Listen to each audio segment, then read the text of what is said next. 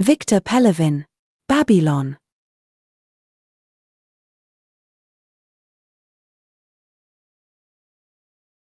Chapter 1. Generation P. Once upon a time in Russia there really was a carefree, youthful generation that smiled in joy at the summer, the sea, and the sun, and chose Pepsi. It's hard at this stage to figure out exactly how this situation came about. Most likely it involved more than just the remarkable taste of the drink in question. More than just the caffeine that keeps young kids demanding another dose, steering them securely out of childhood into the clear waters of the channel of cocaine. More, even, than a banal bribe, it would be nice to think that the party bureaucrat who took the crucial decision to sign the contract simply fell in love with this dark, fizzy liquid with every fiber of a soul no longer sustained by faith in communism. The most likely reason, though, is that the ideologists of the USSR believed there could only be one truth. So, in fact, Generation T had no choice in the matter, and children of the Soviet 70s chose Pepsi in precisely the same way as their parents chose Brezhnev. No matter which way it was, as these children lounged on the seashore in the summer, gazing endlessly at a cloudless blue horizon, they drank warm Pepsi-Cola decanted into glass bottles in the city of Novorossiysk and dreamed that someday the distant forbidden world on the far side of the sea would be part of their own lives. Babylon Tatarsky was by default a member of Generation P, although it was a long time before he had any inkling of the fact. If in those distant years someone had told him that when he grew up he would be a copywriter, he'd probably have dropped his bottle of Pepsi-Cola on the hot gravel of the Pioneer Camp beach in his astonishment. In those distant years children were expected to direct their aspirations towards a gleaming fireman's helmet or a doctor's white coat. Even that peaceful word designer seemed a dubious neologism only likely to be tolerated until the next serious worsening in the international situation. In those days, however, language and life both abounded in the strange and the dubious.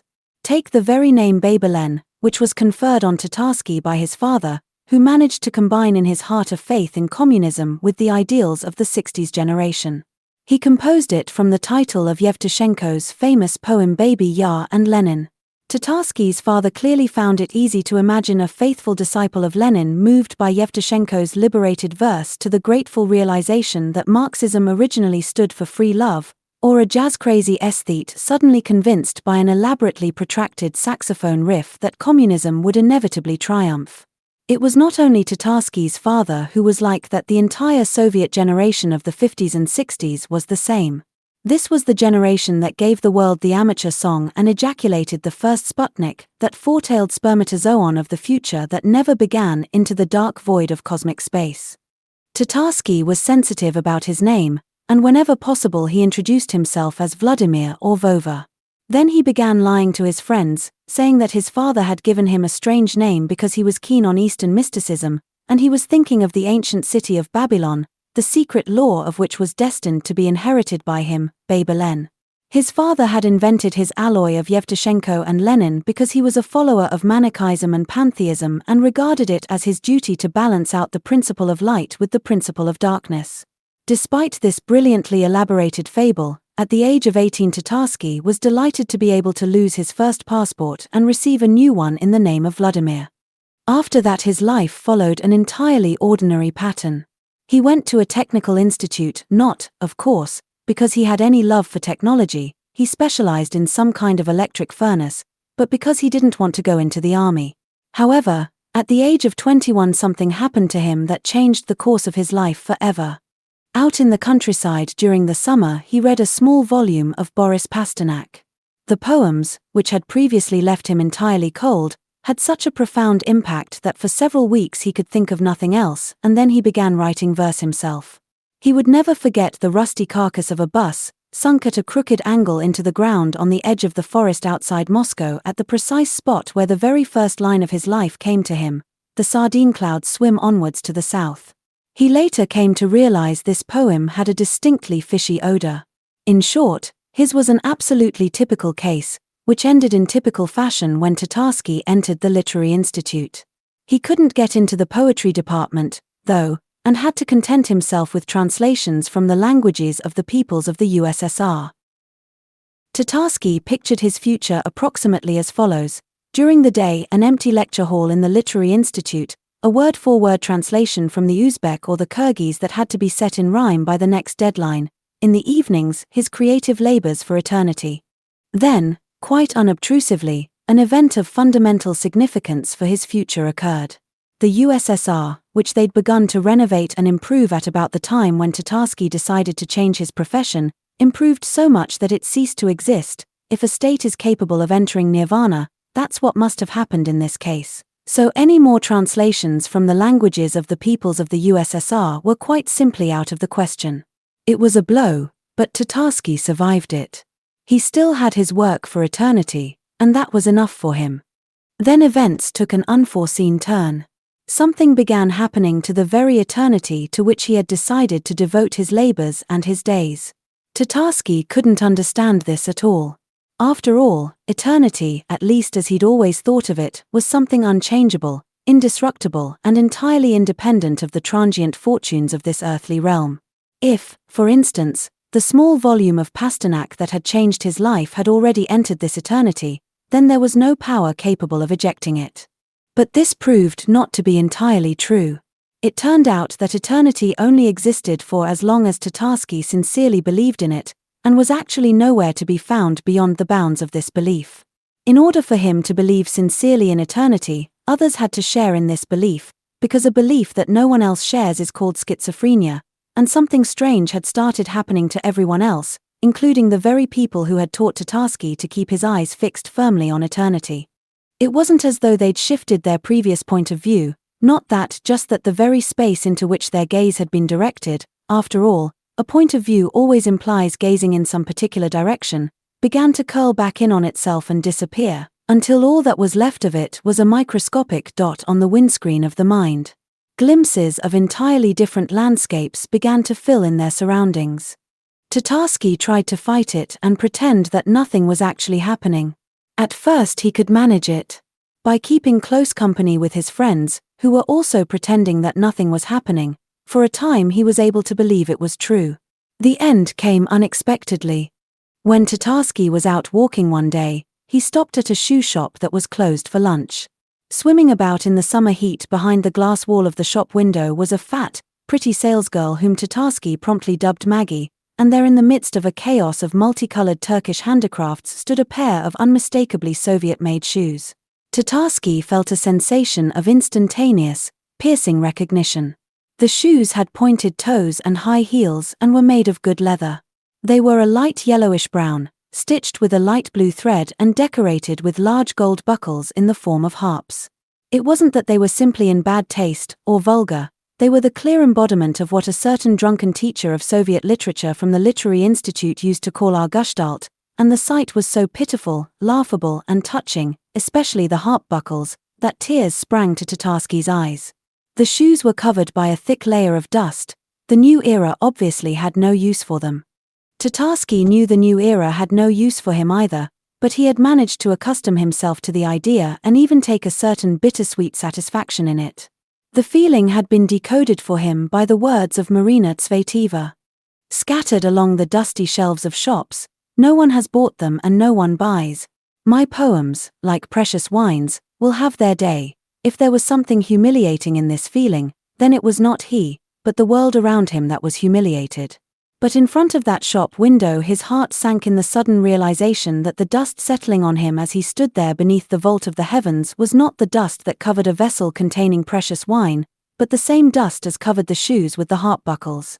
And he realized something else too. The eternity he used to believe in could only exist on state subsidies, or else, which is just the same thing as something forbidden by the state. Worse even than that, it could only exist in the form of the semi-conscious reminiscences of some girl called Maggie from the shoe shop. This dubious species of eternity had simply been inserted into her head, as it had into his, in the same packaging as natural history and inorganic chemistry. Eternity was contingent. If, say, Stalin had not killed Trotsky, but the other way round, then it would have been populated by entirely different individuals. But even that was not important, because Tatarsky understood quite clearly that no matter how things panned out, Maggie simply couldn't care less about eternity, and when she finally and completely stopped believing in it, there wouldn't be any more eternity, because where could it be then? Or, As he wrote in his notebook when he got home, when the subject of eternity disappears, then all of its objects also disappear, and the only subject of eternity is whoever happens to remember about it occasionally. He didn't write any more poems after that. With the collapse of Soviet power, they had simply lost their meaning and value.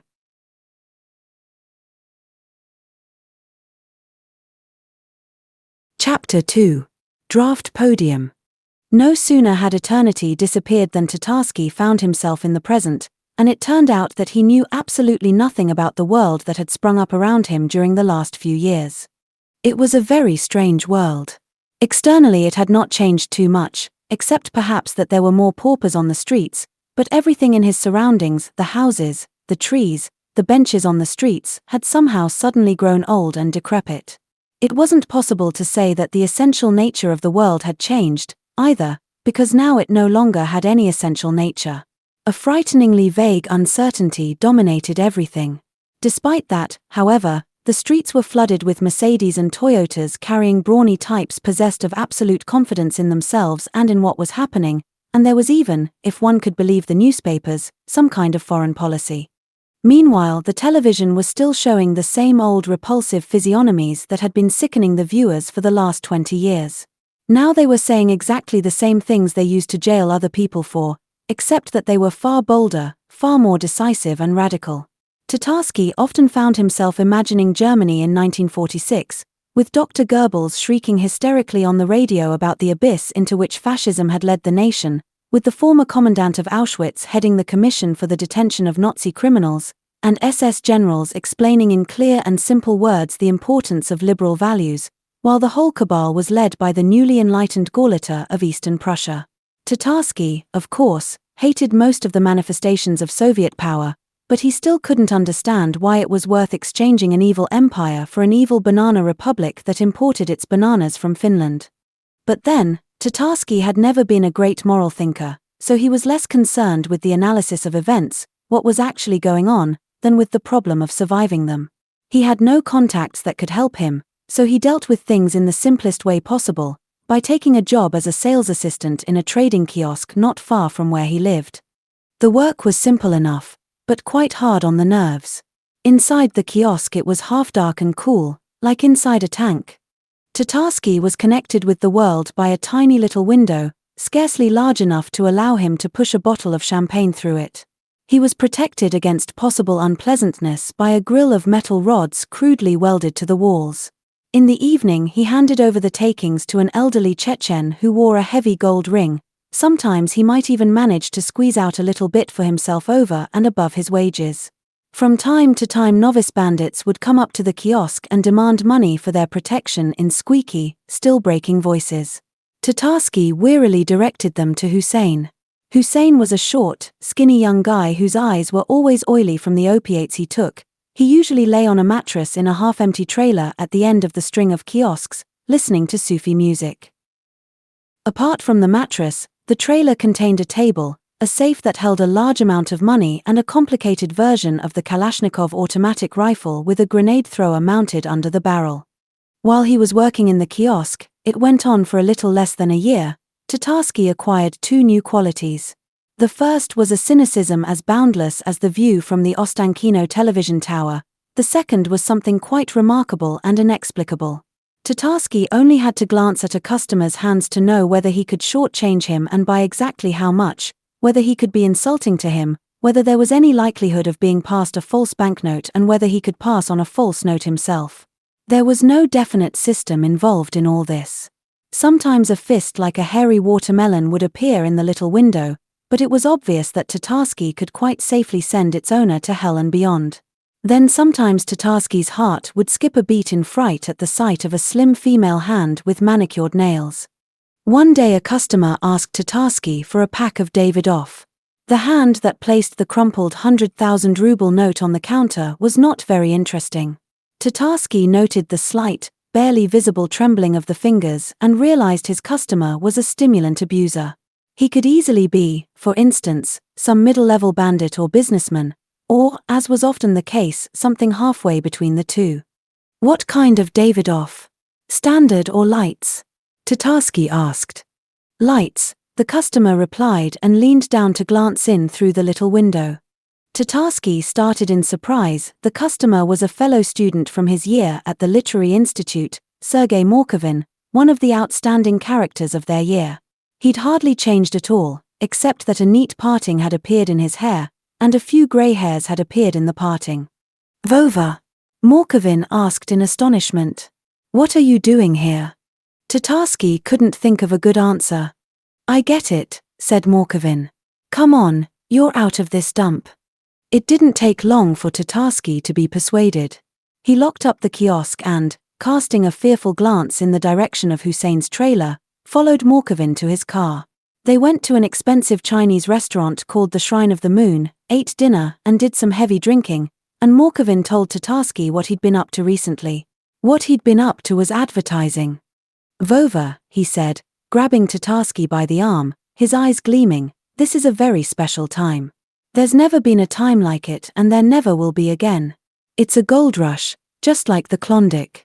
In another 2 years everything'll be all sewn up, but right now there's a real chance to get in on the ground floor straight off the street. You know, in New York they spend half a lifetime just trying to get to meet the right people over lunch, but here..." There was a lot in what Morkovin said that Tatarsky simply didn't understand. The only thing that was really clear to him from the conversation was the outline of how business functioned in an era of primitive accumulation and the way it was interlinked with advertising. "Most of the time," said Morkovin, "it goes like this. A guy borrows money on credit. He uses the credit to rent an office and buy a Jeep Cherokee and 8 crates of Smymorph. When the Smymorph runs out, it turns out the Jeep's wrecked, the office is awash with puke and the loan is due for repayment. So he borrows money again, 3 times more than before. He uses it to pay back the first loan, buys a Jeep Grand Cherokee and 16 crates of Absolut vodka. When the Absolut..." "Okay, I get the picture," Tatarsky interrupted. "So what's the ending?" "There's 2 endings. If the bank the guy owes to is one of the mafia banks, then sometime or other he gets killed, and since there aren't any others, that's what usually happens. On the other hand, if the guy's in the mafia himself, then the last loan gets shifted onto the state bank, and the guy declares himself bankrupt. The bailiffs come round to his office, inventorize the empty bottles and the puke-covered facts, and in a little while he starts up all over again. Nowadays, of course, the state bank's got its own mafia, so the situation's a bit more complicated, but the basic picture's still the same." "Aha," Tatarsky said thoughtfully. "But I still don't see what all this has to do with advertising." "That's where we come to the most important part. When there's still about half the Smymorph or Absolut left, the Jeep's still on the road and death seems a distant and abstract prospect, a highly specific chemical reaction occurs inside the head of the guy who created the whole mess. He develops this totally boundless megalomania and orders himself an advertising clip. He insists his clip has to blow away all the other cretins' clips. The psychology of it's easy enough to understand. The guy's opened up some little company called Everest and is so desperate to see his logo on Channel 1, somewhere between BMW and Coca-Cola, that he could top himself. So just as soon as this reaction takes place in the client's head, we pop out of the bushes." Tatarsky liked the sound of that "we" very much. "The situations like this," Morkovin went on. "There are only a few studios that make the videos, and they're desperate for writers with nous, because these days everything depends on the writer. The job itself works like this. The people from the studio find a client who wants to get himself on TV. You take a look at him. He tells you something. You listen to what he wants to say. Then you write the scenario. It's usually about a page long, because the clips are short. It might only take you a couple of minutes, but you don't go back to him for at least a week. He has to think you've spent all that time dashing backwards and forwards across your room, tearing your hair out and thinking. He reads what you've written and, depending on whether he likes the scenario or not, he orders a video from your people or gets in touch with someone else. That's why, as far as the studio you work for is concerned, you're the top man. The order depends on you. And if you can hypnotize the client, you take 10% of the total price of the video. And how much does a video cost? Usually from 15 to 30 grand. Say 20 on average. What? Tatarsky asked in disbelief. 0 God, Not rubles. Dollars. In a split second Tatarsky had calculated what 10% of 20,000 would be. He swallowed hard and stared at Morkovin with dog-like eyes. Of course, it's not going to last, said Morkovin. In a year or two, everything's going to look entirely different. Instead of all these pot-bellied nobodies taking loans for their petty little businesses, there'll be guys borrowing millions of bucks at a time. Instead of jeeps for crashing into lampposts, there'll be castles in France and islands in the Pacific. Instead of 500 grams, the former party secretaries will be demanding 500 grand. But basically what's going on in this country of ours won't be any different, which means that the basic principle of our work will never change. My God, said Tatarsky. Money like that. It's kind of frightening. IFS Dostoevsky's old eternal question, Morkovin said, laughing. Am I a timid, cowering creature, or have I got moral rights? Seems to me you've already answered that question. Yes, said Morkovin, I reckon I have. And what is your answer? It's very simple. I'm a timid, cowering creature with inalienable rights. The next day Morkovin took Tatarsky to a strange place called Draft Podium. After several minutes of intense mental effort, Tatarsky abandoned the attempt to guess what that meant. It was located in the basement of an old brick-built house not far from the center of town. Entry was via a heavy steel door, which led into a small office space crammed with equipment. Several young men were waiting there for Tatarsky. Their leader was a stubble-cheeked guy by the name of Sergei, who looked like Dracula in his younger days. He explained to Tatarsky that the small cube of blue plastic standing on an empty cardboard box was a silicon graphics computer that cost one hell of a lot of money, and the soft image program that was installed on it cost twice as much. The silicon was the most important treasure in this subterranean cave. The room also contained a few more simple computers, scanners, and some kind of VCR with lots of dials and lights. One detail that made a great impression on Tatarsky was that the VCR had a wheel on it with a handle, like the wheel on a sewing machine, and you could use it to wind on the frames on the tape by hand. Draft Podium had a certain very promising client in its sights. The mark's about 50, said Sergei, dragging on a menthol cigarette. Used to work as a teacher of physics. Just when things started coming apart, he set up a cooperative baking Bird's milk cakes and in 2 years made so much money that now he rents an entire confectionery plant in Lefortovo. Recently he took out a big loan. The day before yesterday he went on the source, and he usually stays on it about 2 weeks. Where do you get that kind of information? Tatarsky asked. His secretary, said Sergei. So anyway, we have to get to him with the scenario now, before he has time to sober up. When he sobers up, he gets greedy. We're meeting tomorrow at 1 in his office. The next day Morkovin arrived at Tatarsky's place early. He brought with him a large, bright yellow plastic bag containing a maroon jacket made of material that looked like the fabric they use for Russian army greatcoats. The intricate crest gleaming on the breast pocket was reminiscent of the emblem on a packet of Marlboro cigarettes. Morkovin said it was a club jacket. Tatarsky didn't understand what he meant, but he did as he was told and put it on. Then Morkovin took a foppish notebook in a leather cover out of the bag, together with an incredibly thick ballpoint pen with the word Zoom on it and a pager. At that time they'd only just appeared in Moscow. You have to hang this thing on your belt, he said. You're meeting the client at 1, and at 20 past 1 I'll give you a call on the pager. When it beeps, take it off your belt and look at it like it's something important. All the time the client's talking, keep making notes in the notebook. What's it all for? Tatarsky asked. It's obvious enough, isn't it?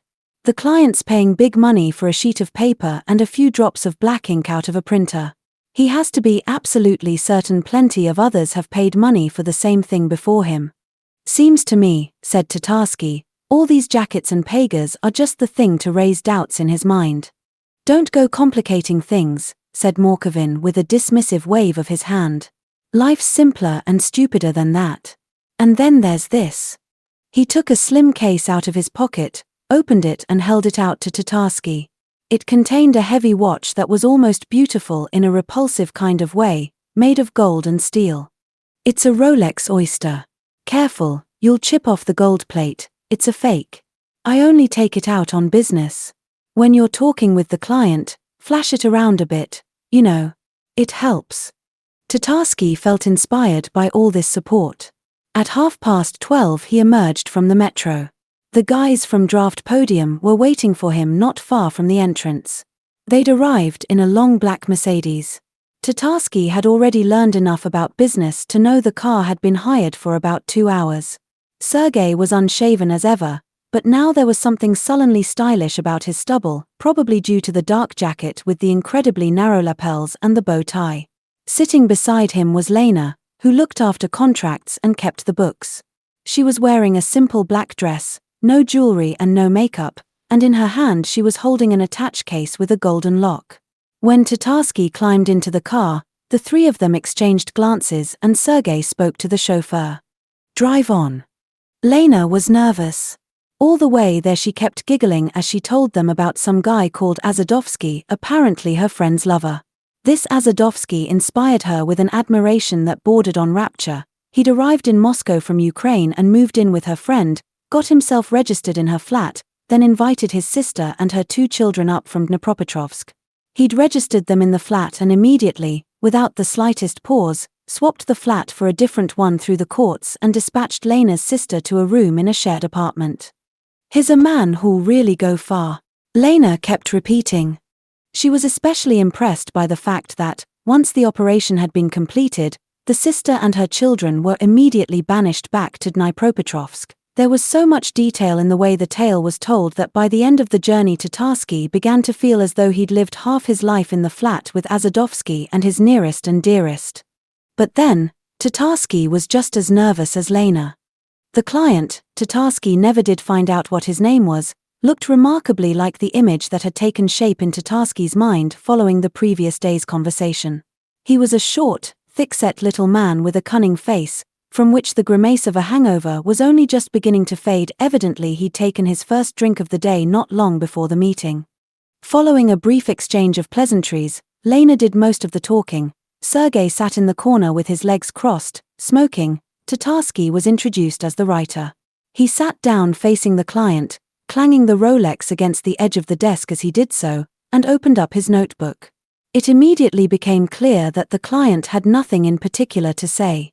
Without the assistance of a powerful hallucinogen, it was hard to feel inspired by the details of his business. He droned on most of the time about some kind of oven trays with a special non-stick coating.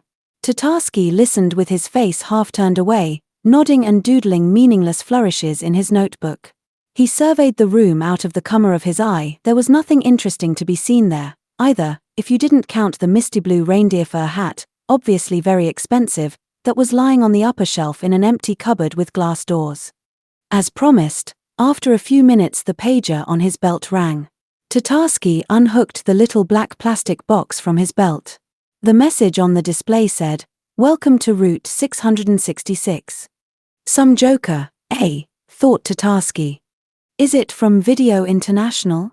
Sergei asked from the comer. "No," Tatarsky replied, following his lead. "Those blockheads don't bother me anymore, thank God. It's Slava Zaitsev's design studio. It's all off for today." "Why's that?" Sergei asked, raising one eyebrow. "Surely he doesn't think we're that desperate for his business." "Let's talk about that later," said Tatarsky. Meanwhile the client was scowling thoughtfully at his reindeer fur hat in the glass-fronted cupboard. Tatarsky looked at his hands. They were locked together, and his thumbs were circling around each other as though he was winding in some invisible thread. This was the moment of truth. "Aren't you afraid that it could all just come to a full stop?" Tatarsky asked. "You know what kind of times these are. What if everything suddenly collapses?" The client frowned and looked in puzzlement, first at Tatarsky and then at his companions. His thumbs stopped circling each other. "I am afraid," he answered, looking up. "Who isn't? You ask some odd questions." "I'm sorry," said Tatarsky. "I didn't mean anything by it." 5 minutes later the conversation was over. Sergei took a sheet of the client's headed notepaper with his logo. It was a stylized bun framed in an oval above the letters LCC. They agreed to meet again in a week's time. Sergei promised the scenario for the video would be ready by then. "Have you totally lost your marbles, or what?" Sergei asked Tatarsky, when they came out onto the street. Nobody asks questions like that. The Mercedes took all three of them to the nearest metro station. When he got home, Tatarsky wrote the scenario in a few hours. It was a long time since he'd felt so inspired. The scenario didn't have any specific storyline. It consisted of a sequence of historical reminiscences and metaphors. The Tower of Babel rose and fell, the Nile flooded, Rome burned, ferocious Huns galloped in no particular direction across the steppes, and in the background the hands of an immense, transparent clock spun round. One generation passeth away and another generation cometh, said a dull and demonic voiceover. Tatarsky actually wrote that in the scenario, but the earth abideth forever.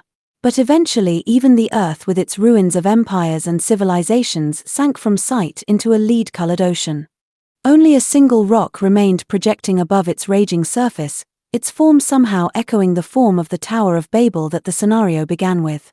The camera zoomed in on the cliff, and there carved in stone was a bun and the letters LCC, and beneath them a motto that Tatarsky had found in a book called Inspired Latin Sayings. Medius tempestatibus placidus calm, in the midst of storms li fortovo confectionery combine. In Draft Podium they reacted to Tatarsky's scenario with horror. Technically it's not complicated, said Sergey. Rip off the image sequence from a few old films, touch it up a bit, stretch it out. But it's totally off the wall. Even funny in a way. So it's off the wall, Tatarsky agreed. And funny. But you tell me what it is you want. A prize at Cannes or the order? A couple of days later Lena took the client several versions of a scenario written by somebody else. They involved a black Mercedes, a suitcase stuffed full of dollars and other archetypes of the collective unconscious. The client turned them all down without explaining why. In despair Lena showed him the scenario written by Tatarsky.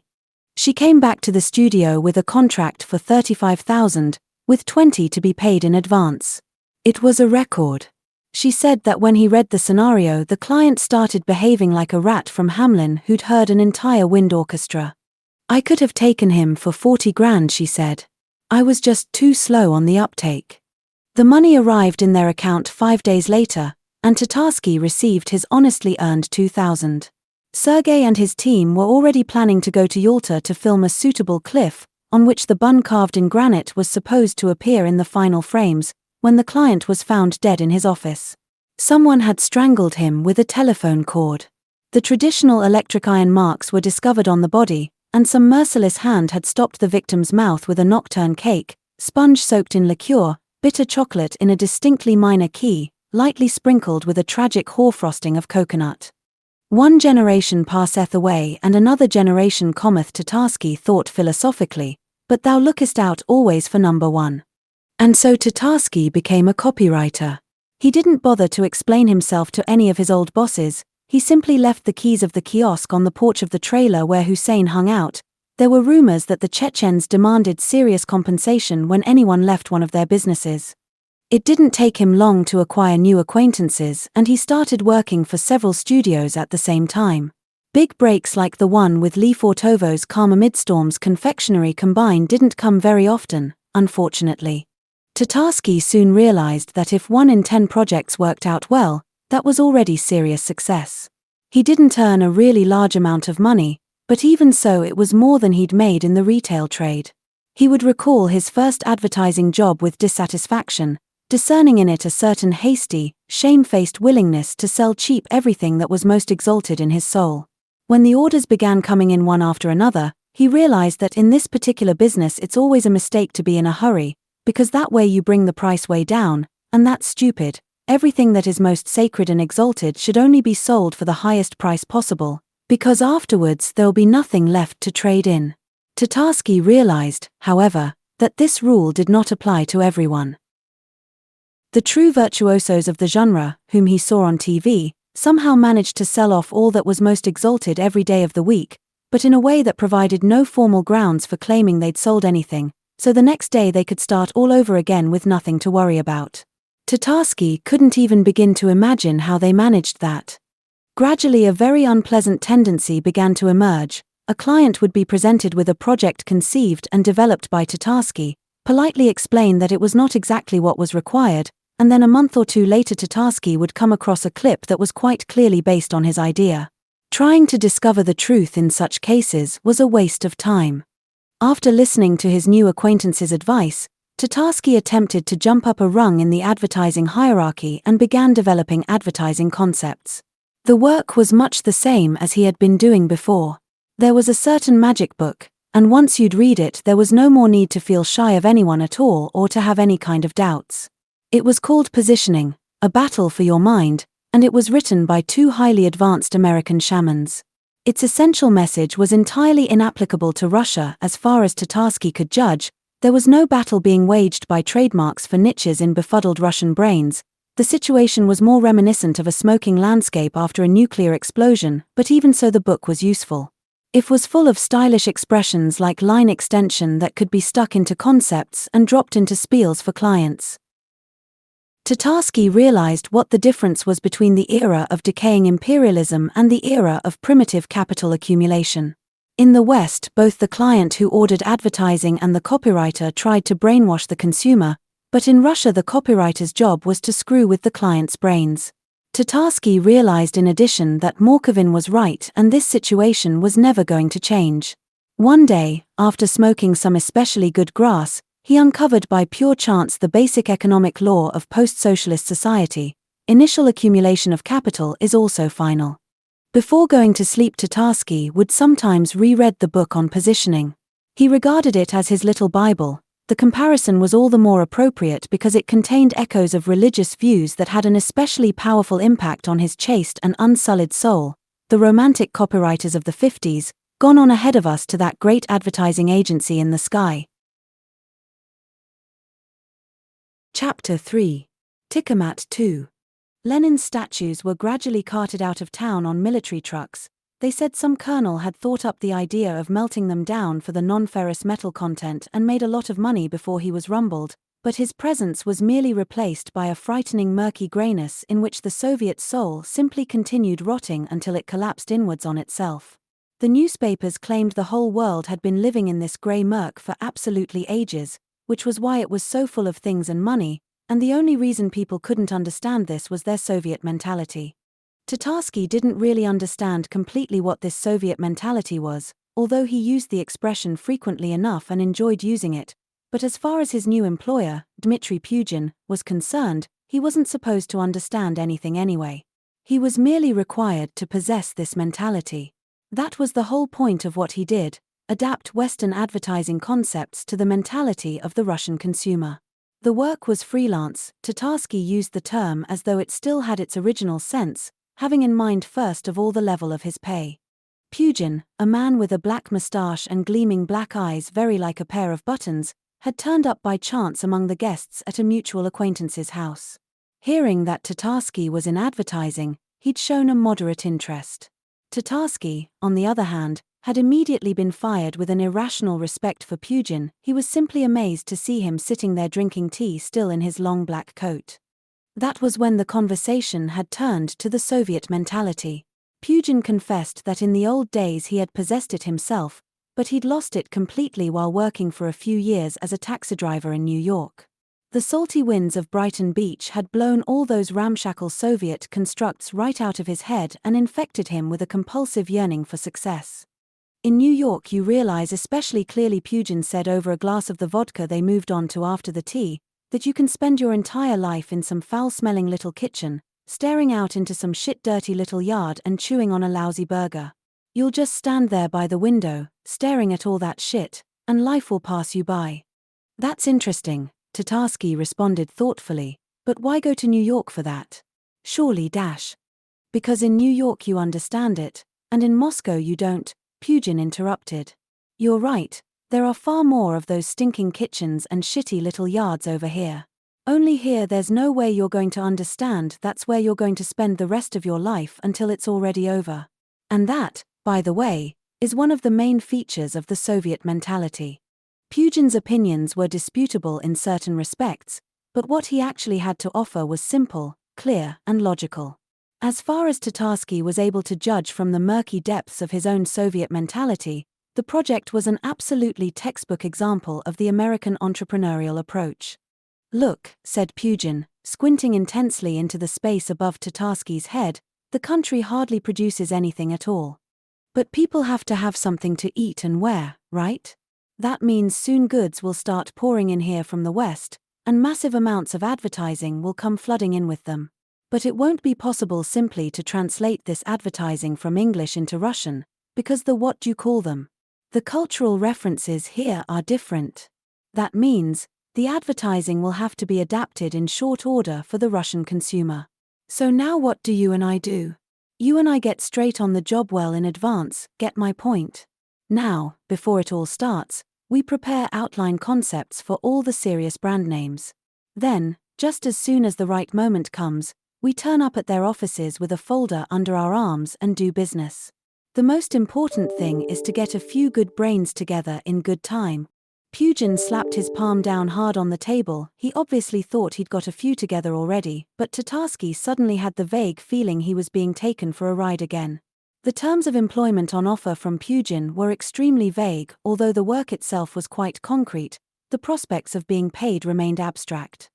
For a test piece, Pugin set him the development of an outline concept for Sprite. At first he was going to give him Marlboro as well, but he suddenly changed his mind, saying it was too soon for Tatarsky to try that. This was the point, as Tatarsky realized later, at which the Soviet mentality for which he had been selected raised its head. All his skepticism about Pugin instantly dissolved in a feeling of resentment that Pugin wouldn't trust him with Marlboro, but this resentment was mingled with a feeling of delight at the fact that he still had Sprite. Swept away by the maelstrom created by these conflicting feelings, he never even paused to think why some taxi driver from Brighton Beach, who still hadn't given him so much as a kopeck, was already deciding whether he was capable of applying his mind to a concept for Marlboro.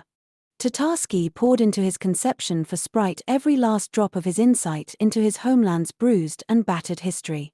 Before sitting down to work, he reread several selected chapters from the book Positioning, A Battle for Your Mind, and a whole heap of newspapers of various tendencies. He hadn't read any newspapers for ages, and what he read plunged him into a state of confusion, and that, naturally, had its effect on the fruit of his labors. The first point that must be taken into consideration, he wrote in his concept, is that the situation that exists at the present moment in Russia cannot continue for very long. In the very near future we must expect most of the essential branches of industry to come to a total standstill, the collapse of the financial system and serious social upheavals, which will all inevitably end in the establishment of a military dictatorship. Regardless of its political and economic program, the future dictatorship will attempt to exploit nationalistic slogans. The dominant state aesthetic will be the pseudo-Slavonic style. This term is not used here in any negative judgmental sense. As distinct from the Slavonic style, a Eurocent which does not exist anywhere in the real world, the pseudo-Slavonic style represents a carefully structured paradigm. Within the space structured by the symbolic signifiers of this style, traditional Western advertising is inconceivable. Therefore it will either be banned completely or subjected to rigorous censorship. This all has to be taken into consideration in determining any kind of long-term strategy. Let us take a classic positioning slogan, Sprite, the Uncola. Its use in Russia would seem to us to be most appropriate, but for somewhat different reasons than in America. The term Uncola, i.e. non-cola, positions Sprite very successfully against Pepsi-Cola and Coca-Cola, creating a special niche for this product in the consciousness of the Western consumer. But it is a well-known fact that in the countries of Eastern Europe Coca-Cola is more of an ideological fetish than a refreshing soft drink. If, for instance, Hasha drinks are positioned as possessing the taste of victory, then Coca-Cola possesses the taste of freedom, as declared in the 70s and 80s by a vast number of Eastern European defectors. For the Russian consumer, therefore, the term Uncola has extensive anti-democratic and anti-liberal connotations, which makes it highly attractive and promising in conditions of military dictatorship. Translated into Russian, Uncola would become Nikola. The sound of the word, similar to the old Russian name Nikola, and the associations aroused by it offer a perfect fit with the aesthetic required by the likely future scenario. A possible version of the slogan. Sprite. The Nye Cola for Nikola. It might make sense to consider infiltrating into the consciousness of the consumer the character Nikola Spritov, an individual of the same type as Ronald McDonald, but profoundly national in spirit.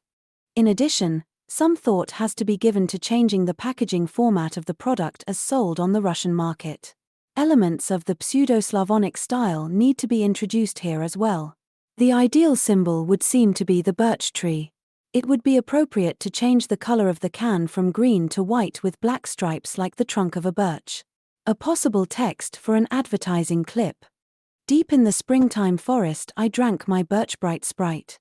After reading the printout Tatarsky brought him, Pugin said, "The Cola is 7-Up's slogan, not Sprite's." After that he said nothing for a while, simply gazing at Tatarsky with his black button eyes. Tatarsky didn't speak either. "But that's okay," Pugin said, eventually softening. "We can use it. If not for Sprite, then for 7-Up. So you can consider you've passed the test. Now try some other brand." "Which one?" Tatarsky asked in relief. Pugin thought for a moment, then rummaged in his pockets and held out an opened pack of Parliament cigarettes. "And think up a poster for them as well," he said. Dealing with Parliament turned out to be more complicated. For a start, Tatarsky wrote the usual intro. It is quite clear that the first thing that has to be taken into consideration in the development of any half-serious advertising concept is. But after that he just sat there for a long time without moving. Exactly what was the first thing that had to be taken into consideration was entirely unclear. The only association the word Parliament was able, with a struggle, to extract from his brain, was Cromwell's wars in England. The same thing would obviously apply to the average Russian consumer who had read Dumas as a child. After half an hour of the most intensive intellectual exertion had led to nothing, Tatarsky suddenly fancied a smoke. He searched the entire flat looking for something smokable and eventually found an old pack of Soviet-time Yava. After just 2 drags he chucked the cigarette down the toilet and dashed over to the table. He'd come up with a text that at first glance looked to him as if it was the answer. Parliament the Nye Yava. When he realized this was only a poor low-grade karik on the word Cola, he very nearly gave up. Then he had a sudden inspiration. The history dissertation he'd written in the Literary Institute was called A Brief Outline of Parliamentarianism in Russia. He couldn't remember a thing about it anymore, but he was absolutely certain it would contain enough material for 3 concepts, let alone 1. Skipping up and down in his excitement, he set off along the corridor towards the built-in closet where he kept his old papers. After searching for half an hour he realized he wasn't going to find the dissertation, but somehow that didn't worry him anymore. While sorting through the accumulated strata deposited in the closet, up on the attic shelf he'd come across several objects that had been there since his school days. A bust of Lenin mutilated with a small camping axe. Tatarsky recalled how, in his fear of retribution following the execution, he'd hidden the bust in a place that was hard to reach, a notebook on social studies, filled with drawings of tanks and nuclear explosions, and several old books. This all filled him with such aching nostalgia that his employer Pugin suddenly seemed repulsive and hateful, and was banished from consciousness, together with his Parliament. Tatarsky remembered with a tender warmth how the books he had discovered had been selected from amongst the waste paper they used to be sent to collect after class. They included a volume of a left-wing French existentialist published in the 60s, a finely bound collection of articles on theoretical physics, infinity and the universe, and a loose-leaf binder with the word Tiamat written in large letters on the spine. Tatarsky remembered the book Infinity and the Universe, but not the binder. He opened it and read the first page.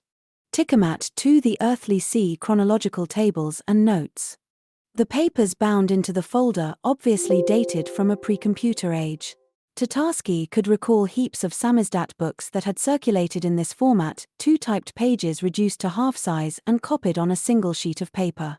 What he was holding in his hands seemed to be an appendix to a dissertation on the history of the ancient world. Tatarsky began remembering. In his childhood, he thought, he hadn't even opened the file, taking the word Tiamat to mean something like a mixture of diamat, dialectical materialism, with histmat, historical materialism. He'd only taken the work at all because of the beautiful folder, and then he'd forgotten all about it. As it turned out, however, Tiamat was the name either of an ancient deity or of an ocean, or perhaps both at the same time. Tatarsky learned from a footnote that the word could be translated approximately as chaos. A lot of the space in the folder was taken up by tables of kings. They were pretty monotonous, with their listings of unpronounceable names and Roman numerals, and information about when they'd launched their campaigns or laid the foundations of a wall or taken some city, and so forth. In several places different sources were compared, and the conclusion drawn from the comparison was that several events that had been recorded in history as following each other were in fact one and the same event, which had so astounded contemporary and subsequent generations that its echo had been doubled and tripled, and then each echo had assumed a life of its own. It was clear from the apologetically triumphant tone adopted by the author that his discovery appeared to him to be quite revolutionary and even iconoclastic, which set Tatarsky pondering yet again on the vanity of all human endeavor. He didn't experience even the slightest sense of shock at the fact that Asher-Tilshemasichibalischu II had turned out actually to be Nebuchadnezzar III, and the nameless historian's depth of feeling really seemed rather laughable. The king's seemed rather laughable too. It wasn't even known for certain whether they were people or simply slips made by a scribe on his clay tablets, and the only traces remaining of them were on those same clay tablets. The chronological tables were followed by extensive notes on some unknown text, and there were a lot of photographs of various antiquities pasted into the folder. The second or third article that Tatarsky came across was entitled, Babylon, the Three Chaldean Riddles. Beneath the letter 0 in the word Babylon he could make out a letter E that had been whited out and corrected. It was nothing more than a typing error, but the sight of it threw Tatarsky into a state of agitation. The name he'd been given at birth and had rejected on reaching the age of maturity had returned to haunt him just at the moment when he'd completely forgotten the story he'd told his childhood friends about the part the secret law of Babylon was to play in his life.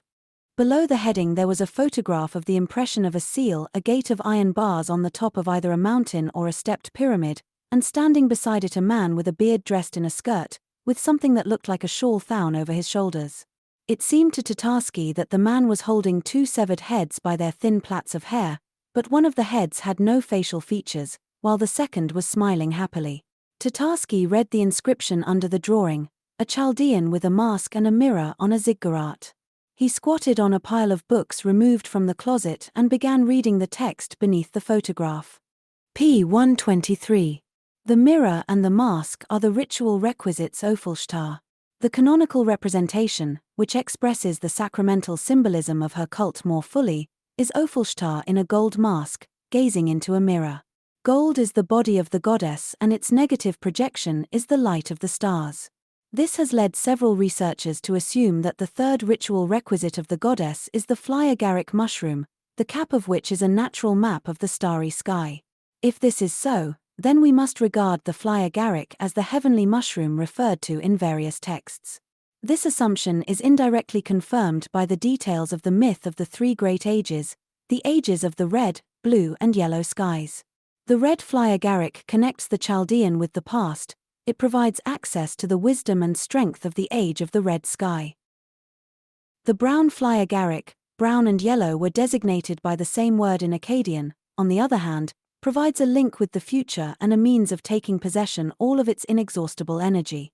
Turning over a few pages at random, Tatarsky came across the word fly-agaric again. P. 145. The Three Chaldean Riddles, the Three Riddles Ophelshtar. According to the tradition of the Chaldean riddles, any inhabitant of Babylon could become the goddess's husband. In order to do this, he had to drink a special beverage and ascend her ziggurat.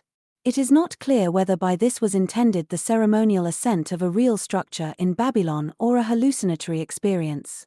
The second assumption is supported by the fact that the potion was prepared according to a rather exotic recipe. It included the urine of a red ass, possibly the cinnabar traditional in ancient alchemy, and heavenly mushrooms, evidently fly-agaric, compared to the mirror and the mask. According to tradition, the path to the goddess and to supreme wisdom, the Babylonians did not differentiate these two concepts, which were seen as flowing naturally into one another and regarded as different aspects of the same reality, was via sexual union with a golden idol of the goddess, which was located in the upper chamber of the ziggurat.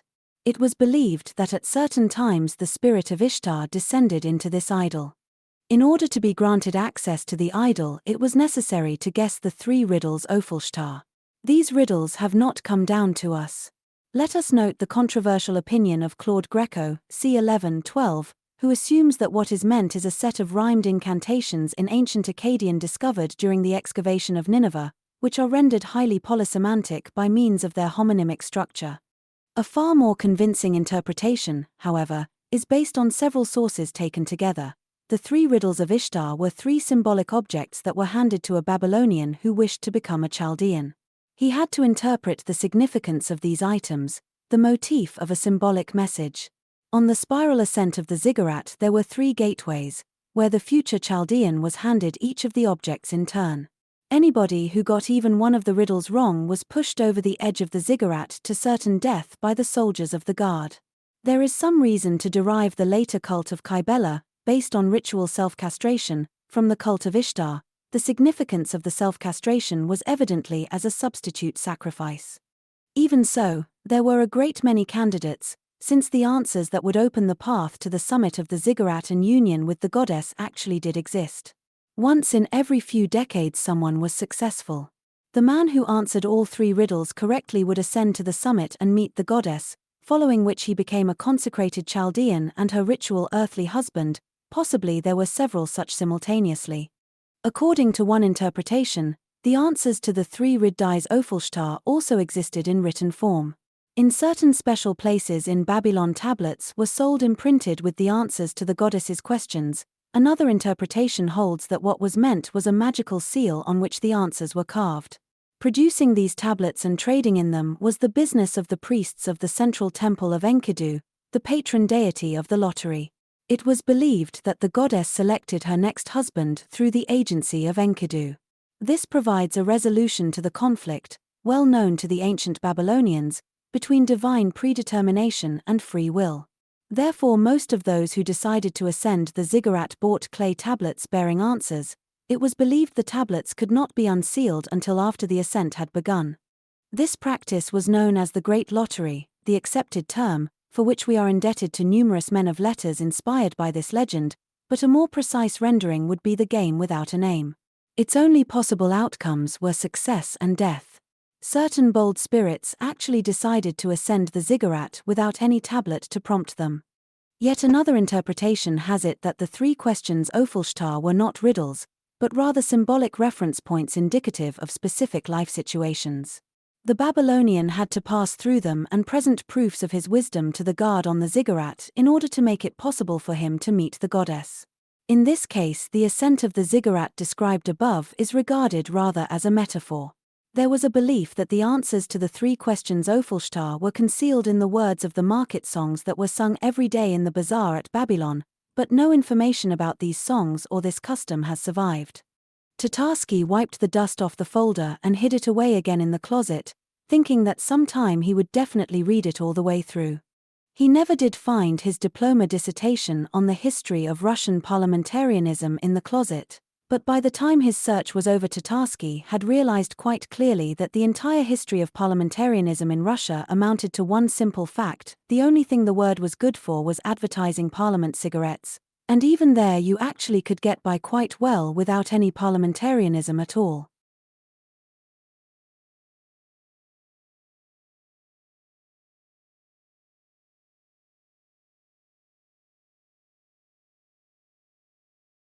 Chapter 4. The 3 Riddles of Ishtar. The following day Tatarsky, still absorbed in his thoughts about the cigarette concept, ran into his old classmate Andrei Jireyev at the beginning of Tverskaya Street. Tatarsky hadn't had any news of him for several years, and he was astounded at the style of the clothes he was wearing: a light blue cassock with a Nepalese waistcoat covered in embroidery worn over the top of it. In his hands he had something that looked like a large coffee mill, covered all over with Tibetan symbols and decorated with colored ribbons. He was turning its handle. Despite the extreme exoticism of every element of his get-up, in combination they appeared so natural that they somehow neutralized each other. None of the passers-by paid any attention to Jireyev. Just like a fire hydrant or an advertisement for Pepsi Cola, he failed to register in their field of perception because he conveyed absolutely no new visual information.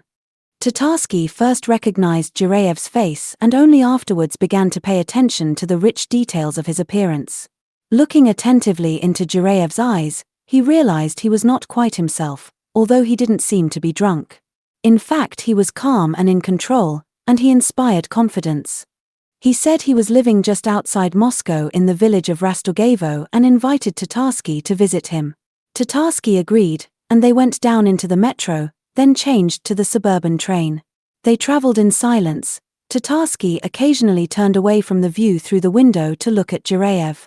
In his crazy gear he seemed like the final fragment of some lost universe, not the Soviet universe, because that didn't contain any wandering Tibetan astrologers, but some other world that had existed in parallel with the Soviet one, even in contradiction of it, and had perished together with it.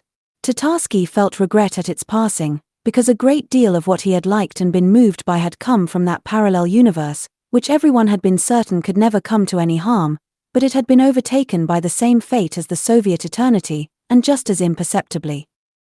Jireyev lived in a crooked black house with the garden in front of it run wild, all overgrown with umbrellas of giant dill half as tall again as a man.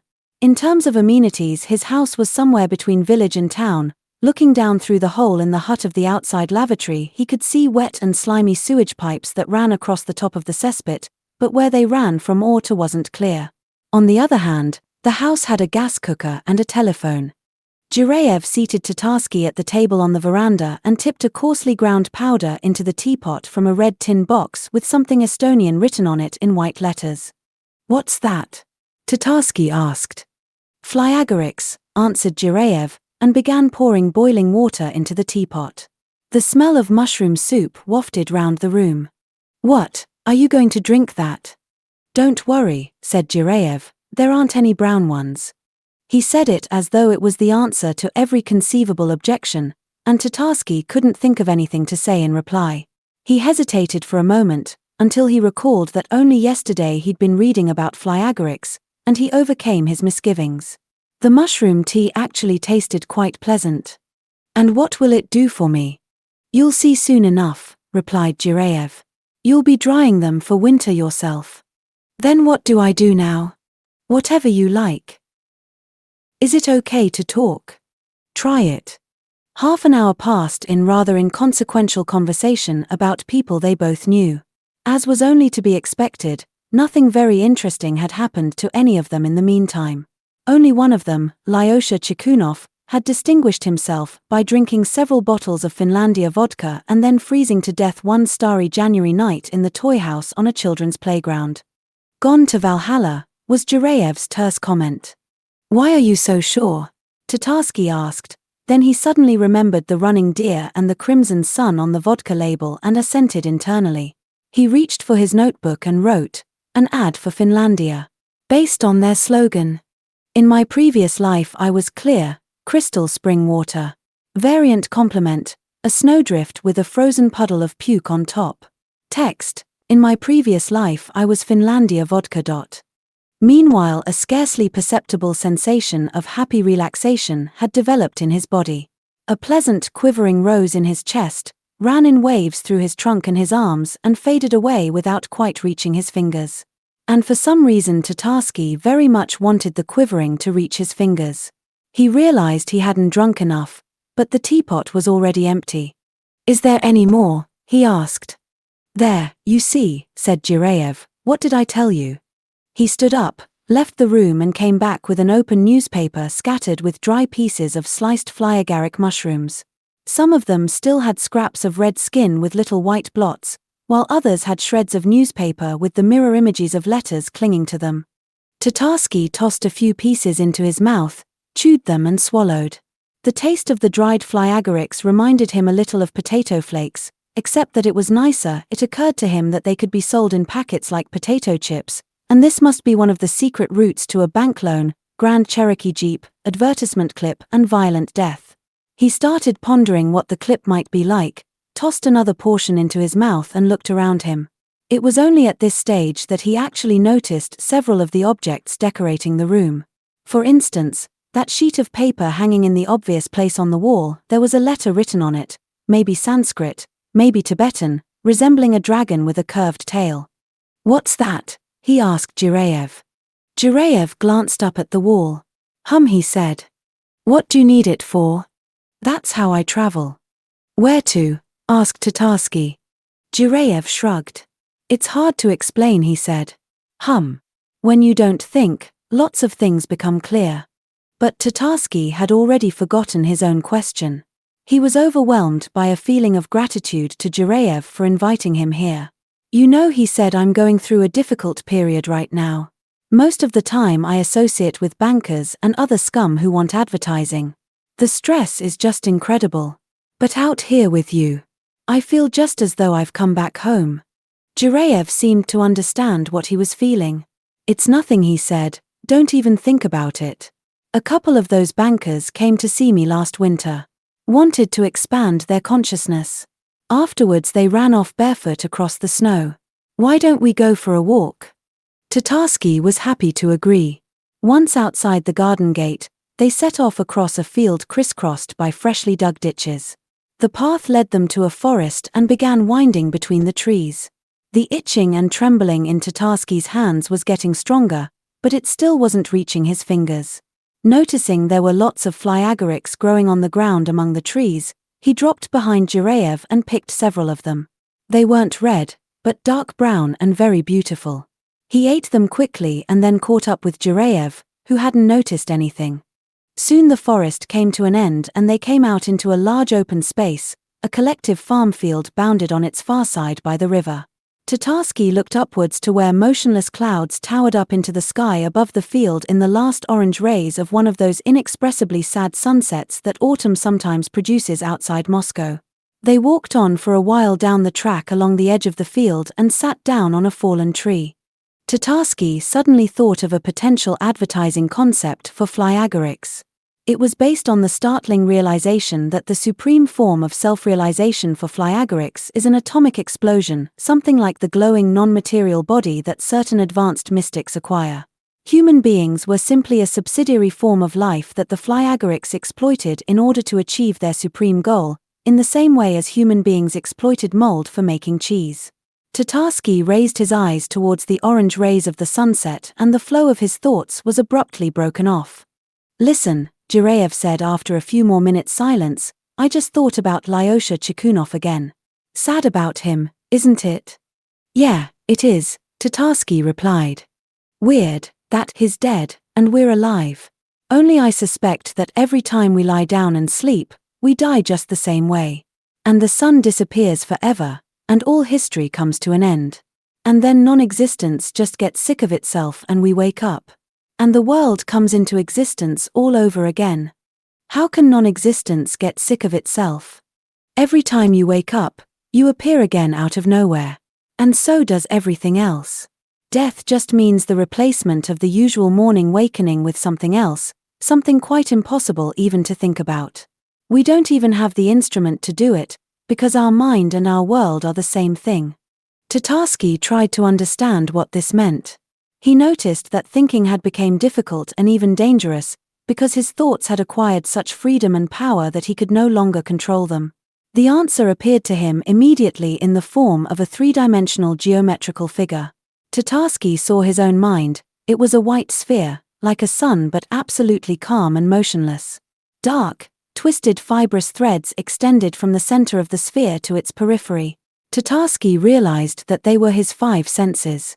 The fibers that were a little thicker were sight, the ones a bit thinner than those were hearing, and the others were almost invisible. Dancing and meandering around these motionless fibers was a winding spiral, like the filament of an electric light bulb. Sometimes it would align itself for a moment with one of them, sometimes it would curl up around itself to form a glowing circle of light like the one left by the lighted tip of a cigarette swirled rapidly in the dark.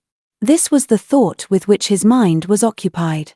"That means there is no death," Tatarsky thought happily. "Why?" "Because the threads disappear, but the sphere remains."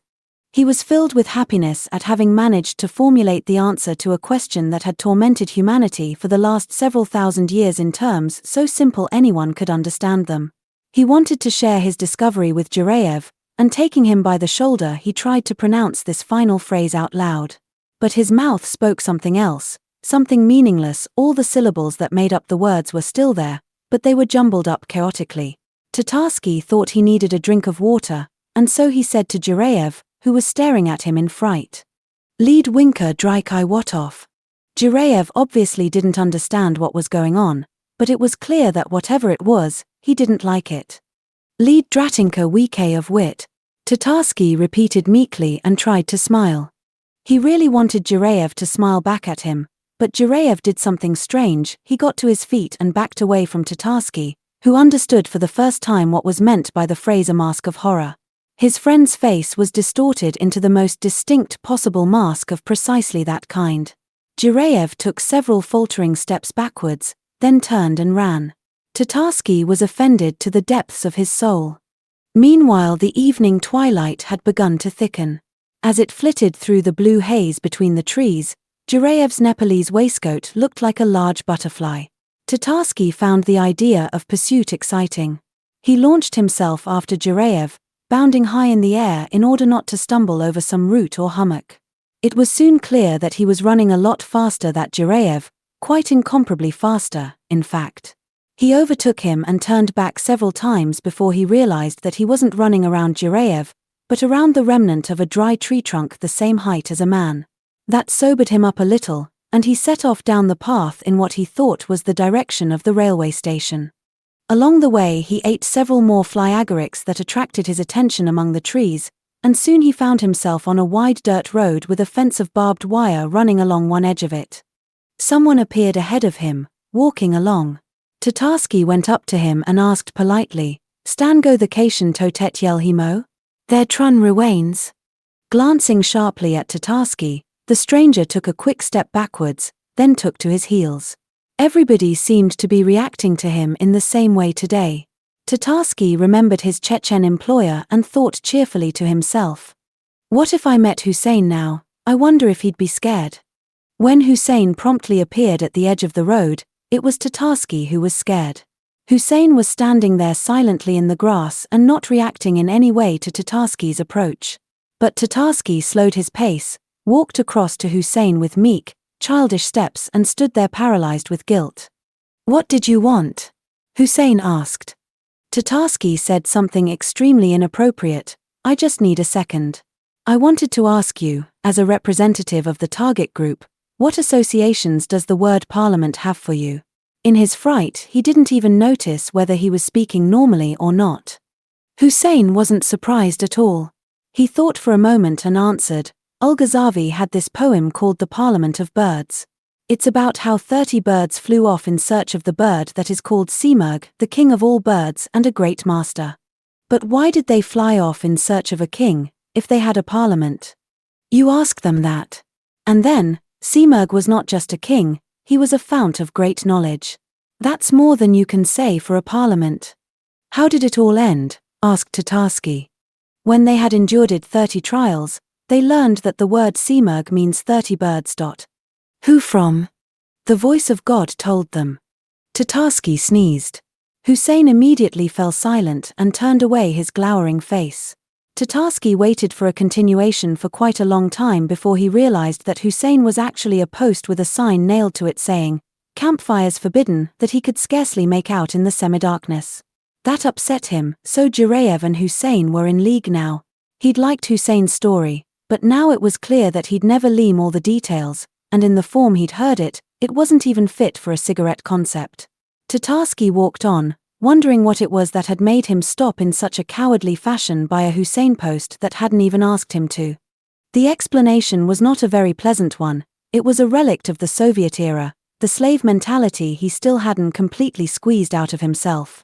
Tatarsky thought for a while and came to the conclusion that the slave in the soul of Soviet man was not concentrated in any particular sector, but rather tinged everything that happened in its twilight expanses in a shade of chronic psychological peritonitis, which meant there was no way to squeeze this slave out drop by drop without damaging precious spiritual qualities.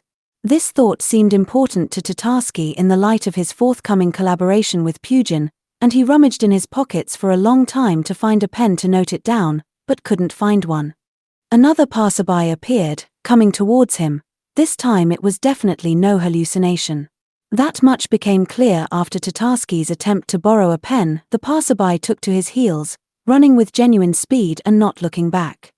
Tatarsky simply couldn't figure out what it was in his behavior that had such a terrifying effect on the people he met. Perhaps they were frightened by the strange disorder of his speech, The way the words he tried to pronounce fell apart into syllables that then reattached themselves to each other in a random order. Even so, there was something rather flattering in such an extreme reaction. Tatarsky was suddenly struck so forcibly by a certain thought that he stopped dead and slapped his palm against his forehead. Why, of course, it's the Tower of Babel, he thought. They probably drank that mushroom tea and the words began to break apart in their mouths, just like mine. Later they began to call it a confusion of tongues. It would be better to call it a confusion of language. Tatarsky could sense that his thoughts were filled with such power that each one was a stratum of reality, just as important in every respect as the forest he was walking through this evening. The difference was that the forest was a thought he couldn't stop thinking, no matter how much he wanted to. On the other hand, there was almost no will whatsoever involved in what was going on in his mind. As soon as he had the thought about the confusion of tongues, it became clear to him that the memory of Babylon was the only possible Babylon. By thinking about it, he had summoned it to life, and the thoughts in his head were like trucks loaded with building materials, rushing towards Babylon, making it more and more substantial. They called the confusion of tongues the Tower of Babel, he thought. But just what is the Tower of Babel? He swayed on his feet, feeling the earth swing round smoothly beneath him. He only stayed upright because the axis of the earth's rotation ran precisely through the top of his head. The confusion of tongues coincides in time with the creation of the tower. When there is a confusion of tongues, then the Tower of Babel starts to rise. Or maybe it doesn't rise. Maybe it's just that the entrance to the ziggurat opens up. Yes, of course. There's the entrance right there. A pair of large gates decorated with three-dimensional red stars had appeared in the barbed wire fence along which Tatarsky was walking. Above them blazed a powerful lamp surmounted by a cowl, and the bright blue light illuminated the numerous graffiti covering the green sheet metal of the gates. Tatarsky stopped.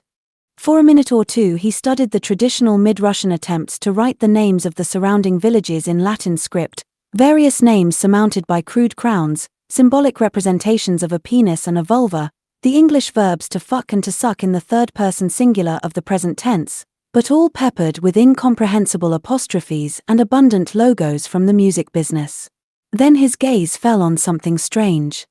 It was a large inscription, significantly larger than all the rest, stretching right across the gates, written in fluorescent orange paint.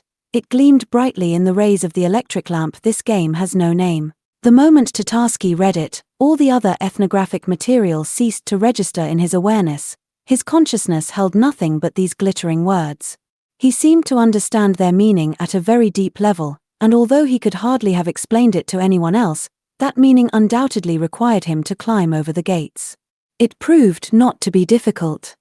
Behind the gates was an abandoned building site, a wide area of waste ground with only sparse indications of any human presence. At the center of the site stood an unfinished building, either the foundations of some intergalactic radio telescope or a strangely designed multi-story parking lot. The construction work had been broken off at a stage when only the load-bearing structures and walls were in place. The structure looked like a stepped cylinder made up of several concrete boxes standing one on top of another. Round them wound a spiral roadway on reinforced concrete supports, which ended at the top box, surmounted by a small cubic tower with a red signal lamp. Tatarsky thought it must be one of those military construction projects begun in the 70s that had failed to save the Empire, but had shaped the aesthetic of Star Wars. He recalled Darth Vader and his asthmatic wheezing and marveled at what a wonderful metaphor he was for the career communist. Probably somewhere on his starship he had a dialysis machine and 2 teams of cardiologists, and Tatarsky recalled vaguely that there had been hints at something of the kind in the film. But in his present state thinking about Darth Vader was dangerous. The unfinished building was illuminated by 3 or 4 floodlights that plucked patches of it out of the gloom sections of the concrete wall, the spiral road and the upper tower with its winking signal light. If not for that red beacon, the building's incompleteness could have been taken in the darkness for the dilapidation of age, and it might have been 1,000 or even a full 10,000 years old. But then, thought Tatarsky, the beacon could be powered by some unimaginable ancient electricity transmitted under the ground from Egypt or Babylon. Recent traces of man were only visible by the gates, where he was standing. There was something like the branch office of a military unit here, several living trailers, a boom, a board with a fire bucket and a crowbar, and a stand with a poster showing identical soldiers with a strange self-absorption imprinted on their faces demonstrating various training formations. Tatarsky was not in the least bit surprised when he saw an immense mushroom with a tin sheet cap and a telephone hanging on its stalk post. He realized it must be the sentry post. At first he was sure there was no sentry on duty, but then he saw that the mushroom's conical cap was painted red and decorated with symmetrical white spots. "Nothing's quite as simple as it seems," he whispered. That very moment a quiet, mocking voice spoke somewhere close beside him. "This game has no name. It will never be the same." Tatarsky swung round. There was no one anywhere near him, and he realized it was an auditory hallucination. He felt a bit scared, but despite everything, what was taking place held a strangely delightful promise. "Onwards," he whispered, leaning forward and slipping quickly through the murk towards the road that led to the ziggurat. After all, he thought, it's just a multi-story car park. With hanging gardens, the voice in his head added quietly. The fact that the voice spoke in Russian convinced Tatarsky it was a hallucination, but it reminded him once again of the confusion of tongues. As though in response to his thought, the voice pronounced a long phrase in a strange language with a large number of sibilants. Tatarsky decided to ignore it, especially since he had already set foot on the spiral ascent. From the distance he had failed to appreciate the true dimensions of the building. The road was wide enough for 2 trucks to pass each other, or chariots, the voice added gleefully, chariots with 4 in hand. Now those were chariots. It was constructed of concrete slabs, with the joints between them left unsealed. Tall plants protruded from the joints. Tatarsky didn't know what they were called, but he had known since he was a child that he could use their tough stems in his shoes instead of shoelaces. From time to time wide gaps appeared in the wall to his right, leading into the body of the ziggurat. Inside there were wide open spaces littered with building waste. The road constantly disappeared round the comer ahead, seeming to break off in mid-air, and Tatarsky walked carefully, clinging to the wall with one hand. On one side the tower was illuminated by the floodlights from the building site, and on the other by the moon, suspended in a gap in a high cloud. He could hear an open door banging in the wind somewhere up above, and the same wind brought the distant sound of dogs barking. Tatarsky slackened his pace until he was walking really slowly. Something crunched under his foot. It was an empty cigarette pack. When he picked it up and moved into a patch of light, he saw it was a pack of Parliament menthol. But there was something else much more surprising about it. On the front of the pack there was an advertising hologram showing 3 palm trees. "It all fits," he whispered and carried on, keeping a careful eye on the ground beneath his feet. The next discovery was waiting 1 tier higher. He spotted the coin gleaming in the moonlight from a distance. He'd never seen one like it before, a Republic of Cuba 3 peso piece with a portrait of Che Guevara. Tatarsky was not at all surprised that a Cuban coin should be lying on a military construction site. He remembered the final sequence of the film Golden Eye, with that immense Soviet-made antenna rising up out of the water somewhere on the Isle of Freedom. This was obviously the payment received for its construction. He replaced the coin in the empty Parliament pack and put it in his pocket, completely confident that there was something else waiting for him. He wasn't mistaken. The road was approaching its end at the very top box, in front of which lay a heap of building waste and broken crates. Tatarsky noticed a strange little cube lying in among the waste and picked it up. It was a pencil sharpener in the shape of a television, and someone had drawn a large eye on its plastic screen with a ballpoint pen. The sharpener was old, they used to make them like that in the 70s, and it was remarkable that it was so well preserved. Cleaning off the mud clinging to the sharpener, Tatarsky slipped it into his inside pocket and looked round, wondering what to do next. He was afraid to go into the box. It was dark in there and he could easily break his neck if he fell into some hole or other. Somewhere up above, a door banged once again in the wind, and Tatarsky remembered there was a small tower on the summit of the building, with a red beacon lamp. He couldn't see the tower from where he was standing, but there was a short fire ladder leading upwards. The small tower turned out to be the housing where the lift motors should have been. The door was open. On the wall right inside the door there was a light switch. When Tatarsky turned on the light he saw the lingering traces of a soldier's harsh life, a wooden table, 2 stools, and an empty beer bottles in the corner. It was obvious that these were the traces of a soldier's life, and not any other, from the magazine photographs of women stuck to the walls. Tatarsky studied them for a while. He thought that one of them, running across the sand of a tropical beach entirely naked and with a golden suntan, looked very beautiful. It wasn't even so much her face and figure, but the incredible, indefinable freedom of her movement, which the photographer had managed to capture. The sand, the sea, and the leaves of the palm trees on the photograph were all so vivid that Tatarsky heaved a heavy sigh. The meager Moscow summer was already over. He closed his eyes and for a few seconds he fancied he could hear the distant murmur of the sea. He sat down at the table, laid out his trophies on it and looked them over once again.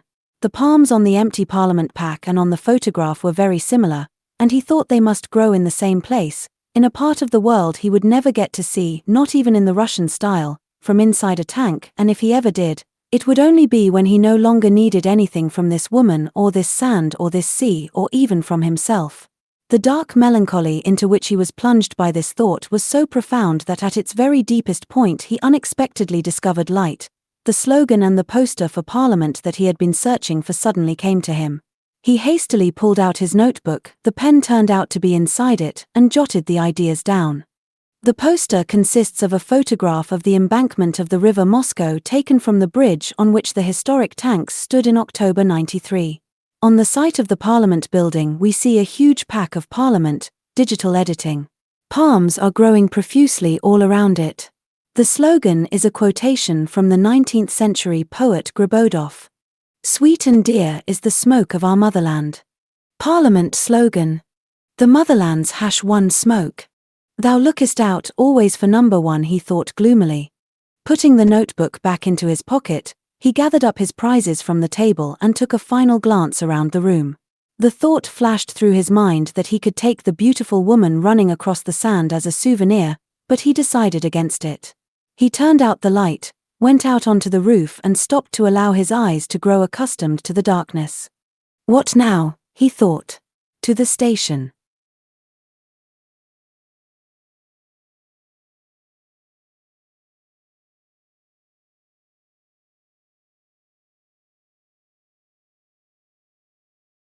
Chapter 5.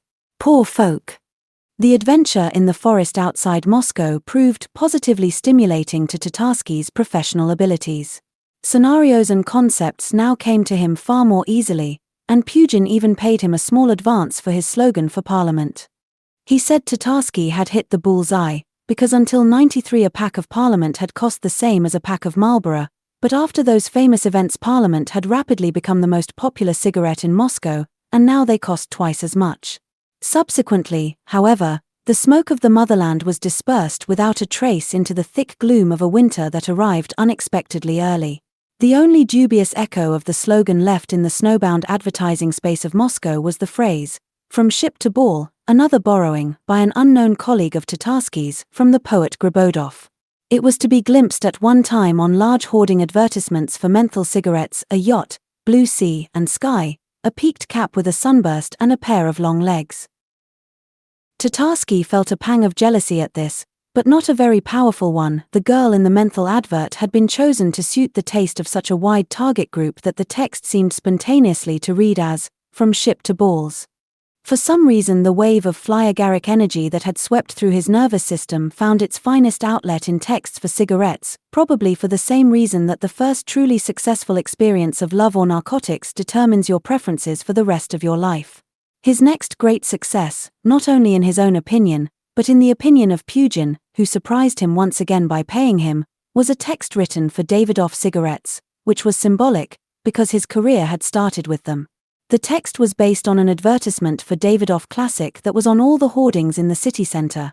Dark tones, a close-up of a wasting face with the burden of unbearable knowledge glinting in the eyes, and the inscription, "The more you know, Davidoff Classic."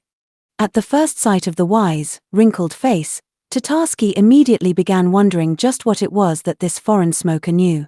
The first explanation to come to mind was rather somber: a visit to the cancer clinic, an X-ray, and a dreadful diagnosis.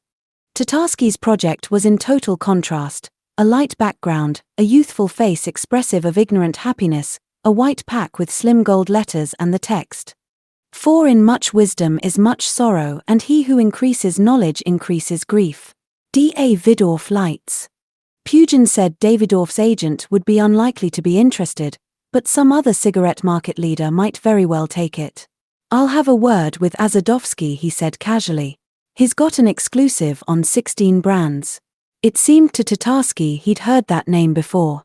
He jotted the phrase down in his notebook and casually dropped it into several conversations with clients, but his natural shyness found expression in the fact that he usually halved the number of brands. At the beginning of winter, Tatarsky had his one-room flat redecorated after a fashion, against the background of cornflower blue Soviet-era tiles that were coming away from the wall. The expensive Italian mixer-tap looked like a gold tooth in the mouth of a leper, but he had no money for major renovations. He also bought a new computer. Although he had no particular need for it, he'd simply begun to have difficulties getting texts printed out that he'd typed in his favorite word processing program. One more muffled groan under the iron boot of Microsoft. Tatarsky didn't feel seriously aggrieved, although he did note the profoundly symbolic nature of the event. His interface program, a medium by its very nature, was becoming the most important message, taking over an incredible amount of computer memory space and resources, and that reminded him very much of a brazen new Russian running the funds for teachers' salaries through the accounts in his bank. The further he penetrated into the jungles of the advertising business, the more questions he had to which he couldn't find the answer, neither in Rice's Positioning, A Battle for Your Mind, nor even in the latest book on the same topic. The Final Positioning. One colleague swore to Tatarsky that all the themes that Rice hadn't touched on were analyzed in Confessions of an Advertising Man by David Ogilvy. In his heart of hearts, Tatarsky suspected Ogilvy was really the same character who appeared for a second in George Orwell's 1984 in the consciousness of the hero in order to perform an imaginary feat of heroism and then disappear into the ocean of oblivion. The fact that Comrade Ogilvy, despite his double unreality, had nonetheless made it to the shore, lit his pipe, donned his tweed jacket and become a world-famous advertising guru filled Tatarsky with a mystical, rapturous admiration for his own profession. But the book he found particularly helpful was by Rossa Reeves. He discovered two terms in it, penetration and involvement, that proved very useful when it came to throwing curves. The first project he managed to design on the basis of these two concepts was for Nescafe Gold. It has long been recognized, Tatarsky wrote just 20 minutes after he first learned about it, that there are two basic indicators of the effectiveness of an advertising campaign: penetration and involvement. Penetration is the percentage of people who remember the advertisement. Involvement is the percentage of people the advertisement has persuaded to consume the product. The problem is, however, that a brilliantly scandalous advertisement, capable of producing high-level penetration, is absolutely no guarantee of high levels of involvement. Likewise, a campaign that cleverly demonstrates the virtues of a product and is capable of producing high levels of involvement is no guarantee of high-level penetration. Which is why we propose taking a new approach and creating a kind of binary advertising, in which the functions of penetration and involvement will be performed by different sets of information. Let's examine how this approach would work in an advertising campaign for Nescafe Gold coffee. The first step in the campaign is directed exclusively at implanting the brand name Nescafe Gold in the consciousness of the largest possible number of people. We start from the assumption that any means are justified to this end. For example, we organize the planting of fake bombs in several large shops and railway stations. There should be as many of them as possible. The Ministry of the Interior and the Federal Security Services receive calls from an anonymous terrorist organization informing them that explosive devices have been planted. But the searches carried out by the police at the sites named by the terrorists produce nothing but a large number of jars of Nescafe Gold packed in plastic bags. Next morning this is reported in all the magazines and newspapers and on television, following which we can regard the penetration phase as complete. Its success is directly dependent on the scale of the operation. Immediately after this comes Phase 2, involvement. At this stage the campaign is waged according to the classical rules. The only thing linking it with Phase 1 is the basic slogan. Nescafe Gold, the taste explosion. Here is the scenario or the advertising clip. A bench in a small city square. A young man in a red tracksuit sitting on it, with a serious expression on his face. Across the road from the square, a Mercedes 602 Jeeps are parked outside a chic townhouse. The young man glances at his watch. Change of camera angle. Several men in severe dark suits and dark glasses emerge from the mansion, the security guards. They surround the Mercedes from all sides, and one of them gives a command over his walkie-talkie. A small fat man with a depraved face emerges from the mansion and looks around in a frightened manner, then he runs down the steps to the Mercedes and disappears behind the dark-tinted glass of the car, and the guards get into the jeeps. The Mercedes starts to move off, and suddenly there are 3 powerful explosions in rapid succession. The cars are scattered in flying debris. The street where they have just been standing is hidden by smoke. New camera angle. The young man on the bench takes a thermos flask and a red mug with a gold band out of his sports bag. He pours some coffee into the mug, takes a sip and closes his eyes in ecstasy. Voiceover. He brewed it rough and dark. Nescafe Gold. The real taste explosion. The term involvement didn't only come in useful at work. It also forced Tatarsky to start thinking about just who he was involving in what and, most importantly of all, just who was involving him in what. He first began thinking about it when he was reading an article devoted to cult pom films. The author of the article was called Sacha Blow. To judge from the text, he should have been a cold and world-weary being of indeterminate sex, writing in the breaks between orgies in order to convey his opinions to a dozen or so similar fallen Superman women.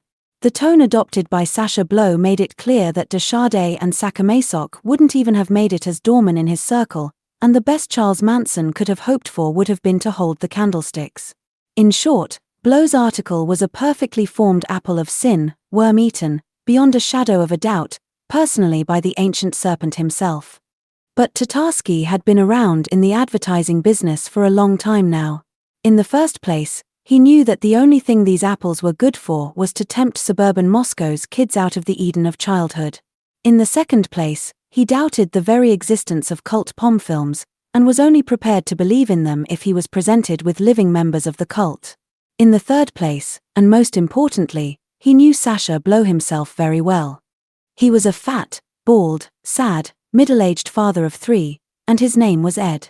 In order to pay the rent on their flat, he wrote simultaneously under 3 or 4 pseudonyms for several magazines on any topic. He and Tatarsky had invented the name Blow together, borrowing the title of a bottle of bright blue glass cleaning fluid they'd found under the bath. They were looking for the vodka Ed's wife had hidden. The word blow summoned up the idea of inexhaustible reserves of vital energy and at the same time something non-humanoid, which was why Ed used it carefully. He only used it for signing articles imbued with such boundless freedom and ambivalence, so to speak, that a common signature such as Tvanov or Petrov would have been absurd. There was a great demand for this ambivalence in Moscow's glossy magazines, so great indeed that it posed the question of just who was controlling its penetration.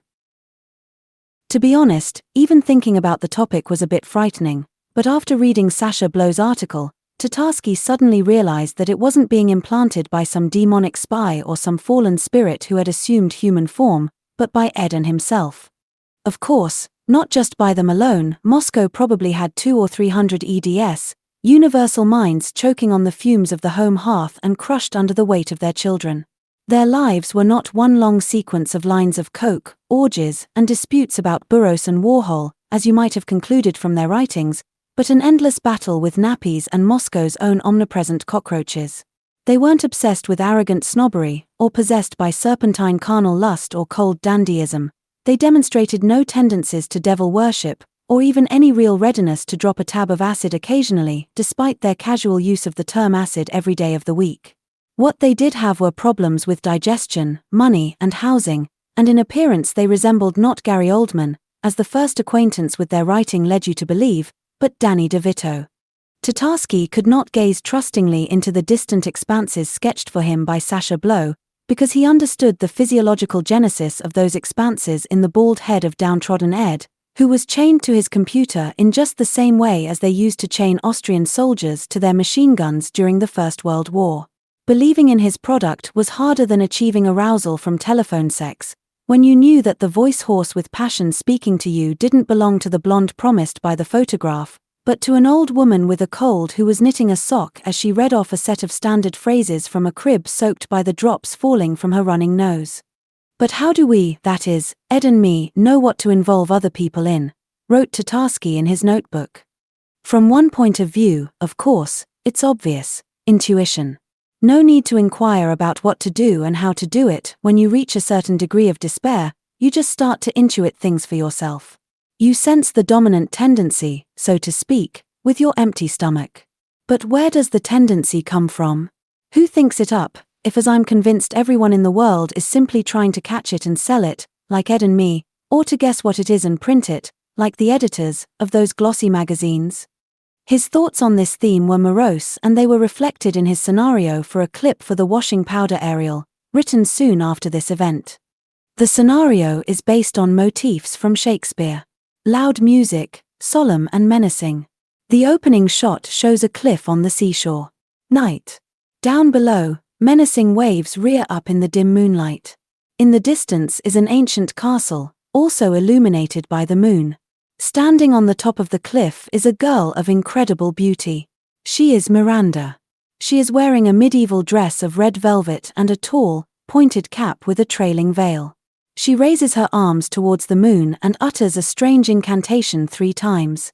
When she pronounces it for the 3rd time, there is a rumble of distant thunder.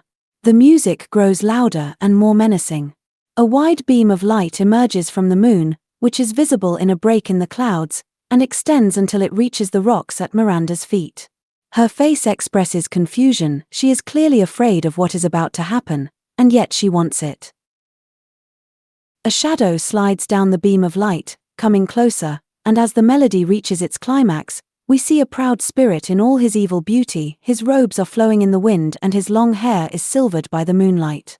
On his head is a slim wreath set with diamonds. He is Ariel.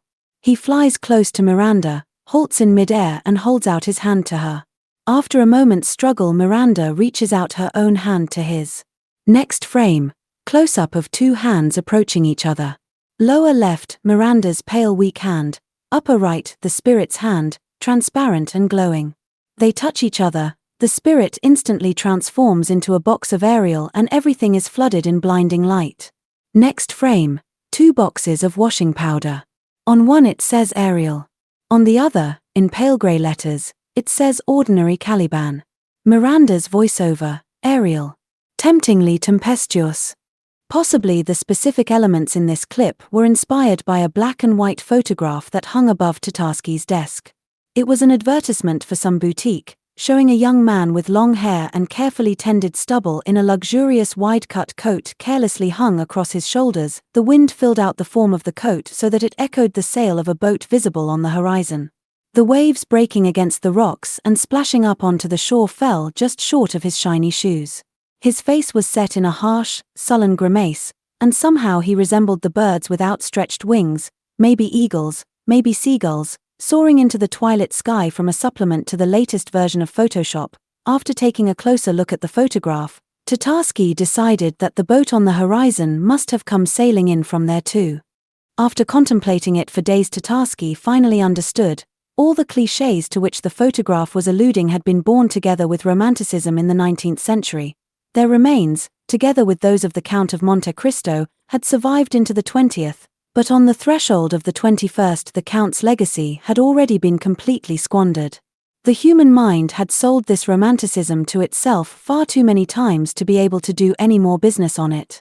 Now, no matter how sincerely you wished to deceive yourself, it was virtually impossible to believe in any correspondence between the image that was being sold and its implied inner content. It was an empty form that had long ago ceased to mean what it should have meant. Everything was moth-eaten. The thoughts provoked by the sight of the conventional Nibelung in the studio photograph were not about the proud Gothic spirit implied by the frothing waves and sideburns, but about whether the photographer charged a lot, how much the model got paid, and whether the model had to pay a fine when his personal lubricant stained the seat of the trousers from the company's spring collection. Tatarsky's deductions led him into a state of total and utter confusion. On the one hand, it seemed that he and Ed crafted a false panorama of life for others, like a battle scene in a museum, where the floor in front of the spectator is scattered with sand and worn-out boots and shells, but the tanks and the explosions are only drawn on the wall, guided solely by their intuition as to what the punters would swallow. On the other hand, his own life was a frustrating attempt to move a bit closer to the contents of this panorama. In essence, it was an attempt to run into the picture drawn on the wall. Being a co-author of this picture made the attempt more than grotesque. Of course, or so it seemed to Tatarsky, a rich man could escape the bounds of false reality. He could move beyond the limits of the panorama that was compulsory for the poor. Tatarsky didn't actually know much about what the world of the rich was like. There were only vague images circling around in his consciousness, clichés from advertising, which he himself had been rebroadcasting for such a long time he couldn't possibly believe in them. What was clear to him was that you could only find out what prospects opened up to a man with a substantial bank account from the rich themselves, and on one occasion, by pure chance, Tatarsky managed to do just that. While he was drinking away a small fee in the poor folk bar, he eavesdropped on a conversation between two TV chat show hosts. It was after midnight and they were continuing a drinking spree begun earlier somewhere else. Tatarsky was sitting just a couple of meters away from them, but they paid no more attention to him than if he'd been a stuffed model of a copywriter nailed to the counter in order to brighten up the decor. Although both of the showmen were thoroughly drunk, they'd lost none of that strange holographic gleam in every fold of their clothes, as though their physical bodies were not actually sitting at the next table but were simply being shown on a huge television standing next to Tatarsky. When he noticed this inexplicable but undoubtedly real effect, Tatarsky found himself thinking how long it would take them in limbo to scrape away all the human attention that had eaten into the pores of their souls. The showmen were talking shop, and Tatarsky gathered that one of them was having problems with his contract. If they just extend it for next year, he said, clenching his fists. Say they do, the other replied. At the end of the year it'll be the same thing all over again. And you'll be living on tranquilizers again. And then what? Then what? Then I've got a serious plan. He slumped over the table and poured himself some vodka. I'm just 500,000 short, he said. That's what I've got to make. What plan? You won't tell anyone? Listen. He reached into the inside pocket of his jacket, rummaged around for a long while and finally pulled out a sheet of glossy paper folded into 4. There, he said, it says it on here. The Kingdom of Bhutan. The only country in the world where television is forbidden. Understand? Completely forbidden. It says here that not far from the capital they have an entire colony where big TV moguls live. If you spend all your life working in television, the very coolest thing you can do when you retire is move to Bhutan. Is that what you need the 500 grand for? No, I need the 500 grand so no one will come looking for me in Bhutan afterwards. Can you just imagine it? Forbidden. Not a single television set anywhere except in counter-espionage, and the embassies. His companion took the sheet of paper from him, unfolded it, and started reading. You understand? The first showman carried on speaking regardless. If anyone is keeping a television at home and the authorities find out about it, the police come round, understand? And they cart the queer fucker off to prison. Or maybe they even shoot him. He pronounced the word queer with that saber whistle intake of breath you only ever hear from latent homosexuals who have deprived themselves of the joys of love in the name of a perverse misinterpretation of the social contract. His companion understood everything and didn't take offense. He was looking through the article. Ah, he said, out of a magazine. It's interesting, all right. So who wrote it? Where is it now? Some guy called Edward de Berchen. Tatarsky almost knocked over his table as he stood up to go to the toilet. He wasn't surprised that TV personalities should feel that way about their work, although the degree of these people's spiritual degradation did make it possible to allow that some of them might actually like their jobs. It was something else that had finally finished him off. Sacha Blow had a particular foible: any material that he liked, he would sign with his own real name. And what he liked more than anything else on earth was to pass off the products of his own untrammeled imagination as a narrative of real events, but it was a luxury he allowed himself only very rarely.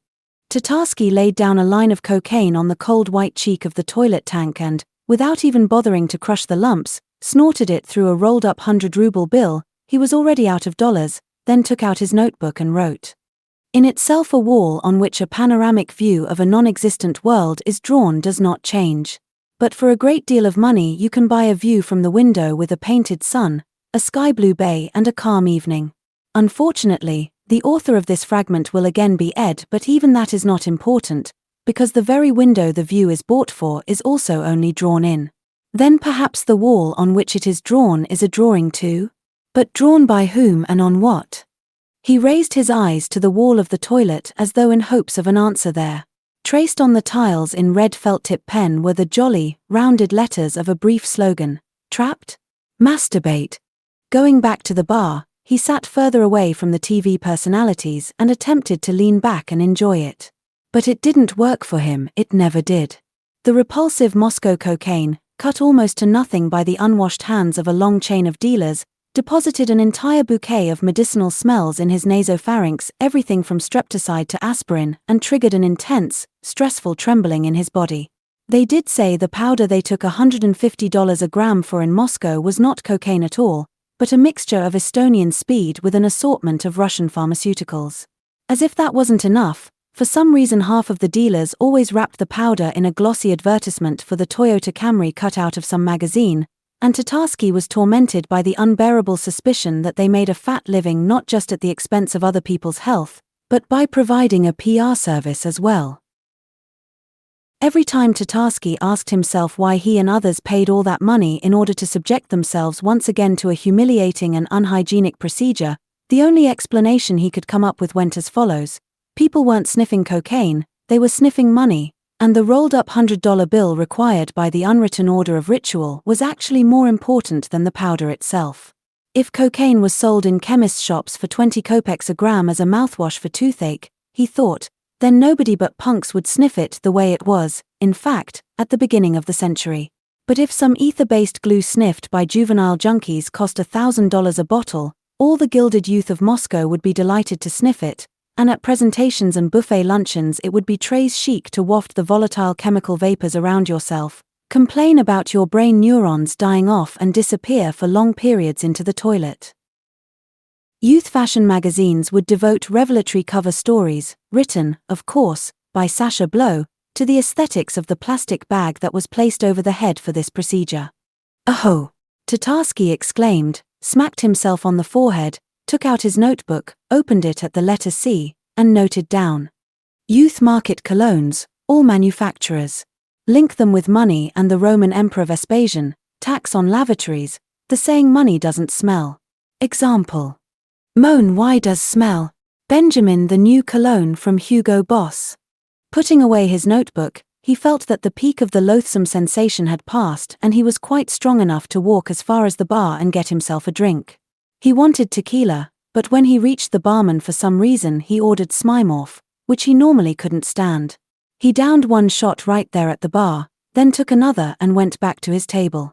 In the meantime he'd acquired a companion, a man of about 40 with long, greasy hair and a wild beard, dressed in a crazy kind of embroidered jacket. In appearance he was a typical former hippie, one of those who had failed to find a place for themselves either in the past or in the present. Hanging round his neck was a large bronze cross.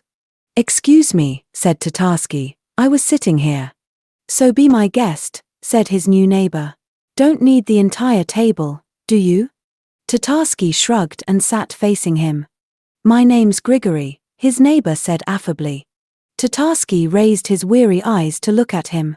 "Vova," he said. Catching his glance, Grigory frowned and shook his head in sympathy.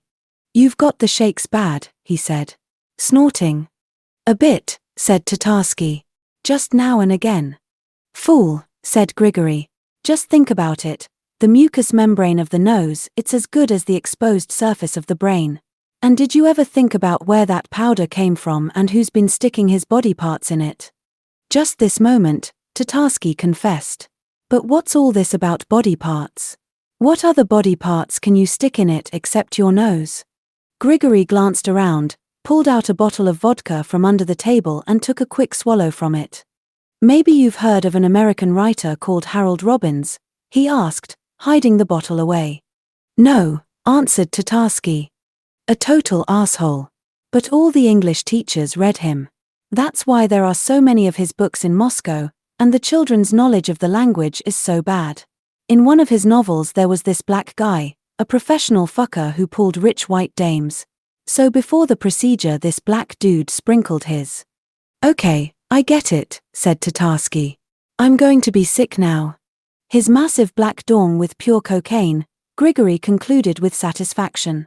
You might ask, what's this black dude got to do with anything? I'll tell you.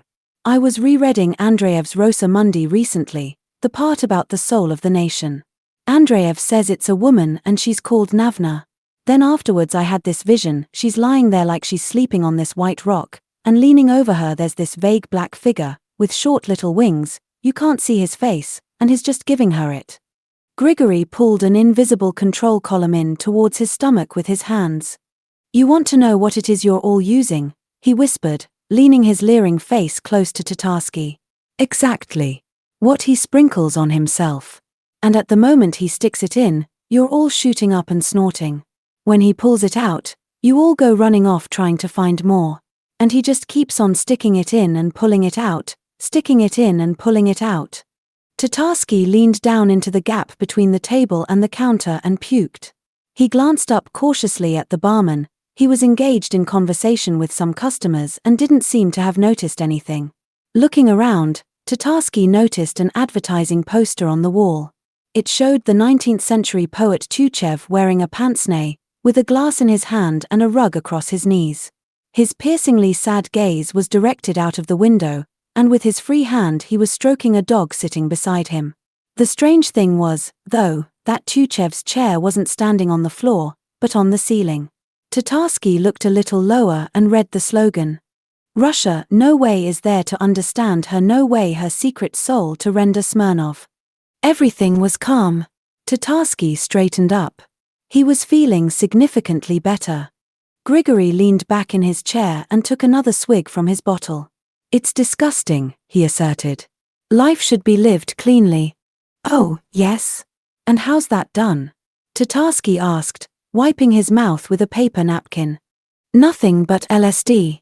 Only via the gut and always with a prayer. Tatarsky shook his head like a dog that has just clambered out of the water. Where can you get it? What do you mean? Grigory was offended. Just you come round here. Tatarsky obediently got up, walked round the table and sat beside him. I've been collecting for 8 years, said Grigory, taking a stamp album out from under his jacket. Take a look at that.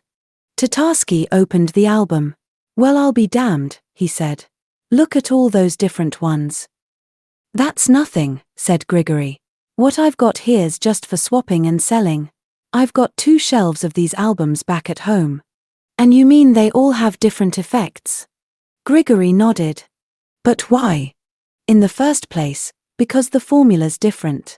I've not gone into it too deeply myself, but there's always something added to the acid, phenamine maybe barbiturate or something else, and when it all works together, the effect's cumulative. But apart from that, the most important thing is the drawing. There's no getting away from the fact that you're swallowing Mel Gibson or Mitsubishi, get it? Your mind remembers it, and when the acid reaches it, everything follows a set path. It's hard to explain. Have you ever tried it once at least? No, said Tatarsky. Flyagorics are more in my line. Grigory shuddered and crossed himself. Then what am I doing telling you about it? He said, glancing mistrustfully up at Tatarsky. You should understand well enough. Yes, I understand, said Tatarsky casually. And these here, with the skull and crossbones, does anyone take those? Are there people who like those? They take all sorts. People come in all sorts, too, you know. Tatarsky turned over the page. Hey, those are pretty, he said. Is that Alice in Wonderland? Aha. Only that's a block. 25 tabs. Expensive. This one here's good, with the crucifixion. Only I don't know how it'd go down on top of your Flyagorics. I wouldn't recommend the one with Hitler. It's euphoric for a couple of hours, but afterwards there's bound to be a few seconds of eternal torment in hell. How can you have a few seconds of eternal torment? If it's only a few seconds, how come they're eternal? You just have to go through it. Yeah. And you might not make it through. I get you, said Tatarsky, turning the page. And that glitch of yours about Rosa Mundi, which one was that from? Is it in here? Not a glitch, it was a vision, Grigory corrected him. There's none in here. It was a rare tab with a dragon defeating St. George. From the German series, John the Evangelist's Bad Trip. One wouldn't recommend that one either. They're a bit longer and narrower than usual, and hard too. Less like a tab than a tablet with a label on it. A lot of stuff. You know what, I'd recommend you to try this one, with the blue Rajneesh. It's kind and gentle. And it'll sit well on top of the booze. Tatarsky's attention was caught by 3 identical lilac rectangles set between a tab with a picture of the Titanic and a tab with some laughing Eastern deity. These 3 here all the same, what are they? He asked. Who's this drawn on them? With the beard and the cap. I can't tell whether it's Lenin or Uncle Sam. Grigory chuckled in approval.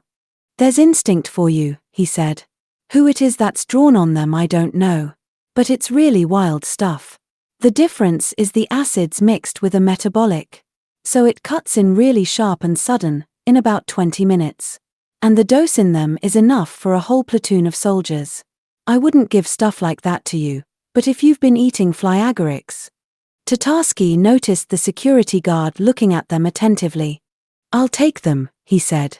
How much? $25, said Grigory. All I've got left is 100 rubles. Grigory thought for a second and nodded. Tatarsky held out the banknote rolled into a narrow tube, took a stamp out of the album and tucked it into his breast pocket. There you go, said Grigory, putting his album away. And don't you go snorting that garbage anymore. IFS never done anybody any good. Just makes you tired and ashamed about yesterday and makes your nose bleed. Do you know what comparative positioning is? Tatarsky asked. No, said Grigory. What is it? It's an advertising technique you're an absolute master of. Chapter 6. The Path to Yourself. Next morning Tatarsky was woken by the phone. His first reaction was annoyance. The phone had interrupted a very strange and beautiful dream, in which Tatarsky was taking an examination. The dream had started with him drawing 3 question tickets one after the other, and then setting off up a long spiral staircase like there used to be in one of the blocks of his first institute, where he studied electric furnaces. It was up to him to find the examiners himself, but every time he opened one of the doors, instead of an examination hall he found himself gazing into the sunset-lit field outside Moscow where he and Jireyev had gone walking on that memorable evening. This was very strange, because his search had already taken him up several floors above ground level. When he was fully awake he suddenly remembered Grigory and his stamp album. I bought it, he thought in horror, and I ate it. He leapt out of bed, went over to the desk, pulled out the top drawer and saw the stamp with the smiling lilac face looking up at him. No, he thought, thank God for that. Placing the stamp in the very farthest corner of the drawer, he covered it with a box of pencils. Meanwhile the phone was still ringing. Pugin Tatarsky thought to himself and picked up the receiver. Hello, said an unfamiliar voice. Can I speak to Mr. Tatarsky, please? Speaking. Good morning. This is Vladimir Karnin from the Privy Councillor Agency. I was left your number by Dima Pugin. Could we maybe get together some time today? Right away would be best. What's happened? Tatarsky asked, realizing immediately from the verb left that something bad must have happened to Pugin. Dima's no longer with us. I know you worked with him, and he worked with me. So indirectly we're acquainted. In any case, I have several of your works we were waiting for an answer on lying here on my desk. But how did it happen? When we meet, said his new acquaintance. Write down the address. An hour and a half later Tatarsky walked into the immense building of the Pravda complex, the building that had once housed the editorial offices of almost all the Soviet newspapers. A pass was ready and waiting for him at the duty desk. He went up to the 8th floor and found the room with the number he needed. There was a metal plate on the door bearing the words, Ideological Department, apparently a leftover from Soviet times. Or maybe not, thought Tatarsky. Karnin was alone in the room. He was a middle-aged man with a pleasant, bearded face, and he was sitting at a desk, hastily writing something down. Come in and sit down, he said, without looking up. I won't be a moment. Tatarsky took 2 steps into the room, saw the advertising poster sellotaped to the wall and almost choked on the spot. According to the text under the photograph, It was an advertisement for a new type of holiday involving the alternate use of jointly rented apartments. Tatarsky had already heard talk that it was just another big ripoff, like everything else. But that wasn't the problem. The meter-wide photograph showed 3 palm trees on some paradise island, and those 3 palms were a 0.4-point copy of the holographic image from the packet of Parliament cigarettes he'd found on the ziggurat. Even that was nothing compared with the slogan. Written in large black letters under the photograph were the words, "It will never be the same. I told you to sit down, there's a chair over here." Karnin's voice roused Tatarsky from his trance. He sat down and awkwardly shook the hand that was extended towards him over the desk. "What's the problem over there?" Karnin asked, squinting across at the poster. "Oh, nothing," said Tatarsky. "Déjà vu." "Ah, I understand," said Karnin in a tone of voice that suggested he really had understood something. "Right, then. First of all about Pugin." Gradually recovering his composure, Tatarsky began to listen. The robbery had obviously been an inside job and, taking everything into consideration, the thief must have known that Pugin had worked as a taxi driver in New York. It was a horrible and rather improbable story. While Pugin was warming up the motor of his car, 2 guys had climbed into the back seat and given him an address, 2nd Avenue, corner of 27th Street. Under some kind of reflex hypnosis, Pugin had driven off, then turned into a side street, and that was all he had managed to tell the police and the doctors. 7 bullet wounds had been found in his body. They'd fired straight through the back of his seat. Several $1,000s Pugin was carrying with him were missing, as well as some file or other that he kept raving about until the moment of death. "Except that the file," Karnin said sadly, "isn't missing. Here it is. He left it here, forgot it. Why don't you take a look? I'll just make a couple of calls in the meantime." Tatarsky picked up the loose-leaf binder. He remembered Pugin's mustachioed face, just as pasty and colorless as this cardboard, and his black button eyes, like plastic studs. The folder evidently contained Pugin's own works. How many times had he hinted that he was more than just a passive observer when it came to judging what other people produced? He probably started back in New York, Tatarsky thought to himself. While Karnin was discussing some rates or other on the phone, Tatarsky came across 2 genuine masterpieces. The first was for Calvin Klein. An elegant, rather effeminate Hamlet, general stylization unisex, in black tights and a light blue tunic worn next to the skin, wanders slowly around a graveyard. Beside one of the graves he halts, bends down and picks up a pink skull out of the grass. Close up, Hamlet knitting his brows slightly as he gazes at the skull. View from the rear. Close-up of taut buttocks with the letters CK. New camera angle, skull, hand, letters CK on the blue tunic. Next frame, Hamlet tosses the skull into the air and kicks it. The skull soars upwards, then arcs back down and falls straight through the bronze wreath held by a bronze angel on one of the graves, just as though it were a basketball hoop. Slogan. Just be. Calvin Klein. The second slogan Tatarsky liked was intended for the Gap chain of shops in Moscow. The proposal was for a poster showing Anton Chekhov, first in a striped suit, and then in a striped jacket but with no trousers. The gap between his bare, skinny legs was emphasized in strong contrast, so that it resembled a Gothic hourglass. Then the outline of the gap between Chekhov's legs was repeated, but without Chekhov. Now it really had become an hourglass, with almost all the sand already fallen through into the bottom half. The text was, "Russia was always notorious for the gap between culture and civilization. Now there is no more culture. No more civilization. The only thing that remains is the gap. The way they see you." A few pages further on, Tatarsky came across his own text for Parliament. Suddenly it was clear to him that Pugin hadn't invented any of the other pieces either. By this stage his imagination had already built up the image of a masked giant of advertising thought, capable of punning fluently on Shakespeare or Russian history at will. But like some heavy metal from the bottom of the periodic table, this virtual Pugin existed in Tatarsky's consciousness for no more than a few seconds before he disintegrated.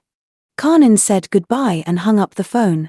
Tatarsky looked up and was amazed to see a bottle of tequila, 2 glasses, and a saucer of lemon slices standing on the desk. Karnin had deftly set everything up while he was talking. "One for the departed," he suggested. Tatarsky nodded. They clinked glasses and drank. Tatarsky squeezed a slice of lemon between his gums and began nervously composing a phrase to suit the occasion, but the telephone rang again. "What's that? What's that?" Karnin said into the receiver. "I don't know. This is a very serious matter. You go straight round to the Institute of Apiculture. Yes, to the tower." He hung up and looked intently at Tatarsky. "And now," he said, removing the tequila from the table, "let's get to grips with your latest works, if you have no objection. I presume you've understood that Dima was bringing them to me?" Tatarsky nodded. "Right, then. As far as Parliament is concerned, I must admit, it's good. But once you've latched on to a theme like that, why do you hold back? Relax. Let yourself go all the way. Put a Yeltsin on all 4 tanks with a glass in his hand." "That's an idea," Tatarsky agreed, inspired, sensing he was sitting opposite a man of real understanding. "But then we'd have to take out the Parliament building, give each Yeltsin a rose and make it an advertisement for that whiskey. What's it called, the one with the roses on the label?" "4 Roses Bourbon," Karnin said, and chuckled. "Why not? We could. Make a note of it somewhere for yourself." He pulled several sheets of paper held together by a paperclip towards himself, and Tatarsky immediately recognized the project that had cost him so much effort for Tamparco, a company that produced juices but for some reason intended to sell shares. He'd given it to Pugin 2 weeks before. It wasn't a scenario but a concept, that is, a product of a somewhat paradoxical genre in which the author explains, as it were, to very rich people how they should earn their living and asks them to give him a little bit of money for doing it. The pages of the familiar text were covered with dense red scribblings. "Aha," said Karnin, glancing over the markings, "here I see you've got problems. In the first place, they took serious offense at one of your pieces of advice." "Which one?" "I'll read it to you," said Karnin, leafing through the pages. "Where is it now?" It was underlined in red, but almost all of this part is underlined. "Aha, here it is, triple underlining. Listen. And so there exist 2 methods for advertising shares, the approach that shapes the investor's image of the issuing firm, and the approach that shapes the investor's image of the investor. In the language of the professional, these approaches are called where to invest and who to invest with." No, they actually liked that bit. "Aha, here it is. In our opinion, before the campaign begins it would make good sense to think about changing the name of the firm. The reason for this is that Russian TV carries a lot of advertising for Tampax sanitary products. This concept is so firmly positioned in the consumer's consciousness that displacing and replacing it would involve immense expenditure. The associative link Tamparco Tampax is exceptionally inappropriate or a firm that produces soft drinks. In our opinion, it is enough to change the penultimate vowel in the firm's name, Tampuco or Tampico. This completely eliminates the negative association." Karnin looked up. "You've learned a lot of good words, can't fault you there," he said. "But why don't you understand you just don't go making suggestions like that? Here they've poured their life's blood into this Tamparco of theirs. For them it means. To keep it short, these people have totally identified themselves with their product, and you start telling them things like this. You might as well tell a mother, your son's a real freak, of course, but we'll give his face a couple of licks of paint and everything'll be just fine. But the name really is appalling. Just who are you trying to please, them or yourself?" Karnin was right, and Tatarsky felt doubly stupid when he remembered how he had explained the very same idea to the guys in Draft Podium at the very beginning of his career. "What about the concept in general?" he asked. "There's a lot of other stuff in it." Karnin turned over another page. "How can I put it? Here's another bit they've underlined, at the end, where you go on about shares again. I'll read it. Thus the answer to the question where to invest is in America, and the answer to the question who to invest with is with everyone who didn't invest in the various pyramid schemes, but waited until it was possible to invest in America. This is the psychological crystallization following the first stage of the campaign. Note that the advertising should not promise to place the investor's funds in America, but it should arouse the feeling that it will happen. So why the hell did you underline that? Really smart that, is it? Okay, what comes next? The effect is achieved by the extensive use in the image sequence of stars and stripes, dollars and eagles. It is proposed that the main symbol of the campaign should be a sequoia tree, with $100 bills instead of leaves, which would evoke a subconscious association with the money tree in the story of Pinocchio. So what's wrong with that? Asked Tatarsky. The sequoia is a conifer. Tatarsky said nothing for a few seconds while he explored a hole he had suddenly discovered in his tooth with the tip of his tongue. Then he said, "Never mind that. We can roll up the $100 bills into tubes. You know, it could be even better because it could result in a positive psychological crystallization in the minds of a Siny Dash." "Do you know what Schlamazi means?" Karnin interrupted. "No. Me neither. They've written here in the margin that they don't want this Schlamazi, that's you, to be let anywhere near their orders again. They don't want you." "Fair enough," said Tatarsky. "So they don't want me. And what if a month from now they change their name? And in 2 months they start doing what I suggested? Then what?" "Then nothing," said Karnin. "You know that." "Yes, I know," said Tatarsky with a sigh. "And what about the other orders? There was one for West cigarettes in there." "Another washout," said Karnin. "You always used to do well with cigarettes, but now—" He turned over a few more pages. "What can I say? Image sequence. Where is it now? There it is. 2 naked men shot from behind, one tall and one short, arms round each other's hips, hitchhiking on the highway. The short one has a pack of West in his hand, the tall one has his arm raised to stop a car, a light blue Cadillac that's coming down the road. The hand of the short man holding the pack of cigarettes is set in the same line as the uplifted arm of the tall man, thereby creating another layer of meaning choreographic. The camera seems to have frowned a single moment in a passionately emotional dance, filled with the anticipation of approaching freedom. Slogan, Go West. That's from a song by those sex shop dogs, the one they made from our anthem, right? That part is okay. But then you have this long paragraph about the heterosexual part of the target group. What did you write that for?" "No, well, I just thought if the customer raised the point he would know we'd covered it." "The customer raised a point all right, but not that one. The customer's an old-time hood from Rostov who's been paid $2 million in cigarettes by some Orthodox metropolitan. In the margin beside the word heterosexual is written, the bandit, that is, not the metropolitan. What's he on about, queers?" And he turned the concept down. "Pity, it's a masterpiece. Now if it had been the other way round, if the bandit was paying back the metropolitan, it would all have gone down a treat. But what can you do? This business of ours is a lottery." Tatarsky said nothing. Karnin rolled a cigarette between his fingers to soften it and lit up. "A lottery," he repeated with emphasis. "Just recently you haven't been doing too well in the draw, and I know why." "Tell me." "Well, now," said Karnin, "it's a very subtle point. First you try to understand what people will like, and then you hand it to them in the form of a lie. But what people want is for you to hand them the same thing in the form of the truth." That was not at all what Tatarsky had been expecting. "What's that? What do you mean by in the form of the truth? You don't believe in what you do. Your heart isn't in it." "No, it isn't," said Tatarsky. "Of course it isn't. What do you expect? Do you want me to give my heart to Tamparko? There's not a single whore on Pushkin Square would do that." Okay, just drop the pose," said Karnin, frowning. No, said Tatarsky, calming down, "don't get me wrong. We're all in the same frame nowadays, you just have to position yourself correctly, right?" "Right. So why do I say not a single whore would do it? Not because I'm disgusted. It's just that a whore always collects her money every time, whether she pleased the client or not, but I have to. You know what I mean. And the client only makes his mind up afterwards. There's no way any whore would work on those terms." "A whore might not," Karnin interrupted, "but we will, if we want to survive in this business. And we'll go even further than that." "I don't know," said Tatarsky. "I'm not absolutely convinced." "Oh, yes we will. Babe," said Karnin, and looked straight into Tatarsky's eyes.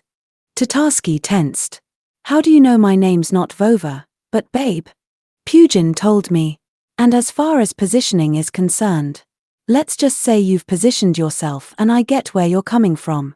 Will you come and work for me full-time?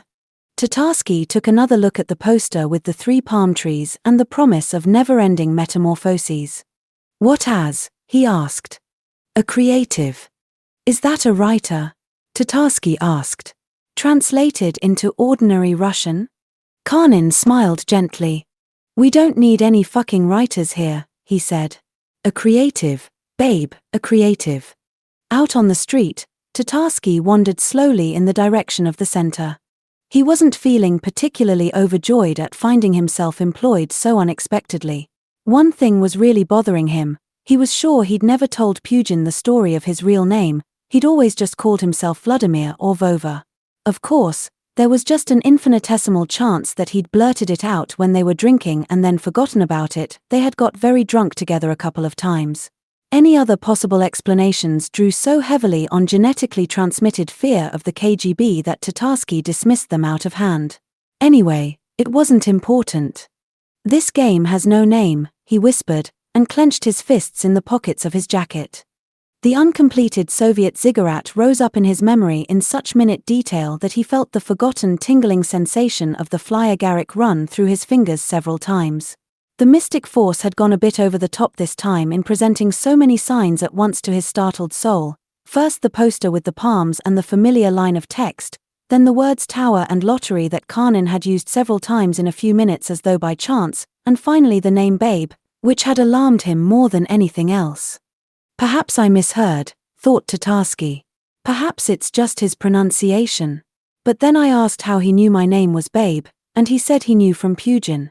No, I should never get drunk like that, never. After about 40 minutes of slow, pensive walking, he found himself beside the statue of Mayakovsky. He stopped and studied it closely for a little while.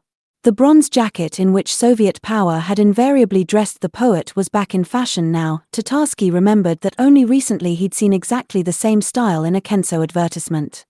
After walking round the statue and admiring the firm, reliable backside of the party's loudmouth, Tatarsky finally realized that depression had invaded his soul. There were 2 ways he could get rid of it: down 100 grams of vodka, or spend about $100 on buying something immediately. Some time ago Tatarsky had realized with astonishment that the 2 actions evoked a similar state of light euphoria lasting for an hour to an hour and a half. He didn't fancy the vodka in view of the newly surfaced memories of his drinking bouts with Pugin. Tatarsky glanced around. There were plenty of shops, but they were all very specialized. He had no real use for blinds, for instance. He began peering at the signboards on the far side of Tverskaya Street and suddenly started in amazement. This was too much. At an acute angle to him on the wall of a building on the Garden Ring, he could make out a white signboard bearing the clearly distinguishable word Ishtar.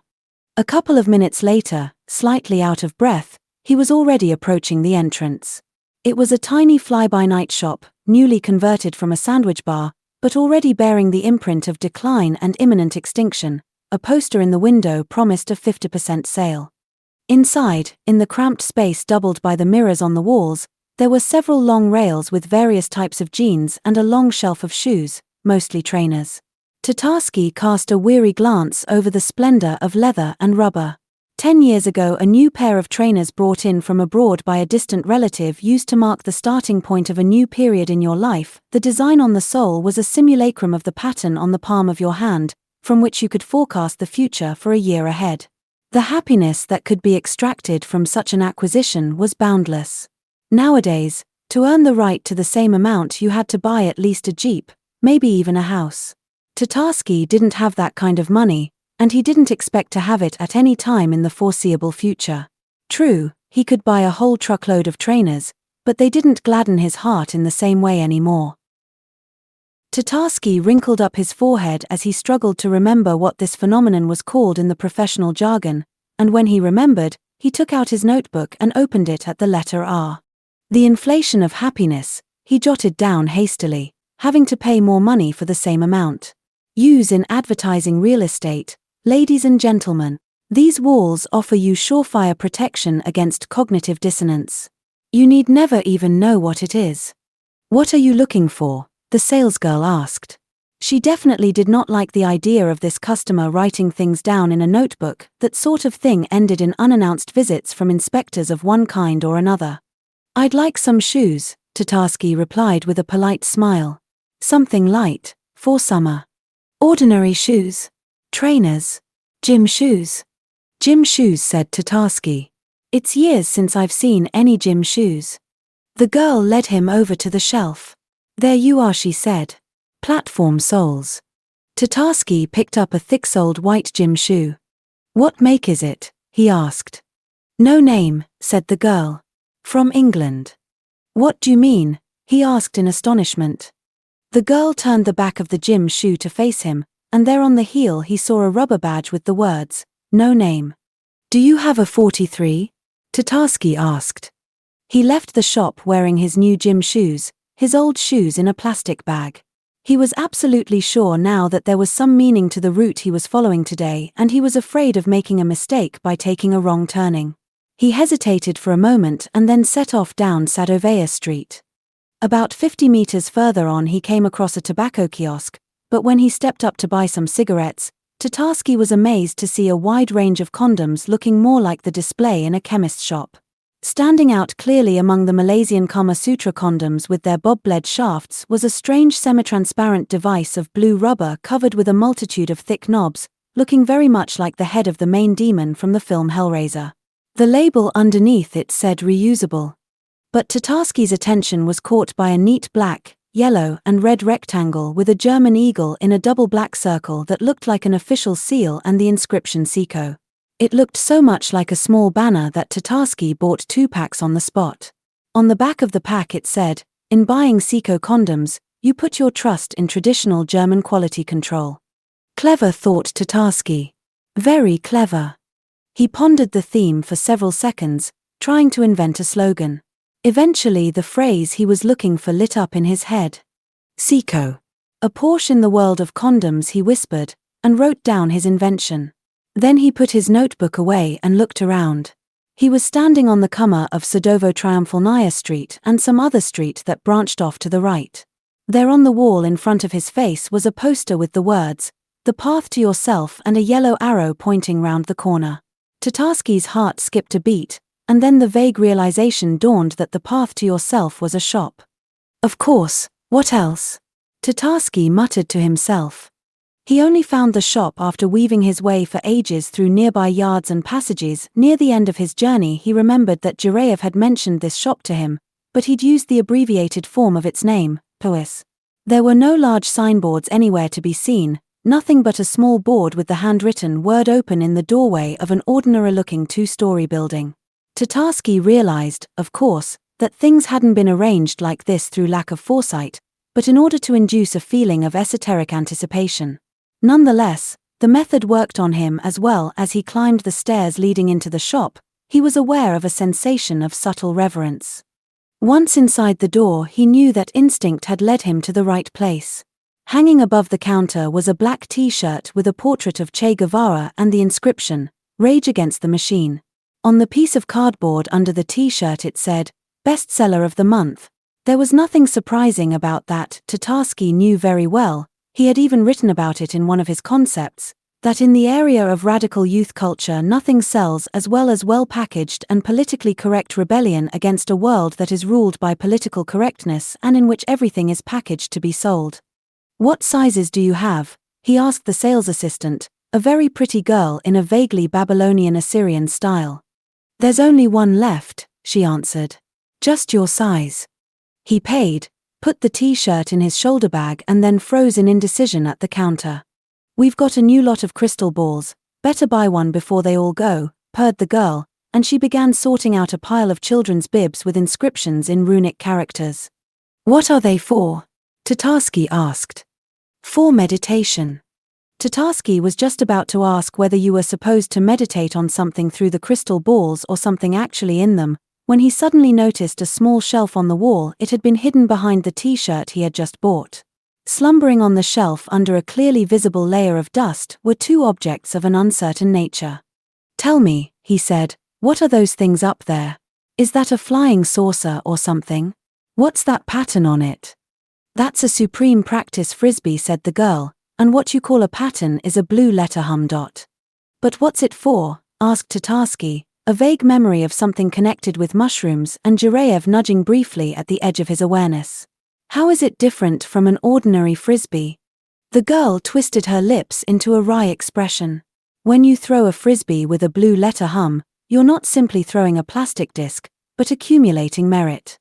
10 minutes throwing a frisbee with a blue letter hum generates the same amount of merit as 3 hours of samadhi meditation or 1 hour of vipassana meditation.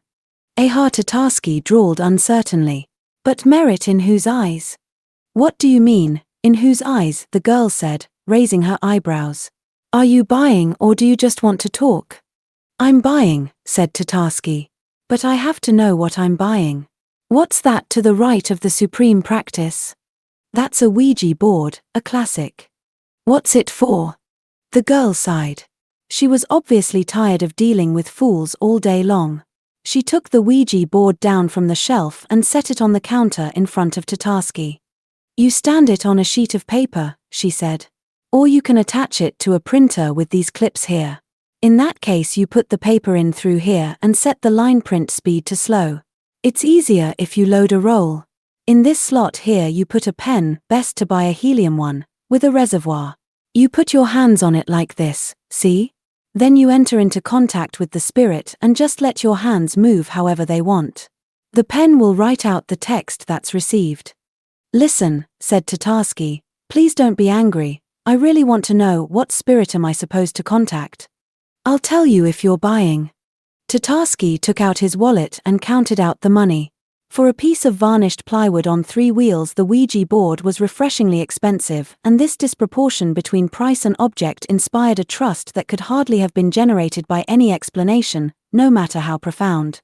There you go, he said, putting the banknotes on the counter. So what spirit do I get in contact with? The answer to that question depends on your level of personal power, said the girl, and especially on your belief in the existence of spirits. If you stop your internal dialogue using the method from Castaneda's 2nd volume, you enter into contact with the spirit of the abstract. But if you're a Christian or a Satanist, you can contact a specific spirit. Which kinds are you interested in? Tatarsky shrugged. The girl lifted up the crystal hanging on a narrow black leather strap round her neck and looked at Tatarsky through it for 2 or 3 seconds, gazing directly at the center of his forehead. What kind of job are you in? She asked. What do you do? Advertising, Tatarsky answered.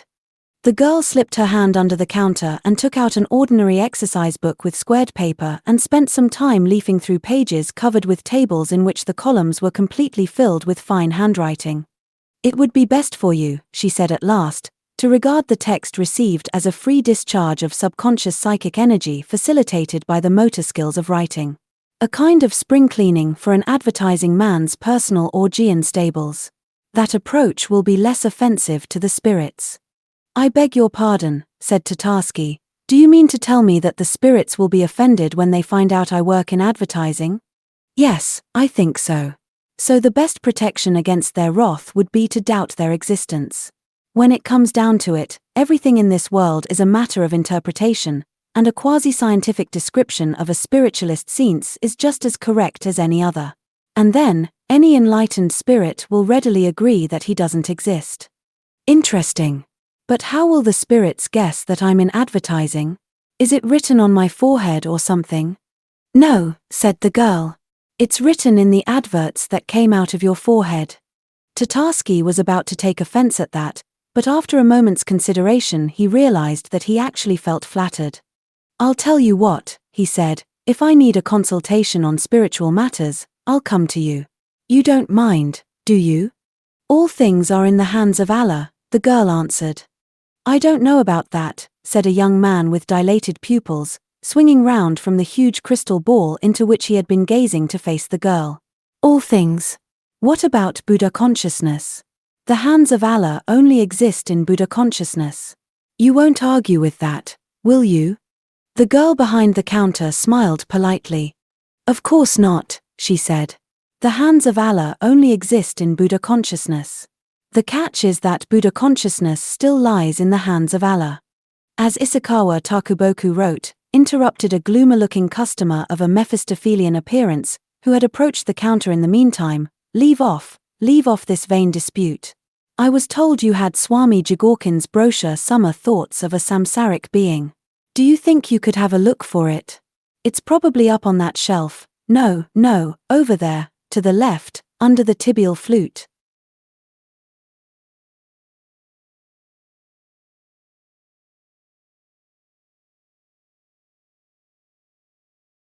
Chapter 7. Homo sapiens. On the table, the Ouija board looked like a tank on the central square of a small European town.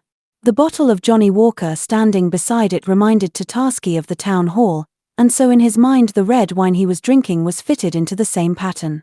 Its vessel, a long narrow bottle, was like a Gothic cathedral occupied by the Communist Party committee, and the void within the bottle was reminiscent of the ideological exhaustion of communism, the senselessness of bloodshed and the general crisis of the Russian idea. Setting the mouth of the bottle to his lips, Tatarsky finished what was left of the wine and tossed the bottle into the wastepaper basket. The Velvet Revolution, he thought. Sitting at the table in the T-shirt with the inscription, Rage Against the Machine, he finished reading the manual for the Ouija board. The helium pen he'd bought in a kiosk by the metro fitted into the slot without any effort, and he secured it in place with the screw. It was suspended on a small spring that was supposed to press it against the paper. The paper, an entire pile of it, was already lying under the Ouija board. He could begin. He glanced around the room and was just about to place his hands on the board, when he rose nervously to his feet, walked across the room and back again and drew the blinds over the windows. After another moment's thought, he lit the candle standing on the table. Any further preparations would simply have been laughable. In actual fact, even the ones he had made were ridiculous. He sat down at the table and set his hands on the Ouija board. Okay then, he thought, so now what? Should I say something out loud or not? I summon the spirit of Che Guevara. I summon the spirit of Che Guevara, he said, and immediately thought that he ought not just to summon the spirit, he ought to ask it a question. I'd like to know. Let's say, something new about advertising. Something that wasn't in Ul Rice or Comrade Ogilvy, he said. I want to understand more than anybody else. At that very instant the Ouija board began jerking epileptically beneath his spread palms, and the pen set in the slot traced out a string of large capital letters at the top of the sheet of paper. Identialism as the highest stage of dualism. Tatarsky jerked his hands away and stared in fright at the words for several seconds. Then he put his hands back and the Ouija board began moving again, but this time the letters produced by the pen were small and neat. These thoughts were originally intended for the Journal of the Cuban Armed Forces, Oliva Verde. But it would be foolish to insist on matters of such petty detail now that we know for certain that the entire plan of existence, in which journals are published and armed forces engage in action, is simply a sequence of moments of awareness, united solely by the fact that in each new moment the concept of the preceding moments is present. Although from time without beginning this sequence remains unbroken, awareness is never actually aware of itself. Therefore the condition of man in this life is lamentable. That great champion of the liberation of humanity, Siddhartha Gautama, has indicated in many of his works that the principal reason for the lamentable condition of man in this life is first and foremost the very conception of man's existence, life and lamentable condition, that is to say, the dualism that imposes the division into subject and object of something that in actual fact has never existed and never will. Tatarsky pulled out the sheet of paper covered in writing, set his hands on the Ouija board and it trembled into motion again. Siddhartha Gautama was able to convey this simple truth to many people because in his time their feelings were simple and strong, and their internal world was clear and unclouded. Hearing a single word could completely change a man's entire life and transport him instantly to the other shore, to a freedom unconstrained in any way. But since that time many centuries have passed.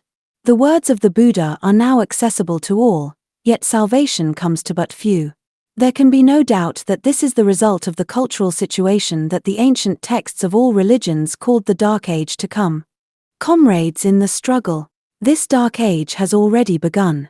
And its onset has been brought about primarily by the role that the so-called visual psychic generators or Type 2 objects have come to play in the life of man. In speaking of the fact that dualism is engendered by the arbitrary division of the world into subject and object, the Buddha was concerned with subject-object division of the first type. The major distinguishing feature of the Dark Age lies in the decisive influence exerted on the life of man by subject-object division of the second type, which in the time of the Buddha simply did not exist. In order to explain what is meant by objects of the first and second types, let us take a simple example, a television set. This is simply a box with a glass wall, which we are free to watch or not watch. When an individual's gaze falls upon a dark screen, the movement of his or her eyes is controlled exclusively by internal nerve impulses or the psychological process taking place in his or her consciousness. For instance, an individual might notice that the screen is fly-spotted. Or he or she might decide that it would be a good idea to buy a television twice as big. Or think that it would be a good idea to stand it in a different color. Until a television is switched on, it is in no way different from the objects with which people had to deal in the Buddha's time, be it a stone, the dew on a blade of grass, or an arrow with a divided head. In short, everything that the Buddha used to illustrate his talks. But when a television is turned on, it is transformed from an object of the first type into an object of the second type. It becomes a phenomenon of an entirely different order. And although the person looking at the screen does not notice this customary transformation, it is truly immense.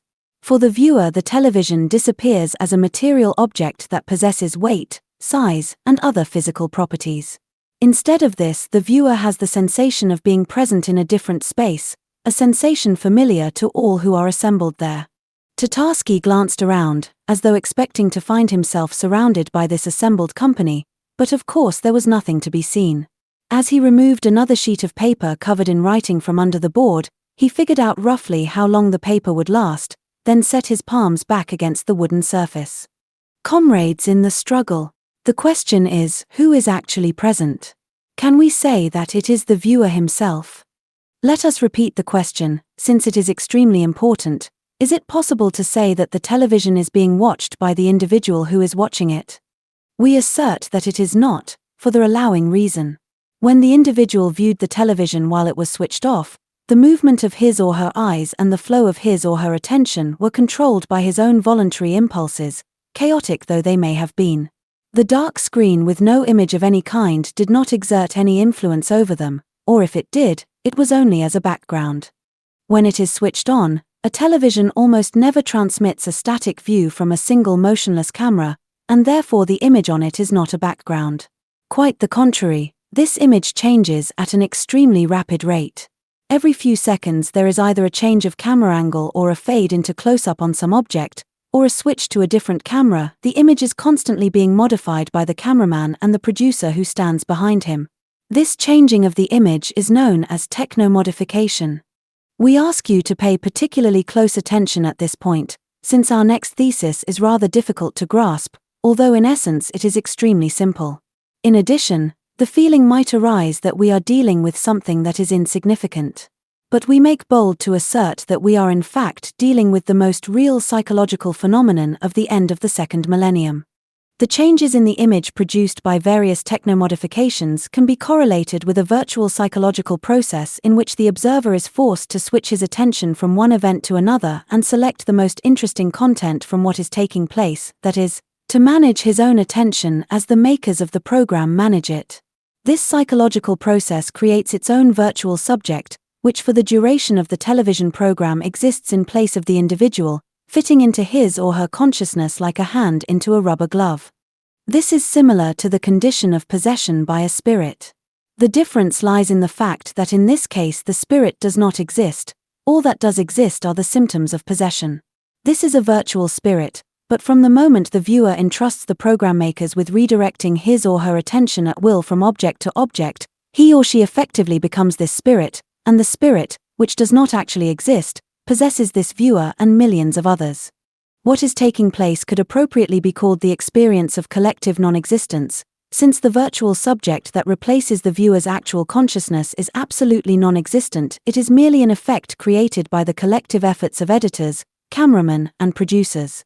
However, for the individual watching the television there is nothing more real than this virtual subject. Furthermore, Lapsang Suchong of the Pua monastery believes that if a certain program, for instance a football game, were to be watched simultaneously by more than 4/5 of the population of Earth, this virtual effect would become capable of displacing from the aggregate human consciousness the collective karmic vision of the human plane of existence, the consequences of which could be unpredictable. It is entirely possible that to the hell of molten metal, the hell of knife trees, etc., there would be added a new hell, the hell of an eternal football championship. However, his calculations have yet to be verified, and in any case this is a matter for the future. Here we are interested not so much in the frightening prospects for tomorrow as in the no less frightening reality of today. Let us draw our first conclusion.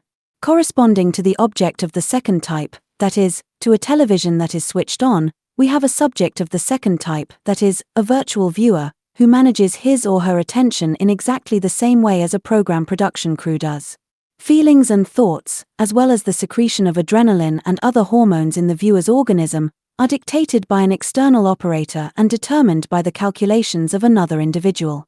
And of course, the subject of the first type does not notice the moment when he is displaced by the subject of the second type, since following this displacement there is no longer anyone to notice it, as the subject of the second type is unreal. But it is not merely unreal, this word is in effect applicable to everything in the human world. There are no words to describe the degree of its unreality. It is a heaping of one unreality upon another, a castle constructed of air, the foundations of which stand upon a profound abyss. The question might arise, why are we wallowing in these non-existences, attempting to gauge the degree of their unreality? However, this difference between subjects of the first and second types is of extreme importance. Subject number 1 believes that reality is the material world. But subject number 2 believes that reality is the material world as it is shown on the television. As a product of false subject-object division, subject number 1 is illusory. But at least there is an observer of the chaotic movement of his or her thoughts and moods. In metaphorical terms, we can say that subject number 1 is constantly watching a television program about himself or herself, gradually forgetting that he or she is an observer and identifying with the program. From this point of view, subject number 2 is something absolutely improbable and indescribable. It is a television program watching another television program. Emotions and thoughts participate in this process, but the individual in whose consciousness they arise is entirely absent.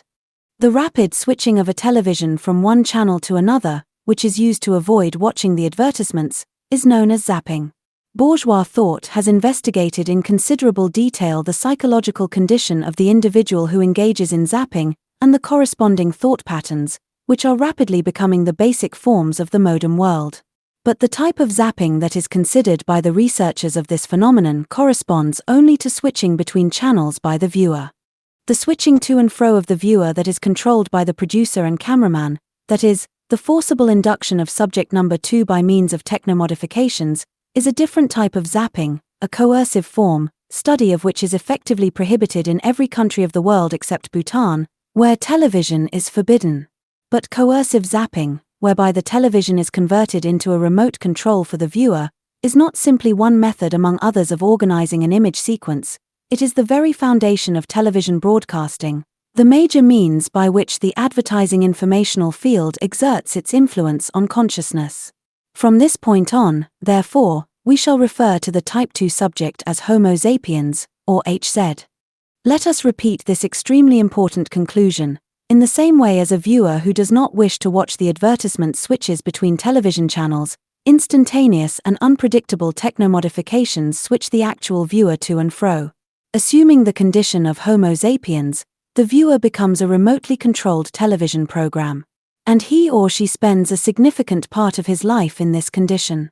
Comrades in the struggle, the position of modern man is not merely lamentable, one might even say there is no condition, because man hardly exists. Nothing exists to which one could point and say, there, that is Homo sapiens. HZ is simply the residual luminescence of a soul fallen asleep. It is a film about the shooting of another film, shown on a television in an empty house. At this point, the question logically arises of why modern man has found himself in such a situation. Who is trying to replace the already deluded Homo sapiens with a cubic meter of empty space in the condition of HZ? The answer, of course, is clear: nobody. But let us not become fixated on the bitter absurdity of the situation. In order to understand it in greater depth, let us recall that the main reason for the existence of television is its advertising function, which is indissolubly linked with the circulation of money. We shall therefore have to turn our attention to that area of human thought which is known as economics. Economics is the name of a pseudoscience that deals with the illusory relations between subjects of the first and second types as they are involved in the hallucinatory process of their imaginary enrichment. This discipline regards each individual as a cell of an organism that the economists of the ancient world knew as mammon. In the educational materials of the Front for Full and Final Liberation, it is called simply Uranus, which translates into Russian as mouth-ass. This more accurately reflects its real nature and leaves less scope for mystical speculation. Each of these cells, that is, each individual, when regarded as an economic entity, possesses a kind of social membrane that allows money, which plays the role of blood and lymph in the organism of Uranus, to pass into and out of the cell. From the point of view of economics, the function of each of these cells is to absorb as much money as possible through this membrane and to release as little as possible back through it. But the imperative of Uranus's existence as a whole requires its cellular structure to be bathed in a constantly increasing stream of money. Therefore Uranus, in the process of its evolution, and it is located at a level of evolution close to that of a mollusk, develops a primitive nervous system, the so-called media. This nervous system transmits throughout its virtual organism impulses that control the activity of the monadic cells. These impulses are of three types, which are called oral, anal, and displacing wow impulses, from the commercial ejaculation wow. The oral wow impulse induces a cell to ingest money in order to eliminate its suffering as a result of the conflict between its self-image and the image of the ideal superself created by advertising. Note that the point does not lie in the things that can be bought for money in order to embody this ideal self, the point lies in the money itself. Certainly, many millionaires walk around in rags and drive cheap cars, but in order to be able to do that, one has to be a millionaire. A poor man in the same circumstances would suffer inexpressible agonies as a result of cognitive dissonance, which is why many poor people will spend their last penny in an effort to dress well. The anal wow impulse induces the cell to eliminate money in order to experience pleasure from the coincidence of the above-mentioned images. Since the two actions described, the ingestion of money and its elimination, contradict each other, the anal wow impulse acts in a concealed form, and the individual genuinely believes that the pleasure is derived not from the act of spending money, but from the acquisition of a certain object. But of course it is quite obvious that as a physical object, a watch that costs $50,000 cannot afford an individual any greater pleasure than a watch that costs $50. The asshole point lies in the amount of money involved. The oral and anal wow impulses are so called by analogy with sphincteral functions, although it would be more accurate to compare them with inhaling and exhaling. The sensation that they induce is akin to psychological asphyxia, or, by contrast, hyperventilation. This oral-anal irritation achieves its greatest intensity at the gaming table in the casino or during speculation on the stock market, although the means of wow stimulation may take any form. The displacing impulse suppresses and displaces from an individual's consciousness all psychological processes that might hinder total identification with a cell of Uranus. It arises when a psychological stimulus contains no oral-anal components. The displacing impulse is a jamming signal that blocks the transmission from an undesirable radio station by generating intense interference. Its mode of action is admirably expressed in the sayings, "Money talks, bullshit walks," and, "If you re so clever, show me your money." Without this lever of influence, Uranus would not be able to make individuals function as its cells. Under the influence of the displacing impulse, which blocks out all subtle psychological processes that are not directly related to the circulation of money, the world comes to be seen exclusively as the embodiment of Uranus. This produces terrifying results. For instance, one broker from the London Stock Exchange has described his hallucinatory vision of the world, induced by the displacing wow impulse, as follows: "The world is a place where business meets money." It is no exaggeration to say that this psychological condition is widespread. All the questions dealt with in modern economics, sociology, and culturology are in effect the description of metabolic and somatic processes occurring in the organism of Uranus. By its nature, Uranus is a primitive virtual organism of a parasitic type. Its distinctive feature is that it does not attach itself to any single donor organism, but makes other organisms into its own cells. Each of its cells is a human being possessing unlimited potential and endowed by nature with the right to freedom. The paradox lies in the fact that Uranus as an organism stands much lower on the evolutionary scale than any of its cells. It is incapable of abstract thought, or even of self-awareness. One might say that the famous eye in the triangle that is depicted on the $1 note actually sees nothing.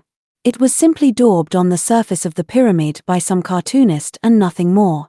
Therefore, to avoid confusing the theorists of conspiracy with their inclination to schizophrenia, it would be more correct to cover the said eye with a black blindfold. Uranus has neither ears, nor nose, nor eyes, nor mind. And of course, it is far from being the embodiment of evil or the spawn of hell that many representatives of the religious business would have it be. In itself it wishes for nothing, since it is simply incapable of wishing in the abstract. It is an inane polyp, devoid of emotion or intention, which ingests and eliminates emptiness. Each of its cells is potentially capable of realizing that it is not one of Uranus's cells at all, in fact just the opposite, that Uranus is merely one of the insignificant objects of its mind. It is in order to block this possibility that Uranus requires the displacing impulse. Previously Uranus possessed only a vegetative nervous system, but the emergence of the mass media has allowed it to evolve, developing a central nervous system. In our times, Uranus's most important nerve ending, which reaches every individual, is the television. We have already mentioned that the consciousness of the television viewer is displaced by the consciousness of the virtual Homo sapiens. Now let us consider the mode of action of the three wow impulses. In his or her normal state, the human individual is theoretically capable of identifying the wow impulses and resisting them. But Homo sapiens in unconscious fusion with a television broadcast is no longer a personality, merely a condition. Subject number 2 is not capable of analyzing events, in exactly the same way as an electromagnetic recording of a cock crowing is incapable of it. Even the illusion of critical assessment of what takes place on the screen is itself part of the induced psychological process. After every few minutes of a television program, that is, within the consciousness of subject number 2, a sequence of advertising clips is shown, each of which is a complex and carefully constructed combination of anal, oral and displacing wow impulses, which resonate in phase with various cultural strata of the psyche. To employ a crude analogy with physical processes, the patient is first anesthetized, subject number 1 is displaced by subject number 2, and then follows a rapid and intensive session of hypnosis, each stage of which is fixed in the memory by means of a conditioned reflex mechanism. At some stage subject number 2 switches off the television and once again becomes subject number 1, that is, an ordinary individual. After that he no longer receives the three wow impulses directly. But an effect is produced similar in nature to residual magnetization. The mind begins to produce the same influences for itself. They arise spontaneously and act as a background against which all other thoughts appear. While the subject in the condition of HZ is subject to the three wow impulses, on returning to a normal condition he or she is subjected to the action of the three snow factors that are automatically generated by his or her mind. The constant and regular assumption by an individual of the condition of HZ and exposure to the displacing wow impulse lead to the development in consciousness of a specific filter that allows the ingestion of only that information which is saturated with oralanal wow content. The individual, therefore, is not even afforded the capability of inquiring after his or her own true nature. But just what is this true nature? By virtue of a number of circumstances that we have no space to deal with here, each individual can only answer that question for himself or herself. No matter how lamentable the condition of the ordinary individual might be, he or she still has the opportunity to find an answer. But subject number 2 has no such opportunity, since he or she does not exist. Despite this, or possible, precisely because of it, the media system of Uranus, which transmits the three wow impulses through the informational field, confronts HZ with the question of self-identification. Now we come to our most interesting and paradoxical conclusion. Since subject number 2 does not possess any inner nature, the only possible answer for it is to define itself via a combination of the material objects shown on the television, which are quite clearly neither it nor any part of it. This is reminiscent of the method of apophatic theology, in which God is defined through what he is not, only here we are dealing with apophatic anthropology. For subject number 2, the only possible answer to the question "What am I?" is 7 a.m. The individual who drives such and such a car, lives in such and such a house, wears such and such a type of clothes. Identification of the self is only possible through the compilation of a list of goods consumed, and transformation is only possible by means of a change in the list. Therefore, most objects advertised are associated with a specific personality type, character trait, propensity, or quality. The result is a completely convincing combination of these properties, propensities, and features, which is capable of producing the impression of a real personality. The number of possible combinations is practically unlimited, as is the scope for choice. Advertising formulates this as follows: 7 a.m. A calm and self-confident individual, therefore I buy red slippers. The Type 2 subject, wishing to add to its collection the qualities of calmness and self-confidence, achieves this by remembering that it must buy red slippers, which is accomplished under the influence of the anal wow factor. In the classic case, the oral anal stimulation forms a closed loop, as in the famous instance of a snake biting its own tail. You need $1 million to buy a house in an expensive neighborhood, you need the house to have somewhere to wear your red slippers, and you need red slippers to provide you with the calmness and self-confidence that will allow you to earn $1 million, in order to buy the house in which you can wear the red slippers, thus acquiring the qualities of calmness and confidence. When oral anal stimulation forms a closed loop, we can say that the goal of advertising magic has been achieved. An illusory structure is created that has no center, although all objects and qualities are related to each other via a fictional center that is called identity. Identity is the Type 2 subject at the stage of development when it is capable of existing independently without constant activation by the 3 wow impulses, under the influence only of the 3 residual wow factors, generated independently by its own mind. Identity is a false ego, which says everything there is to be said about it. In its analysis of the modern human situation, bourgeois thought regards the violent escape from identity back to one's own ego as a tremendous spiritual achievement. Perhaps that really is the case, since the ego is non-existent in relative terms, while identity is absolutely non-existent. The only difficulty with this is that it is impossible, since there is nowhere to escape from or to and nobody to escape. Despite that, however, we might allow that in this situation the slogans "back to the ego" or "forward to the ego" do acquire, if not actual meaning, then at least a certain aesthetic justification. The superimposition of the 3 wow impulses on the more subtle processes taking place in the human psyche is the source of all of the mediocre variety of modem culture. A special role is played in this by the displacing impulse. It is like the rumbling of a pneumatic drill, which drowns out all other sounds. External stimuli apart from the wow oral and wow anal impulses are filtered out, and the individual loses interest in everything that has no oral or anal component. In this brief article we do not consider the sexual aspect of advertising, but let us note in passing that more and more frequently sex becomes attractive only because it symbolizes the vital energy of youth that can be transformed into money. This can be confirmed by any competent psychoanalyst. In the final analysis, the modern individual experiences a profound distrust of practically everything that is not connected with the ingestion or elimination of money. Externally, this is manifested in the fact that life becomes ever more boring, and people become ever more cold and calculating.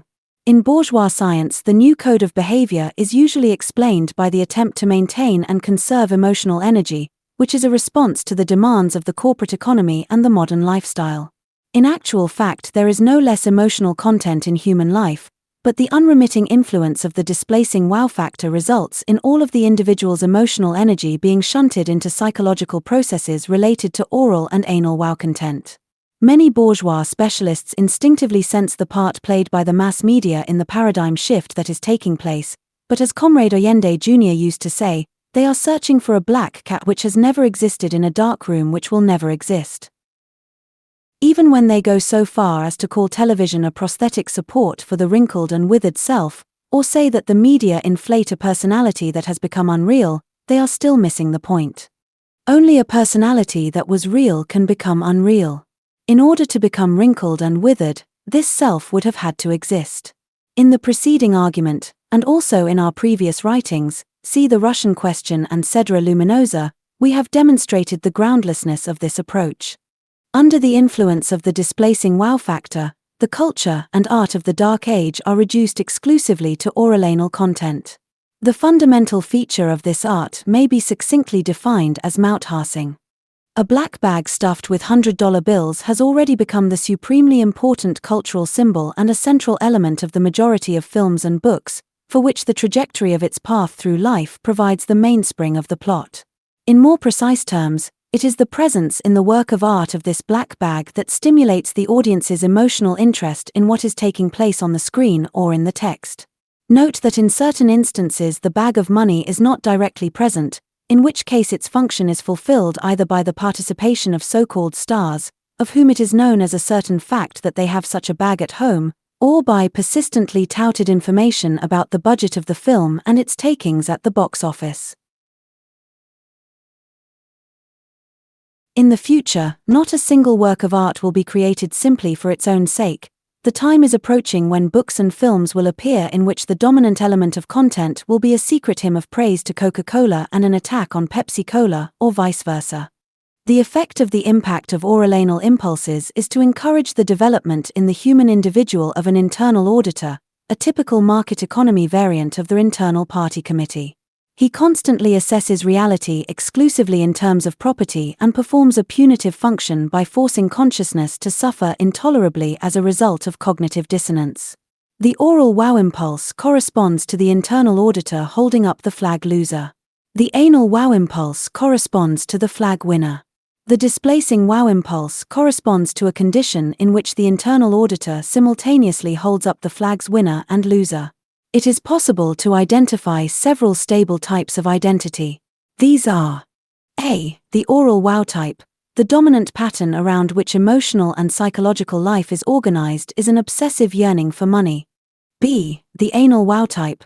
The dominant pattern is the pleasurable elimination of money or the manipulation of objects that are surrogates for it, also known as anal wow exhibitionism. C. The displaced wow type, possible in combination with either of the first two types, in which the individual effectively becomes insensitive to all stimuli apart from oralanal impulses. The relative nature of this classification can be seen from the fact that one and the same identity may be anal in relation to those who stand lower in the wow hierarchy and oral in relation to those who stand higher. Of course, there is no identity in itself, we are concerned here with a pure epiphenomenon. The linear wow hierarchy that is formed by numerous ranked identities is known as a corporate string. It is a kind of social perpetuum mobile. IFS secret lies in the fact that any identity is obliged constantly to validate itself against another that is located one step higher. In folklore, this great principle is reflected in the colloquial phrase, keeping up with the Joneses. Individuals organized according to the principle of the corporate string are like fish threaded on a line. But in this case the fish are still alive. More than that, under the influence of the oral and anal wow factors they crawl, as it were, along the corporate string in the direction that they think of as up. They are driven to do this by instinct or, if you will, by the urge to find the meaning of life. And from the point of view of economic metaphysics, the meaning of life is the transformation of the oral identity into the anal. The implications of the situation are not exhausted by the fact that the subject who is overcome by the influence of the three residual wow factors is obliged to regard himself or herself as an identity. Coming into contact with another human being, he or she sees him or her as an identity too. The culture of the Dark Age has already correlated absolutely everything that can characterize a human being with its oralanal system of coordinates and located it in a context of endless Mauthasing. The displaced wow individual analyses everybody he or she meets as a video clip saturated with commercial information. The external appearance of the other person, his or her speech and behavior, are immediately interpreted as a set of wow symbols. A very rapid and uncontrollable process is initiated, consisting of a sequence of anal, oral and displacing impulses that flare up and fade away in consciousness, determining the relations people have with each other. Homo homini lupus est, as one inspired Latin saying has it. But man has long ceased being a wolf to man. Man is not even an image maker to man, as some modern sociologists assume. It is all far more terrifying and much simpler than that. Man is wow to man, or if not to man, then to precisely another such wow, the result of which is that, projected onto the modem system of cultural coordinates, the Latin saying becomes wow wow wow. This applies not only to people, but in general to everything that falls within the range of our attention. In assessing what we are looking at, we experience a weary sense of depression if we do not encounter the familiar stimuli. Our perception is subjected to a specific form of digitization. Every phenomenon is disassociated into a linear combination of anal and oral vectors. Every image can be precisely expressed in terms of money. Even if it is emphatically non-commercial, the question immediately arises of how commercially valuable that type of non-commercialism is. Hence the feeling, familiar to us all, that in the end everything comes down to money. And indeed, everything does come down to money, because money has long since been reduced to nothing but itself, and everything else prescribed. Surges of oral-anal activity become the only permitted psychological reaction. All other mental activity is blocked. The type 2 subject is absolutely mechanistic, because it is an echo of electromagnetic processes in the cathode ray tube of a television. The only freedom that it possesses is the freedom to say wow when it buys another thing, which as likely as not is a new television. This is precisely why Uranus's controlling impulses are called wow impulses, and the subconscious ideology of offidentialism is called wowerism. As for the political regime corresponding to wowerism, it is sometimes known as telecracy or mediacracy, since it is a regime under which the object of choices, and also the subject, as we have demonstrated above, is a television program. It should be remembered that the word democracy, which is used so frequently in the modern mass media, is by no means the same word democracy as was so widespread in the 19th and early 20th centuries. The two words are merely homonyms. The old word democracy was derived from the Greek demos, while the new word is derived from the expression demoversion. So, let us sum up. Identialism is dualism at that stage of development when the major corporations are finalizing the division of human consciousness which, being under the constant influence of oral, anal and displacing wow impulses, begins independently to generate the three corresponding wow factors. This results in the stable and permanent displacement of the personality and the appearance in its place of the so-called identity. Identialism is dualism that possesses a triple distinction. It is dualism that is A. dead, B. putrid, C. digitized. Numerous different definitions of identity could be provided, but this would be a senseless exercise, because in any case it does not exist in reality. At the stage of identialism, the individual for whose freedom it was once possible to fight disappears completely from the field of view. It follows, therefore, that the end of the world, which is the inevitable outcome of the wowerization of consciousness, will present absolutely no danger of any kind, for the very subject of danger is disappearing. The end of the world will simply be a television program. And this, comrades in the struggle, fills us all with inexpressible bliss. Che Guevara. Mt. Shumaru. Eternity, summer. Suma again. We're all Sumerians, then Tatarsky whispered quietly and looked up. The grey light of a new day was trembling beyond the blind at the window. To the left of the Ouija board lay a heap of paper covered in writing, and the weary muscles of his forearms ached. The only thing he could remember from all that writing was the expression bourgeois thought. Getting up from the table, he went across to the bed and threw himself onto it without getting undressed. Just what is bourgeois thought, he wondered. God only knows. About money, I suppose. What else?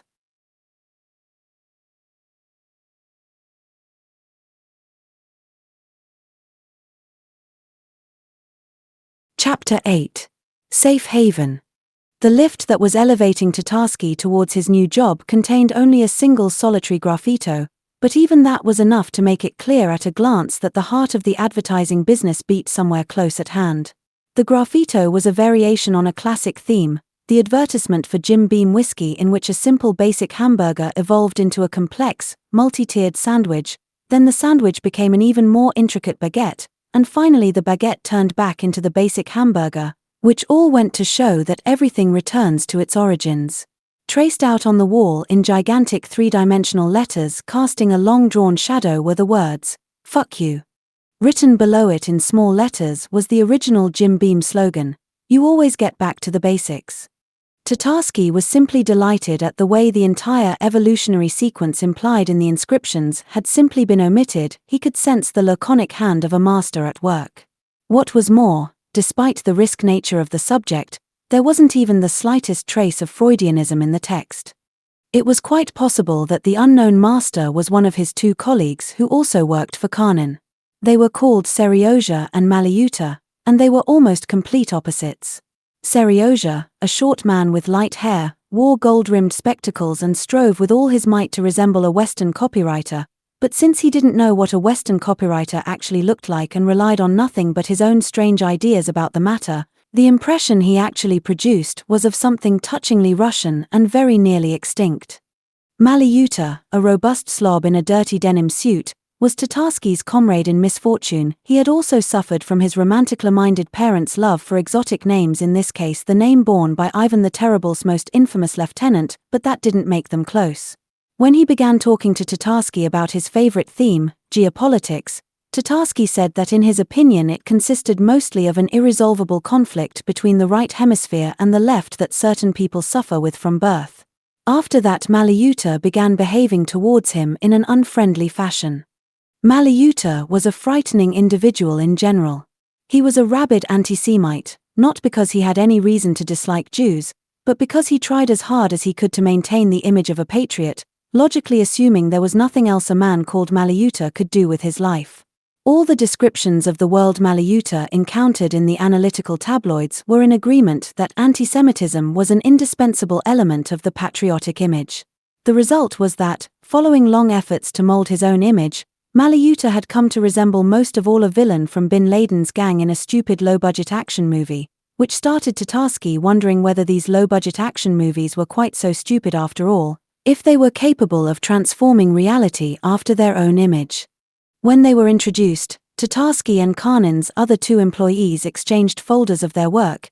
It was a bit like the mutual positioning of dogs sniffing each other's as the first time they meet.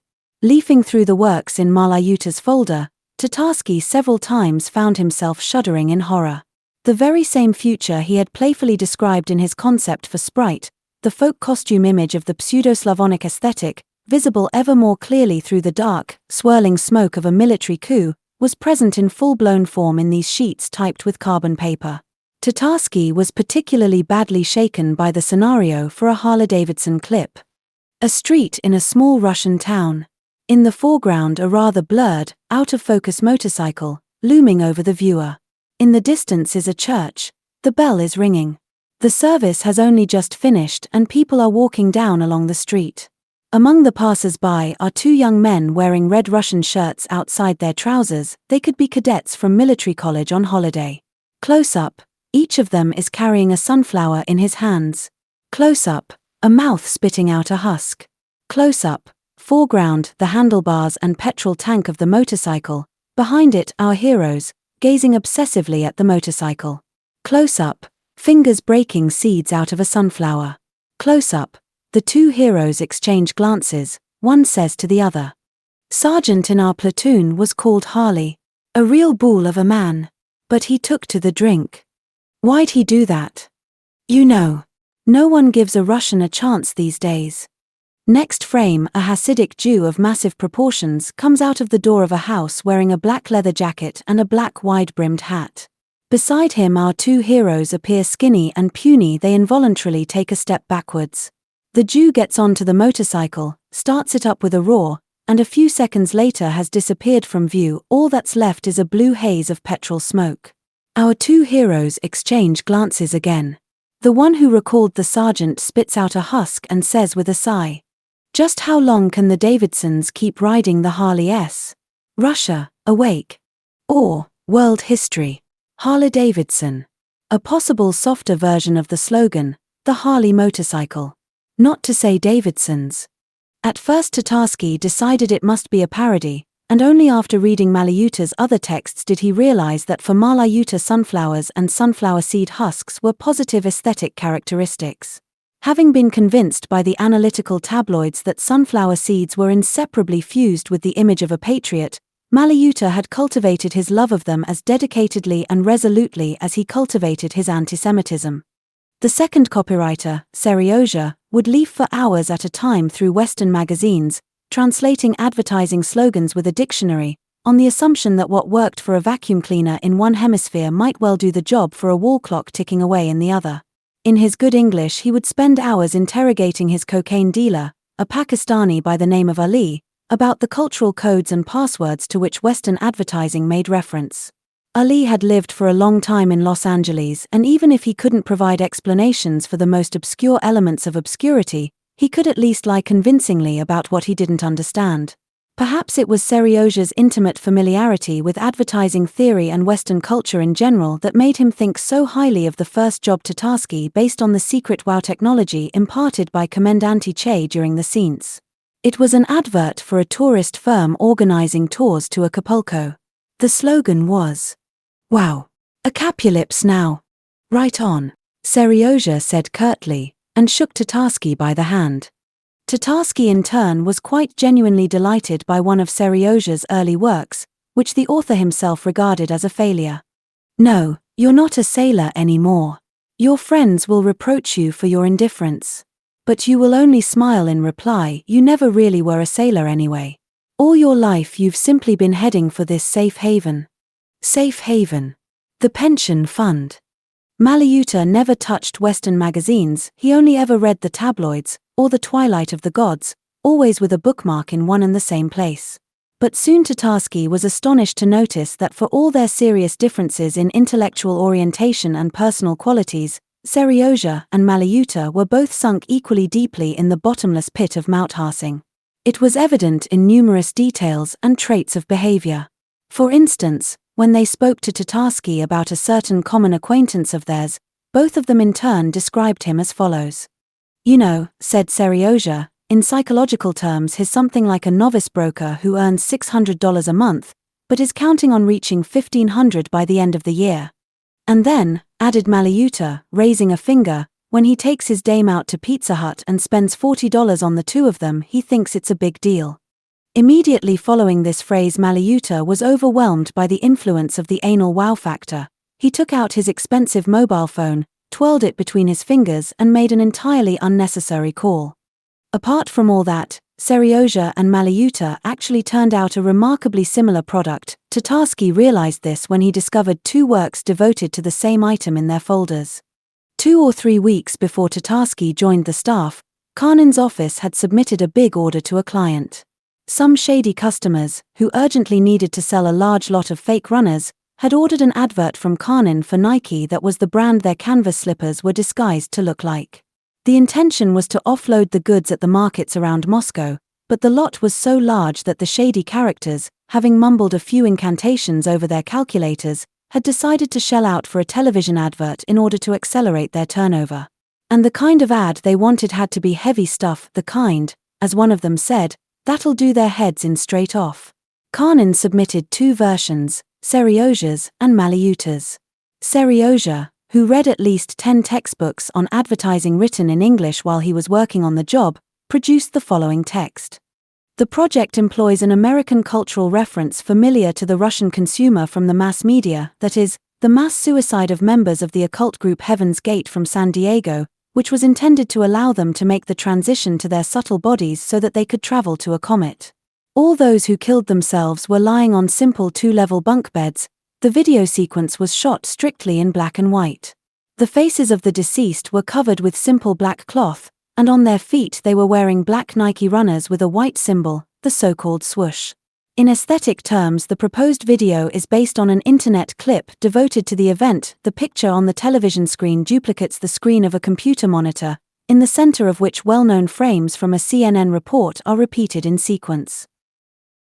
At the end, when the motionless souls of the runners with the inscription Nike have been displayed for long enough, the shot shifts to the endboard of a bed with a sheet of Whatman paper glued to it, on which a swoosh looking like a comet has been drawn with a black felt-tip pen.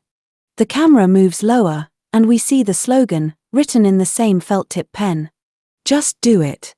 While Malyuta was working on his scenario, he didn't read anything at all except the gutter tabloids and so-called patriotic newspapers with their eschatological positioning of events, but he obviously must have watched a lot of films. His version went like this. A street in a small Vietnamese village lost deep in the jungle. In the foreground, a typical third-world country Nike workshop. We recognize it from the sign, Nike Sweatshop number 1567903. All around there are tall tropical trees. A section of railway line suspended on the village fence rings like a bell. Standing in the doorway of the workshop is a Vietnamese with a Kalashnikov automatic rifle, wearing khaki trousers and a black shirt, which automatically bring to mind the film The Deer Hunter. Close up, hands on an automatic rifle. The camera enters the door and we see 2 rows of work tables with workers who are chained in place sitting at them. The scene brings to mind the galley scene from the film Ben-Hur. A // of the workers are wearing incredibly old, torn and tattered American military uniforms. They are the last American prisoners of war. On the table in front of them there are Nike runners in various stages of completion. All of the prisoners of war have curly black beards and hooked noses.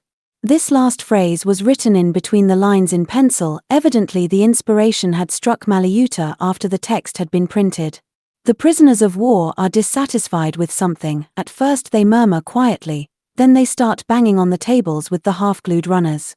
There are shouts of, "We demand a meeting with the American consul," and, "We demand a visit from a UN commissioner."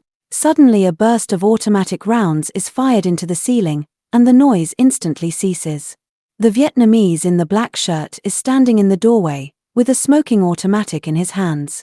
The eyes of everyone in the room are fixed on him. The Vietnamese strokes his automatic rifle, then jabs his finger in the direction of the nearest table with half-finished runners and says in broken English, "Just do it." Voiceover, Nike. Good too, Evo. Once when he caught Kanin alone in his office, Tatarsky asked, "Tell me, this work Malyuta produces, does it ever get accepted?" "It does," said Kanin, putting aside the book he was reading. "Of course it does. The runners may be American, but they have to be sold to the Russian mentality. So it all suits very well. We edit it a bit, of course, so as not to fall foul of the law. And you say the advertisers like it. The advertisers we have here have to have it explained to them what they like and what they don't. And anyway, why does any advertiser give us an ad?" Tatarsky shrugged. "No, go on, tell me. To sell product. That's in America, to sell product. Then so he can feel like a big shot." "That was 3 years ago," Kanin said in a didactic tone. "Things are different now. Nowadays the client wants to show the big guys who keep a careful eye on what's happening on screen and in real life that he can simply flush $1 million down the tubes, and for that, the worse his advert is, the better. The viewer is left with the feeling that the client and the producers are absolute idiots." But then, Kanin raised one finger and his eyes twinkled wisely, the signal indicating how much money it costs reaches the viewer's brain. The final conclusion about the client is as follows: he may be a total cretin, but his business is doing so well he can afford to put out any old crap over and over again. And that's the best kind of advertising there can possibly be. A man like that will get credit anywhere, no sweat. "Complicated," said Tatarsky. "Sure it is. There's more to it than reading your Ul Rice." "And where can you gather such profound insight into life?" asked Tatarsky. "From life itself," Kanin said with feeling. Tatarsky looked at the book lying on the desk in front of him. It looked exactly like a Soviet-era secret edition of Dale Carnegie for Central Committee members. There was a 3-digit copy number on the cover and below that a typed title. Virtual Business and Communications. There were several bookmarks set in the book. On one of them Tatarsky read the words, "Suggest, schizoblocks." "Is that something to do with computers?" he asked. Kanin picked up the book and hid it away in the drawer of his desk. "No," he replied unwillingly. "It actually is about virtual business." "And what's that?" "To cut it short," said Kanin, "it's business in which the basic goods traded are space and time." "How's that?" "It's just like things are here in Russia. Look around, the country hasn't produced anything for ages. Have you done a single advertising project for a product produced here?" I can't recall one, Tatarsky replied. Hang on, though, there was one for Kalashnikov. But you could call that an image ad. There, you see, said Karnin. What's the most important feature of the Russian economic miracle? Its most important feature is that the economy just keeps on sinking deeper and deeper into the shit, while business keeps on growing stronger and expanding into the international arena.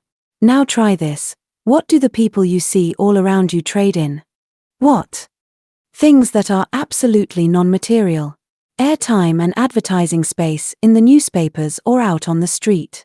But time in itself can't be airtime, just as space in itself can't be advertising space.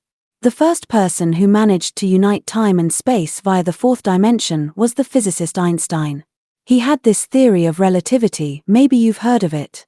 Soviet power did it as well, only via a paradox, you know that. They lined up the guys in the camps, gave them shovels and told them to dig a trench from the fence as far as lunchtime. But now it's very easily done. 1 minute of prime airtime costs the same as a 2-column color ad in a major magazine. Then that means the fourth dimension is money, asked Tatarsky. Karnin nodded.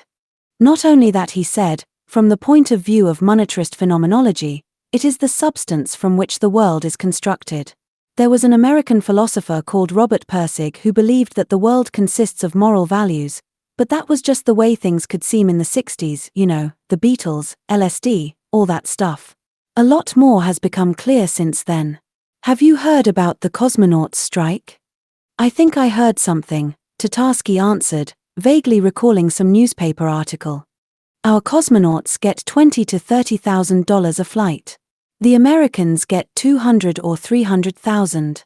So our guys said, we're not going to fly at 30 grand, we want to fly at 300 grand too. What does that mean? It means they're not really flying towards the twinkling points of light of those unknown stars, but towards absolutely specific sums of hard currency. Such is the nature of the cosmos. And the nonlinear nature of time and space is expressed in the fact that we and the Americans bum equal amounts of fuel and fly equal numbers of kilometers in order to arrive at absolutely different amounts of money. That is one of the fundamental secrets of the universe. Karnin suddenly broke off and began to light a cigarette, clearly winding up the conversation. Now go and get some work done, he said. Can I read the book sometime? Tatarsky asked, nodding towards the desk where Karnin had hidden his secret text. For my general development. All in good time, said Karnin, giving him a sweet smile. Even without any secret handbooks, Tatarsky was already beginning to find his bearings in the commercial relations of the age of virtual business. As he was quick to realize from observing the behavior of his colleagues at work, the basis of these relations was so-called black PR, or as Karnin pronounced it in full, black public relations. The first time Tatarsky heard the words "the Bard of the Literary Institute" was resurrected briefly in his soul, intoning in somber tones. Black public relations, uniting all nations. But there wasn't actually any real romantic feeling behind this abbreviation, and it was entirely devoid of the baggage of negative connotations ascribed to it by those who use the phrase black PR to mean an attack mounted via the mass media. It was actually quite the opposite. Advertising, like other forms of human activity in the vast, cold expanses of Russia, was inextricably intertwined with the black cash flow, which in practical terms meant two things. Firstly, journalists were quite willing to deceive their newspapers and magazines by extracting black cash from anyone who more or less naturally fell within their field of attention, and it wasn't just restaurant owners who wanted to be compared with Maxims who had to pay, but writers who wanted to be compared with Marquez, which meant that the boundary between literary and restaurant criticism grew ever finer and more arbitrary. Secondly, copywriters took pleasure in deceiving their agencies by finding a client through them and then concluding an unwritten deal with him behind their bosses' backs. After he'd taken a good look around, Tatarsky took a cautious first step onto this fruitful ground, where he met with immediate success. He managed to sell his slightly modified project for Finlandia Vodka. The new slogan was, "Reincarnation now." Usually he dealt with lowly cogs in the PR machinery, but this time he was summoned to the owner of the firm that intended to take on the dealership for Finlandia, who was a dour and serious-minded youth. Having read several times through the 2 pages Tatarsky had brought, he chuckled, thought for a moment, rang his secretary and asked her to prepare the paperwork. Half an hour later, a stunned Tatarsky emerged onto the street, carrying in his inside pocket an envelope containing $2,500 and a contract for the full and unconditional transfer of all rights to the young man's company. For those changed times, this was an absolutely fantastic haul. But a couple of months later, Tatarsky accidentally discovered an incredibly insulting little detail. It turned out Finlandia's future distributor hadn't paid up because he'd decided to use his text in his advertising, but because he was afraid Tatarsky might sell it to Absolut or Smymorph dealers. Tatarsky even started to write a sonnet dedicated to this event, but after a couple of minutes discarded it as non-functional. In general, it was hard to believe that not so very long ago he had been wanting to spend so much time searching for meaningless rhymes that had long since been abandoned by the poetry of the market democracies. It seemed simply inconceivable that only a few short years ago life had been so gentle and undemanding that he could waste entire kilowatts of mental energy in dead-end circuits of his brain that never paid back the investment. Tatarsky suspected that black PR was a more widespread and significant phenomenon than just a means of survival for certain protein-based lifeforms in the era of the mass media, but he couldn't connect up his heterogeneous suspicions concerning the true nature of the phenomenon to form a clear and unified understanding. There was something missing. Public relations are people's relations with each other, he jotted down in confused fashion in his notebook. People want to earn money in order to gain freedom, or at least a breathing space from their interminable suffering. And we copywriters manipulate reality in front of people's eyes so that freedom comes to be symbolized by an iron, or a sanitary towel with wings, or lemonade. That's what they pay us for. We pawn this stuff off on them from the screen, and then they pawn it off on each other, and on us who write the stuff, and it's like radioactive contamination, when it makes no difference any longer who exploded the bomb. Everyone tries to show everyone else that they've already achieved freedom, and as a result, while we pretend to socialize and be friendly, all we really do is keep pawning each other off with all sorts of jackets, mobile phones and cars. It's a closed circle. And this closed circle is called black PR. Tatarsky became so absorbed in his thoughts on the nature of this phenomenon that he wasn't in the least surprised when one day Kanin stopped him in the corridor, grabbed hold of one of his buttons and said, "I see you know all there is to know about black PR." Almost, Tatarsky answered automatically, because he'd just been thinking about the topic. There's just some central element that's still missing. I'll tell you what it is. What's missing is the understanding that black public relations only exist in theory. What happens in real life is grey PR. That's interesting, said Tatarsky enthusiastically. Very interesting, quite astounding. But what does it mean in practical terms? In practical terms, it means you have to shell out. Tatarsky started. The fog of thoughts clouding his mind was dispersed in an instant to be replaced by a terrifying clarity. How do you mean? He asked feebly. Kanin took him by the arm and led him along the corridor. Did you take delivery of $2,000 from Finlandia? He asked. Yes, Tatarsky replied uncertainly. Kanin bent the middle and fourth fingers of his hand over slightly, far enough to suggest that he was about to shift to the hand gestures characteristic of new Russian thugs, but not too far, so the situation still seemed to be peaceful. Now remember this, he said quietly. As long as you work here, you work to me. There's no other way to figure it and make sense. So the figures say $1,000 of greenbacks is mine. Or were you thinking of setting up on your own? I'd be delighted. Tatarsky stammered in a state of shock. That is, of course I don't want to. That is, I do. I wanted to split it, I just didn't know how to bring up the subject. No need to be shy about it. Someone might get the wrong idea. You know what? Why don't you come round to my place this evening? We can have a drink and a talk. And you can drop in the Mizuma while you're at it. Kanin lived in a large, newly refurbished flat, in which Tatarsky was astonished by the patterned oak doors with gold locks. What astonished him about them was the fact that the wood had already cracked and the gaps in the panels had been filled in a slapdash fashion with mastic. Kanin was already drunk when he greeted his guest. He was in an excellent mood when Tatarsky held out the envelope to him from the doorway.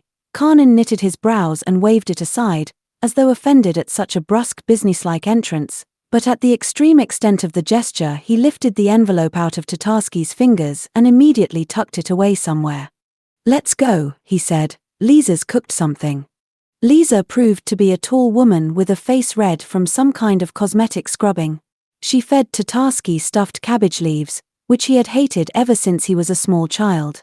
In order to overcome his revulsion, he drank a lot of vodka, and by the time the dessert arrived he had almost reached Karnin's state of intoxication, which meant socializing went a lot smoother. "What's that you have up there?" Tatarsky asked, nodding in the direction of the wall. There was a reproduction of a Stalinist poster hanging at the spot he indicated, ponderous red banners with yellow tassels and the blue-looking Moscow University building visible in the gaps between them. The poster was obviously 20 years or thereabouts older than Tatarsky, but the print was absolutely fresh. "That? A young guy who used to work for us before you did that on the computer," answered Karnin. "You see, there used to be a hammer and sickle there, and a star, but he took them out and put in Coca-Cola and Coke instead." "Yes, I see," Tatarsky said, amazed. "But you can't see it at first, they're exactly the same yellow color. If you look closely you'll see it. I used to have the poster over my desk, but the other guys started getting awkward about it. Malyuta took offense for the flag and Seryozha took offense for Coca-Cola. In the end I had to bring it home." Malyuta took offense. Tatarsky asked in surprise, "Have you seen what he put up over his own desk yesterday?" "Not yet. Every pogrom has its program, every brand has its bend. So what?" Tatarsky suddenly realized that Karnin really didn't see anything strange in such sentiments. And what was more, he suddenly stopped seeing anything strange in them himself. "I didn't understand what it meant, every brand has its bend. Bend. That's the way we translate the expression brand essence. That's to say, the concentrated expression of a comprehensive image policy. For instance, the Marlborough bend or essence is a country of real men. The Parliament essence is jazz, and so on." "You mean you didn't know that?" "No, of course I knew that. What do you take me for? It's just a very odd kind of translation." "What's to be done about it?" said Karnin. "This is Asia."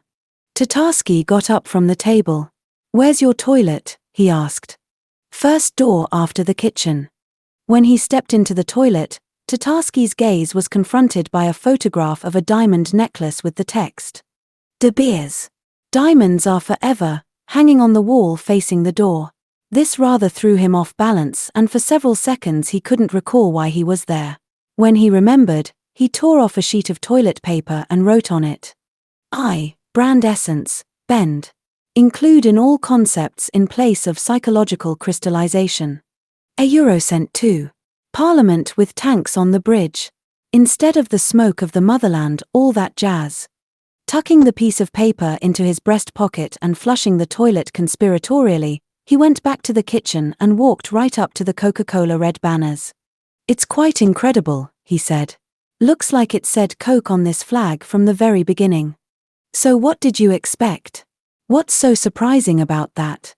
Do you know what the Spanish for advertising is?" Karnin hiccuped. "Propaganda. So you and me are ideological workers, if you hadn't realized it yet.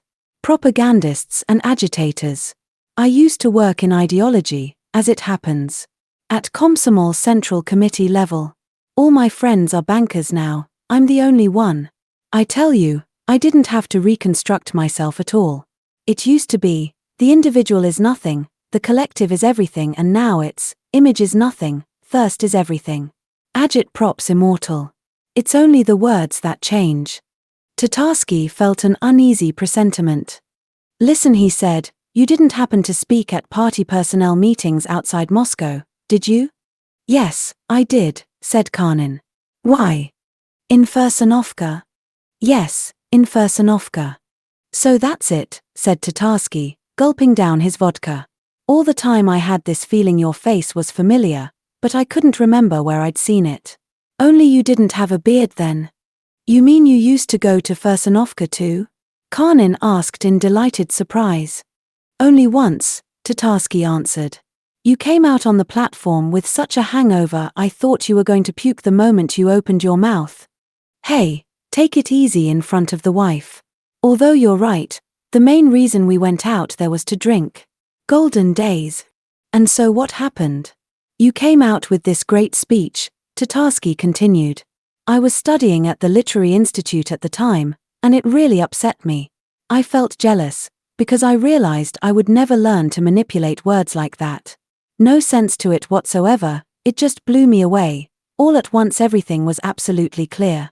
That's to say, what the speaker was trying to say wasn't clear, because he didn't really want to say anything, but everything in life was clear. I suppose that's what those party personnel meetings were held for.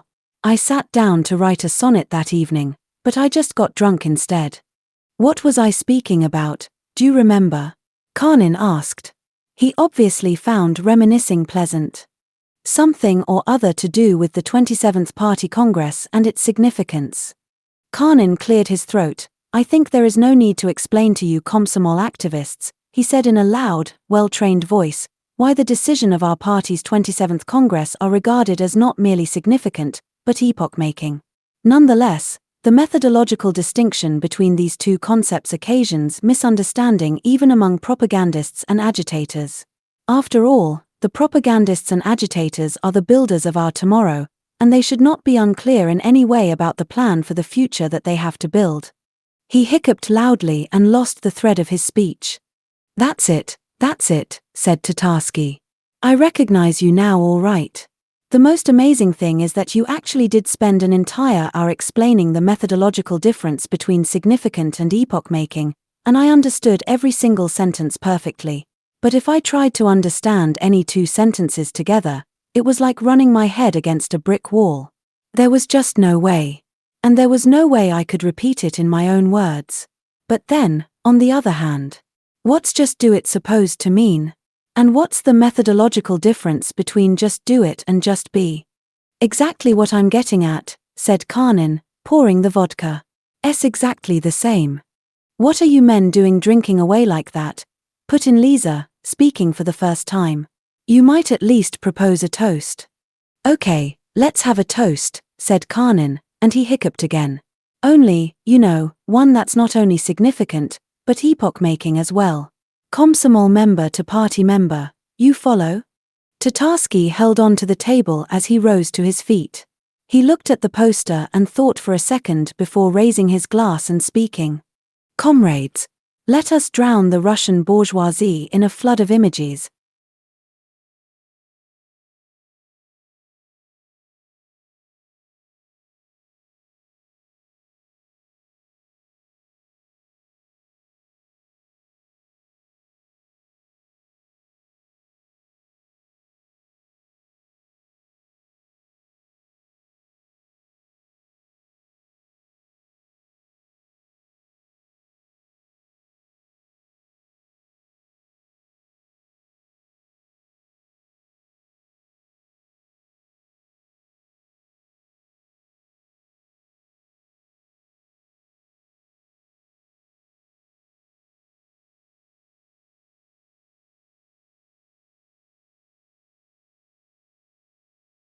Chapter 9.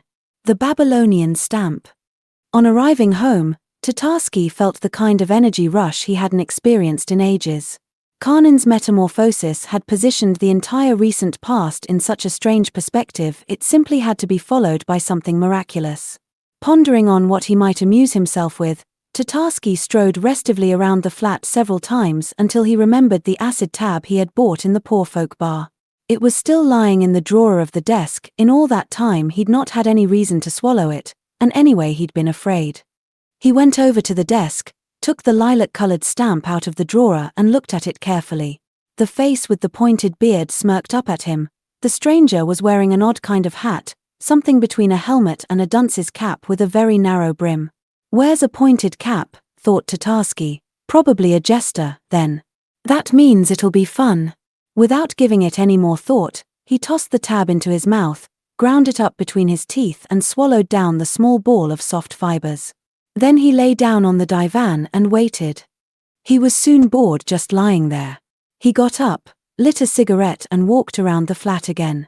Reaching the closet, he remembered that since his adventure in the forest outside Moscow he hadn't taken another look into the Tikamat 2 folder. It was a classic case of displacement. Not once had he recalled that he wanted to finish reading the materials in the file, although, on the other hand, he didn't really seem to have forgotten it either. It had been exactly the same story with the acid tab, as though both of these items had been reserved for that special occasion which, in the course of normal life, never arrives. Tatarsky took down the folder from the top shelf and went back into the room. There were a lot of photographs inside, glued to the pages. One of them fell out as soon as he opened the folder, and he picked it up from the floor. The photo showed a fragment of a bas-relief, a section of sky with large stars carved into it.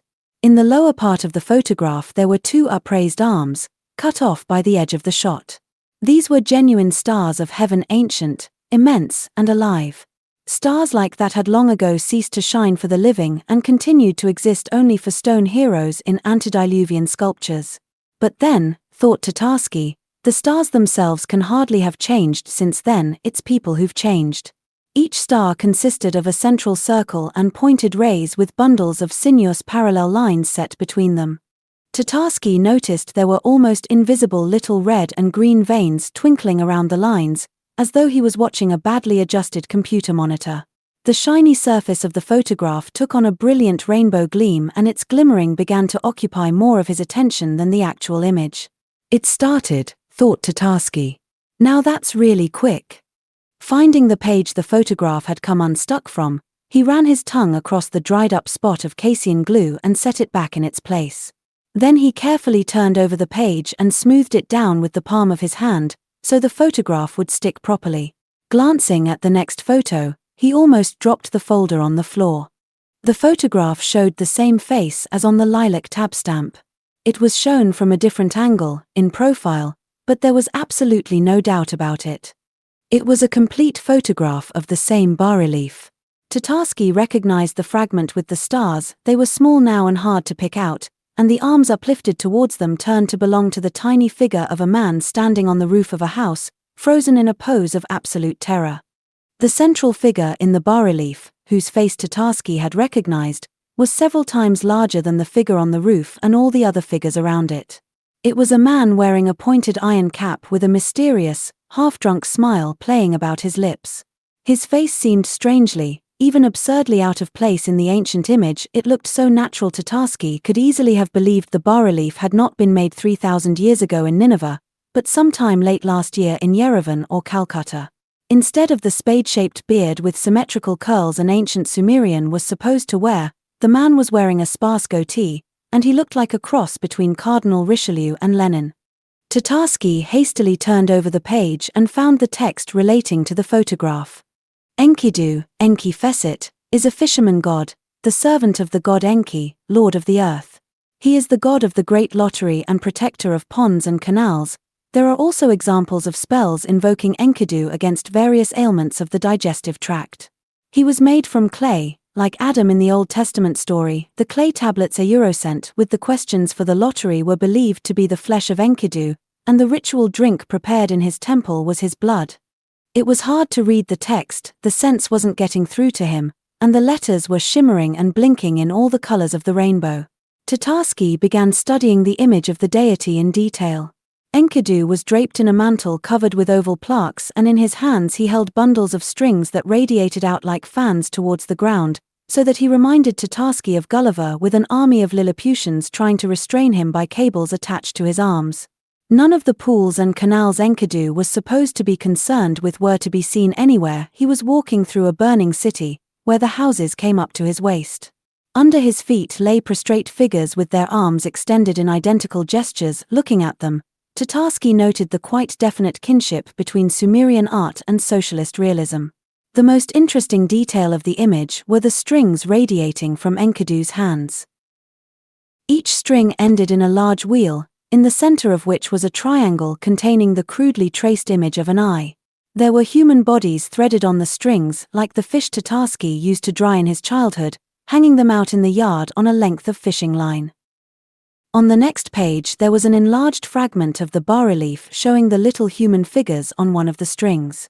Tatarsky was even slightly nauseated.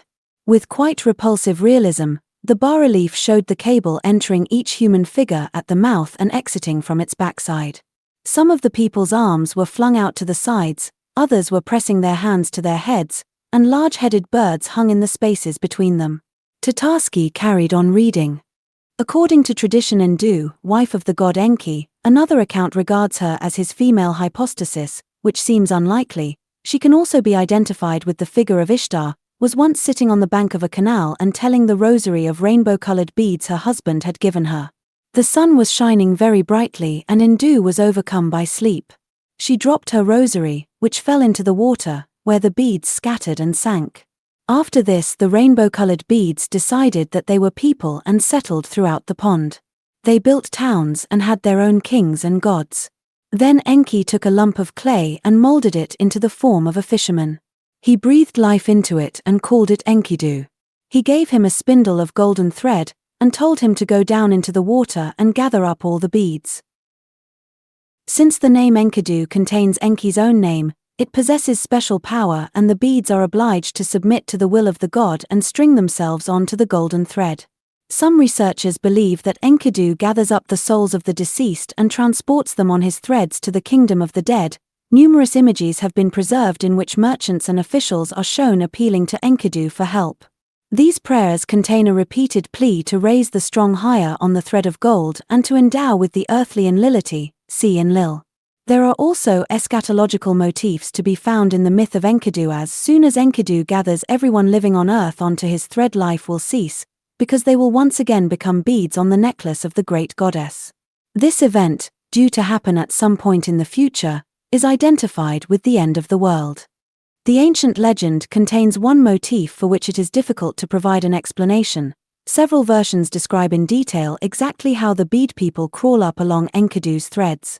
They don't use their hands for this. Their hands serve to cover their eyes and ears or to beat off the white birds that attempt to tear them from the threads.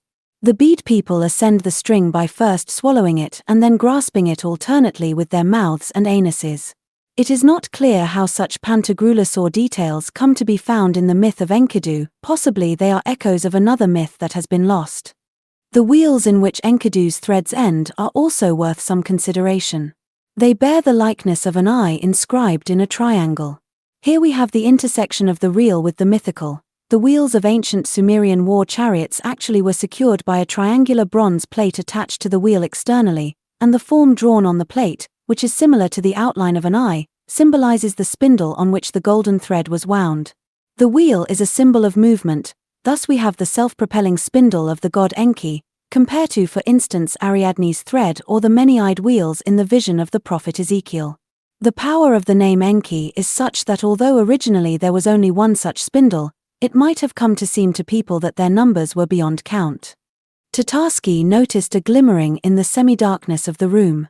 Thinking it must be the reflection of some light in the street, he stood up and looked out of the window, but there was nothing of any interest going on outside. He caught sight of his own orange divan reflected in the glass and was amazed to observe that, seen in mirror inversion, the tattered couch he had so often felt like throwing out onto the dump and burning was the finest part of an unfamiliar and quite amazingly beautiful interior. Returning to his seat, he glimpsed the glimmering light again out of the corner of his eye. He looked round, but the light shifted too, as though its source was a spot on his iris. Okay, Tatarsky thought happily, so now we're into the glitches.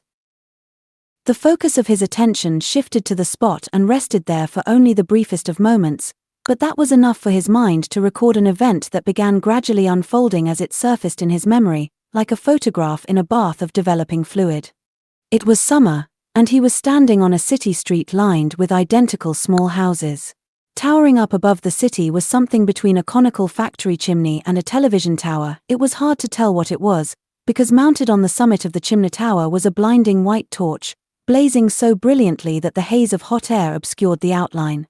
He could see its lower section was like a stepped pyramid, but higher up, in the white radiance, it was impossible to make out any details. Tatarsky thought the construction was probably something like the gas flares they have at oil refineries, except that the flame was so bright. There were people standing motionless at the open windows of the houses, and on the street, they were gazing upwards at the white fire. Tatarsky turned his eyes in the same direction, and immediately felt himself jerked upwards. He could feel the fire drawing him towards itself, and he knew that if he didn't turn his eyes away the flame would drag him upwards and consume him completely. Somehow he knew a lot about this fire. He knew many had already entered it ahead of him and were drawing him after them. He knew there were many who could only enter it after him, and they were pressing at his back. Tatarsky forced himself to close his eyes. When he opened them, he saw the tower had moved. Now he could see it wasn't a tower, it was an immense human figure, towering up over the town. What he had taken for a pyramid now looked like the folds of a garment resembling a cloak or a mantle. The source of the light was the conical helmet on the figure's head. Tatarsky could clearly see the face, with some kind of gleaming battering ram in the place of a beard. It was turned towards him, and he realized he could only see the face and the helmet instead of the flame, because the flame was looking at him, and in reality there was nothing human about it. The gaze directed towards Tatarsky expressed anticipation, but before he had time to think about what he actually wanted to say or ask, or whether he really wanted to say or ask anything at all, the figure gave him its answer and turned its gaze away. The same intolerably bright radiance appeared where the face had been, and Tatarsky lowered his eyes. He noticed two people beside him, an elderly man in a shirt with an anchor embroidered on it and a boy in a black t-shirt. They were holding hands and gazing upwards, and he had a feeling they had almost completely melted and merged with the bright fire, and their bodies, the street around them and the entire city were no more than shadows. Just a moment before the picture faded, Tatarsky guessed the bright fire he'd seen wasn't burning high in the sky, but down below, as though he'd glimpsed a reflection of the sun in a puddle and forgotten he wasn't looking at the actual position of the sun. Where the sun actually was, and what it was, he didn't have time to find out, but he did manage to understand something else, something very strange. It wasn't the sun that was reflected in the puddle, but the other way round. Everything and everybody else, the street, the houses, the other people and he himself were all reflected in the sun, which was entirely uninterested in the whole business, because it wasn't even aware of it. This idea about the sun and the puddle filled Tatarsky with such a feeling of happiness that he laughed out loud in his joy and gratitude.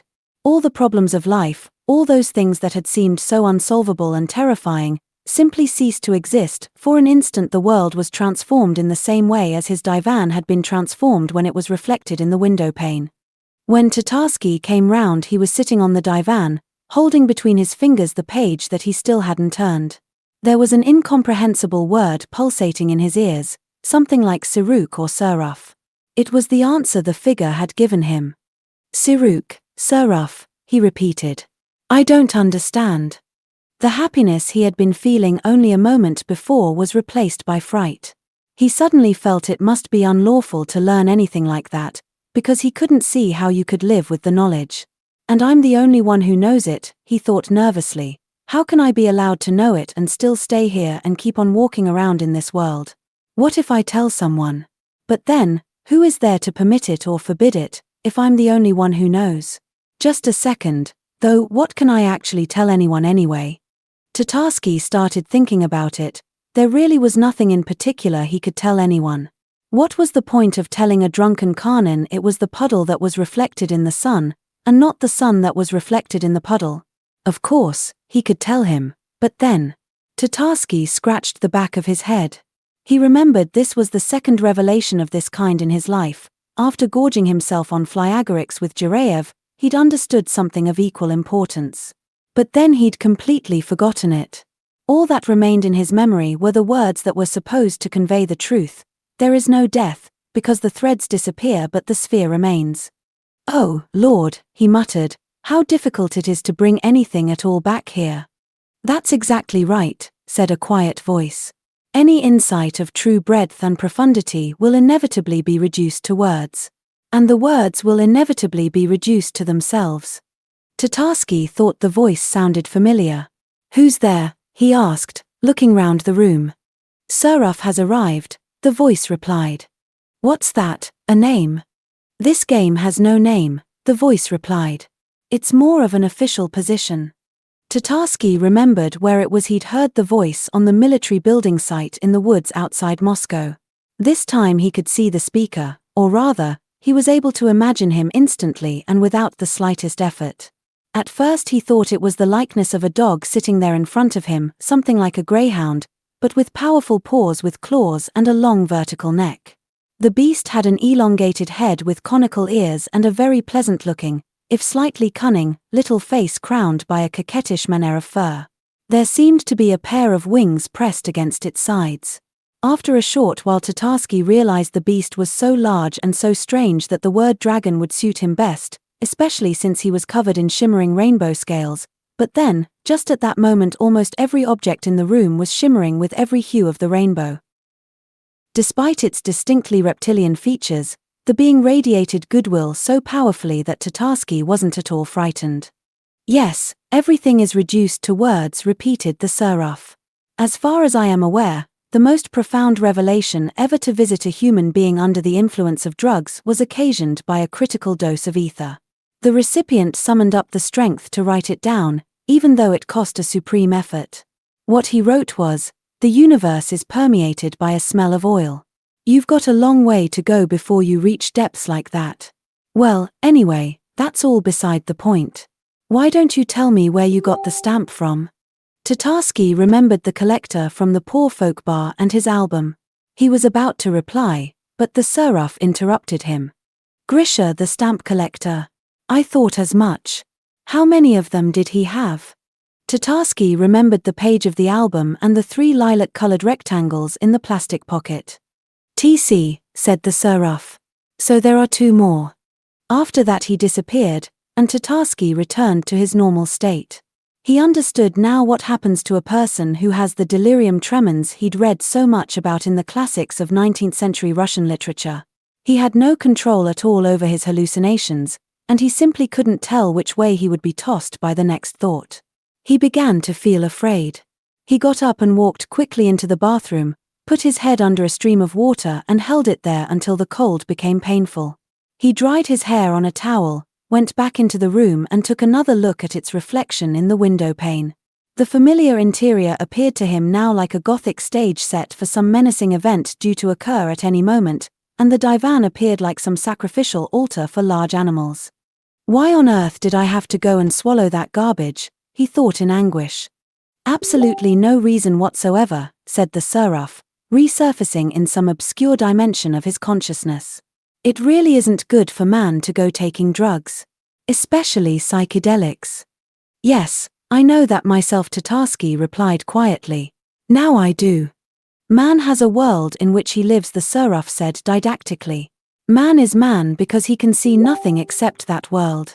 But when you take an overdose of LSD or dine on pantherfly agarics, you're stepping way out of line and you're taking a grave risk. If you only realized how many invisible eyes are watching you at that moment, you would never do it. And if you were to see even just a few of those who are watching you, you'd die of fright. By this act you declare that being human is not enough for you and you want to become someone else. But in the first place, in order to cease being human, you have to die. Do you want to die? No, said Tatarsky, earnestly pressing his hand to his heart. And who is it you want to be? I don't know, Tatarsky said, crushed. You see what I mean? Just one more tab from Happy Holland might not have meant too much, but what you swallowed was something quite different. It's a numbered issue, an official service document, by eating which you shift across into a different realm where there are absolutely no idle pleasures or amusements, and which you're not supposed to go wandering about in without an official commission. And you don't have any commission. Do you? No, agreed Tatarsky. We've settled things with Grisha. He's a sick man, a collector, and he came by the pass by accident. But what did you eat it for? I wanted to feel the pulse of life, Tatarsky said with a sob. The pulse of life.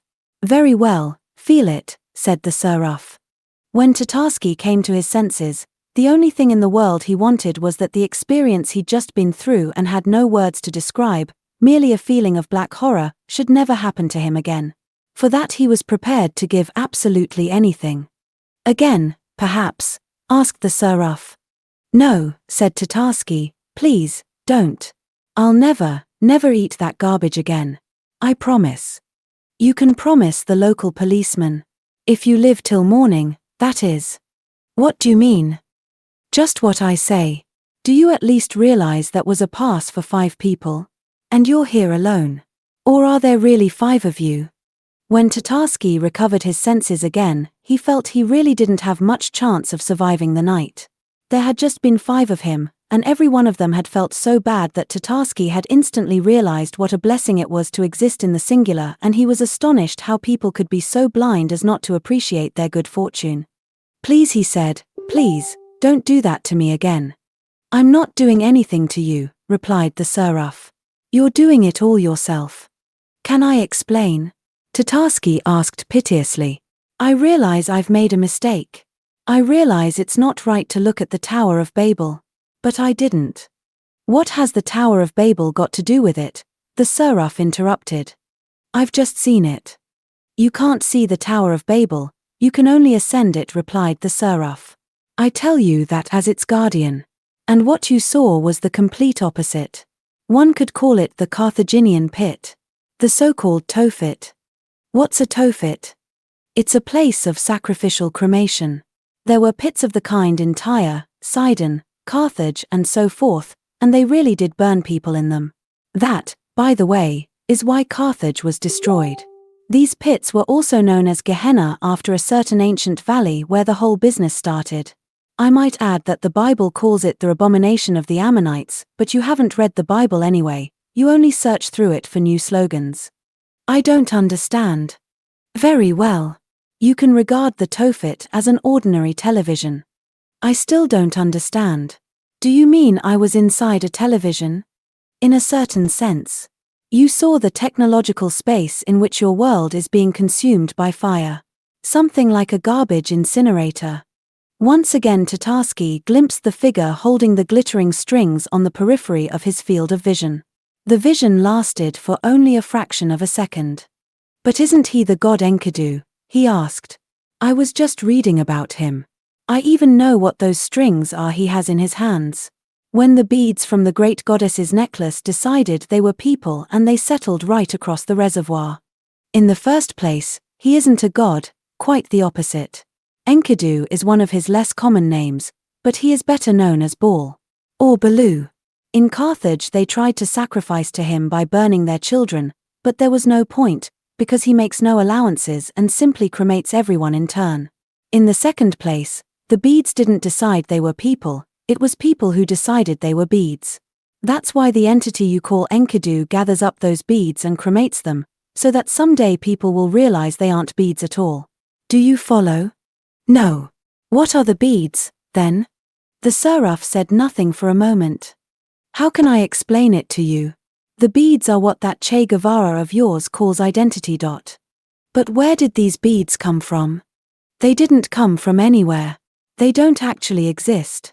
What is it that burns then? Tatarsky asked doubtfully. Nothing. I don't understand. If there's fire, then there must be something burning. Some kind of substance. Have you ever read Dostoevsky? I can't stand him, to be honest.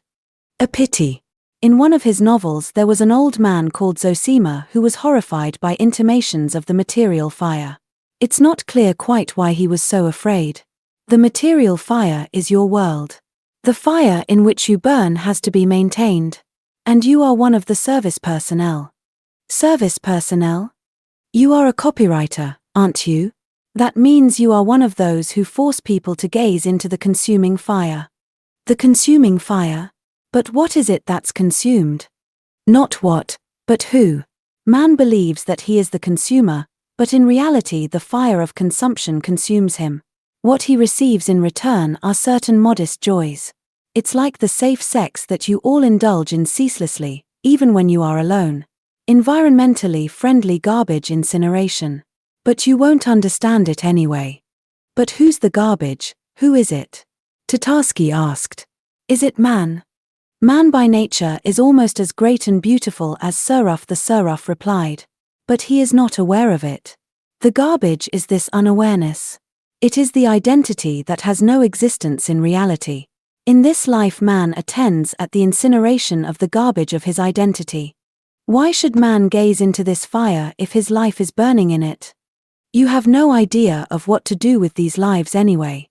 And whichever way you might turn your eyes, you are still gazing into the flames in which your life is consumed. There is mercy in the fact that in place of crematoria you have televisions and supermarkets, but the truth is that their function is the same. And in any case, the fire is merely a metaphor. You saw it because you ate a pass to the garbage incineration plant. All most people see in front of them is a television screen. And with that he disappeared. Hey there, Tatarsky called. There was no reply. Tatarsky waited for another minute before he realized he'd been left alone with his own mind, ready to wander off in any direction at all. He had to occupy it with something quickly. Phone, he whispered. Who? Jireyev. He knows what to do.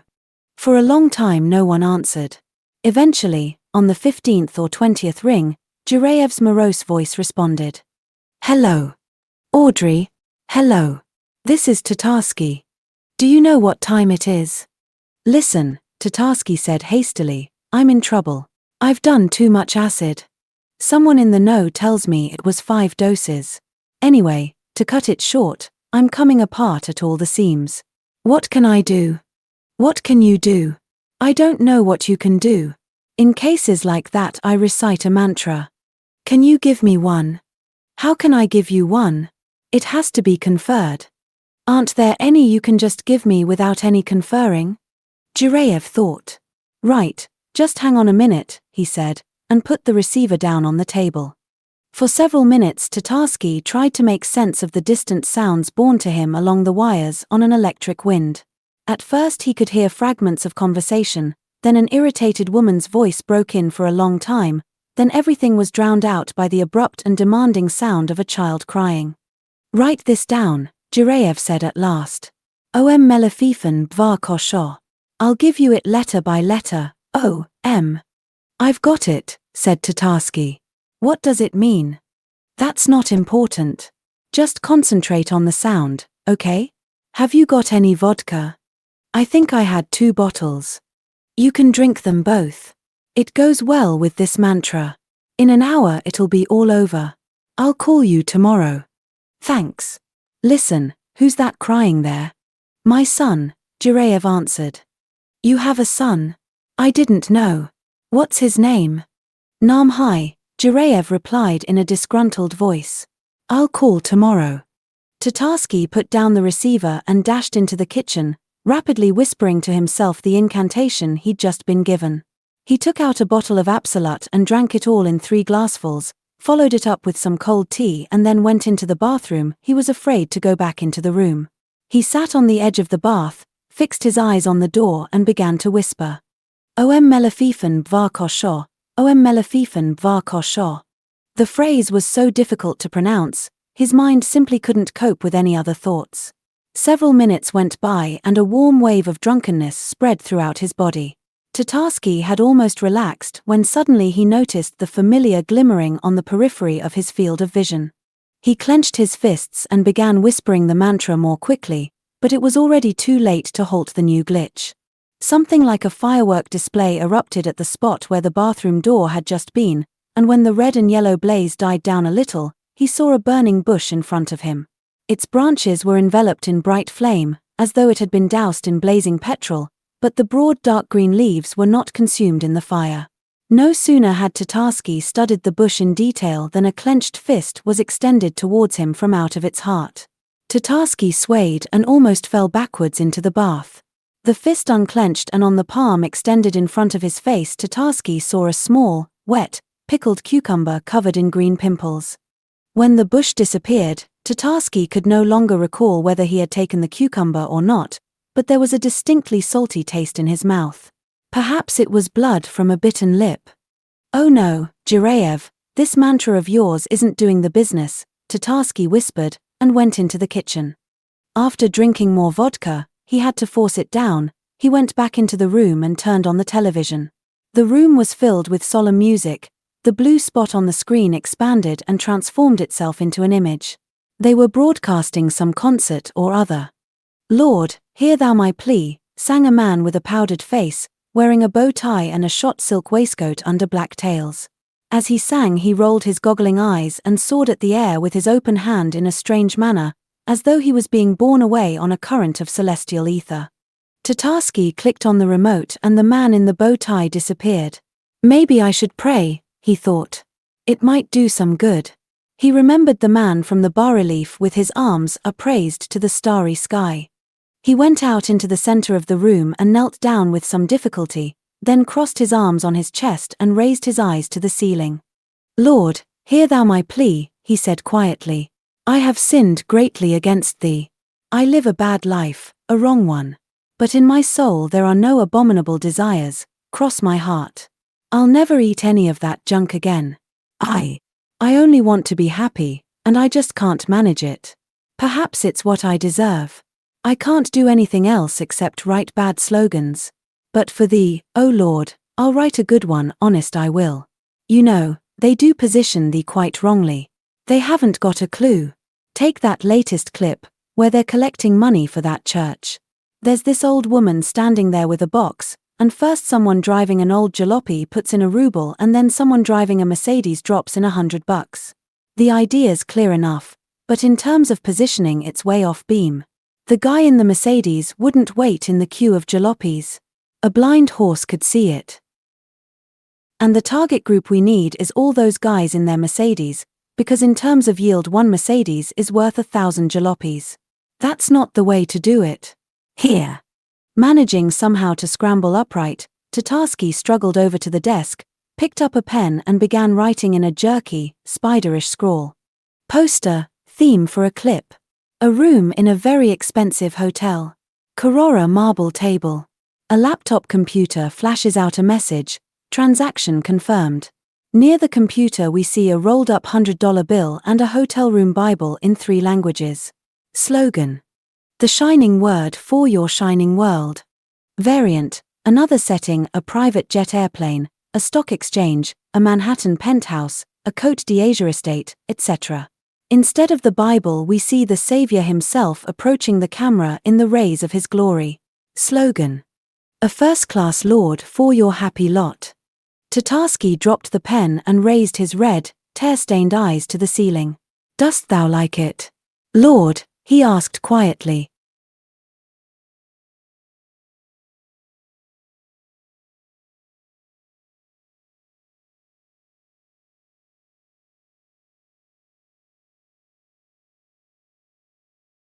Chapter 10. Weave over. God's love for man is manifest in a great principle that defies adequate expression in words, and yet it can be done. The phrase "and yet it can be done" means an immense number of things, including, for instance, that the principle itself, despite being absolutely impossible to express, can yet be expressed and manifested. Even more than that, it can be expressed an infinite number of times, and each time in a completely new way, which is why poetry exists. Such is the love of God. And what is man's response to it? Tatarsky woke in a cold sweat, unable to understand what the pitiless onslaught of the daylight was punishing him for. He could vaguely recall shouting out in his sleep and apparently trying to justify himself to someone. In other words, he'd had an alcoholic nightmare. Now his hangover was so fundamental and profound that there was no point in seeking salvation by simply pouring a shot of vodka down his throat. He couldn't even think about it, because the very thought of alcohol triggered spasms of retching, but to his great good fortune, that irrational and mystical manifestation of the divine love that spreads its trembling wings over Russia had already embraced his suffering soul. He could yet take a hair of the dog that bit him. There was a special method for it, known as a locomotive. It had been perfected over generations of alcoholics and handed down to Tatarsky by a certain individual from the esoteric circles of St. Petersburg the morning after a monstrous drinking session. In essence, the method is Gurdjieffian, the man had explained. It belongs to what he called the path of the cunning man. You have to regard yourself as a machine. This machine has receptors, nerve endings, and a central control center that is declaring quite unambiguously that any attempt to consume alcohol will instantly result in vomiting. What does the cunning man do? He deceives the machine's receptors. From a practical point of view, it goes like this. You fill your mouth with lemonade. Then you pour a glass of vodka and raise it to your mouth. Then you swallow the lemonade, and while the receptors are reporting to the supreme control center that you're drinking lemonade, you quickly swallow the vodka. Your body simply doesn't have time to react, because its mind's fairly sluggish. But there is one subtle point involved. If you swallow Coca-Cola before the vodka instead of lemonade, there's a 50% chance you'll puke anyway, and if you swallow Pepsi-Cola, you're absolutely certain to puke. What a concept that would make, Tatarsky pondered dully as he entered the kitchen. There was still a little vodka in one of the bottles. He poured it into a glass and then turned towards the fridge. He was frightened by the thought that there might not be anything in it except Pepsi-Cola, which he usually bought out of faithfulness to the ideals of his own generation, but fortunately, standing there on the bottom shelf was a can of 7-Up some visitor or other had brought together with the vodka. 7-Up, Tatarsky whispered, licking his desiccated lips. The Uncola. The operation was a success. He went back into the room and over to the desk, where he discovered several sheets of paper covered in crooked lettering. Apparently, the previous evening's floodtide of religious feeling had cast up some debris on the paper shoreline. The first text was printed in very neat and tidy capital letters. Eternal life cocktail man, desire naught for thyself. When people who suffer come to you in multitudes, give of thyself without remainder. You say you're not ready. Tomorrow we believe you will be, but in the meantime, Bombay Sapphire gin with tonic, juice, or your favorite mixer. The second text must have been delivered from the great advertising agency in the sky when Tatarsky had already reached an extreme stage of drunkenness. It took him several minutes just to decipher his own scrawl. The slogan had evidently been written when his prayerful ecstasy had passed its peak and his consciousness had finally reverted to a mode of pragmatic rationalism. Do it yourself, motherfucker Reebok. The phone rang. Kanin Tatarsky thought in fright as he picked up the receiver. But it was Jireyev. Babe, how are you doing? SOSO, Tatarsky replied. Sorry about yesterday. You phoned so late, and my wife went on the warpath. Did you get by okay? More or less. Know what I wanted to tell you? You might find it interesting from a professional point of view. This Lamas arrived in town Ergen Jamban Tulku VII, from the Gelyug PA sect, and he gave an entire lecture about advertising. I've got it on cassette, you can have a listen to it. There was loads of all sorts of stuff, but the central idea was very interesting. From the Buddhist point of view, the meaning of advertising is extremely simple. It attempts to convince us that consuming the product advertised will result in a high and auspicious reincarnation, and not even after death, but immediately following the act of consumption. Like, chew Orbit sugar-free and straight away you're an Azura. Chew Durall, and you're a god with snow-white teeth. I don't understand a word you're saying, said Tatarsky, wincing at his gradually dissipating spasms of nausea. Well, to keep it simple, what he was trying to say was that the main purpose of advertising is to show people other people who've managed to find happiness in the possession of material objects. But in reality, people suffering from that delusion don't exist anywhere except in the ads. Why? Asked Tatarsky, struggling to keep up with the ebbs and flows of his friend's thought. Because it's never the things that are advertised, it's human happiness. The people they show are always equally happy, only the happiness comes from buying different things in different cases. So people don't go to a shop to buy things, they go there looking for this happiness, but the shops don't sell it. Then the Lama criticized the theory of someone called Che Guevara. He said Che Guevara wasn't a proper Buddhist and therefore wasn't a proper authority for a Buddhist, and he hadn't actually given the world anything except a burst of machine gun fire and his famous trademark. But then, the world hadn't give him anything else either. Listen, said Tatarsky, finish up, will you? I can't take anything in anyway, my head hurts. Why don't you just tell me what that mantra was you gave me? It's not a mantra, replied Jireyev. It's a sentence in Hebrew from a textbook. My wife's studying it. Your wife?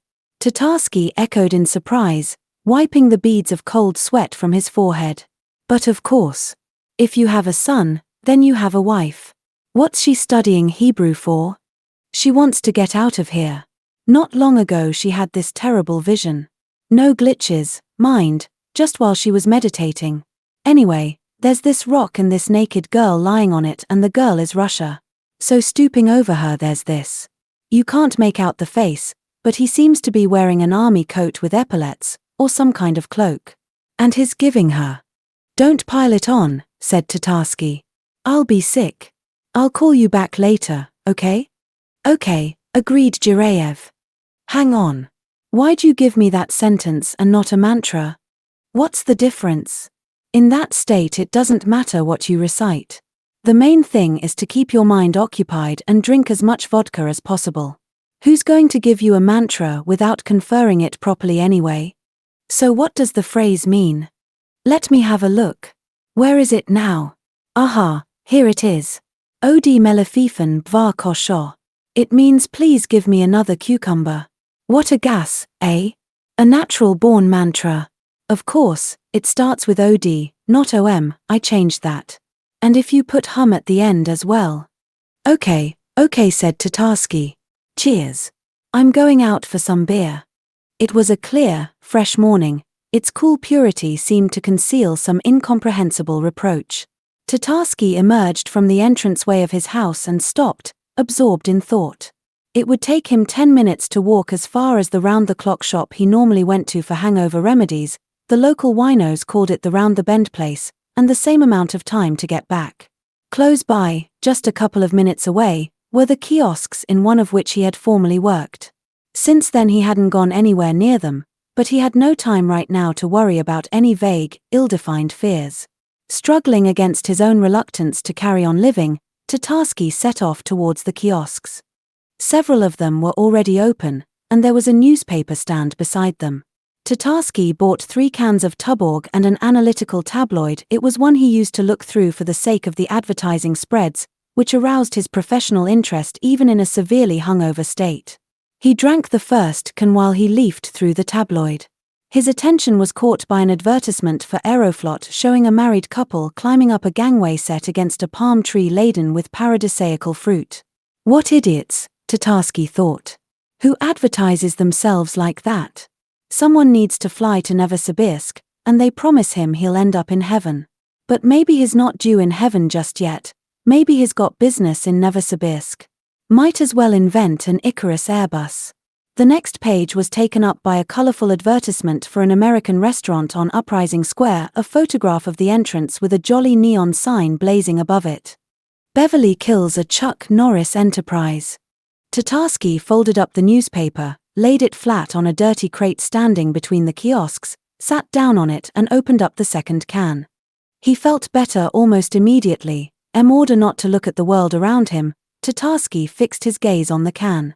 There was a large picture on it under the yellow word Tuborg, a fat man in braces wiping the sweat from his forehead with a white handkerchief. Above the man's head was a searing expanse of blue, and he was standing on a narrow track that led away beyond the horizon. In short, the picture was so heavily loaded with symbolism that Tatarsky couldn't understand how the thin aluminium of the can could support it. He automatically began composing a slogan. Something like this, he thought: life is a solitary journey beneath a scorching sun. The road we walk along leads to nowhere, and no one knows where death lies in wait. Remembering this, everything in the world seems empty and meaningless. And then enlightenment. Tuborg. Prepare yourself. Variant. Think final. Part of the slogan could be written in Latin. Tatarsky still had the taste for that going back to his first job. For instance, halt, wayfarer, something viator. Tatarsky couldn't remember precisely. He'd have to look it up in his inspired Latin sayings. He rummaged in his pockets to find a pen to note down his creation. There wasn't one. Tatarsky decided to ask a passerby for one, and he looked up. Standing there right in front of him was Hussein. Hussein was smiling with the corners of his mouth, his hands were thrust into the pockets of his broad velvet trousers, and his gleaming oily eyes were quite expressionless. He was just surfacing from a recent fix. He'd hardly changed at all, except for maybe putting on a little weight. There was a short astrakhan hat on his head. The can of beer slipped from Tatarsky's fingers and a symbolic yellow stream traced out a dark spot on the asphalt. The feelings that flitted through his heart in the space of a second were a perfect match for the concept he'd just invented for Tuborg, except for the fact that no enlightenment ensued. "Come on," said Hussein, beckoning with his finger. For 1 second Tatarsky hesitated, wondering whether to make a dash for it, but he decided it would be wiser not to. As far as he could recall, Hussein's reflex response was to regard any fast-moving object larger than a dog and smaller than a car as a target. Of course, in the time that had elapsed, the influence of morphine and sun music could have wrought serious change in the world of his spirit, but Tatarsky wasn't seriously tempted to test this possibility in practice. The trailer in which Hussein lived had hardly changed either, except that now there were thick curtains at the windows, and a green satellite dish perched on the roof. Hussein opened the door and prodded Tatarsky gently in the back. Inside it was half dark. A huge television was switched on, and on its screen 3 figures were frozen beneath the spreading branches of a tree. The image was trembling slightly. The TV was connected to a VCR set on pause. Opposite the television was a bench, and sitting on it, leaning back against the wall, was a man who hadn't shaved for a long time, wearing a crumpled club jacket with gold buttons. He gave off a mild stink. His right leg was chained to his hand with handcuffs that passed under the bench, so that his body was held in a semi-recumbent position hard to describe, reminding Tatarsky of the wow-anal position of the business-class passenger from the Korean Air ad, except that in the Korean Air ad the body was twisted so that the handcuffs were hidden. At the sight of Hussein, the man twitched. Hussein took a mobile phone out of his pocket and waved it at the man chained to the bench, who shook his head, and Tatarsky noticed that his mouth was gagged with a strip of flesh-colored sticky tape, on which someone had drawn a smile in red marker. "Pain in the ass," mumbled Hussein. He picked up the remote control from the table and pressed a button. The figures on the television stirred sluggishly into life. The VCR was working on slow playback. Tatarsky recognized an unforgettably politically correct sequence from a Russian film set in Chechnya, Prisoner of the Caucasus. He thought it was called a Russian commando in a crumpled uniform gazing uncertainly about him, 2 militants in national costume with blazing eyes holding him by the arms, and a third, wearing the same kind of astrakhan hat as Hussein, raising a long museum piece of a saber to his throat. Several close-ups followed each other in sequence on the screen. The commando's eyes, the blade set against the tight-stretched skin. Tatarsky thought it must be a deliberate reference to Buñuel's Un Chien Andalou, included for the benefit of the jury at Cannes, and then the killer pulling the saber sharply back towards himself. Immediately the screen showed the start of the scene again. Once again the killer raised his saber to the throat of his victim. The sequence had been set in a loop. Only now did Tatarsky realize he was watching something like an advertising video being shown at an exhibition stand. Not even something like one, it actually was a promotional video. Information technology had influenced Hussein too, and now he was using an image sequence to position himself in the consciousness of a client. The client was evidently very familiar with the clip and what Hussein was trying to position. He closed his eyes and his head slumped onto his chest. "Come on, watch it," said Hussein, grabbing him by the hair and turning his face towards the screen. "You jolly bastard. I'll teach you how to smile." The unfortunate victim moaned quietly, but because of the broad beaming smile painted on his face, Tatarsky felt nothing but irrational dislike for him. Hussein let go of him, straightened his astrakhan hat and turned towards Tatarsky. "All he has to do is make just one phone call, but he doesn't want to. Just makes things hard on himself and everyone else. These people. How are you doing? On a bad trip, I see?" "No," said Tatarsky, "it's a hangover." "Then I'll pour you a drink," said Hussein. He went over to the safe and took out a bottle of Hennessy and a pair of none-too-clean toothglasses. "A welcome to my guest," he said as he poured the cognac. Tatarsky clinked glasses with him and drank. "What are you up to nowadays?" asked Hussein. "Working." "Where would that be?" He had to say something, and something that meant Hussein couldn't claim compensation for his withdrawal from the business. Tatarsky didn't have any money right now. His eyes came to rest on the television screen, where death was advancing yet again. "They'll kill me like that," he thought, "and no one will even put flowers on my grave." "So where is it then?" Hussein asked again. "In the flower business," Tatarsky blurted out. "With the Azerbaijanis." "With the Azerbaijanis?" Hussein repeated doubtfully. "What Azerbaijanis?" "With Rafik," Tatarsky replied, inspired, "and Eldar. We charter a plane, fly in flowers and fly out." "Well, you know what? I don't charter the plane, of course. I'm just the gopher." "Yeah. So why couldn't you just explain what was going on? Why'd you just drop off the keys?" "I was hitting the source," Tatarsky answered. Hussein thought it over. "I don't know," he said. "Rowers are good business." "I wouldn't have said anything," if you'd told me man to man. But now, I'll have to have a word with this Rafik of yours. He's in Baku right now, said Tatarsky. Eldar too. The pager on his belt bleeped. Who's that? Asked Hussein. Tatarsky glanced at the screen and saw Karnin's number. Just a friend of mine. He's got nothing to do. Hussein held out his hand without speaking, and Tatarsky submissively placed his pager in it. Hussein took out his phone, dialed the number and gave Tatarsky a glance filled with meaning. At the other end of the line someone picked up the receiver. Allo, said Hussein. Who am I talking to? Karnin. How do you do, Karnin? I'm calling from the Caucasian Friendly Society. My name's Hussein. Sorry to bother you, but we have your friend over here. He has a bit of a problem, he owes us money. Doesn't know where to get it from. So he asked me to call you and see if you could help out. You're in the flower business with him, aren't you? He winked at Tatarsky and then listened without speaking for a minute or two. What? He asked, frowning. Just tell me if you're in the flower business with him or not. What's that mean, metaphorical flowers? What rose of the Persians? Which are Iosto? Who? What? Give me your friend then. Right then, I'm listening. Tatarsky realized from Hussein's expression that someone at the other end of the line had said something unthinkable. I don't care who you are, Hussein replied after a long pause. Send anyone you like. Yes. Send an entire regiment of your asshole troops on tanks. Only you'd better warn them they're not going to find some wounded Boy Scout from the White House in here, get it? What? You'll come yourself? Come on then. Write down the address. Hussein put down his phone and looked inquiringly at Tatarsky. I told you it would be best not to, said Tatarsky. Hussein chuckled. Worried about me? I appreciate that. But there's no need. He took 2 grenades out of the safe, half-straightened the whiskers on the detonators and put a grenade in each pocket. Tatarsky pretended to be looking the other way. Half an hour later the legendary Mercedes 6.0 with dark-tinted glass drew up a few meters away from the trailer, and Tatarsky set his eye to the gap in the curtains at the window.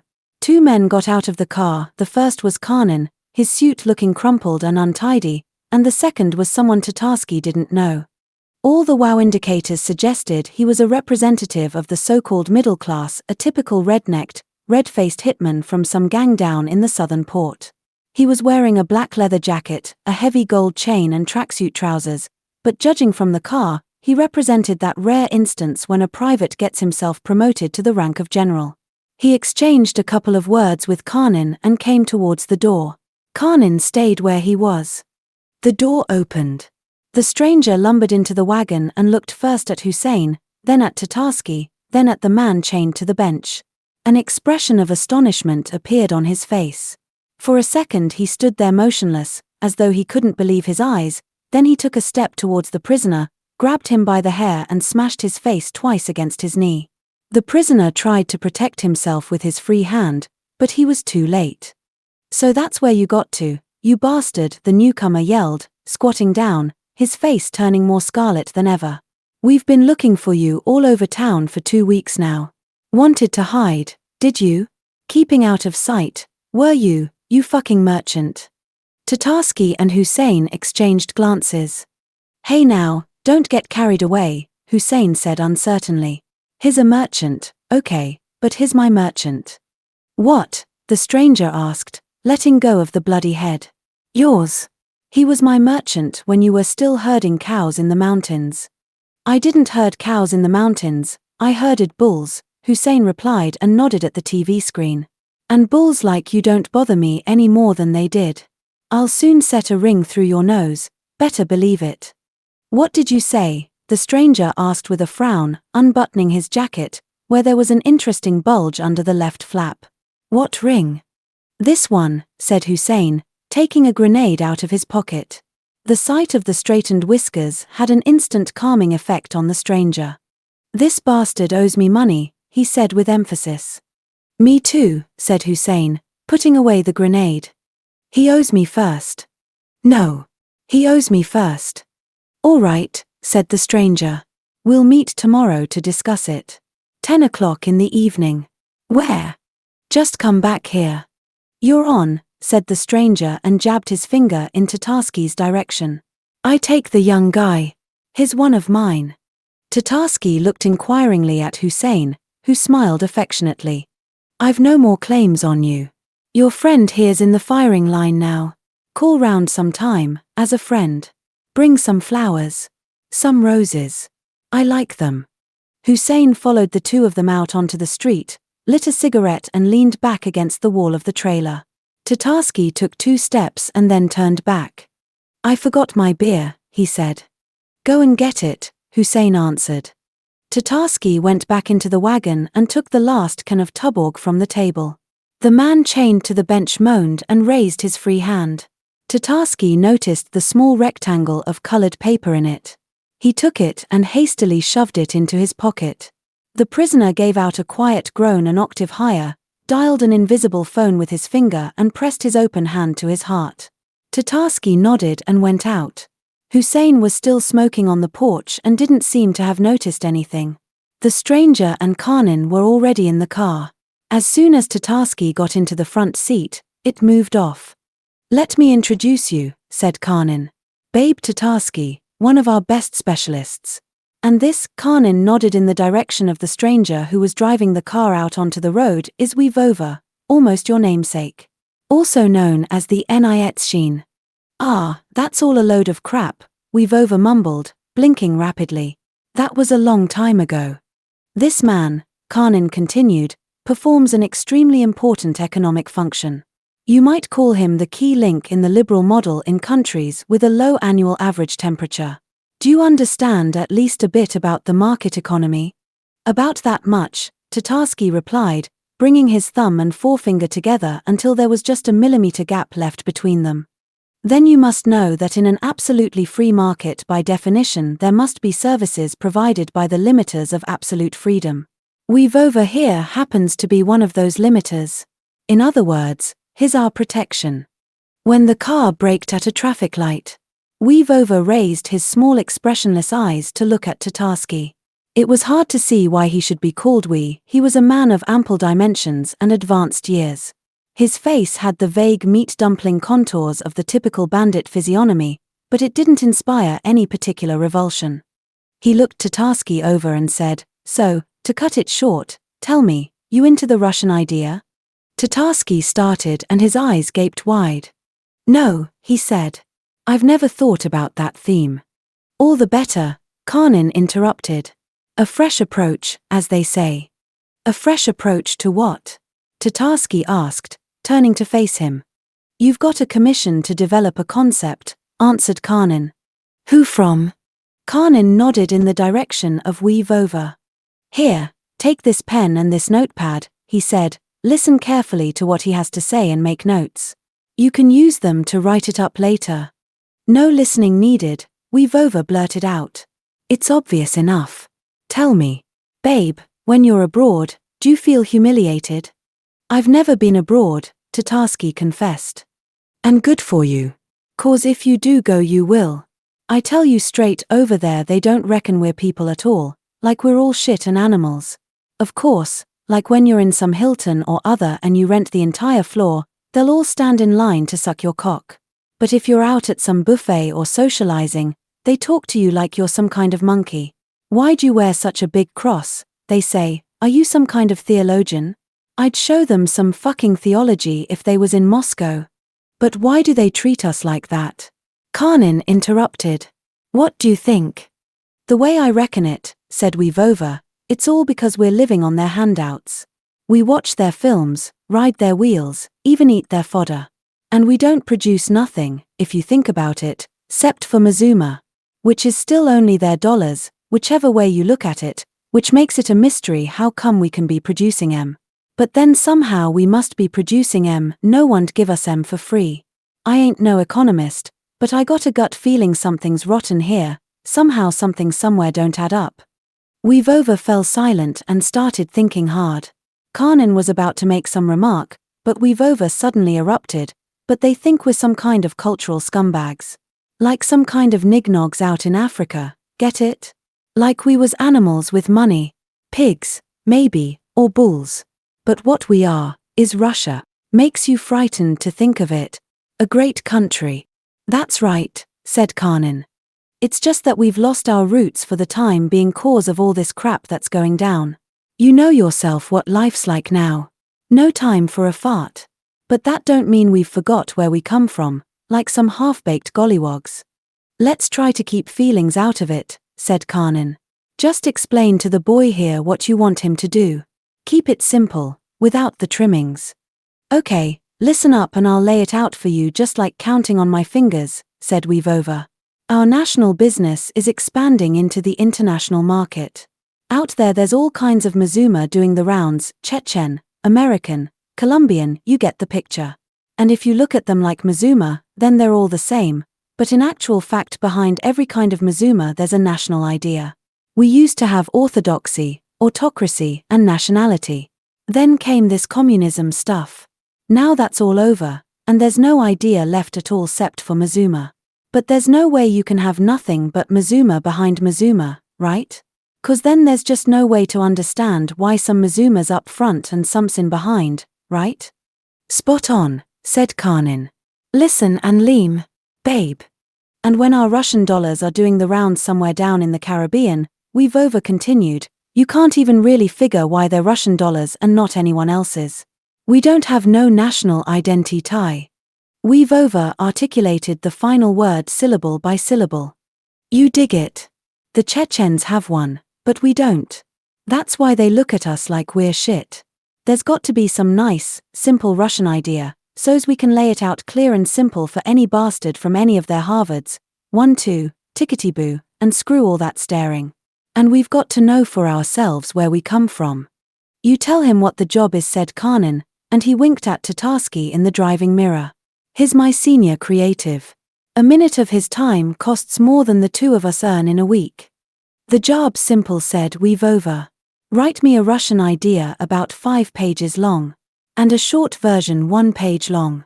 And lay it out like real life, without any fancy gibberish, so's I can splat any of those imported assholes with it, bankers, whores, whoever.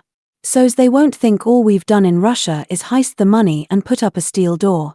So's they can feel the same kind of spirit like in 45 at Stalingrad, you get me? But where would I get? Point 7 Tatarsky began, but Karnin interrupted him. That's your business, sweetheart. You've got 1 day, it's a rush job. After that I'll be needing you for other work. And just bear in mind we've given this commission to another guy as well as you. So try your best. Who, if it's not a secret? Tatarsky asked. Sasha Blow. Ever heard of him? Tatarsky said nothing. Karnin made a sign to Weaveover and the car stopped. Handing Tatarsky a 100-ruble bill, Karnin said, that's for your taxi. Go home and work. And no more drinking today. Out on the pavement, Tatarsky waited for the car to leave before taking out the business card from the prisoner of the Caucasus. It looked strange. In the center there was a picture of a sequoia, covered with leaf-like dollar bills, and all the rest of the space was taken up by stars, stripes and eagles. All of this Roman magnificence was crowned by the following text in curly gold lettering. Tampoco. A Eurocent open joint stock company soft drinks and juices shares placement manager. Mikhail Nepoiman. Aha, muttered Tatarsky. I see we're old acquaintances. He tucked the card in his pocket, turned towards the stream of cars and raised his hand. A taxi stopped almost immediately. The taxi driver was a fat-faced bumpkin with an expression of intense resentment on his face. The thought flashed through Tatarsky's mind that he was like a condom filled so full of water you barely needed to touch it with something sharp for it to soak anyone nearby in a one-off disposable waterfall. Tell me, Tatarsky asked on a sudden impulse, you wouldn't happen to know what the Russian idea is, would you? Ha, said the driver, as if he'd been expecting this very question. I'll tell you about that. I'm half Mordvinian. So when I was serving in the army, the first year, on training, there was this sergeant there called Harley. Used to say, I hate Mords and Nignogs, and he'd send me off to scrub the shithouse with a toothbrush. 2 months the bastard took the piss out of me. Then all of a sudden these 3 Mordvin brothers arrived for their training, and all of them weightlifters. Can you imagine that? So who is it round here doesn't like Mordvinianness? they said. The driver laughed happily and the car swerved across the road, almost skipping out into the opposite lane. What's that got to do with the Russian idea? Tatarsky asked, hunched down in his seat in fear. I'll tell you what. That Harley got such a belting he spent 2 weeks on his back with a medical battalion. That's what. They worked him over another 5 times until he was fit for nothing but demobbing. But they didn't just work him over. Can you stop there, please? Tatarsky said, not wanting to hear any more. I can't stop here, said the driver. I've got to find a place to turn. I tell you, if only they'd just beaten him. But, oh no. Tatarsky gave in, and as the car took him home the driver shared the fate of the chauvinist sergeant in a degree of detail that destroyed even the slightest possibility of sympathy. After all, sympathy is always based on a brief instant of identification, and in this case that was impossible. Neither heart nor mind would dare risk it. In fact, it was just a typical army story. When Tatarsky got out of the car, the driver said to him, as for that idea of yours, I'll tell you straight, fuck only knows. All I want is the chance to earn enough to keep me in petrol and booze. Yeltsin schmeltsin, what do I care, so long as they don't go smashing my face against a table. Perhaps it was these words that made Tatarsky remember the handcuffed manager who'd dialed the telephone number in the empty air. Inside the entranceway of his house, he stopped. He'd only just realized what the case really required. He took the card out of his pocket and wrote on its reverse. There's always somebody who cares. Put your trust in Tampoco shares. So it's a conifer, is it? He thought.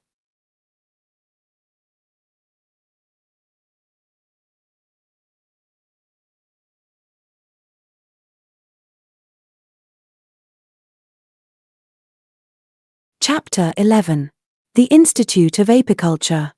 It happens so often. You step outside on a summer's morning and come face to face with this immense, beautiful world hastening on its way to some unknown destination and filled with mysterious promise, and the blue sky is awash with happiness, and suddenly your heart is pierced by a feeling, compressed into a single split second, that their life is in front of you and you can follow it on down the road without a backwards glance, gamble on yourself and win, go coursing across life's seas on a white speedboat and hurtling along her roads in a white Mercedes, and your fists tighten and clench of their own accord, and the muscles on your temples stand out in knots, and you promise yourself that you will rip mountains of money out of this hostile void with your bare teeth and you'll brush aside anybody you have to, and nobody will ever dare to use that American word loser about you. That is how the oral wow factor manifests itself in our hearts. But as Tatarsky wandered towards the underground with a folder under his arm, he was indifferent to its insistent demands.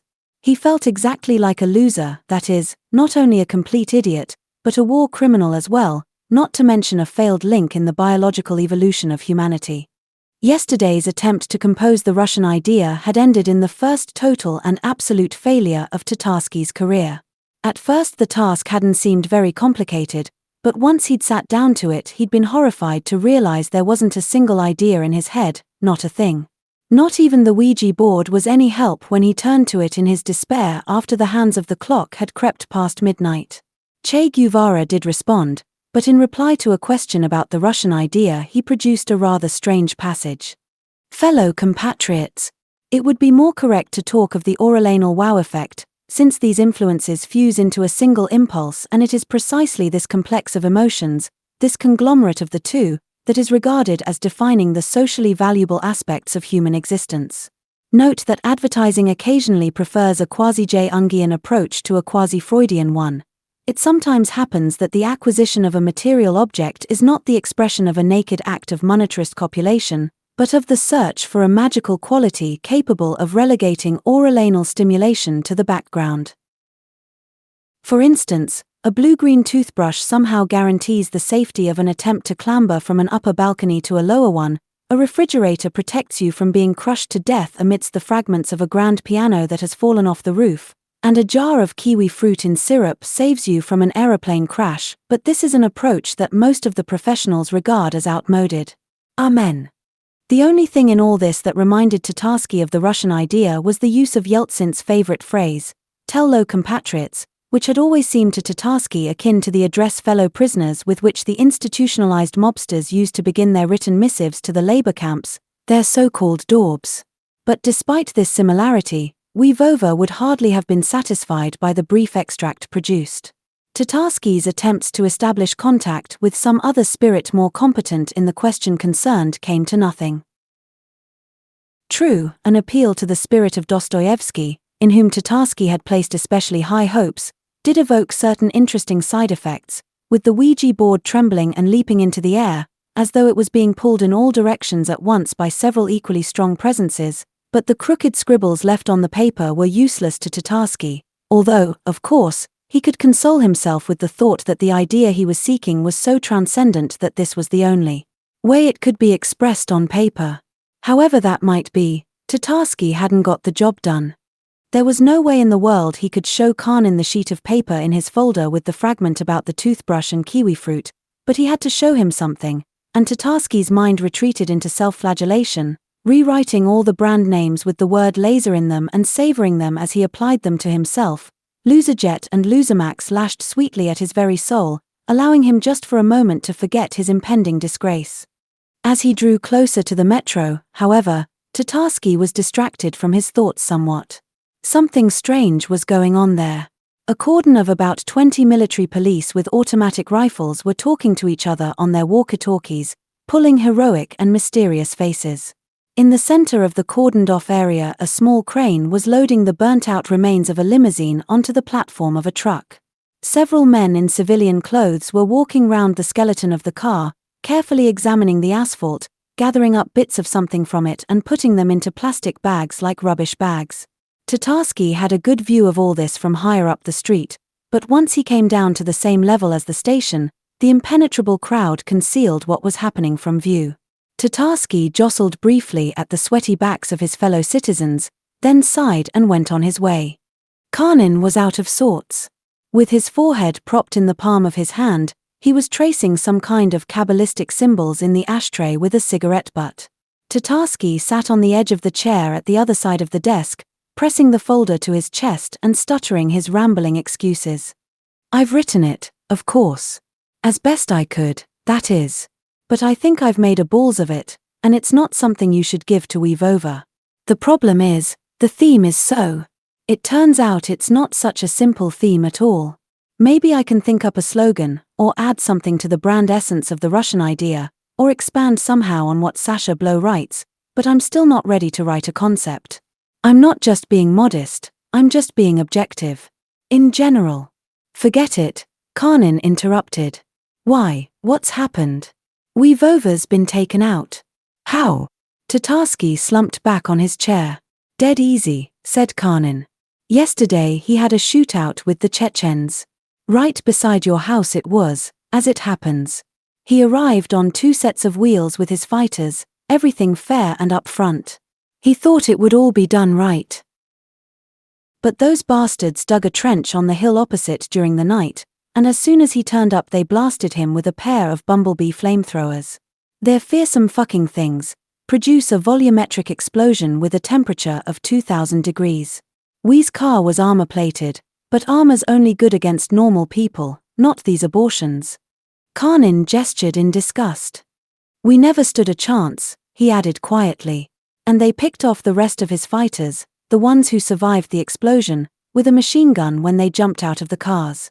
I don't know how you can do business with people like that. That's if they are people. Well." Instead of a sense of grief befitting the moment, to his shame Tatarsky felt a relief bordering on euphoria. "Yeah," he said, "now I understand.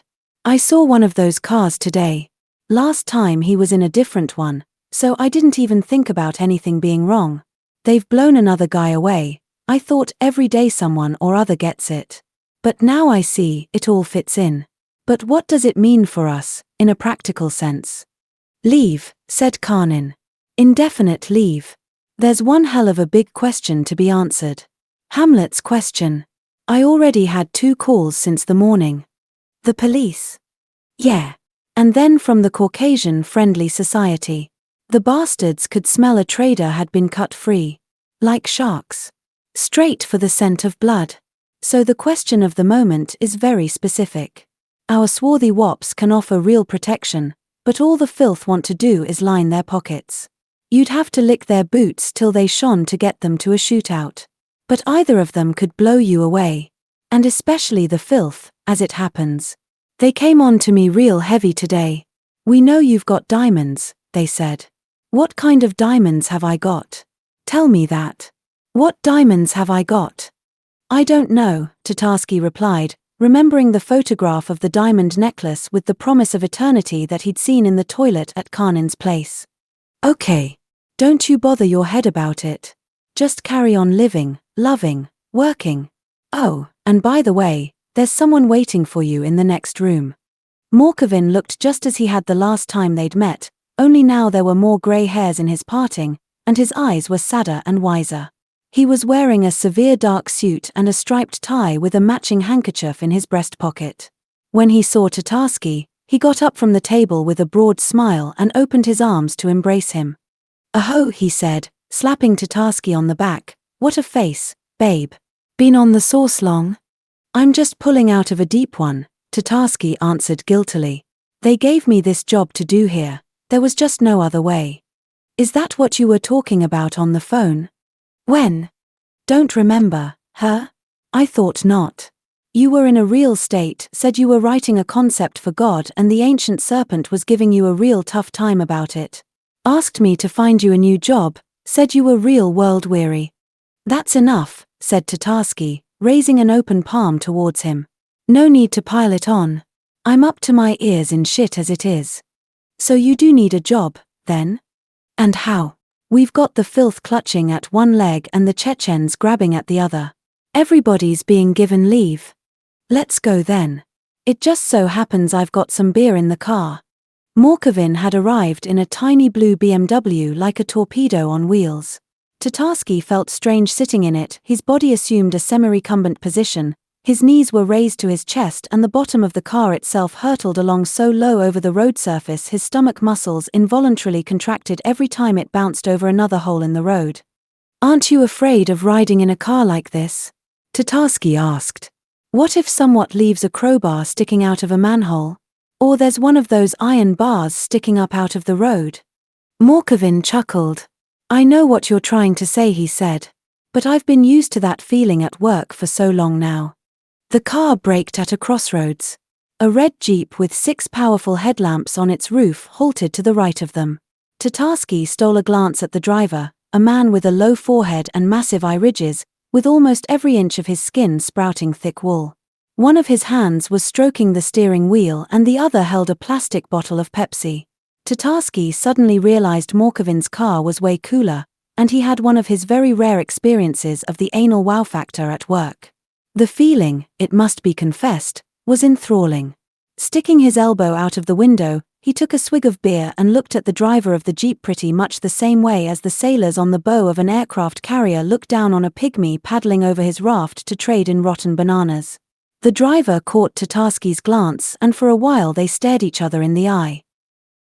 Tatarsky could sense the man in the Jeep took this long exchange of glances as an invitation to fight. When Morkovin's car eventually moved off, there was fury bubbling in the shallow depths of his eyes. Tatarsky realized he'd seen this face somewhere before. Probably a film actor, he thought. Morkovin moved out into a free lane and started going faster. "Listen, where are we going?" Tatarsky asked. "Our organization." "What organization's that?" "You'll see. I don't want to spoil the impression." A few minutes later the car braked to a halt at some gates in a set of tall railings. The railings looked impressive. The bars were like cyclopean cast-iron spears with gilded tips. Morkovin showed a policeman in a little hut some card or other and the gates slowly swung open. Behind them was a huge Stalinist-style building from the 40s, looking like something between a stepped Mexican pyramid and a squat skyscraper constructed with the low Soviet sky in mind. The upper part of the facade was covered in molded decorations, lowered banners, swords, stars and some kind of lances with jagged edges. It was all redolent of ancient wars and the forgotten smell of gunpowder and glory. Screwing up his eyes, Tatarsky read the molded inscription up under the very roof, "To the heroes eternal glory." Eternal glory's a bit over the top for them, he thought gloomily. They'd be happy enough with a pension. Tatarsky had often walked past this building, A very, very long time ago someone had told him it was a secret institute where they developed new types of weapons. It seemed as though that must have been somewhere near the truth, because hanging by the gates like some hoary greeting from antiquity was a board bearing the crest of the Soviet Union and an inscription in gold, "The Institute of Apiculture." Underneath it Tatarsky just had time to make out an inconspicuous plaque bearing the words Interbank Committee for Information Technology. The parking lot was packed with cars and Morkovin barely managed to squeeze in between an immense white Lincoln and a silver Mazda racer. "I want to introduce you to my bosses," Morkovin said as he locked the car. "Just act natural. But don't go saying too much." "What exactly does too much mean? Who says what's too much?" Morkovin cast him a sideways glance. "What you just said is a good example. It's definitely too much." After walking across the yard they went into a side entrance and found themselves in a marble hallway with an unnaturally high ceiling where several security men in black uniforms were sitting. They looked far more serious than the ordinary cops, and not just because of the Czech Scorpion automatics hanging at their shoulders. The cops just weren't in the same league. For Tatarsky their blue uniform, which once used to radiate the oppressive power of the state from every button and badge, had long ago become an object of disdainful incomprehension. Such a totally empty symbol only emphasized the absurdity of these people constantly stopping cars on the roads and demanding money. But the bodyguard's black uniform was a real mindblower. The designer, Morkovin said it was Udashkin, had brilliantly combined the aesthetic of the SS Sonderkommand, motifs from anti-utopian films about the totalitarian society of the future and nostalgic gay fashion themes from the Freddie Mercury period. The padded shoulders, the deep décollage on the chest and the Rabelaisian codpiece blended together in a heady cocktail that made you want to steer clear of anybody wearing such a uniform. The message was crystal clear even to a total cretin. In the lift Morkovin took out a small key, inserted it into a hole on the control panel and pressed the top button. "And another thing," he said, turning to face the mirror and smoothing down his hair, "don't worry about looking stupid. In fact, be careful not to seem too smart." "Why?" "Because if you do, a certain question will arise. If you're so smart, how come you're looking for a job instead of hiring people yourself?" "Logical," said Tatarsky. "And pile on the cynicism. That's easy enough." The doors of the lift opened to reveal a corridor carpeted in a grey runner with yellow stars. Tatarsky remembered from a photograph that the sidewalk on some boulevard in Los Angeles looked like that. The corridor ended in a black door with no nameplate, with a small TV camera set above it. Morkovin walked to the middle of the corridor, took his phone out of his pocket and entered a number. 2 or 3 minutes passed in silence. Morkovin waited patiently. Finally someone at the other end of the line answered. "Cheers," said Morkovin. "It's me. Yes, I've brought him. Here he is." Morkovin turned and beckoned Tatarsky towards him from where he'd been standing timidly by the doors of the lift. Tatarsky walked up to him and raised his eyes dog-like to the camera lens. The person talking to Morkovin must have said something funny, because Morkovin suddenly giggled and shook Tatarsky by the shoulder. "That's okay," he said, "we'll soon take off the rough edges." A lock clicked open and Morkovin pushed Tatarsky forward. The door immediately closed behind them. They were in an entrance hall where an antique bronze mirror with a handle hung on the wall below a golden Venetian carnival mask of astounding beauty. "I've seen them before somewhere," Tatarsky thought, "a mask and a mirror. Or have I? My mind's been on the blink all day today." Below the mask there was a desk and sitting behind the desk was a secretary of cold avian beauty. "Hello, Alia," said Morkovin. The secretary flapped her hand at him and pressed a button on her desk. There was the sound of a discreet buzzer and the tall soundproofed door at the other end of the hall opened. For a moment Tatarsky thought the spacious office with blinds drawn over the windows was empty. At least there was no one sitting at the immense desk with the gleaming metal supports. Above the desk, at the spot where a portrait of the leader would have hung in Soviet times, there was a picture in a heavy round frame. The colored rectangle set at the center of a white field was hard to make out from the door, but Tatarsky recognized it from its colors. He had one just like it on his baseball shirt. It was a standard label with the American flag and the words, "Made in the USA. One size fits all."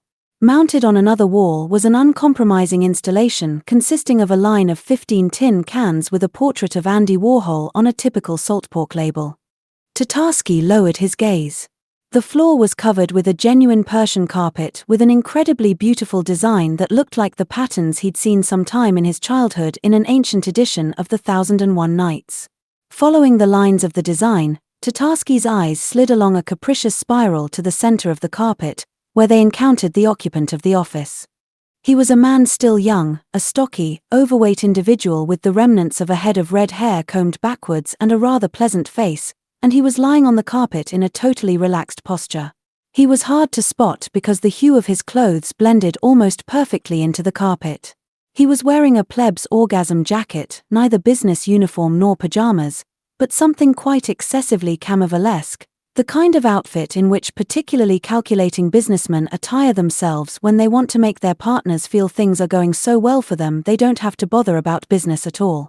A bright-colored retro tie with a lecherous monkey perched on a palm tree spilled out of his jacket and ran across the carpet like a startling pink tongue. However, it wasn't the young man's outfit that astonished Tatarsky, but something else. He knew his face. In fact, he knew it very well, although he'd never met him. He'd seen that face in 100 short television news reports and advertising clips, usually playing some secondary part, but who the man was he had no idea. The last time it had happened was the evening before, when Tatarsky had been distractedly watching TV as he tried to think about the Russian idea. The office's owner had appeared in an advertisement for some tablets or other. He was dressed in a white doctor's coat and a cap with a red cross, and a blonde beard and moustache had been glued onto his broad face, making him appear like a good-natured young Trotsky. Sitting in a kitchen surrounded by a family in the grip of an incomprehensible euphoria, he had said in a didactic tone, "All these adverts can easily leave you feeling all at sea. And often they're not even honest. It's not so bad if you make a mistake buying a saucepan or a washing powder, but when it comes to medicines, you're taking risks with your health. So who will you believe, the heartless advertising or your own family doctor? Of course, the answer's obvious. Nobody but your own family doctor, who recommends that you take sunrise pills. So that's it, thought Tatarsky, he's our family doctor." In the meantime, the family doctor had raised one hand in a gesture of greeting, and Tatarsky noticed he was holding a short plastic straw. "Join the club," he said in a dull voice. "We're old members," Morkovin replied. Morkovin's response was evidently the usual one in this place, because the owner of the office nodded his head indulgently. Morkovin took 2 straws from the table, handed one to Tatarsky and then lay down on the carpet. Tatarsky followed his example. Once seated on the carpet, he looked inquiringly at the owner of the office, who smiled sweetly in reply.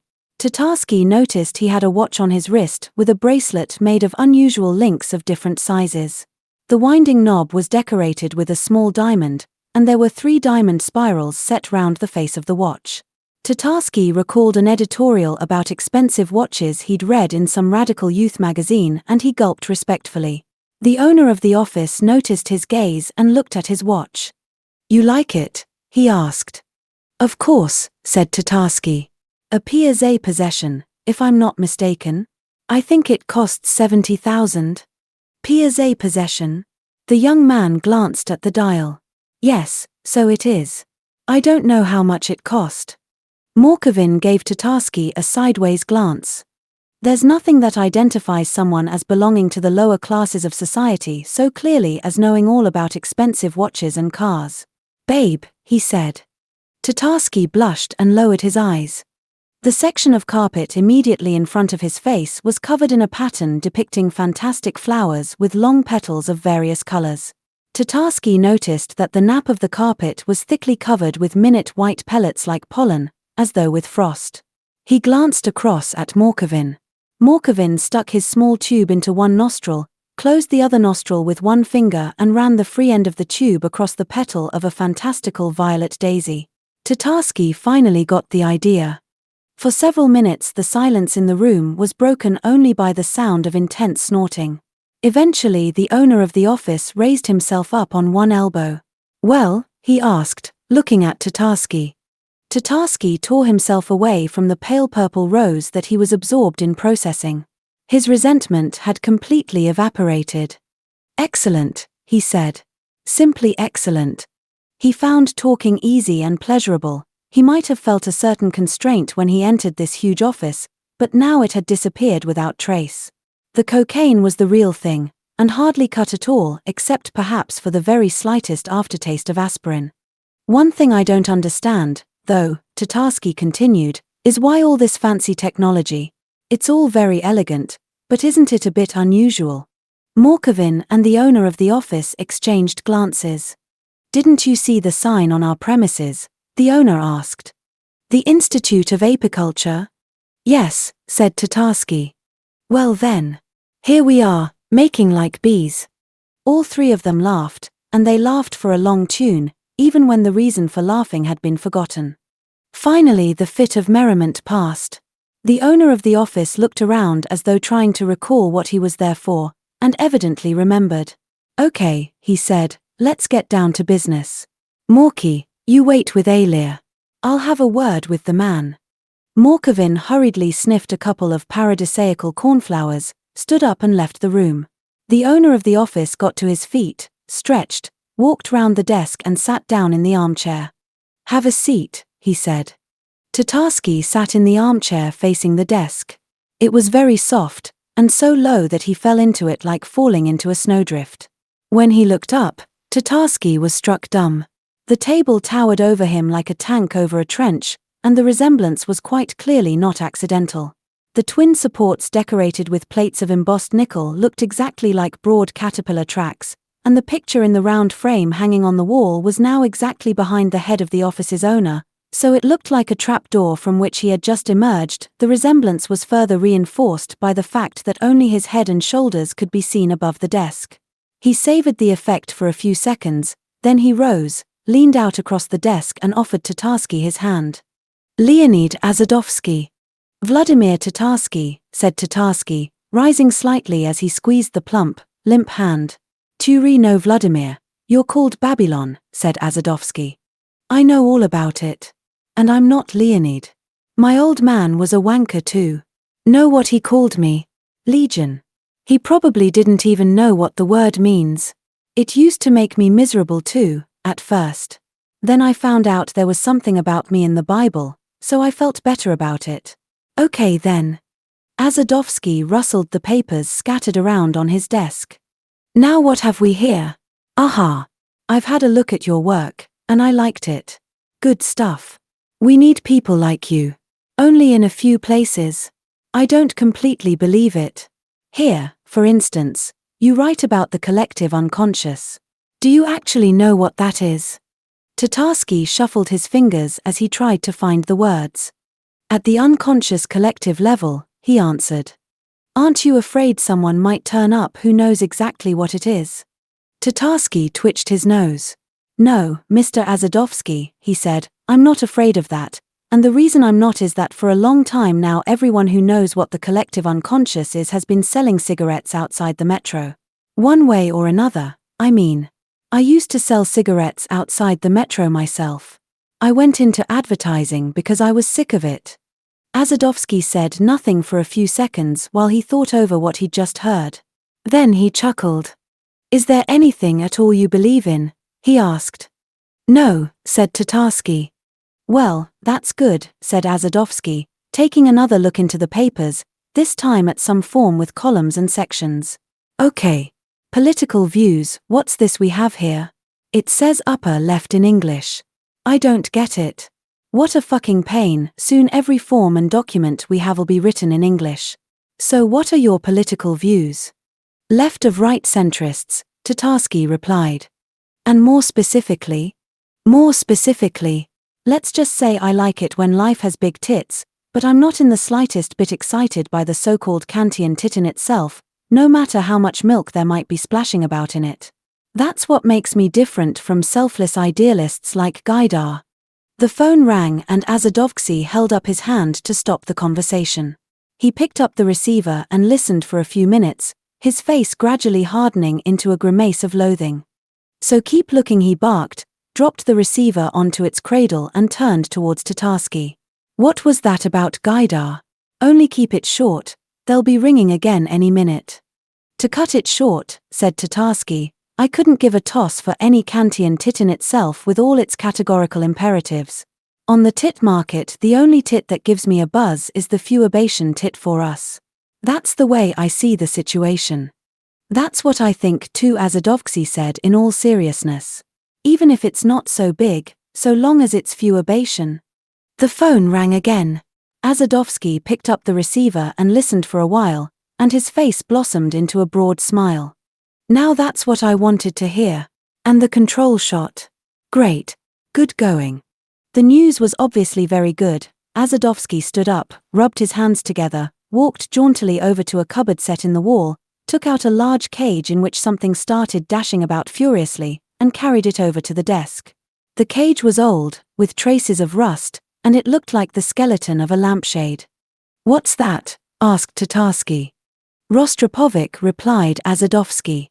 He opened the little door, and a small white hamster emerged from the cage onto the desk. Casting a glance at Tatarsky from its little red eyes, it buried its face in its paws and began rubbing its nose. Azadovsky sighed sweetly, took something like a tool bag out of the desk, opened it and set out a bottle of Japanese glue, a pair of tweezers and a small tin on the desktop. Hold him, he ordered. Don't be afraid, he won't bite. How should I hold him? Tatarsky asked, rising from his armchair. Take hold of his paws and pull them apart. Like a little Jesus. Aha, that's right. Tatarsky noticed there were several small discs of metal with toothed edges on the hamster's chest, looking like watch cogwheels. When he looked closer, he saw they were tiny medals made with remarkable skill. He even thought he could see tiny precious stones gleaming in them, accentuating the similarity to parts of a watch. He didn't recognize a single one of the medals. They clearly belonged to a different era, and they reminded him of the dress uniform regalia of a general from the times of Catherine the Great. Who gave him those? He asked. Who could give them to him, if not me?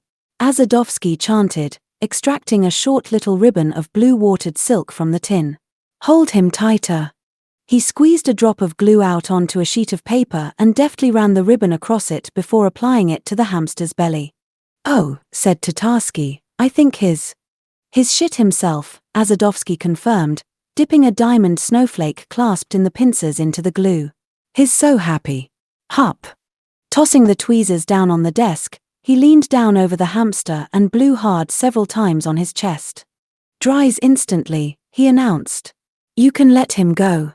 The hamster began running fussily around the table. He would run up to the edge, lower his nose over it as though he was trying to make out the floor far below, twitch it rapidly and then set off for the opposite edge, where the same procedure was repeated. What did he get the medal for? Tatarsky asked. I'm in a good mood. Why, are you jealous? Azadovsky caught the hamster, tossed it back into the cage, locked the door and carried it back to the cupboard. Why does he have such a strange name? You know what, Babelen, said Azadovsky, sitting back down in his chair, Rostropovich could ask you the same thing. Tatarsky remembered he'd been advised not to say too much or ask too many questions. Azadovsky put the medals and accessories away in the desk, crumpled up the sheet of paper stained with glue and tossed it into the waste bin. To cut it short, we're taking you on for a trial period of 3 months, he said. We have our own advertising department now, but we don't produce so much ourselves. We're more into coordinating the work of several of the major agencies. Sort of like we don't play, but we keep score. So for the time being you'll be in the internal reviews department on the 3rd floor from the next entrance.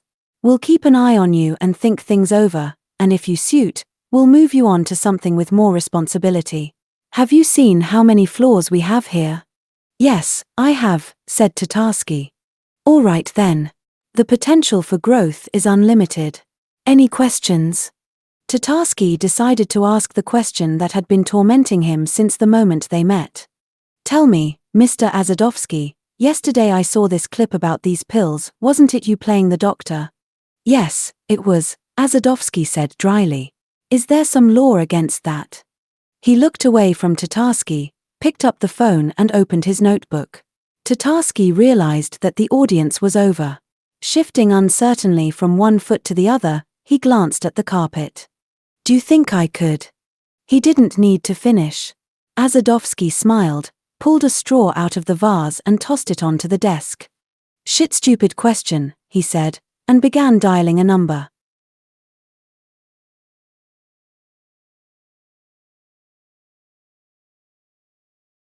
Chapter 12. Cloud in Pants. The pivotal element of the office environment was the piercing voice of the Western Ukrainian cook that emanated from the small canteen almost all day long.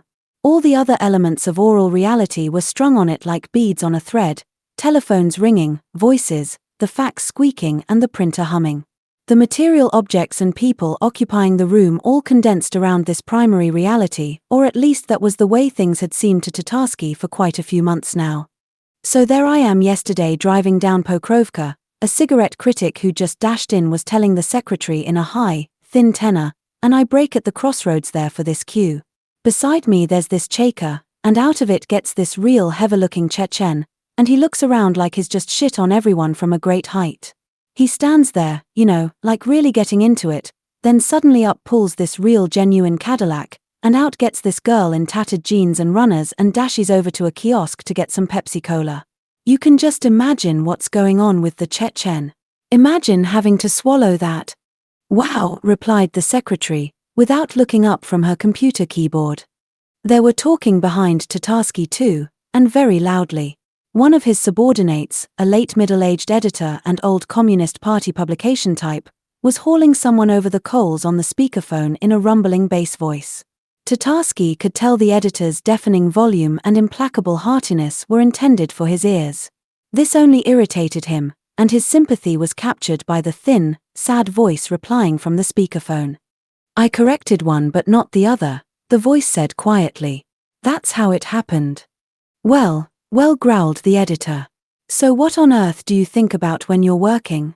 You're handling two pieces, one called Prisoner of Conscience and the other called Eunuchs of the Harem, right? Right. You put headings on the clipboard to change the font, and then on page 35 you find Prisoner of the Harem, right? Right. Then shouldn't it be obvious enough that on page 74 you're going to have Eunuchs of Conscience? Or are you just a total tosser?" "I'm a total tosser," agreed the sad voice. "You're both fucking tossers," thought Tatarsky. He'd been feeling depressed since the morning, probably because of the constant rain. He'd been sitting by the window and staring at the roofs of the cars as they plowed through the streams of murky water. Old laders and Moskviches built back in Soviet times stood rusting along the edge of the pavement like garbage the river of time had tossed up onto its muddy shore. The river of time itself consisted for the most part of bright-colored foreign cars with water spurting up in fountains from under their tires. Lying on the desk in front of Tatarsky was a pack of gold Java cigarettes, the new version of the old Soviet favorite, set in a cardboard display frame, and a heap of papers. Just take a Mercedes, even, he thought feebly. A great car, no denying that. But somehow the way life's arranged round here, all you can do with it is ride from one heap of shit to another. He leaned his head against the glass and looked down at the car park, where he could see the white roof of the second-hand Mercedes he'd bought a month earlier that was already starting to give him trouble. Second-hand, he thought. A good name for a prosthesis shop. He sighed and mentally switched round the C and the D to make merdices. But it doesn't really matter, his train of thought ploughed on wearily, because if you keep riding around in these heaps long enough, you turn into such a shit yourself that nothing around you leaves any kind of mark on you. Of course, you don't turn into a shit just because you buy a Mercedes 6.0. It's the other way round. The reason you can afford to buy a Mercedes 6.0 is that you turn into a shit. He looked out of the window again and jotted down, Murd SS. In the sense of the occult group or movement. It was time he got back to work. Or rather, it was time he started work. He had to write an internal review on the Gold Java advertising campaign, then on the Kamei soap and Gucci male fragrances scenarios. The Java job was a real pain because Tatarsky hadn't been able to work out whether or not they were expecting a positive review from him, so he wasn't sure which way he should direct his thoughts, so he decided to start with the scenarios. There were 6 pages of the soap text, filled with close-set writing. Opening it at the last page with a gesture of squeamish disgust, Tatarsky read the final paragraph, It's getting dark. The heroine is falling asleep and she dreams of waves of bright, gleaming hair greedily drinking in a blue liquid pouring down on them from the sky, full of proteins, vitamin B5 and infinite happiness. He frowned, picked up the red pencil from his desk and wrote in above the text, "Too literary. How many times do I have to tell you, we don't need writers here, we need creatives. Infinite happiness can't be conveyed by means of an image sequence. Scrap it." The scenario for Gucci was much shorter. Opening shot, the door of a country lavatory. Flies buzzing. The door slowly opens and we see a skinny man with a horseshoe mustache who looks as though he has a hangover squatting over the hole. Caption on screen, literary critic Pavel Bysinski. The man looks up towards the camera, and as though continuing a conversation that's been going on for a long time, says, "The argument over whether Russia is a part of Europe is a very old one. In principle, a real professional has no difficulty in telling what Pushkin thought on this matter at any period of his life, within a few months either way. For instance, in a letter of 1833 to Prince Vyazemsky he wrote, "At this point there is a loud cracking sound, the boards beneath the man break and he plunges into the cesspit. We hear a loud splash. The camera closes in on the pit, rising higher at the same time, camera movement modeled on the aerial shot of the Titanic, and shows us the surface of the dark sludge from above. The literary critic's head emerges at the surface, he looks upwards and continues where he was interrupted by his sudden tumble. Perhaps the origins of the debate should be sought in the division of the church. Krylov had a point when he said to Chardaev, sometimes you look around and it seems as though you don't live in Europe, but in some Kindhof. Something jerks the critic violently downwards, and he sinks to the bottom with a gurgling sound. There is silence, broken only by the buzzing of the flies. Voice over. Guxaforman be a European, smell better. Tatarsky took up his blue pencil. Very good, he wrote in under the text. Approved. But replace the flies with Michael Jackson's sex shop dogs, change the critic for a new Russian and Pushkin, Krylov and Chardaev for another new Russian. Cover the walls of the lavatory with pink silk. Rewrite the monologue so the speaker is recalling a fight in a restaurant on the Côte d'Azur. It's time to have done with literary history and think about our real clientele. The scenario had inspired Tatarsky and he decided finally to settle accounts with Yava. He picked up the item to be reviewed and looked it over closely once again. It was a pack of cigarettes with an empty cardboard box of the same dimensions glued to it. There was a bird's eye view of New York on the cardboard, with a pack of gold Java swooping over it like a missile warhead. The caption under the picture was, "Counter-Strike." Tatarsky pulled over a clean sheet of paper and hesitated for a while over which pencil to choose, the red or the blue. He laid them side by side, closed his eyes, waved his hand around above them and jabbed downwards with his forefinger. He hit the blue one.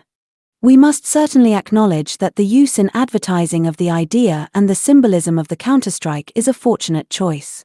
It suits the mood of the broad masses of the lumpen intelligentsia, who are the primary consumers of these cigarettes. For a long time already the mass media have been agitating for some healthy national response in OPP position to the violent domination of American pop culture and Neanderthal liberalism. The problem is to locate the basis of this response. In an internal review not intended for outsiders' eyes, we can state that it simply doesn't exist.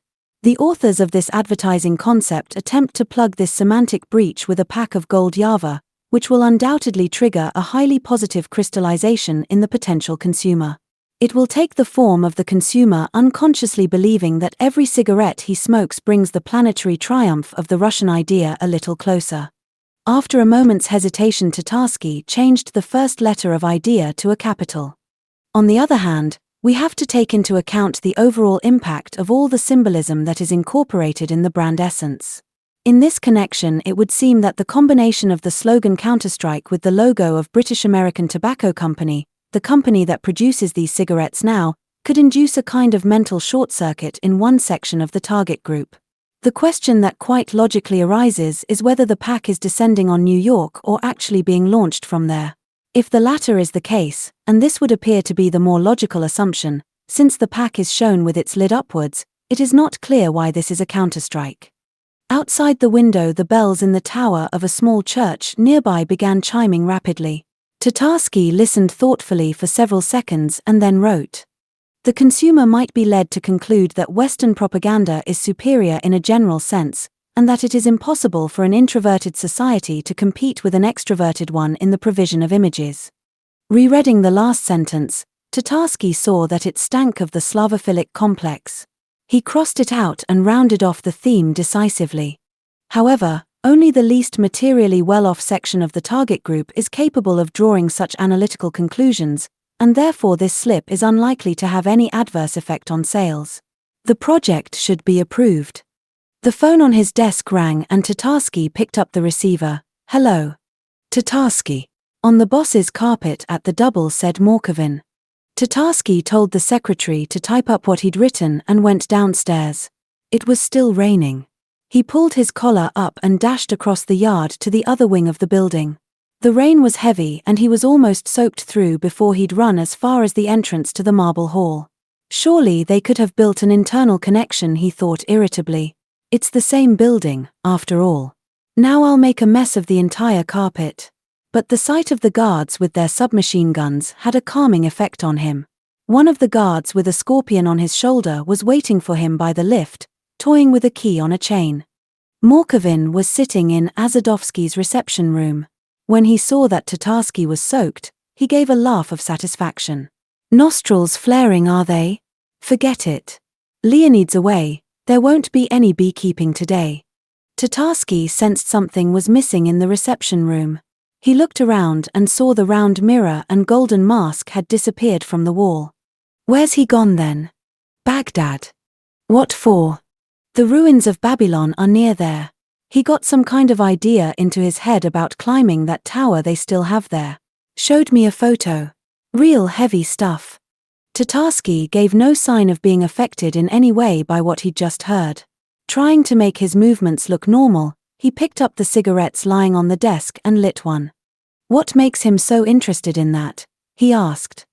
Says his soul's thirsting for the heights. Why have you gone so pale? I haven't had a cigarette for 2 days, said Tatarsky. I was trying to give up. Buy a nicotine patch. Tatarsky was already back in control of himself. Listen, he said, yesterday I saw Azadovsky in another 2 clips. I see him every time I turn on the TV. One day he's dancing in the corps de ballet, the next he's reading the weather forecast. What does it all mean? Why's he on so often? Does he just like being filmed? Yeah, said Morkovin, it's a weakness of his. My advice to you is not to stick your nose into that for the time being. Sometime maybe you'll find out all about it. Okay. Let's get down to business. What's the latest on our Kalashnikov scenario? Their brand manager was just on the phone. Nothing new. It's still the same. 2 old guys shoot down Batman over the Moskvitsky market. Batman falls onto this kebab brazier and flaps his webbed wing in the dust, then he's hidden by this group of old women in sarafans dancing and singing folk songs. But why 2 old guys? One has a short barrel version and the other has a standard. They wanted the whole range. Morkovin thought for a moment. Probably a father and son would do better than just 2 old guys. Give the father the standard and the son the short barrel. And let's have not just Batman, but Spawn and Nightman and the whole fucking gang. The budget's huge, we have to cover it. Thinking logically, Tatarsky said, the son should have the standard and the father should have the sawn-off. Morkovin thought again for a moment. That's right, he agreed. Good thinking. Only we won't have the mother with a holster, that would be overkill. Okay, that wasn't what I called you over for. I've got some good news. He paused tantalizingly. What news is that? Tatarsky asked with feeble enthusiasm. The first section has finally checked you out. So you're being promoted, Azadovsky told me to put you in the picture. So I'll do that right now. The canteen was empty and quiet. The television hanging on a pole in the corner was showing a news broadcast with the sound turned off. Morkovin nodded for Tatarsky to sit at the table by the television, then went over to the counter and returned with 2 glasses and a bottle of Smymorph citrus twist. Let's have a drink. You're soaked, you could catch a cold. He sat down at the table, then shook the bottle with some special kind of movement and gazed for a long time at the small bubbles that appeared in the liquid. "Well, would you believe it?" he said in astonishment. "I can understand it in some kiosk out on the street. But even in here it's fake. I can tell for sure it's homebrew out of Poland. Just look at it fizz. So that's what an upgrade can do." Tatarsky realized that the final phrase referred not to the vodka, but the television, and he switched his gaze from the opaque bubbly vodka to the screen, where a ruddy-faced, chortling Yeltsin was soaring rapidly at the air with a hand missing 2 fingers. "Upgrade?" queried Tatarsky. "Is that some kind of cardiac stimulator?" "Who on earth spreads all of those rumors?" said Morkovin, shaking his head. "What for? They've just stepped up the frequency to 600 megahertz, that's all. But we're taking a serious risk." "You've lost me again," said Tatarsky. "It used to take 2 days to render a report like this, but now we do it in a single night, which means we can program more gestures and facial expressions." "But what is it we render?" "We render him," said Morkovin with a nod in the direction of the television. "And all the rest of them. 3D. 3D? Three-dimensional modeling, if you want the precise term. The guys call it fiddly-dee dot." Tatarsky gaped at his friend, trying to work out whether he was joking or serious. His friend withstood his gaze in silence. "What the hell is all this you're telling me?" "I'm telling you what Azadovsky told me to tell you. I'm putting you in the picture." Tatarsky looked at the screen. Now it was showing the rostrum in the Duma, occupied by a dour-looking orator who seemed to have just surfaced from the agitated and murky mill-pond of folk fury.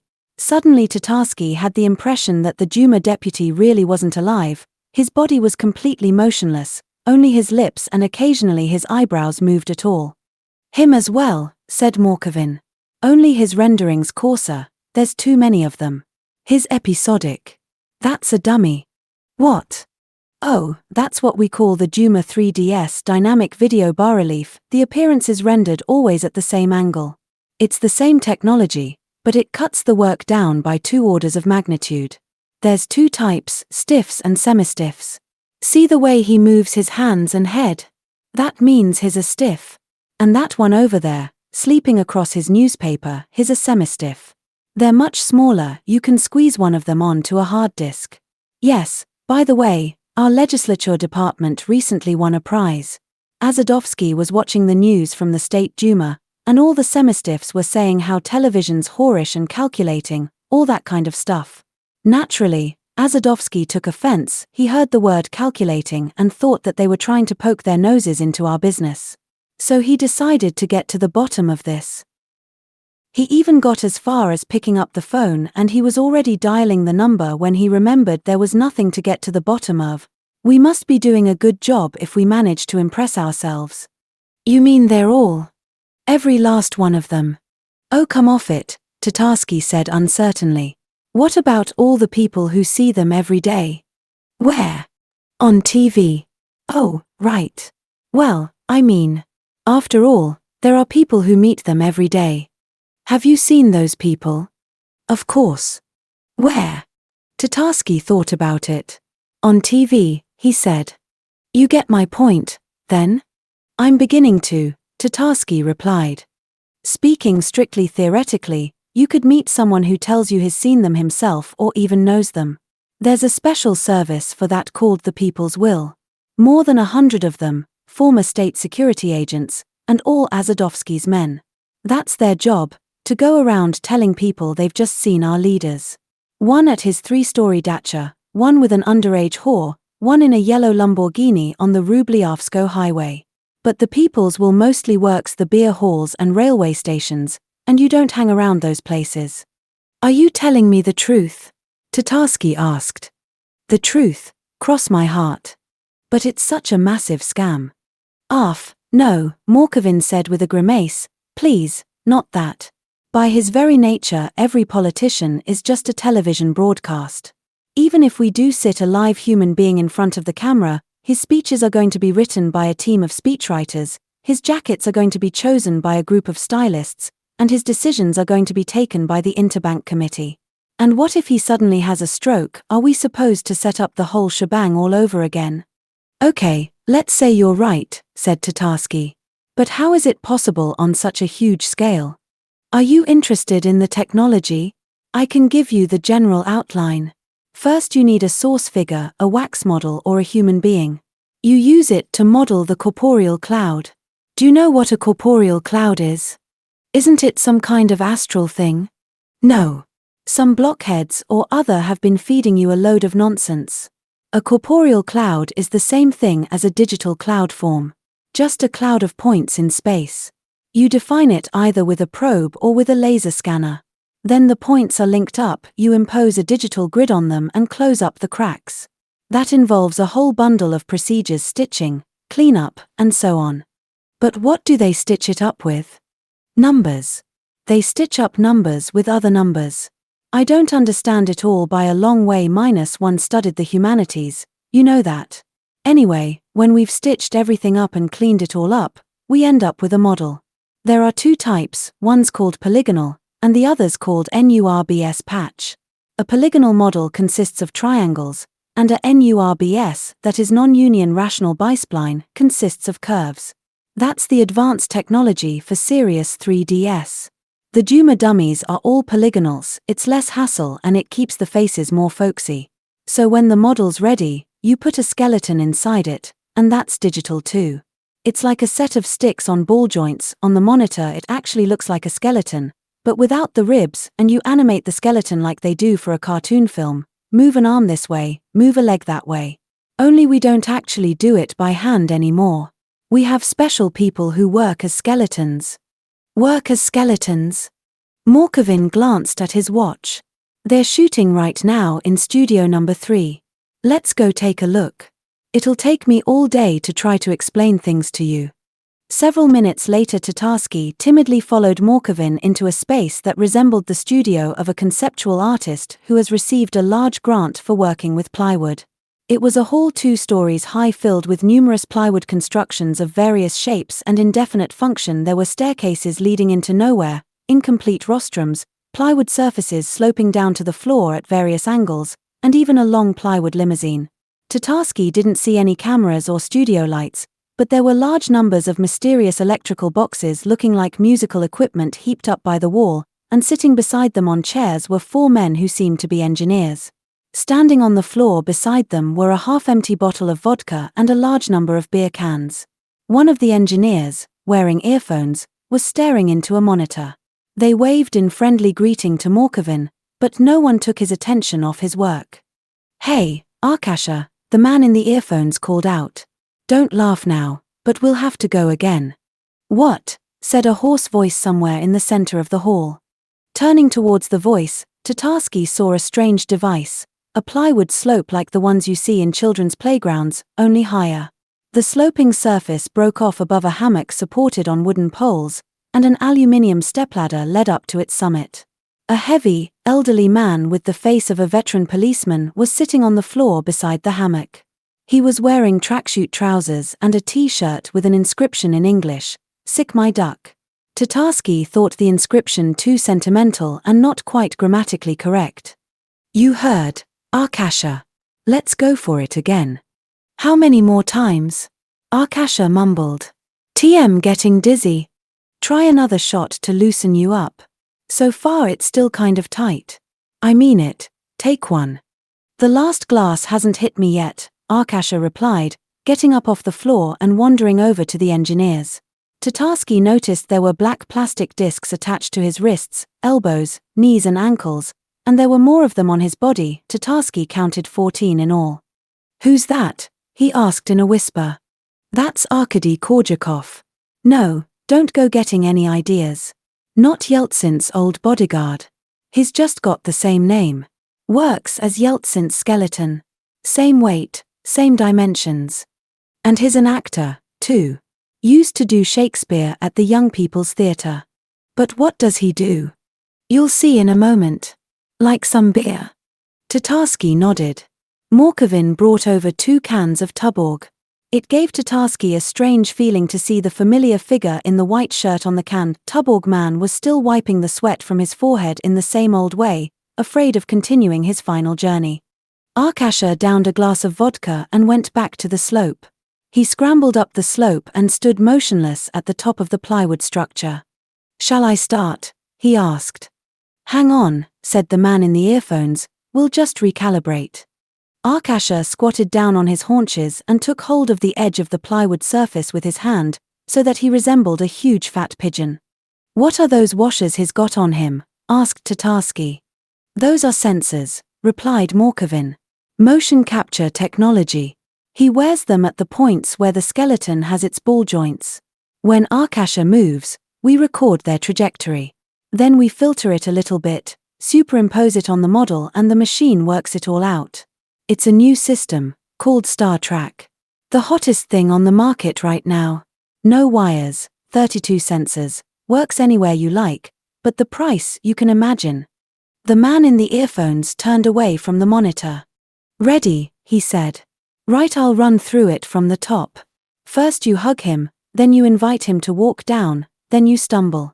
Only when you lower your arm, make it grander, more majestic. And fall flat, full length. Got it?" "Got it," Arkasha mumbled, and rose carefully to his feet. He was swaying slightly. "Let's go." Arkasha turned to his left, opened his arms wide and slowly brought them together in empty space. Tatarsky was amazed at the way his movements were instantly filled with stately grandeur and majestic pomp. At first it put Tatarsky in mind of Stanislavski's system, but then he realized Arkasha was simply having difficulty balancing on such a tiny spot high above the floor and was struggling not to fall. When he opened his arms again, Arkasha gestured expansively for his invisible companion to descend the slope, took a step towards it, swayed on the edge of the plywood precipice and went tumbling clumsily downwards. As he fell he somersaulted twice, and if his heavy frame had not landed in the hammock there would certainly have been broken bones. Having fallen into the hammock, Arkasha carried on lying there, with his arms wrapped round his head. The engineers crowded round the monitor and began arguing about something in quiet voices. "What's it going to be?" Tatarsky asked. Without saying a word, Morkovin held out a photograph.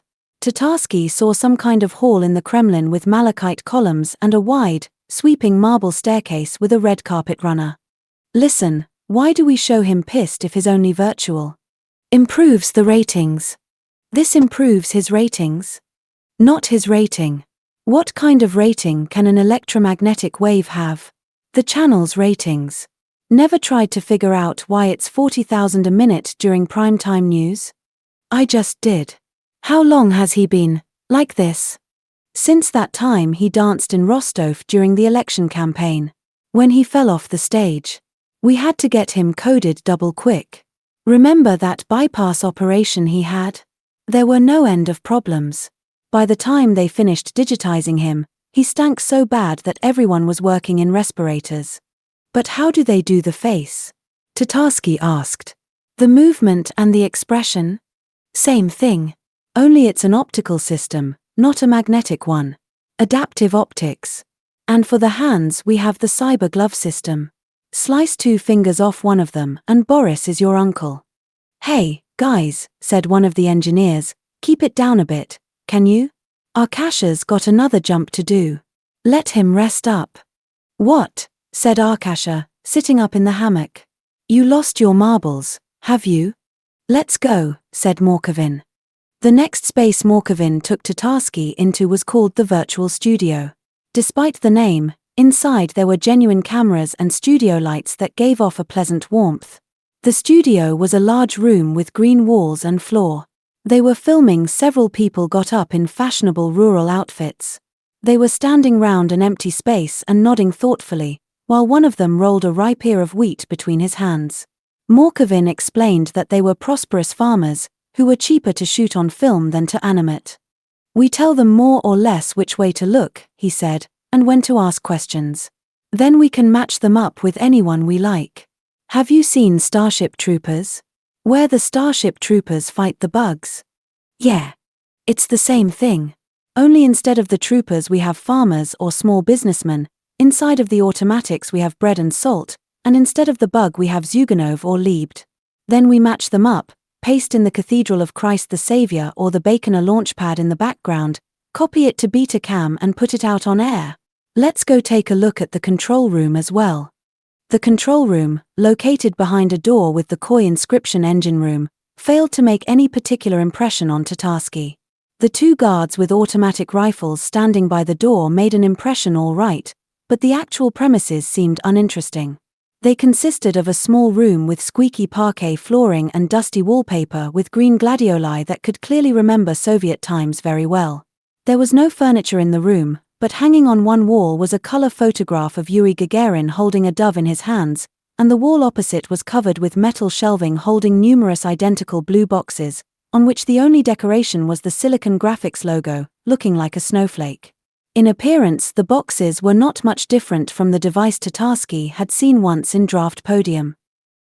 There were no interesting lamps or indicators on these boxes. Any old run-of-the-mill transformer might have looked just the same, but Morkovin behaved with extreme solemnity. Azadovsky said you like life to have big tits, he said. Well, this is the biggest of the lot. And if it doesn't excite you yet, that's just because you're not used to it yet. What is it? A 100-400 render server. Silicon Graphics turns them out specially for this kind of work, high-end. In American terms it's already outdated, of course, but it does the job for us. All of Europe runs on these, anyway. It can render up to 100 primary and 400 secondary politicians. A massive computer, Tatarsky said without enthusiasm. It's not even a computer. It's a stand with 24 computers controlled from a single keyboard. 5 GHz processors in every one. Each block calculates the frames in turn and the entire system works a bit like an aviation cannon with revolving barrels. The Americans took big bucks off us for this baby, but what can you do? When everything was just starting up, we didn't have anything like it. Now, you know yourself, we never will have. The Americans, by the way, are our biggest problem. They keep cutting us back like we were some kind of jerks. How do you mean? The processor frequency. First they cut us back by 200 MHz for Chechnya. It was really for the pipeline, you realize that, anyway. Then because we stole those loans. And so on, for any old reason at all. Of course, we push things to the limit at night, but they watch TV in the embassy like everyone else. As soon we step up the frequency they pick it up and send round an inspector. It's plain shameful. A great country like this stuck on 400 MHz, and not even our own. Morkovin went over to the stand, pulled out a slim blue box and lifted up its lid to expose a liquid crystal monitor. Below it was a keyboard with a trackball. Is that the keyboard it's controlled from? Tatarsky asked. Of course not, said Morkovin with a dismissive wave of his hand. You need clearance to be able to get into the system. All the terminals are upstairs. This is just a check monitor. I want to see what we're rendering at the moment. He prodded at the keys and a window with a progress indicator appeared at the bottom of the screen. It also had several incomprehensible messages in English in it. Memory used 5184 M, time elapsed 23 hours 11 minutes and 12 seconds and something else in very fine script. Then the pathway selected appeared in large letters. C:/oligarchs/BRSKA/excesses field_diska_slalom.prg. I see, said Morkovin. It's Berezovsky in Switzerland. Small squares containing fragments of an image began covering the screen, as though someone was assembling a jigsaw. After a few seconds Tatarsky recognized the familiar face with a few black holes in it still not rendered. He was absolutely astounded by the insane joy shining in the already computed right eye. He's off skiing, the bastard, said Morkovin, and you and me are stuck in here breathing dust. Why's the folder called excesses? What's so excessive about skiing? Instead of those sticks with flags on them, the storyboard has him skiing round naked ballerinas, Morkovin replied. Some of them have blue ribbons and some of them have red ones.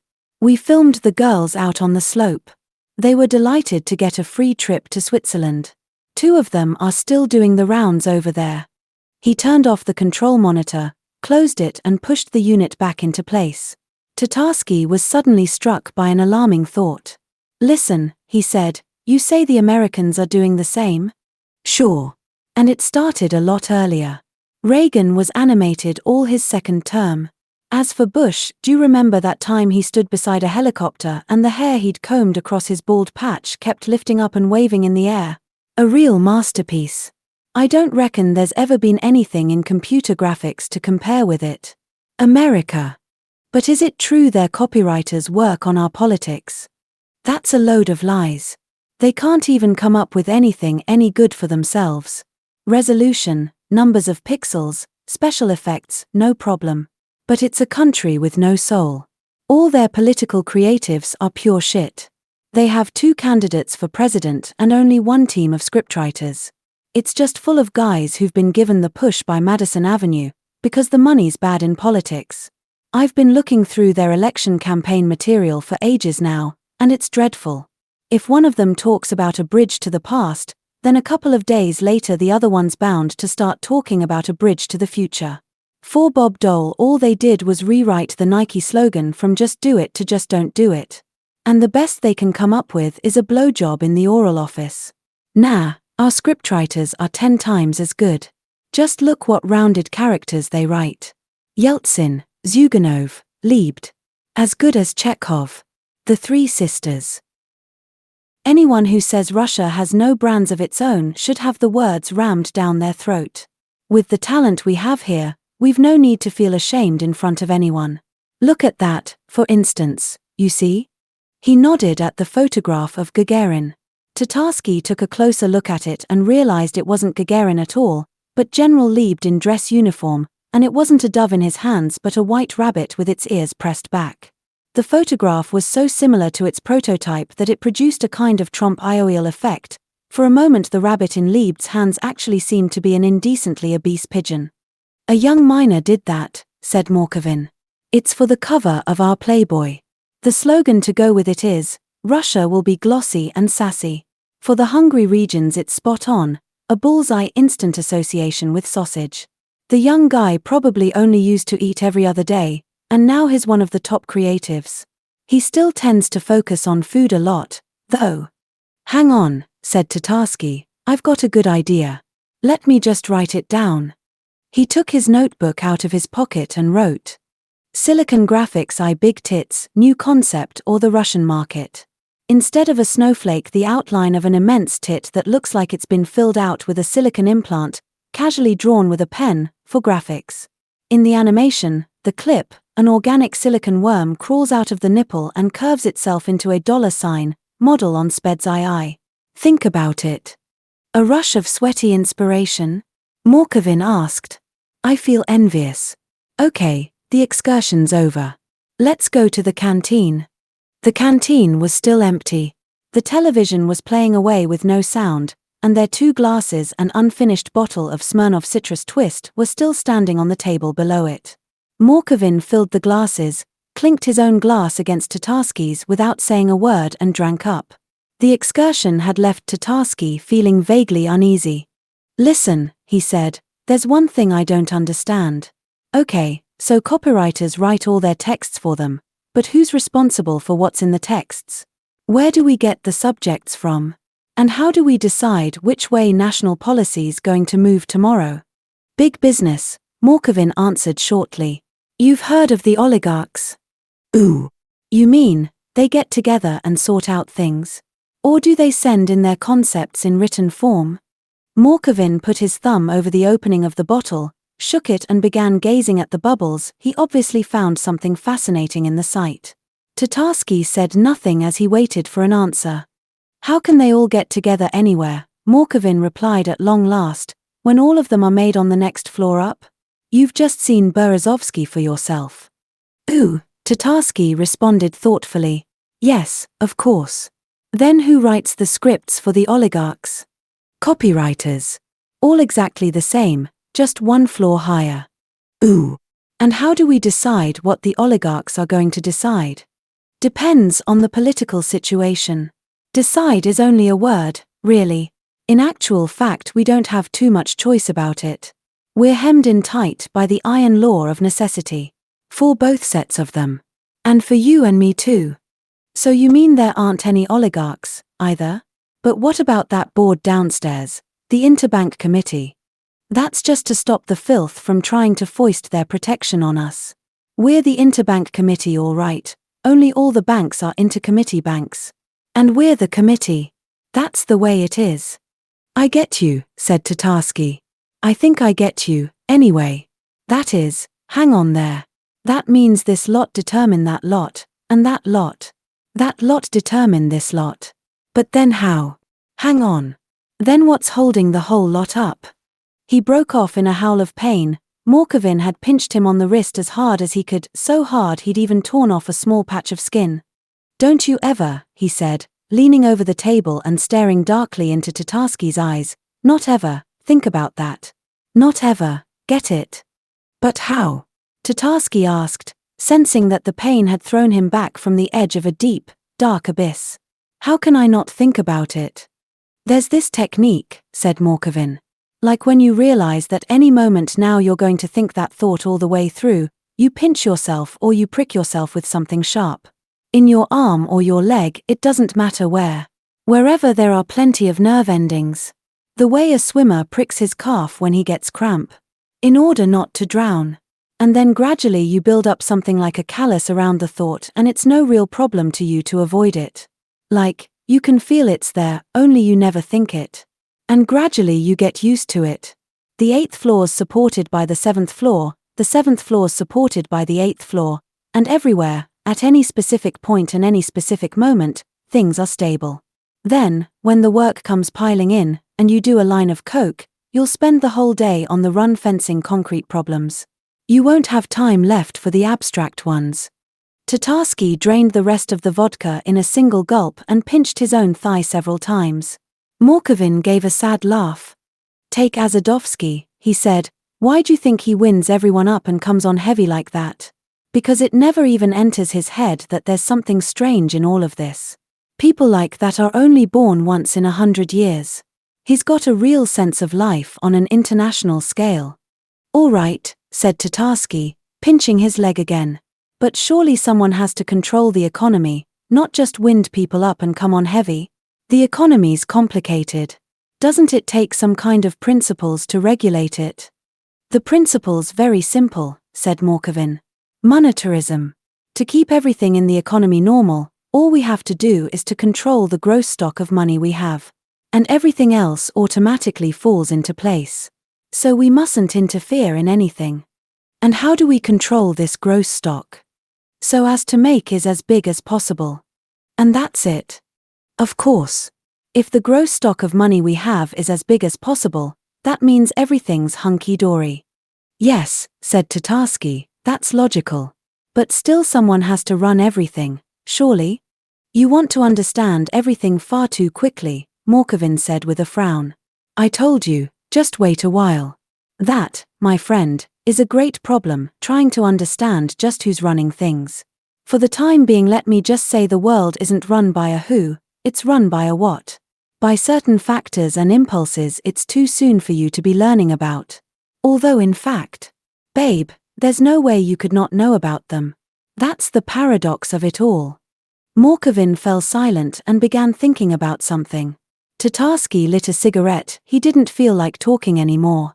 Meanwhile, a new client had appeared in the canteen, one that Tatarsky recognized immediately. It was the well-known TV political analyst Farsuk Farsakin.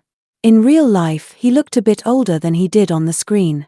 He was obviously just back from a broadcast, his face was covered with large beads of sweat, and the famous pince-nez was set crooked on his nose.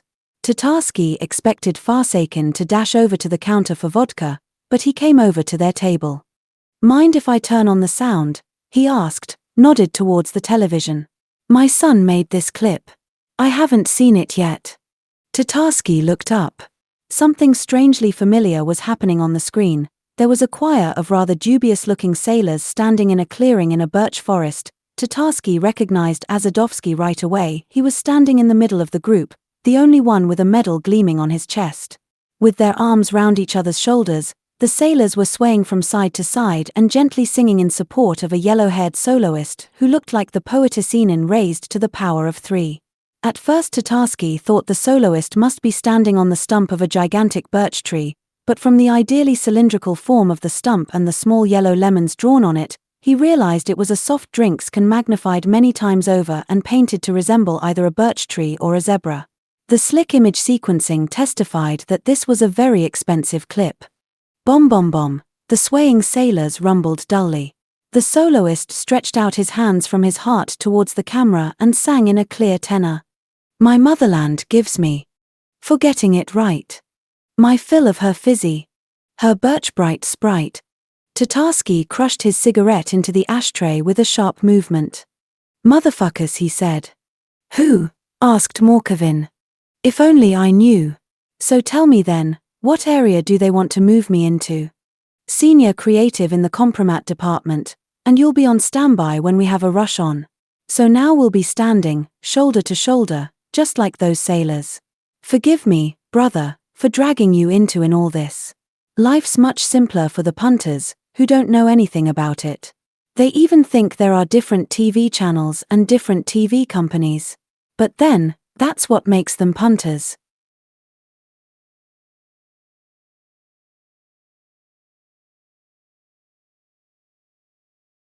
Chapter 13. The Islamic Factor. It happens so often. You're riding along in your white Mercedes and you go past a bus stop. You see the people who've been standing there, waiting in frustration for their bus for God knows how long, and suddenly you notice one of them gazing at you with a dull kind of expression that just might be envy. For a second you really start to believe that this machine stolen from some anonymous German burger, that still hasn't been fully cleared through the customs in fraternal Belarussia but already has a suspicious knocking in the engine, is the prize that witnesses to your full and total victory over life. A warm shiver runs up and down your spine. You proudly turn your face away from the people standing at the bus stop, and in your very heart of hearts you know that all your trials were not in vain, you've really made it. Such is the action of the anal wow factor in our hearts, but somehow Tatarsky failed to experience its sweet titillation. Perhaps the difficulty lay in some specific after-the-rain apathy of the punters standing at their bus stops, or perhaps Tatarsky was simply too nervous. There was a review of his work coming up, and Azadovsky himself was due to attend. Or perhaps the reason lay in the increasingly frequent breakdowns of the social radar locating unit in his mind.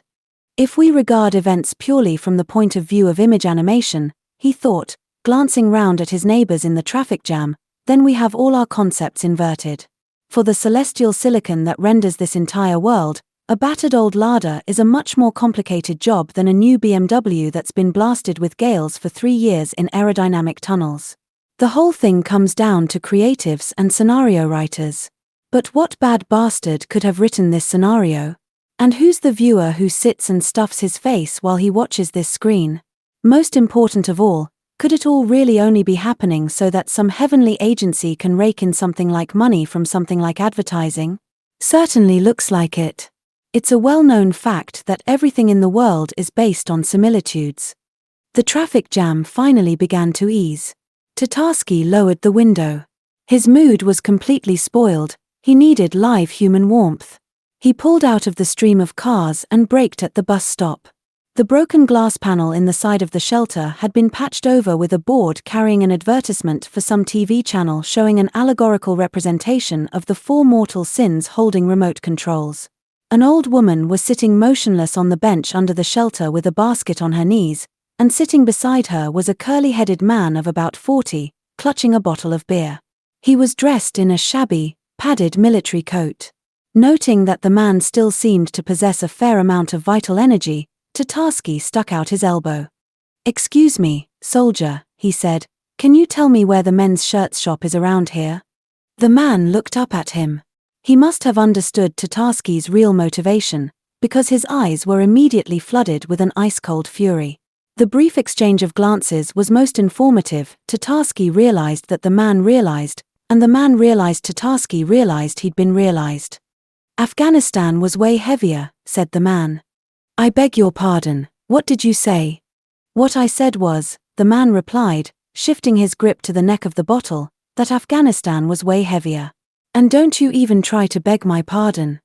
Something told Tatarsky the man was not approaching his car in order to tell him the way to the shop, and he flattened the accelerator against the floor. His instinct had not deceived him. A second later something struck hard against the rear windsow and it shattered into a spider's web of cracks, with white foam trickling down over them. Driven by his adrenaline rush, Tatarsky accelerated sharply. What a fucker, he thought, glancing round. And they want to build a market economy with people like that. After he parked in the yard of the Interbank Committee, a red Range Rover pulled up beside him, the latest model, with a set of fantastical spotlights perched on its roof and its door decorated with a cheerful drawing of the sun rising over the prairie and the head of an Indian chief clad in a feather headdress. I wonder who drives those? Tatarsky thought, and lingered at the door of his car for a moment. A fat, squat man wearing an emphatically bourgeois striped suit clambered out of the Range Rover and turned round, and Tatarsky was amazed to recognize Sasha Blow, fatter than ever, even balder, but still with that same old grimace of tormented failure to understand what was really going on. Sasha, said Tatarsky, is that you? Ah, babe, said Sasha Blow. You're here too? In the dirt department. How'd you know? Elementary, my dear Watson. That's where everybody starts out. Till they get their hand in. There aren't all that many creatives on the books. Everyone knows everyone else. So if I haven't seen you before and now you're parking at this entrance, it means you're in compromat. And you've only been there a couple of weeks at most. It's been a month already, Tatarsky answered. So what are you doing now? Me. I'm head of the Russian idea department. Drop in if you have any ideas. I'm not much good to you, Tatarsky answered. I tried thinking about it, but it was a flop. You should try driving around the suburbs and asking the guys on the street. Sasha Blow frowned in dissatisfaction. I tried that at the beginning, he said. You pour the vodka, look into their eyes, and then it's always the same answer. Bugger off and crash your fucking Mercedes. Can't think of anything cooler than a Mercedes. And it's all so destructive. That's right, sighed Tatarsky and looked at the rear window of his car. Sasha Blow followed his glance. Is it yours? Yes it is, Tatarsky said with pride. I see, said Sasha Blow, locking the door of his Range Rover. 40 minutes of embarrassment gets you to work. Well, don't let it get you down. Everything's still ahead of you. He nodded and ran off jauntily towards the door, flapping a fat, greasy attach case as he went. Tatarsky gazed after him for a long moment, then looked at the rear window of his car again and took out his notebook. The worst thing of all, he wrote on the last page, is that people base their intercourse with each other on senselessly distracting chatter, into which they cold-bloodedly, cunningly and inhumanly introduce their anal impulse in the hope that it will become someone else's oral impulse. If this happens, the winner shudders orgiastically and for a few seconds experiences the so-called pulse of life. Azadovsky and Morkovin had been sitting in the viewing hall since early morning. Outside the entrance several people were walking backwards and forwards, sarcastically discussing Yeltsin's latest binge. Tatarsky decided they must be copywriters from the political department practicing corporate non-action. They were called in one by one. On average they spent about 10 minutes with the bosses. Tatarsky realized that the problems discussed were of state significance. He heard Yeltsin's voice emanate from the hall at maximum volume several times. The first time he burbled. What do we want so many pilots for? We only need one pilot, but ready for anything. The moment I saw my grandson playing with PlayStation, I knew straight away what we need. The second time they were obviously playing back a section from an address to the nation, because Yeltsin's voice was solemn and measured. For the first time in many decades the population of Russia now has the chance to choose between the heart and the head. Vote with your heart. One project was wound up that was obvious from the face of the tall man with a moustache and prematurely grey hair who emerged from the hall clutching a crimson loose-leaf folder with the inscription Tsar. Then music began playing in the hall. At first a balalaika jangled for a long time, then Tatarsky heard Azadovsky shouting, "Bugger it. We'll take him off the air. Next." Tatarsky was the last in the queue. The dimly lit hall where Azadovsky was waiting looked luxurious but somewhat archaic, as though it had been decorated and furnished back in the 40s. For some reason Tatarsky bent down when he entered.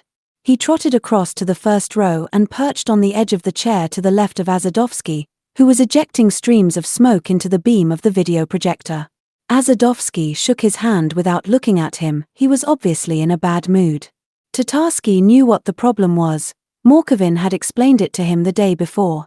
They've dropped us to 300 megahertz, he said gloomily. For Kosovo. Remember how under the communists there were shortages of butter? Now it's machine time. There's something fatal about this country. Now Azadovsky's watching all the drafts himself. Nothing's allowed on the main render server without written permission, so give it your best shot. It was the first time Tatarsky had seen what a draft, that is a rough sketch before it's been rendered in full, actually looked like. If he hadn't written the scenario himself, he would never have guessed that the green outline divided by lines of fine yellow dots was a table with a game of Monopoly set up on it.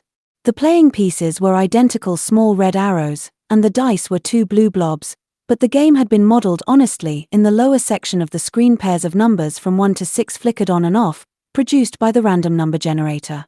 The players themselves didn't exist yet, though their moves corresponded to the points scored. Their places were occupied by skeletons of graduated lines with little circles as ball joints. Tatarsky could only see their faces, constructed of coarse polygons. Salaman Raduev's beard was like a rusty brick attached to the lower section of his face, and a round bullet scar on his temple looked like a red button. Berezovsky was recognizable from the blue triangles of his shaved cheeks. As was only to be expected, Berezovsky was winning. Yes, he said, in Mother Russia, Monopoly's a bit dicey. You buy a couple of streets, and then it turns out there are people living on them. Raduev laughed. Not just in Russia. It's like that everywhere. And I'll tell you something else, Boris, not only do people live there, often they actually think the streets are theirs. Berezovsky tossed the dice. Once again he got 2 sixes. That's not quite how it is, he said. Nowadays people find out what they think from the television.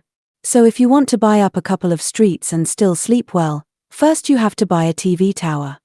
There was a squeak, and an animated insert appeared in the corner of the table, a military walkie-talkie with a long aerial. Raduev lifted it to his head joint, said something curt in Chechen and put it back. I'm selling off my TV announcer, he said, and flicked a playing piece into the center of the table with his finger. I don't like television. I'm buying, Berezovsky responded quickly. But why don't you like it? I don't like it because piss comes into contact with skin too often when you watch it, said Raduev, shaking the dice in the green arrows of his fingers. Every time I turn on the television, there's piss coming into contact with skin and causing irritation. You must be talking about those commercials for Pampers, are you? But it's not your skin, Salaman. Exactly, said Raduev irritably, so why do they come into contact in my head? Haven't they got anywhere else? The upper section of Berezovsky's face was covered by a rectangle with a pair of eyes rendered in detail. They squinted in concern at Raduev and blinked a few times, then the rectangle disappeared. Anyway, just whose piss is it? Raduev asked as if the idea had only just entered his head. Drop it, Salaman, Berezovsky said in a reconciliatory tone. Why don't you take your move? Wait, Boris, I want to know whose piss and skin it is coming into contact in my head when I watch your television. Why is it my television? If a pipe runs across my squares, then I'm responsible for the pipe. You said that yourself. Right. So if all the TV anchormen are on your squares, you're responsible for TV. So you tell me whose piss it is splashing about in my head when I watch it. Berezovsky scratched his chin. It's your piss, Salaman, he said decisively. How come? Who else's can it be? Think it out for yourself. In Chechnya they call you the man with a bullet in his head for your pluck. I don't think anyone who decided to pour piss all over you while you're watching TV would live very long. You think right. So, Salaman, that means it's your piss. So how does it get inside my head when I'm watching TV? Does it rise up from my bladder? Berezovsky reached out for the dice, but Raduev put his hand over them. Explain, he demanded. Then we'll carry on playing. An animation rectangle appeared on Berezovsky's forehead, containing a deep wrinkle. All right, he said, I'll try to explain. Go on. When Allah created this world, Berezovsky began, casting a quick glance upwards. He first thought it, and then he created objects. All the holy books tell us that in the beginning was the Word. What does that mean in legal terms? In legal terms it means that in the first place Allah created concepts. course objects are the lot of human beings, but instead of them Allah, he glanced upwards quickly once again, has ideas. And so Salman, when you watch advertisements for Pampers on television, what you have in your head is not wet human piss, but the concept of piss. The idea of piss comes into contact with the concept of skin. You understand? More or less, said Raduev thoughtfully. But I didn't understand everything. The idea of piss and the concept of skin come into contact inside my head, right? Right. And instead of things, Allah has ideas. Right. Right, said Berezovsky, and frowned. An animation patch appeared on his blue-shaven cheeks, showing his jaw muscles clenched tightly. That means what happens inside my head is Allah's piss coming into contact with Allah's skin, blessed be his name? Right. You probably could put it like that, said Berezovsky, and the insert with the wrinkle appeared again on his forehead. Tatarsky had indicated this point in the scenario with the words, Berezovsky senses the conversation is taking a wrong turning. Raduev stroked the rusty brick of his beard. Ul-Hallaj spoke truly, he said, in saying that the greatest wonder of all is a man who sees nothing wonderful around him. But tell me, why does it happen so often? I remember one time when piss came into contact with skin 17 times in 1 hour. That was probably to settle up with Gaily Up Media, Berezovsky replied condescendingly. The customer must have been a tough guy. So they had to account for his money before his protection could account for them. But what of it? If we sell the time, we show the material. Raduev's skeleton swayed towards the table. Hang on. Are you telling me that piss comes into contact with skin every time they give you money? Well, yes. Raduev's skeleton was suddenly covered with a crudely drawn torso dressed in a Jordanian military uniform. He put his hand down behind the back of his chair, pulled out a Kalashnikov and pointed it at his companion's face. What's wrong, Salaman? Berezovsky asked quietly, automatically raising his hands. What's wrong? I'll tell you. There's a man who gets paid for splashing piss on the skin of Allah, and this man is still alive. That's what's wrong. The insert with the Jordanian uniform disappeared, the thin lines of the skeleton returned to the screen and the Kalashnikov was transformed into a wavering line of dots. The upper section of Berezovsky's head, at which this line was pointed, was concealed by an animation patch with a Socratian brow covered with large beads of sweat among sparse hair. Easy, now, Salaman, easy, said Berezovsky. 2 men with bullets in their heads at one table would be too much. Don't get excited. What do you mean, don't get excited? You're going to wash away every drop of piss you've spilled on Allah with a bucket of your blood, I'm telling you. Furiously working thought was reflected in Berezovsky's screwed-up eyes. That was what it said in the scenario, furiously working thought, and Tatarsky couldn't even begin to imagine what kind of technology could have allowed the inimitors to achieve such literal accuracy.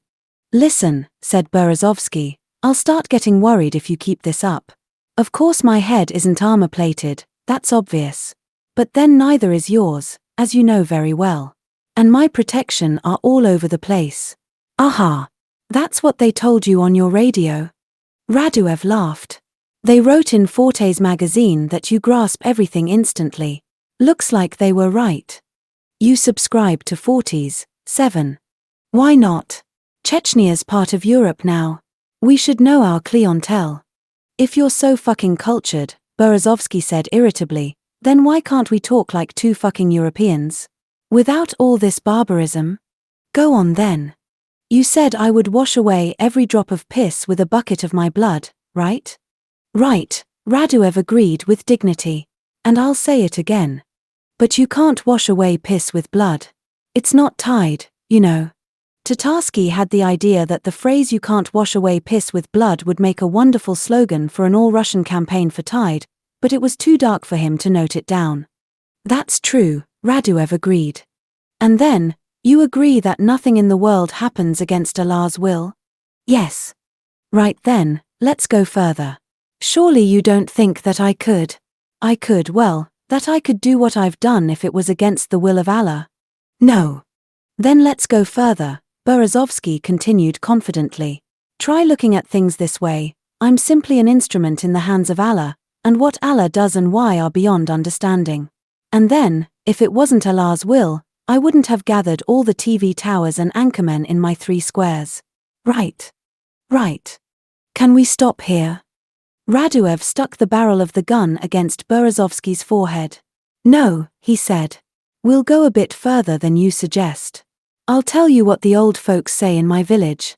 They say that according to Allah's original idea, this world should be like a sweet raspberry that melts in your mouth, but people like you with their avarice have turned it into piss coming into contact with skin.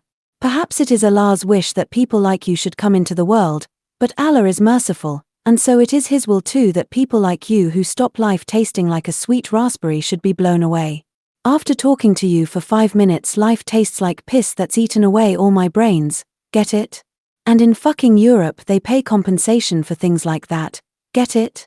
Haven't you ever heard of deprived adulthood? Berezovsky sighed. I see you prepared thoroughly for our talk. All right, then. What kind of compensation? I don't know. You'd have to something pleasing to God. For instance. I don't know, Raduev repeated. Build a mosque, but it would have to be a very big mosque. Big enough to pray away the sin I've committed by sitting at the same table with a man who has splashed piss on the skin of the inexpressible. I'm with you, said Berezovsky, lowering his hand slightly.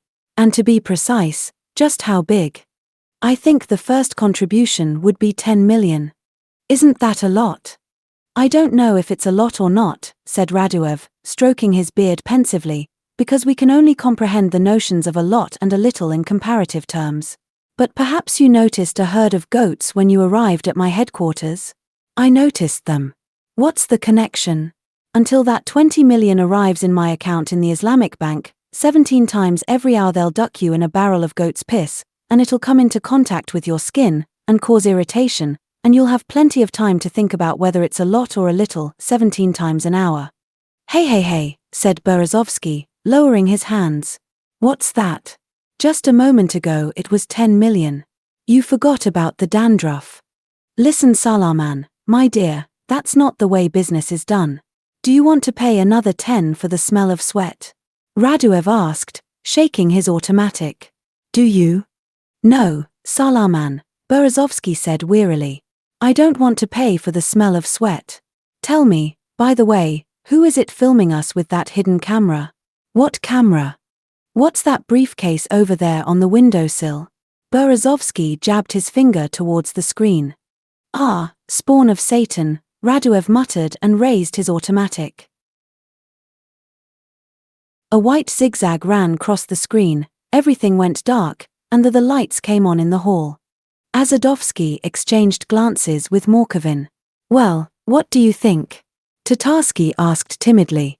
Tell me, where do you work? Azadovsky asked disdainfully.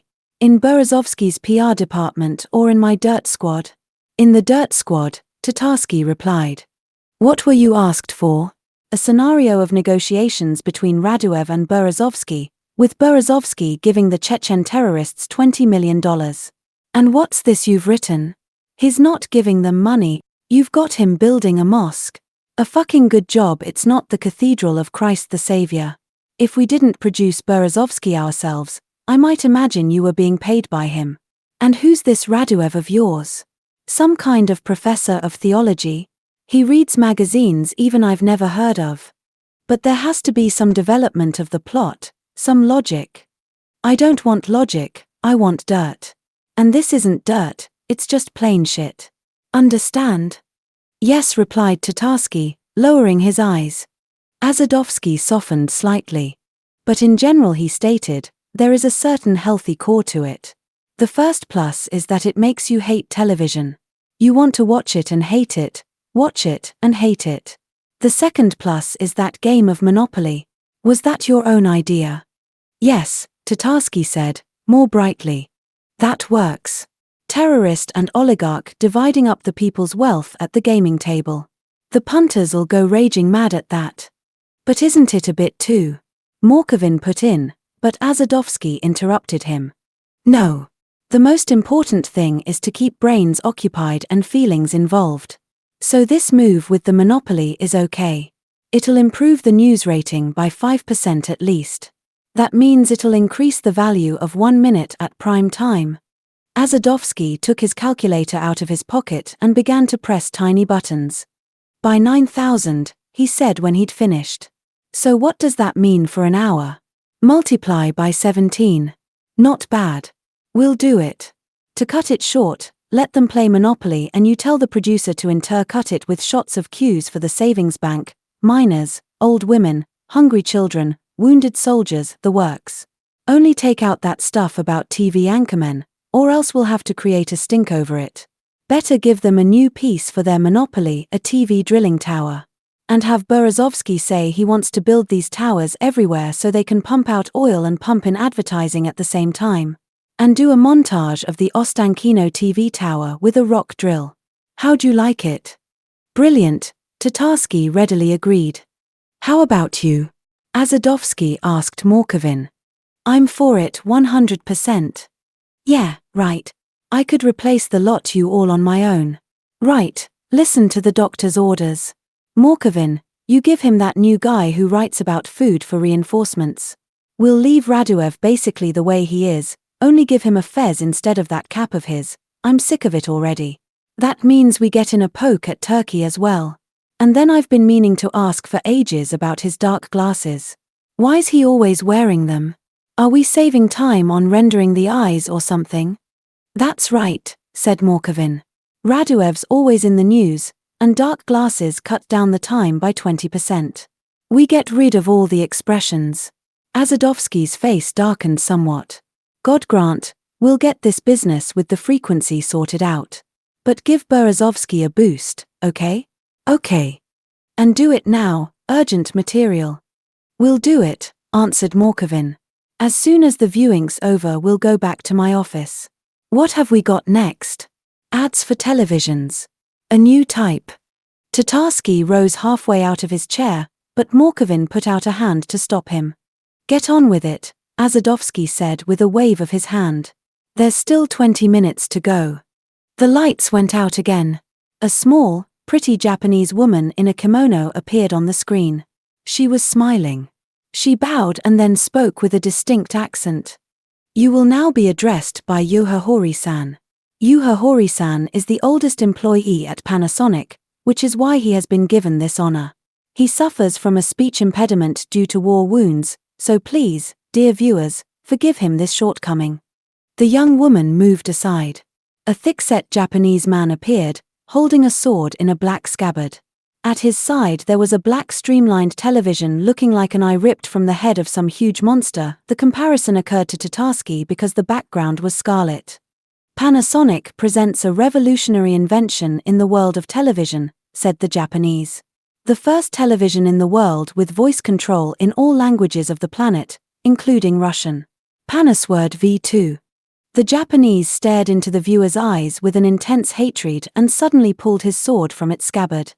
Sword forged in Japan, he yelled, setting the cutting edge up against the camera lens. Sword that will slit the throat of the putrefied world. Long live the Emperor. Some people in white medical coats fluttered across the screen. Mr. Yuha Hori was ushered off somewhere. A pale-faced girl in a kimono began bowing in apology, and across all this disgrace appeared the Panasonic logo.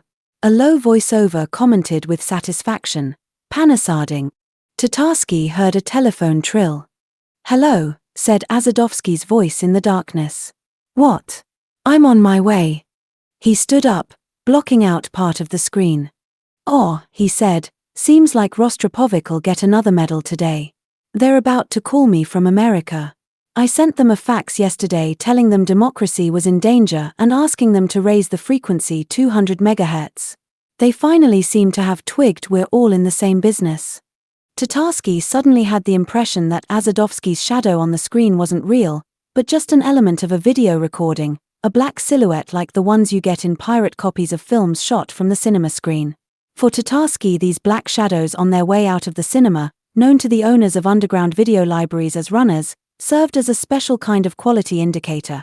The influence of the displacing wow factor drove more people out of a good film than a bad one, so he usually asked for the films with runners to be kept for him, but now he felt almost afraid at the thought that if a man who'd just been sitting beside you could turn out to be a runner, it could mean you were just another runner yourself. The feeling was complex, profound, and new, But Tatarsky had no time to analyze it. Humming a vague tango, Azadovsky wandered over to the edge of the screen and disappeared. The next video began in a more traditional manner. A family, father, mother, daughter with a pussycat and granny with a half-knitted stocking, were sitting round a fire in a hearth set in a strange mirror surface wall. As they gazed into the flames blazing behind the grate, they made rapid, almost caricatured movements. The granny knitted, the mother gnawed on the edge of a piece of pizza, the daughter stroked the pussycat and the father sipped beer. The camera moved around them and passed in through the mirror wall. From the other side the wall was transparent. When the camera completed its movement, the family was overlaid by the flames in the hearth and bars of the grate. An organ rumbled threateningly, the camera pulled back and the transparent wall was transformed into the flat screen of a television with stereo speakers at each side and the coy inscription Tafetissimo on its black body. The image on television showed flames in which 4 black figures were jerking in rapid movements behind metal bars. The organ fell silent and an insidious announcer's voice took over. Did you think there was a vacuum behind the absolutely flat black trinitron screen? No. There's a flame blazing there that will warm your heart. The Sony Toffertissimo. It's a sin. Tatarsky didn't understand very much of what he'd seen. He just thought that the coefficient of involvement could be greatly improved if the slogan was replaced by another reference to those sex shop dogs, or what do you call them, go fumes. What was that? He asked, when the lights came on. It wasn't much like an advertisement. Morkovin smiled smugly. It's not. That's the whole point, he said. In scientific terms, it's a new advertising technology reflecting the reaction of market mechanisms to the increasing human revulsion at market mechanisms. To cut it short, the viewer is supposed gradually to develop the idea that somewhere in the world, say, in sunny California, there is a final oasis of freedom unconstrained by the thought of money, where they make advertisements like this one. It's profoundly anti-market in form, so it promises to be highly market effective in content. He looked to make sure there was no one else in the hall and began talking in a whisper. And now down to business. I don't think this place is bugged, but talk quietly just in case. Well done, that went just great. Here's your share. 3 envelopes appeared in his hand, 1 fat and yellow and 2 rather slimmer. Hide these quick. This is 20 from Berezovsky, 10 from Raduev and another 2 from the Chechens. Theirs is the thickest because it's in small bills. They took up a collection round the hill villages. Tatarsky swallowed hard, took the envelopes and quickly stuffed them into the inside pockets of his jacket. Do you think Azadovsky could have twigged? He whispered. Morkovin shook his head. Listen, whispered Tatarsky, glancing round again, how is this possible? I can understand about the hill villages, but Berezovsky doesn't exist, and neither does Raduev. That is, they do exist, but they're only a combination of ones and zeros. How can they send us money? Morkovin shrugged. I don't really understand it myself, he answered in a whisper. Maybe it's some interested parties or other. Maybe some gangs are involved and they're redefining their image. Probably if you work it all out it all comes back down to us. Only why bother to work it all out? Where else are you going to earn 30 grand a throw? Nowhere. So don't worry about it. Nobody really understands a single thing about the way this world works. The projectionist stuck his head into the hall. Hey, are you guys going to stay there much longer? We're discussing the clips, Morkovin whispered. Tatarsky cleared his throat. If I've grasped the difference correctly, he said in an unnaturally loud voice, then an ordinary advertisement and what we've seen are like straight pop music and the alternative music scene? Precisely, Morkovin replied just as loudly, rising to his feet and glancing at his watch. But just what exactly is alternative music and what is pop? How would you define it? I don't know, Tatarsky answered. From the feel, I suppose. They walked past the projectionist loitering in the doorway and went towards the lifts. There is a precise definition, said Morkovin didactically. Alternative music is music the commercial essence of which consists in its extreme anti-commercial ethos. Its anti-pop quality, so to speak. Which means that, in order to get this quality right, an alternative musician must first of all be a really shrewd merchant, and those are rare in the music business. There are plenty of them, of course, but they're not performers, they're managers. Okay, relax. Have you got the text with you? Tatarsky nodded. Let's go to my office. I'll give you a co-author, just like Azadovsky ordered. And I'll stick the co-author $3,000 so he won't spoil the scenario. Tatarsky had never gone up to the 7th floor where Morkovin worked.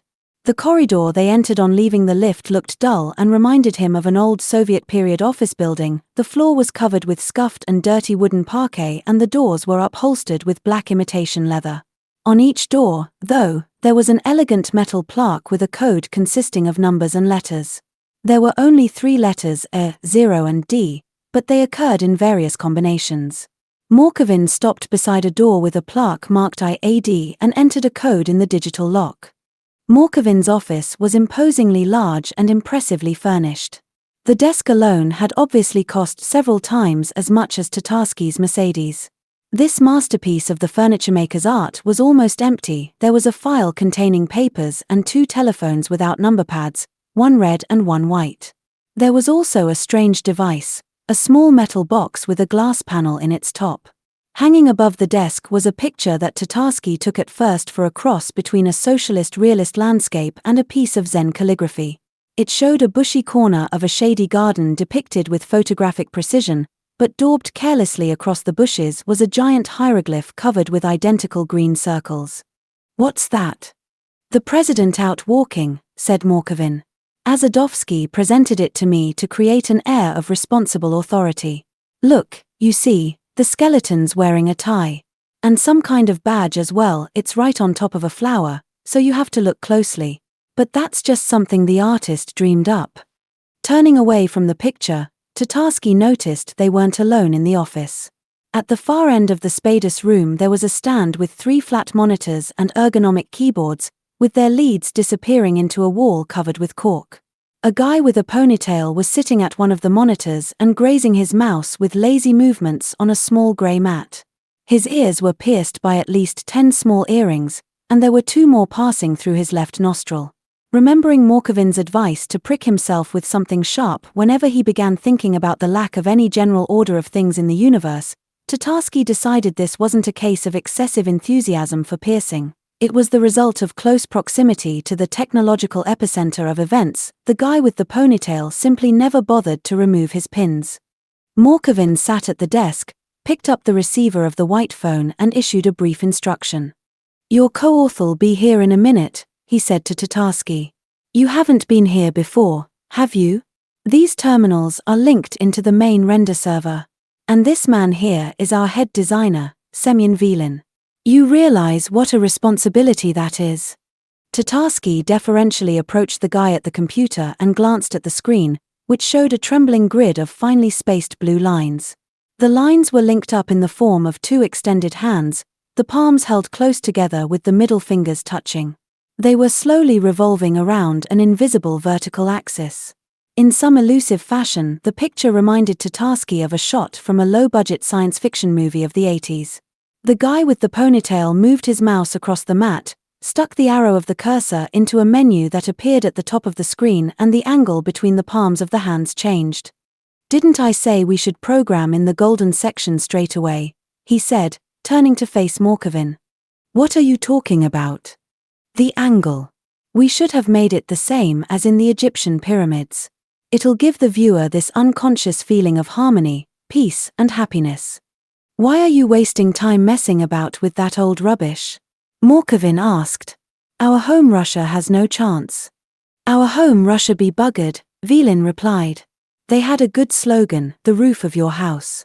We can make this roof out of fingers. The target group will instantly be reminded of Bandit's finger talk and the works. The message will be clear, we provide protection. We're bound to come back round to it anyway. Okay, said Morkovin. Put in your golden section. Let the punters relax. Only don't mention it in the documentation. Why not?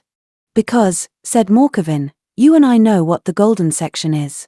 But the accounts department, he jerked his head upwards, might not approve the budget. They'll think if it's gold it must be expensive. They're economizing on our home Russia now. I get you, said Vilin.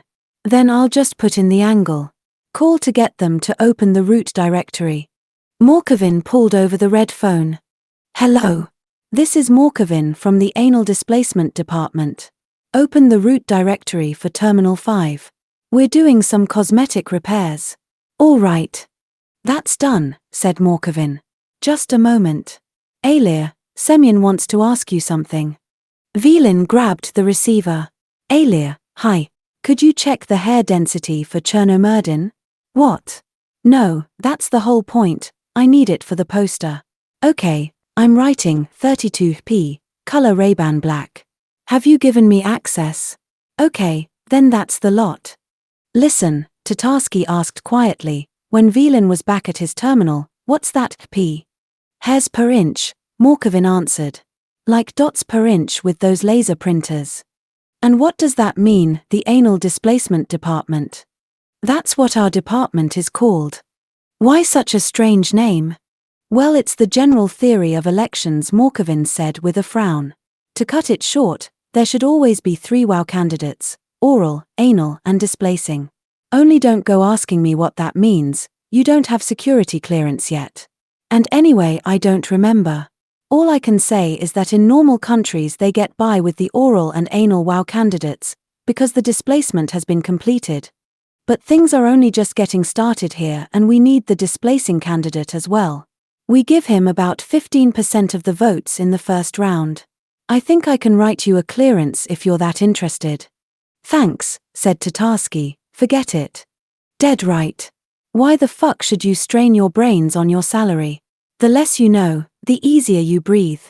Exactly, said Tatarsky, noting to himself that if Davidoff started making ultralights there couldn't possibly be a better slogan. Morkovin opened his file and took up a pencil. Out of a sense of delicacy, Tatarsky moved away to the wall and began studying the sheets of paper and pictures pinned to it. At first his attention was caught by a photograph of Antonio Banderas in the Hollywood masterpiece Stepan Banderas.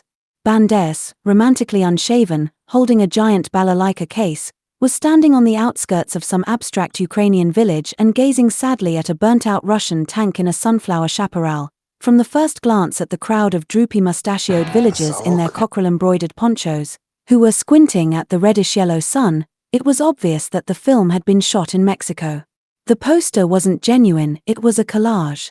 Some anonymous joker had matched up Banderas' torso in dark leather with a heavy-assed pair of girls' legs in dark brown tights. There was a slogan under the image. San Pellegrino tights fashioned to resist any strain.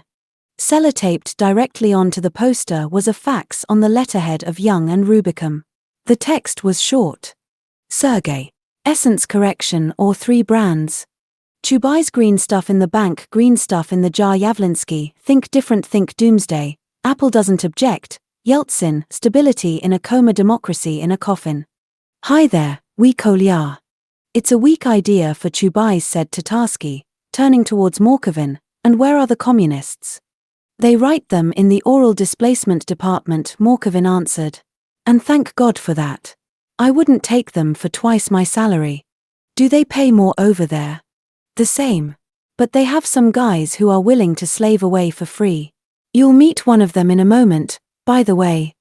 Hanging beside Banderas was a greetings card produced on a color printer, showing a golden double-headed eagle clutching a Kalashnikov in one taloned foot and a pack of Marlboro in the other. There was an inscription in gold below the eagle's feet. Santa Barbara forever.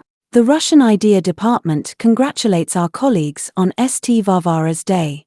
To the right of the greetings card there was another advertising poster, Yeltsin leaning over a chessboard on which no figures had been moved. He was looking at it sideways on. The setting seemed to emphasize his role as the supreme arbiter. The king and the rook on the white side had been replaced by small bottles labeled ordinary whiskey and black label. Next to the chessboard there stood a small model of a seashore villa looking more like a fortress. The text was, Black Label, the time to castle. Tatarsky reached for his notebook. An idea for another poster had suddenly occurred to him. He wrote down, a view from inside a car. The president's sullen face with the window behind it. Outside in the street poor old women, street urchins, bandaged soldiers, etc. Inscription in large letters at the top of the poster, How low can we go? In tiny print at the very bottom, as low as 2.9% intro. Visa next. There was a knock at the door. Tatarsky turned round and froze. So many meetings with old acquaintances in the same day seemed rather unlikely. Into the office came Malayuta, the anti-Semite copywriter he'd worked with in Karnin's agency. He was dressed in a Turkish-made Russian folk shirt with a soldier's belt supporting an entire array of office equipment, a mobile phone, a pager, a Zippo lighter in a leather case and an awl in a narrow black scabbard. Malayuta, what are you doing here? Malayuta, however, gave no sign of being surprised. Write the image menu for the whole cabal, he replied. Russian style. Have you ever heard of pelmeni with kapusta? Or kvass with krenok? Those are my hits. And I work in the oral displacement department on half pay. Are you in dirt? Tatarsky didn't answer. You know each other? Morkovin asked with curiosity. Yes, of course, you worked together at Karnin's place. So you shouldn't have any problems working together. I prefer working alone, Malayuta said dryly. What do you want done? Azadovsky wants you to finish up a project. With Berezovsky and Raduev. Don't touch Raduev, but you need to boost Berezovsky up a bit. I'll call you this evening and give you a few instructions. Will you do it? Berezovsky? Malayuta asked. And how? When do you need it? Yesterday, as always. Where's the draft? Morkovin looked at Tatarsky, who shrugged and handed Malayuta the file with the printout of the scenario. Don't you want to talk with the author? Morkovin asked. So he can put you in the picture? I'll figure it out for myself from the text. It'll be ready tomorrow at 10. Okay, you know best. When Malayuta left the room, Morkovin said, he doesn't like you much. Nor I him, said Tatarsky. We had an argument once about geopolitics. Listen, who's going to change that bit about the television drilling towers? Damn, I forgot. A good job you reminded me. I'll explain it to him this evening. And you'd better make peace with him. You know how bad our frequency problem is right now, but Azadovsky's still allowed him one 3D general. To liven up the news. He's a guy with a future. No one can tell how the market will shift tomorrow. Maybe he'll be head of department instead of me, and then...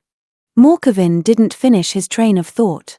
The door swung open and Azadovsky burst into the room. Behind him came two of the guards with scorpions on their shoulders. Azadovsky's face was white with fury and he was clenching and unclenching his fists with such force that Tatarsky was reminded of the talons of the eagle from the greetings card.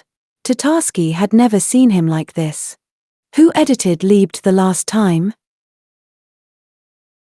Semyon Vilin, as usual, Morkovin replied in fright. Why, what's happened? Azadovsky turned towards the young guy with the ponytail. You, he asked. Did you do this? What? Asked Vilin. Did you change Liebt's cigarettes? From Camel to Gitanes? Yes I did, said Vilin. What of it? I just thought it would be better stylistically. After we rendered him together with Alain Delon. Take him away, Azadovsky commanded. Wait, said Vilin, thrusting his hands out in front of him in fear. I'll explain everything. But the guards were already dragging him out into the corridor. Azadovsky turned to face Morkovin and stared intensely at him for several seconds. I knew nothing about it, said Morkovin, I swear. Then who is supposed to know about it? Me. Do you know where I just got a call from? J.R. Reynolds Tobacco, who paid us for Liebt's camels 2 years in advance. You know what they said? They're going to get their congressman to drop us 50 megahertz, and they'll drop us another 50 if Liebt goes on air next time with Gitanes again. I don't know how much this arsehole was raking in from black PR, but we stand to lose a lot, an awful rucking lot. Do we want to ride into the 21st fucking century on 100 megahertz? When's the next broadcast with Liebt? Tomorrow. An interview on the Russian idea. It's all rendered already. Have you watched the material? Morkovin clutched his head in his hands. I have, he replied. Oh, God. That's right. He's got Gitanes. I noticed it, but I thought it must have been approved upstairs. You know I don't decide these things. I couldn't imagine. Where are his cigarettes? On the table? If only. He waves the pack around all through the interview. Can we undo?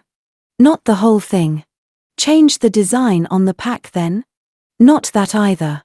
Gitanes are a different size, and the pack's in shot all the time. So what are we going to do? Azadovsky's gaze came to rest on Tatarsky, as though he'd only just noticed him there. Tatarsky cleared his throat. Perhaps, he said timidly, we could put in a patch with a pack of Camel on the table. That's quite simple. And then what? Have him waving one pack around in the air and the other one lying in front of him? You're raving.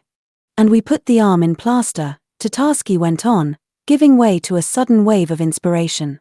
So we get rid of the pack. In plaster? Azadovsky repeated thoughtfully. But what'll we say? An assassination attempt, said Tatarsky. You mean they shot him in the arm? No, said Tatarsky, they tried to blow him up in his car. And he's not going to say anything about the attempt to kill him in the interview? Morkovin asked. Azadovsky thought for a moment. That's actually okay. Imperturbable. He waved his fist in the air, never even said a word. A real soldier. We'll put the attack out in the news. And we won't just patch in a pack of Camel on the table, we'll patch in a whole block.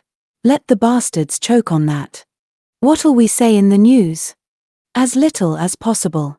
Clues pointing to Chechens, the Islamic factor, investigations proceeding, and so forth. What car does Liebt's legend say he drives? An old Mercedes? Get a film crew sent out into the country straight away, find an old Mercedes, blow it up and film it. It's got to be on the air by 10. Say the general left immediately to get on with his work and is keeping up with his schedule. Yes, and have them find a fez at the site of the crime, like the one Raduev's going to have. Is the idea clear? Brilliant, said Morkovin. It really is brilliant. Azadovsky gave a crooked smile that was more like a nervous twitch. But where'll we get an old Mercedes? Asked Morkovin. All ours are new. There's someone here who drives one, said Azadovsky. I've seen it in the parking lot. Morkovin looked up at Tatarsky. But, Tatarsky mumbled, but Morkovin just shook his head. No, he said, forget it. Give me the keys. Tatarsky took his car keys out of his pocket and submissively placed them in Morkovin's open hand. The seat covers are new, he said piteously, maybe I could take them off. Are you rucking crazy? Azadovsky exploded. Do you want them to drop us to 50 megahertz so we have to dismiss the government and disband the Duma again? Bloody seat covers. Use your head. The telephone rang in his pocket. Allo, he said, raising it to his ear. What? I'll tell you what to do with him. There's a camera crew going out into the country straight away to film a bombed car. Take that asshole, put him in the driver's seat and blow him up. Make sure there's blood and scraps of flesh, and you film it all. It'll be a lesson for the rest of them, with their black PR. What? You tell him there isn't anything in the world more important than what's about to happen to him. He shouldn't let himself be distracted by minor details. And he shouldn't think he can tell me anything I don't already know. Azadovsky folded up his phone and tossed it into his pocket, sighed several times and clutched at his heart. It hurts, he complained. Do you bastards really want me to have a heart attack at 30? Seems to me I'm the only one in this committee who's not on the take. Everybody back to work on the double. I'm going to phone the States. We might just get away with it. When Azadovsky left the room, Morkovin looked meaningfully into Tatarsky's eyes, tugged a small tin box out of his pocket and tipped out a pile of white powder on the desk. Right, he said, be my guest. When the procedure was completed, Morkovin moistened his finger, picked up the white grains left on the table and licked them off with his tongue. You were asking, he said, how things could be this way, what everything's based on, who it's all controlled by. I tell you, all you need to think about here is to cover your own ass and get your job done. There's no time left for any other thoughts. And by the way, there's something you'd better do. Put the money into your pockets and flush the envelopes down the John. Straight away. Just in case. The toilet's down the corridor on the left. Tatarsky locked himself in the cubicle and distributed the wads of banknotes around his pockets. He'd never seen such a load of money at one time before. He tore the envelopes into small pieces and threw the scraps into the toilet bowl. A folded note fell out of one of the envelopes. Tatarsky caught it in mid-air and read it. "Hi, guys. Thanks a lot or sometimes allowing me to live a parallel life. Without that the real one would be so disgusting. Good luck in business, B. Berezovsky."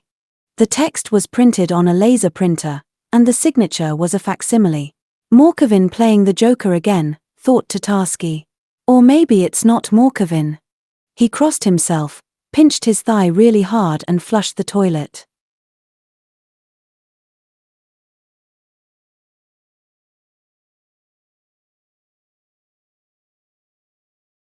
Chapter 14.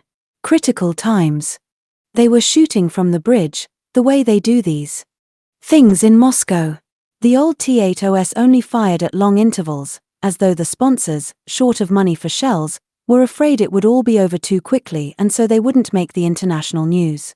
There was apparently some unwritten minimal requirement for reports from Russia. There had to be at least 3 or maybe 4 tanks, 100 dead and something else as well. Tatarsky couldn't remember what exactly. This time an exception must have been made because of the picturesque visual quality of the events. Although there were only 2 tanks, the quayside was packed with television crews with their optical bazookas blasting out megatons of somnolent human attention along the river Moscow at the tanks, the bronze Peter the Great and the window behind which Tatarsky was concealed. The cannon of one of the tanks standing on the bridge roared, and the same instant Tatarsky was struck by an interesting idea. He could offer the people in the bridge image service the silhouette of a tank as a promising logo to replace that incomprehensible eagle of theirs. In a split second, less time than it took for the shell to reach its target, Tatarsky's conscious mind had weighed up the possibilities. The image of the tank symbolizes the aggressive power of the group and at the same time introduces a traditional Russian note into the context of cosmopolitical finance, and immediately the idea was rejected. They'd piss themselves, Tatarsky decided. Pity, though. A shell caught Peter the Great in the head, but it didn't explode, passing straight on through and continuing its flight roughly in the direction of Gorky Park. A tall plume of steam shot up into the air. Tatarsky remembered that the head of the monument contained a small restaurant complete with full services and facilities, and he decided the blank must have severed a pipe in the heating system. He heard the TV crews yelling in delight. The swirling plume made Peter look like some monster knight out of Stephen King. Remembering how the rotting brains of the monster in the talisman had dribbled down over its shoulders, Tatarsky thought the resemblance would be complete if the next shell severed a sewage pipe. Peter's head was defended by the Defense of Sebastopol Committee. They said in the news that didn't mean the city, but the hotel, which was being fought over by 2 mafia groups, the Chechens and the Solntsevo mob. They also said the Solntsevo mob had hired stuntmen from Mosfilm and set up this strange shootout in order to attract TV coverage and generally inflame anti-Caucasian feeling. If the abundance of pyrotechnics and special effects was anything to go by, it had to be true. The simple-minded Chechens, who weren't too well versed in the protocol of PR campaigns, hadn't figured out what was going on, and they'd hired the 2 tanks somewhere outside Moscow. So far the stuntmen were returning fire and giving as good as they got. There was a puff of smoke in the hole beside Peter's ragged eye and a grenade exploded on the bridge. A tank fired in reply. The blank struck Peter's head, sending fragments of bronze showering downwards. For some reason every new hit made the Emperor even more goggle-eyed. Of all the participants in the drama, the only one Tatarsky felt any sympathy for was the bronze idol dying slowly before the glass eyes of the TV cameras. And he didn't feel that very strongly. He hadn't finished his work, and had to conserve the energy of his emotional center. Tatarsky lowered the blinds, cutting himself off completely from what was going on, sat at his computer and reread the quotation written in felt-tip pen on the wallpaper over the monitor. In order to influence the imagination of the Russian customer and win his confidence, for the most part customers for advertising in Russia are representatives of the old KGB, GRU, and party nomenclatura. An advertising concept should borrow as far as possible from the hypothetical semi-secret or entirely secret techniques developed by the Western Special Services for the Programming of Consciousness, which are imbued with a quite breathtaking cynicism and inhumanity. Fortunately, It is not too difficult to improvise on this theme. One need only recall Oscar Wilde's words about life imitating art. The final positioning. Shaw said to Tarski, "That's not too difficult." He tensed as though he was about to leap into cold water, frowned, took a deep breath and held the air in his lungs while he counted to 3, then launched his fingers at the keyboard. We can sum up the proceeding by saying that in the foreseeable longer-term television is likely to remain the primary channel for the implantation of the customer's schizo units in the consciousness of the Russian public. In view of this, we regard as extremely dangerous a tendency that has emerged in recent times among the so-called middle class, the most promising stratum of viewers from the point of view of the social effectiveness of schizomanipulation. We are referring to total abstinence or the conscious limitation of the amount of television watched in order to save nervous energy for work. Even professional television writers are doing it, because it is an accepted maxim of post-Freudianism that in the information age it is not sexuality that should be sublimated, so much as the energy that is squandered on the pointless daily viewing of television. In order to nip this tendency in the bud, for this concept it is proposed to employ a method developed jointly by audiobook and the U.S. Central Intelligence Agency for neutralizing the remnants of an intellectually independent national intelligentsia in third world countries. We have proceeded from the initial assumption that the middle class in Russia is formed directly from the intelligentsia, which has ceased thinking nationally and begun thinking about where it can get money. The method is extremely simple. Since every television channel's programming contains a fairly high level of synapse-disrupting material per unit of time, there was a boom outside the window, and shrapnel drummed across the roof. Tatarsky drew his head down into his shoulders. Having reread what he'd written, he deleted synapse-disrupting and replaced it with neurodestructive. The goal of schizosuggestology will be achieved simply as a result of holding the individual to be neutralized in front of a television screen for a long enough period of time. It is suggested that in order to achieve this result, one can take advantage of a typical feature of a member of the intelligentsia, sexual frustration. Internal ratings and data from secret surveys indicate that the biggest draw for the member of the intelligentsia is the erotic nighttime channels. But the effect achieved would be maximized if instead of a certain set of television broadcasts the television receiver itself were to achieve the status of an erotic stimulus in the consciousness of the subject being processed. Bearing in mind the patriarchal nature of Russian society and the determinative role played by the male section of the population in the formation of public opinion, it would seem most expedient to develop the subconscious associative link, television female sexual organ. This association should be evoked by the television itself regardless of its make or the nature of the material being transmitted in order to achieve optimal results from schizomanipulation. The cheapest and technically simplest means of achieving this goal is the massive oversaturation of airtime with television adverts for women's pantoliners. They should be constantly doused with blue liquid, activating the associations, blue screen, waves in the ether, etc., while the clips themselves should be constructed in such a way that the pantoliner seems to crawl onto the screen itself, implanting the required association in the most direct manner possible. Tatarsky heard a light ringing sound behind him and he swung round. To the accompaniment of a strange-sounding, somehow northern music, a golden woman's torso of quite exceptional, inexpressible beauty appeared on the television screen, rotating slowly. Chta, Tatarsky guessed. Who else could it be? The face of the statue was concealed from sight behind the edge of the screen, but the camera was slowly rising and the face would come into sight in just a moment.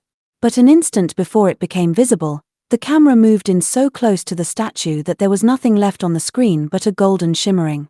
Tatarsky clicked on the remote, but the image on the television didn't change, the television itself changed instead.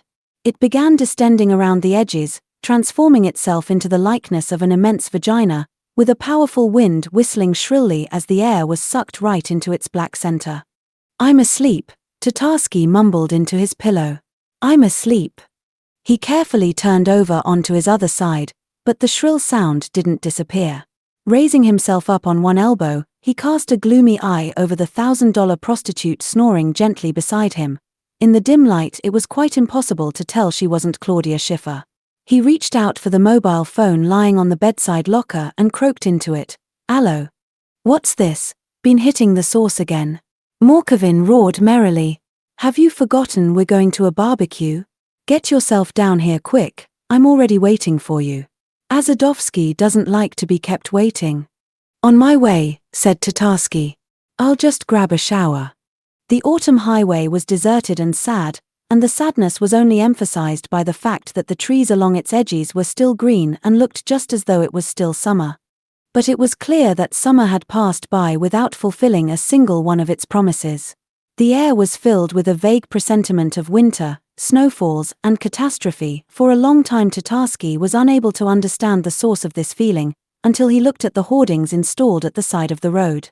Every half-kilometer the car rushed past a Tampax advertisement, a huge sheet of plywood showing a pair of white roller skates lying on virginal white snow.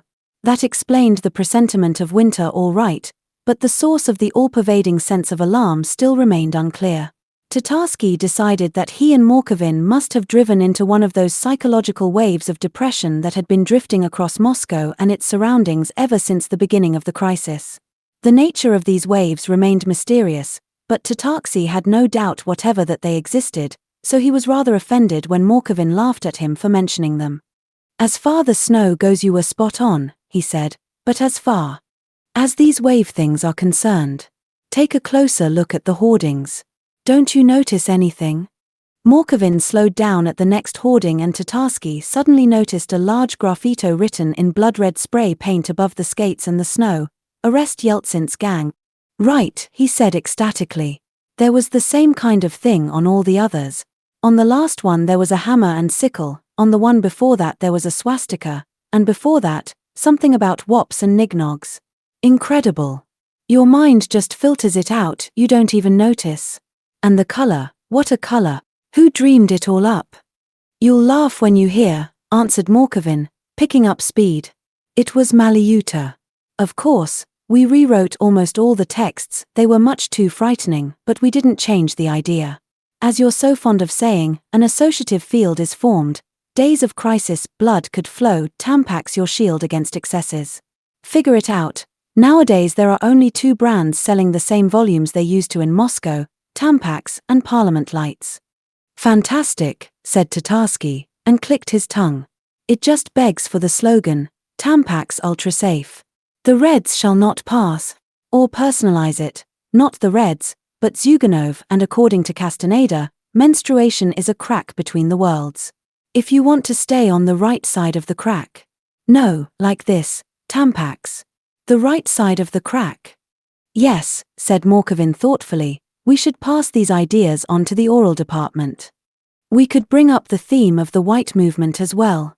Imagine it, an officer in a beige service jacket on a hillside in the Crimea, something out of Nabokov. They'd sell 5 times as many. What does that matter, said Morkovin. Sales are just a side effect. It's not Tampax we're promoting, it's alarm and uncertainty. What for? We have a crisis on our hands, don't we? Oh, right, said Tatarsky, of course. Listen, about the crisis, I still don't understand how Semyon Velin managed to delete the entire government. It was all triple protected. Semyon wasn't just a designer, replied Morkovin. He was a programmer. Do you know the scale he was working on?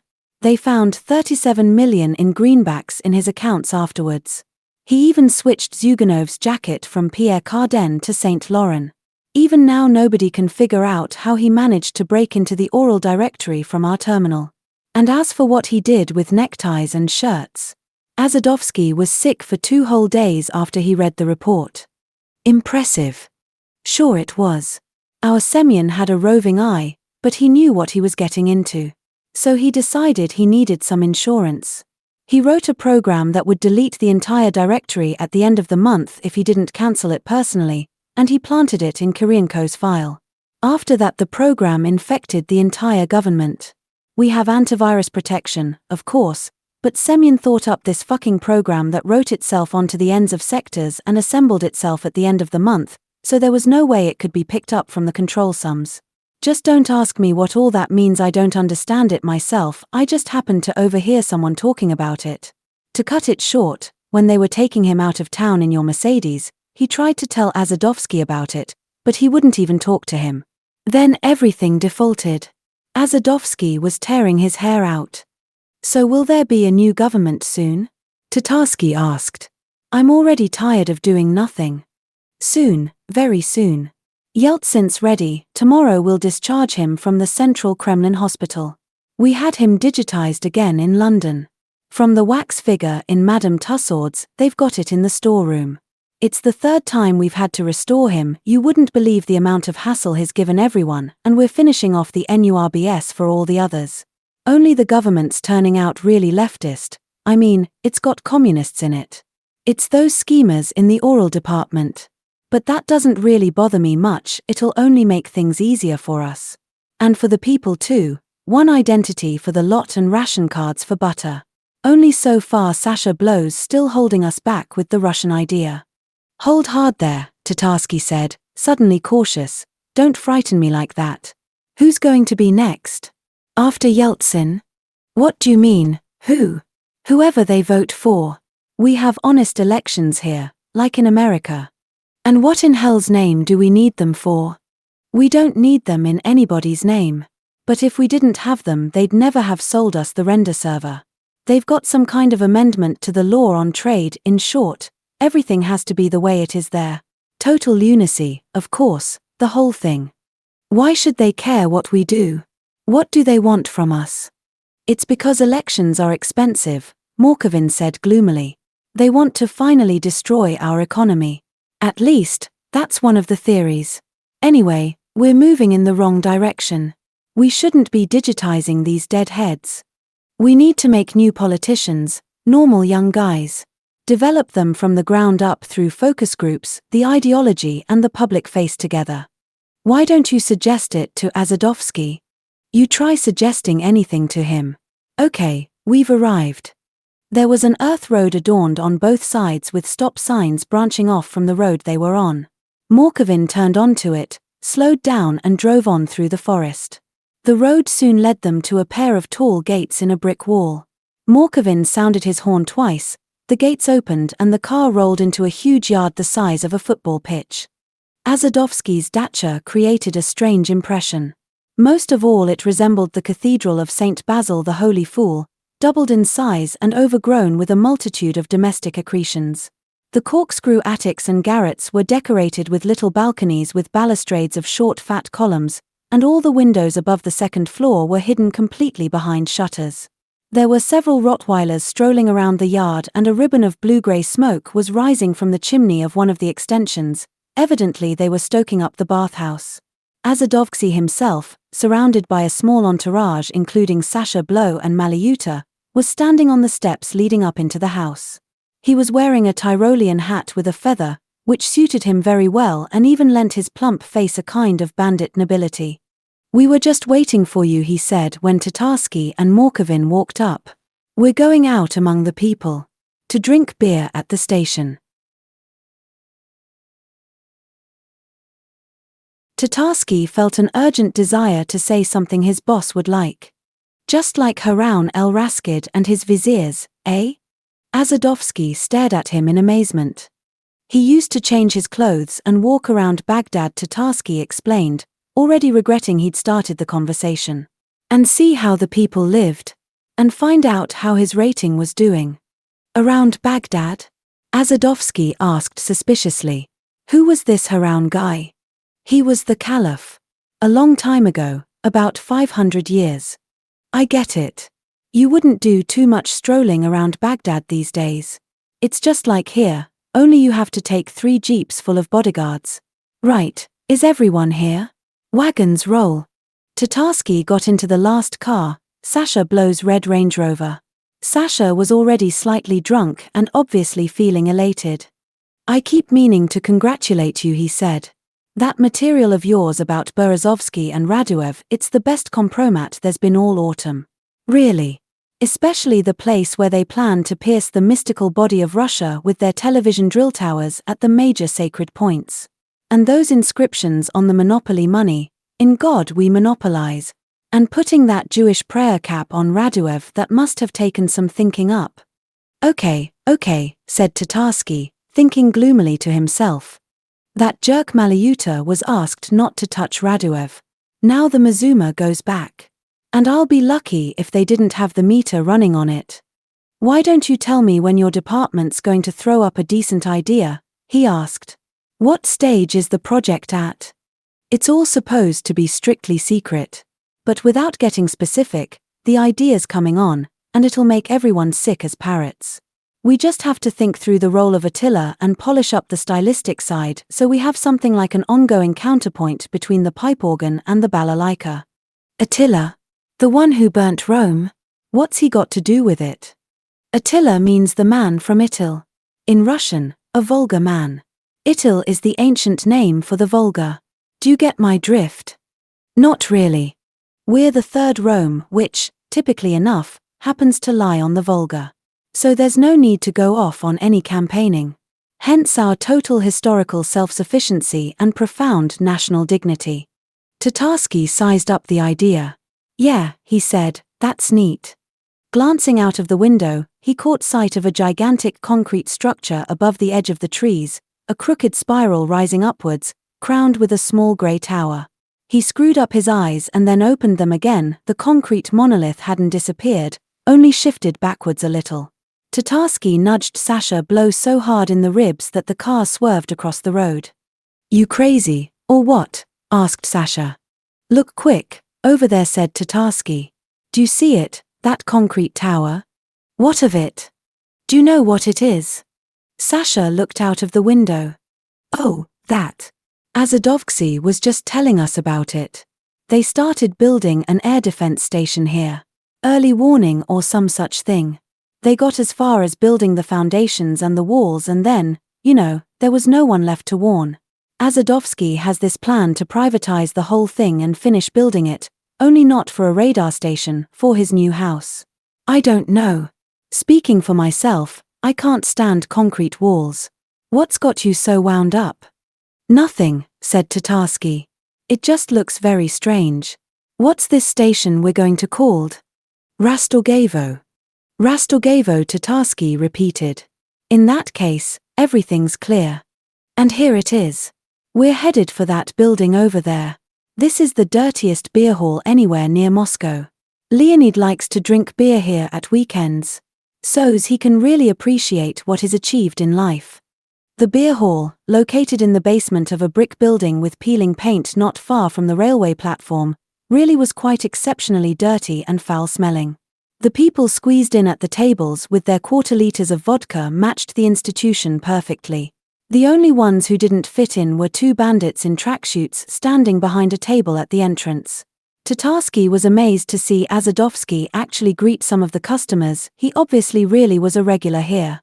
Sasha Blow swept up 2 glass mugs of pale beer in one hand, took Tatarsky by the arm with the other and dragged him off to a distant table. Listen, he said. There's something I want to talk to you about. 2 of my brothers have moved up here from Yerevan and decided to set up business. To cut it short, they've opened an exclusive funeral parlor with top-class service. They just figured out how much Mazuma there is stuck between banks up here. They're all beginning to beat it out of each other now, so a real market niche has opened up. That's for sure, said Tatarsky, glancing at the bandits by the entrance, who were drinking Czech beer out of bottles they'd brought with them. He couldn't figure out what they were doing in a place like this, although their motives could have been the same as Azadovsky's. Just for friendship's sake, Sasha Blow rattled on, write me a decent slogan for them, something that'll actually get to the target group. When they get on their feet they'll pay you back. Why not, for old time's sake? Tatarsky answered. So what's our brand essence? I told you, high-class death. What's the firm called? The family name. The Brothers Debertian Funeral Parlor. Will you think about it? I'll do it, said Tatarsky. No problem. By the way, Sasha went on, you'll laugh when I tell you, but they've already had one of our acquaintances as a client. His wife paid for a top-rate funeral before she slung her hook and split. Who's that? Remember Karnin from the Privy Councillor Agency? Someone took him out. That's terrible. I didn't hear about it. Who did it? Some say the Chechens, and some say the filth. Something to do with diamonds. To cut it short, a murky business. Where are you off to? The toilet, Tatarsky answered. The washroom was even dirtier than the rest of the beer hall. Glancing at the wall covered in patches of geological damp that rose up from the urinal, Tatarsky noticed a triangular piece of plaster that was remarkably similar in shape to the diamond necklace in the photograph hanging in Karnin's toilet. At the first glimpse of this formation, the feeling of pity for his former boss that filled Tatarsky's heart was alchemically transformed into the slogan ordered by Sasha Blow. When he emerged from the toilet, he stopped, astounded at the view that suddenly confronted him. There must have been a double door in the corridor before, but it had been broken out and its frame, daubed with black paint, was protruding from the walls and ceiling. With its slightly rounded outline, the opening looked like the frame around a television screen, so much like it, in fact, that for a moment Tatarsky thought he was watching the country's biggest TV set. Azadovsky and his company were outside his field of view, but he could see the two bandits by the nearest table and the new customer who had appeared beside them. He was a tall, thin old man wearing a brown raincoat, a beret, and powerful spectacles with earpieces that were too short. Through the lenses his eyes appeared disproportionately large and childishly honest. Tatarsky could have sworn he'd seen him somewhere before. The old man had already gathered around himself a few listeners, who looked like homeless tramps. "You guys," he was saying in a thin voice full of astonishment, "you'll never believe it. There I was picking up half a liter in the vegetable shop at the Kursk station, you know. I'm queuing up to pay, and guess who comes into the shop? Chubais. Fuck me." He was wearing this shabby grey coat and a red mohair cap, and not a bodyguard in sight. There was just a bit of a bulge in his right pocket, as though he had his rod in there. He went into the pickles section and took a big 3-liter jar of Bulgarian tomatoes, you know, the green ones, with some green stuff in the jar, and he stuck it in his string bag. I'm standing there gawping at him with my mouth wide open, and he noticed, gave me a wink and hopped out the door. I went across to the window, and there was this car with a light on the roof, winking at me just like he did. He hops in and drives off. Bugger me, eh, the things that happen. Tatarsky cleared his throat and the old man looked in his direction. "The people's will," Tatarsky said and winked, unable to restrain himself. He pronounced the words very quietly, but the old man heard. He tugged on one of the bandits' sleeves and nodded in the direction of the gap in the wall. The bandits put down their half-finished bottles of beer on the table in synchronized motion and advanced on Tatarsky, smiling slightly. One of them put his hand in his pocket, and Tatarsky realized they were quite possibly going to kill him. The adrenaline that flooded through his body lent his movements incredible lightness. He turned, shot out of the beer hall and set off across the yard at a run. When he reached the very middle of it, he heard several loud cracks behind him and something hummed by him very close.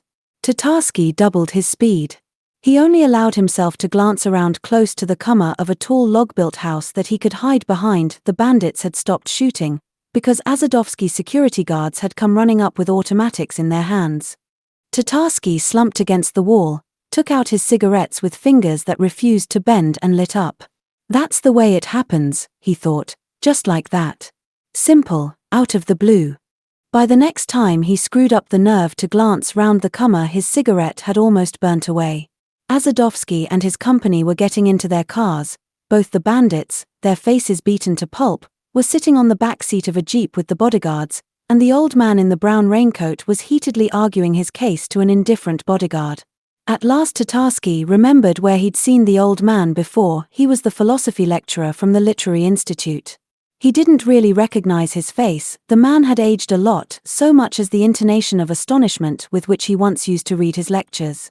"The object's got a pretty strong character," he used to say, throwing back his head to look up at the ceiling of the auditorium. "It demands disclosure of the subject. That's the way it is. And then, if it's lucky, merging may take place." Tatarsky realized that merging had finally taken place. That happens too, he thought and, taking out his notebook, jotted down the slogan he'd invented in the beer hall. "Diamonds are not forever. The Brothers de Berchen Funeral Parlor. They'll probably fire me," he thought, when the cavalcade of cars disappeared round a bend. "Where now? God only knows where. To Jireyev. He lives somewhere just around here." Jireyev's house proved surprisingly easy to find. Tatarsky recognized it from the garden with its forest of unbelievably tall dill umbrellas, looking more like small trees than large weeds. Tatarsky knocked several times on the gate and Jireyev appeared on the veranda. He was wearing trousers of an indefinite color, baggy at the knees, and a t-shirt with a large letter A in the center of a rainbow-colored circle. "Come on in," he said, "the gate's open." Jireyev had been drinking for a few days, drinking away a fairly large sum of money, which was now coming to an end. This was the deduction that could be drawn from the fact that there were empty bottles from expensive brands of whiskey and brandy standing along the wall, while the bottles standing closer to the center of the room were from various kinds of vodka bootlegged from the Caucasus, the kinds that had romantic and passionate names and were sold around the railway stations. In the time that had elapsed since Tatarsky's last visit, the kitchen had hardly changed at all, except for becoming even dirtier, and images of rather frightening Tibetan deities had appeared on the walls. There was one other innovation, a small television glimmering in the cummer. When he sat down at the table, Tatarsky noticed the television was standing upside down. The screen was showing the animated titles from some program. A fly was buzzing around an eye with long lashes thickly larded with mascara. The name of the program appeared, Tomorrow, at which very moment the fly landed on the pupil and stuck fast, and the lashes began to wrap themselves around it like a Venus flytrap. The anchor man appeared, dressed in the uniform of a jail guard. Tatarsky guessed that must be the insulted response of a copywriter from the 7th floor to the recent declaration by a copywriter from the 8th floor that television in Russia is one of the state power structures. Because the anchor man was inverted, he looked very much like a bat hanging from an invisible perch. Tatarsky was not particularly surprised to recognize him as Azadovsky. His hair was dyed jet black and he had a narrow shoelace mustache under his nose. He grinned like a half-wit and spoke. "Very soon now in the city of Murmansk, the nuclear jet-powered cruiser The Idiot will slide down the slipway. Its keel was laid to mark the 150th anniversary of the birth of Fyodor Mikhailovich Dostoevsky. It is not clear as yet whether the government will be able to find the money needed to lay the keel of another ship of the same kind, The Crime and Punishment." Book news. Azadovsky produced a book with a cover depicting the holy trinity of a grenade thrower, a chainsaw, and a naked woman. Good needs hard fists. That's something we've known for a long time, but there was still something missing. Now here is the book we've been waiting for all these years, Good with hard fists and a big dick. The Adventures of Sviatoslav the Roughneck. Economic news. In the State Duma today the makeup was announced of the new minimum annual consumer goods basket.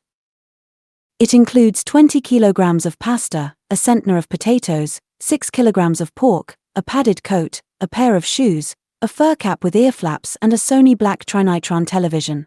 Reports from Chechnya. Jireyev turned off the sound.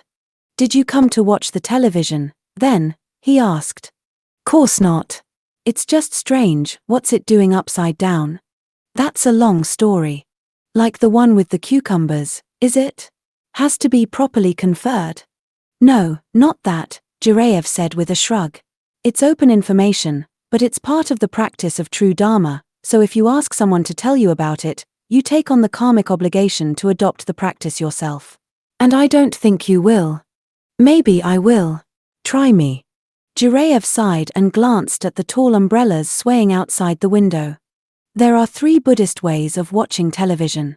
In essential terms, they're all the same way, but at different stages of training they appear different. First, you watch television with the sound turned off. About half an hour a day, your favorite programs. When you get the idea they're saying something important and interesting on the television, you become aware of the thought at the moment it arises and so neutralize it. At first you're bound to give way and turn on the sound, but gradually you'll get used to it. The main thing is not to allow a feeling of guilt to develop when you can't restrain yourself. It's like that for everybody at first, even for lamas. Then you start to watch the television with the sound switched on but the picture off. And finally you start watching the television completely switched off. That's actually the main technique and the first 2 are only preparatory. You watch all the news programs, but you don't turn the television on.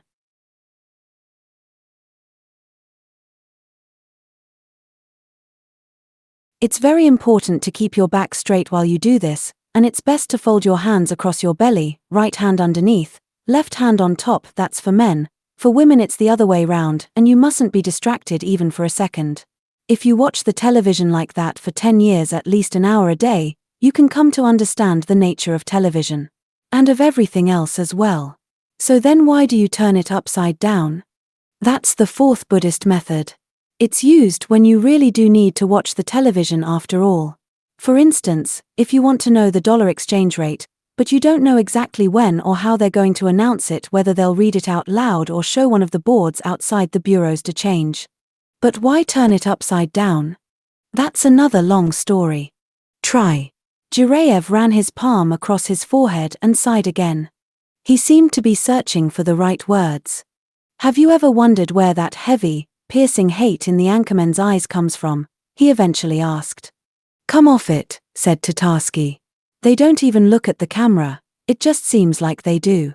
There's a special monitor right under the camera lens that shows the text they're reading out and special symbols for intonation and facial expression.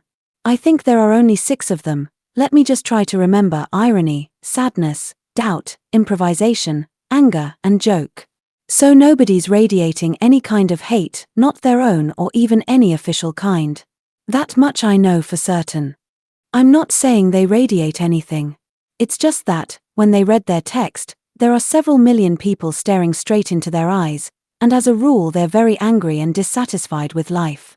Just think about what kind of cumulative effect it generates when so many deceived consciousnesses come together in a single second at the same point.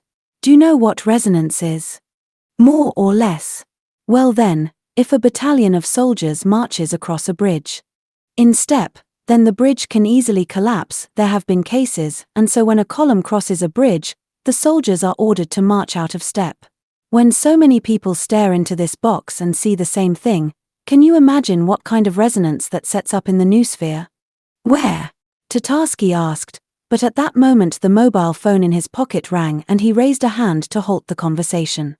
He could hear loud music and indistinct voices in the earpiece. Babe. Morkovin's voice cut through the music. Where are you? Are you alive? I'm alive, replied Tatarsky. I'm in Rastorgevo. Listen, Morkovin went on merrily, we've given those fucking tossers a good working over, and now we'll probably send them off to jail, give them 10 years. After the interrogation, Azadovsky was laughing like mad. Said you'd released all his stress. Next time you'll get a medal together with Rostropovich. Shall I send some wheels round for you? No, they're not going to fire me, Tatarsky thought, feeling a pleasant warm glow spreading through his body.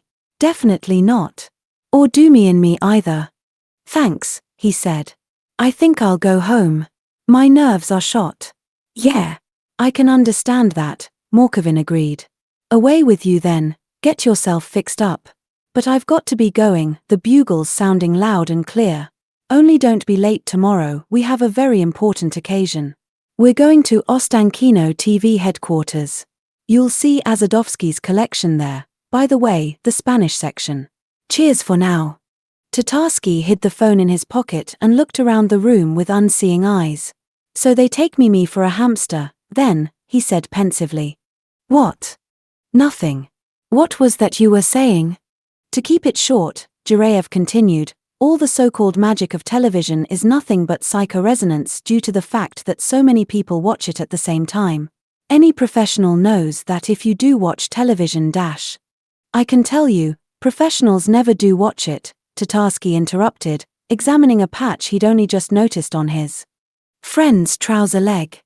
If you do watch television, you have to look at a point somewhere in the corner of the screen, but never under any circumstances into the eyes of the announcer, or else you'll start to develop gastritis or schizophrenia. But the safest thing is to turn it upside down the way I do. That's the same thing as not marching in step, and in general, if you're interested, there's a 5th Buddhist method for watching television, the highest and the most secret one of all. It often happens, you're talking with someone, and you kind of like what he's saying, and there seems to be some truth in it. Then suddenly you notice he's wearing an old t-shirt, his slippers are darned, his trousers are patched at the knee and the furniture in his room is worn and cheap. You look a bit closer and all around you see signs of humiliating poverty you didn't notice before, and you realize everything your interlocutor has done and thought in his life has failed to lead him to that single victory that you wanted so badly on that distant May morning when you gritted your teeth and promised yourself you wouldn't lose. even though it still wasn't really very clear just who you were playing with and what the game was. And although it hasn't become the slightest bit clearer since then, you immediately lose interest in what he's saying. You want to say goodbye to him in some pleasant fashion, get away as quickly as possible and finally get down to business. That is how the displacing wow factor operates in our hearts, but when Tatarsky was struck by its imperceptible blow, he gave no sign that he'd lost interest in the conversation with Jireyev, because an idea had struck him.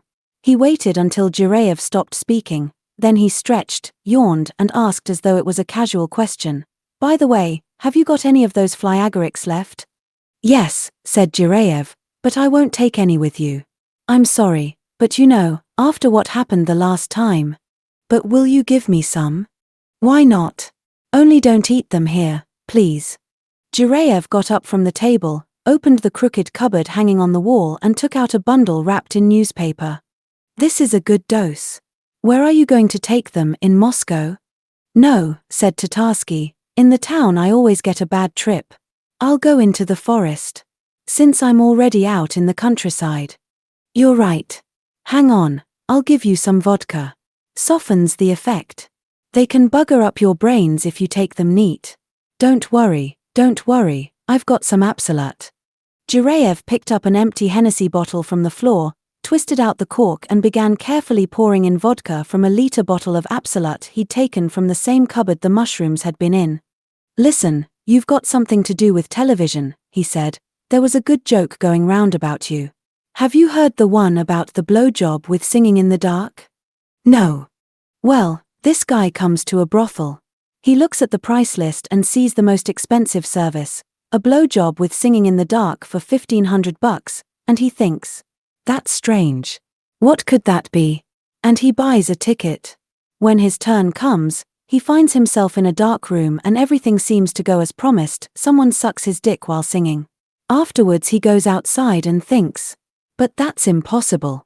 So he goes to a department store and buys a flashlight. Then he borrows another $1,500 and goes back to the brothel. To cut it short, everything happens all over again. And just as he's about to come, he whips out the flashlight and turns it on, and he sees that he's standing in a giant round room. There's a stool by the wall, and on top of the stool there's a giant glass eye." Jireyev stopped. "So what's next?" Tatarsky asked. "That's it. Some people just don't get it. I mean the joke. A blowjob in the dark is something that everyone gets."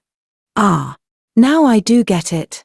What do you think, is that the same eye that's on the dollar bill?" "I never thought about it," Jireyev answered.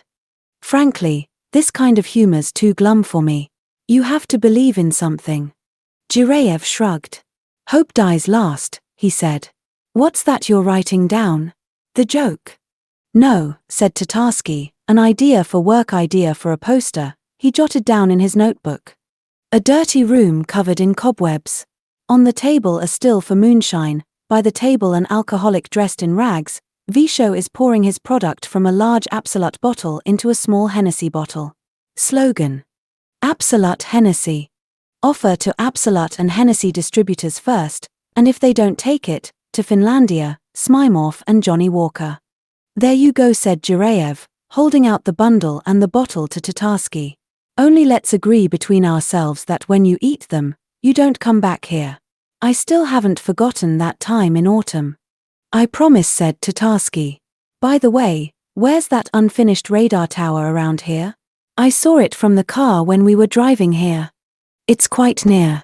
You go across the field and then the road through the forest starts. When you see a wire fence, just follow it. It's about 3 kilometers. Why, do you want to go wandering around it?" Tatarsky nodded. "I'm not so sure about that," said Jireyev. "It's not so bad when you're clean, but if you're on the mushrooms. The old men say it's a bad place, but then, where can you find a good place around Moscow?" In the doorway Tatarsky turned back and hugged Jireyev round the shoulders. "You know, Andriusha," he said, "I don't want this to sound sentimental, but thank you very, very much." "What for?" asked Jireyev. "For sometimes allowing me to live a parallel life. Without that the real one would be so disgusting." "Thank you," Jireyev replied, "thank you." He was obviously touched. "Good luck in business," Tatarsky said, and left. The flyagorics kicked in when he'd already been walking along the wire netting fence for half an hour. First came the familiar symptoms, the pleasant trembling and itching in the fingers. Then looming up out of the bushes came the pillar with the notice, "Campfires forbidden," that he'd once taken for Hussein. As was only to expected, in the daylight there was no noticeable resemblance. Even so, Tatarsky felt a certain nostalgia as he recalled the story of Simurgh, the king of the birds. "Simurgh," Suruf said, a familiar voice in his head, "what difference does it make? Just different dialects. So you've been guzzling garbage again?" Now it started, thought Tatarsky, the beastie's here. But the Suruf gave no further indication of its presence all the way to the tower. The gates that Tatarsky had climbed over were open. There was no one to be seen on the construction site, the trailers were locked and the telephone that used to hang on the sentry's mushroom shelter had disappeared. Tatarsky climbed to the summit of the structure without any adventures. In the lift tower everything was still the same as it had been, empty bottles and a table in the center of the room. "Well," he asked out loud, "where's the goddess here?" There was no reply, nothing but the sound of the autumn forest rustling in the wind somewhere below. Tatarsky leaned against the wall, closed his eyes and began to listen. For some reason he decided it was willows that were whispering in the wind, and he recalled a line from a play he'd heard on the radio, "It's the Sisters of Sorrow, who live in the willows." And immediately he could hear snatches of women's voices in the quiet murmuring of the trees, sounding like a dim echo of words spoken to him long, long ago that had lost their way among the cul-de-sacs of memory. "But do they know," the quiet voices whispered, "that this famous world of theirs consists of nothing but the condensation of darkness, neither breathing in, nor breathing out, neither right, nor left, neither fifth, nor tenth? Do they know that their extensive fame is known to no one? Everything is the precise opposite of what they think," the quiet voices whispered. "There is no truth or falsehood, there is one infinitely clear, pure and simple thought in which the spirit of man swirls like a drop of ink that has fallen into a glass of water. When man ceases to swirl in this simple purity, absolutely nothing happens and life turns out to be merely the rustling of curtains in the window of a long-ruined tower, and every thread in those curtains thinks that the great goddess is with it. And the goddess truly is with it. Once, my love, all of us were free. Why did you have to create this terrible, ugly world?" "Was it I who created it?" whispered Tatarsky. No one replied. Tatarsky opened his eyes and looked out through the doorway. Above the horizontal of the forest hung a cloud shaped like a heavenly mountain. It was so large that the infinite height of the sky, forgotten already in childhood, was suddenly visible again. On one of the slopes of the cloud there was a narrow conical projection, like a tower seen through mist. Something trembled inside Tatarsky. He recalled that once the ephemeral celestial substance of which these white mountains and this tower consisted had also been within him. And then, long, long ago, probably even before he was born, it had cost no effort at all for him to become such a cloud and float up to the very summit of the tower. But life had squeezed this strange substance out of his soul, and there was only just enough of it left to allow him to recall it for a second and instantly lose the recollection. Tatarsky noticed that the floor under the table was covered with a panel made from boards nailed together. Peering through a gap between them, he saw the blackness of a dark multi-story abyss. Of course, he recalled, it's the lift shaft. And this is the engine room, just like the room with that render server. Only there aren't any automatic rifles. He sat at the table and gingerly placed his feet on the boards. At first he felt a bit afraid that the boards under his feet would break and that he and they would go tumbling down together into the deep shaft with the stratified garbage of the years lying at its bottom. But the boards were thick and secure. The chamber had obviously been visited by someone, most likely the local tramps. There were freshly trampled cigarette butts on the floor, and on the table there was a fragment of newspaper with the television programs for the week. Tatarsky read the title of the final program before the jagged line of the torn edge, Midnight, the Golden Room. What kind of program's that, he thought. Must be something new. He rested his chin on his folded hands and gazed at the photograph of the woman running along the sand, which was still hanging in the same place. The daylight exposed the blisters and blots the damp had produced on the paper. One of the blots lay directly over the face of the goddess, and in the daylight it appeared warped, pockmarked and old. Tatarsky drank the remainder of the vodka and closed his eyes. The brief dream he saw was very strange. He was walking along a sandy beach towards a golden statue gleaming in the sun. It was still a long way off, but he could see it was a female torso without a head or hands. Slowly trudging along beside Tatarsky was the Seraph, with Jireyev sitting on its back. The Seraph was sad and looked like an ass exhausted by heavy work, and the wings folded on its back looked like an old felt saddle. "You write slogans," Jireyev said, "but do you know the most important slogan of all? The base slogan, you could call it." "No," said Tatarsky, screwing up his eyes against the golden radiance. "I'll tell you it. You've heard the expression Day of Judgment?" "Of course." "Well, there's nothing really frightening about that judgment. Except that it's already begun, and what happens to all of us is no more than a phase in a court experiment, a reenactment of the crime. Think about it. Surely it's no problem for God to create this entire world out of nothing, with its eternity and infinity, for just a few seconds in order to test a single soul standing before him?" Andrei Tatarsky answered, squinting at the darned slippers in the string stirrups, "Just leave it out, will you? I get enough shit at work. At least you could lay off."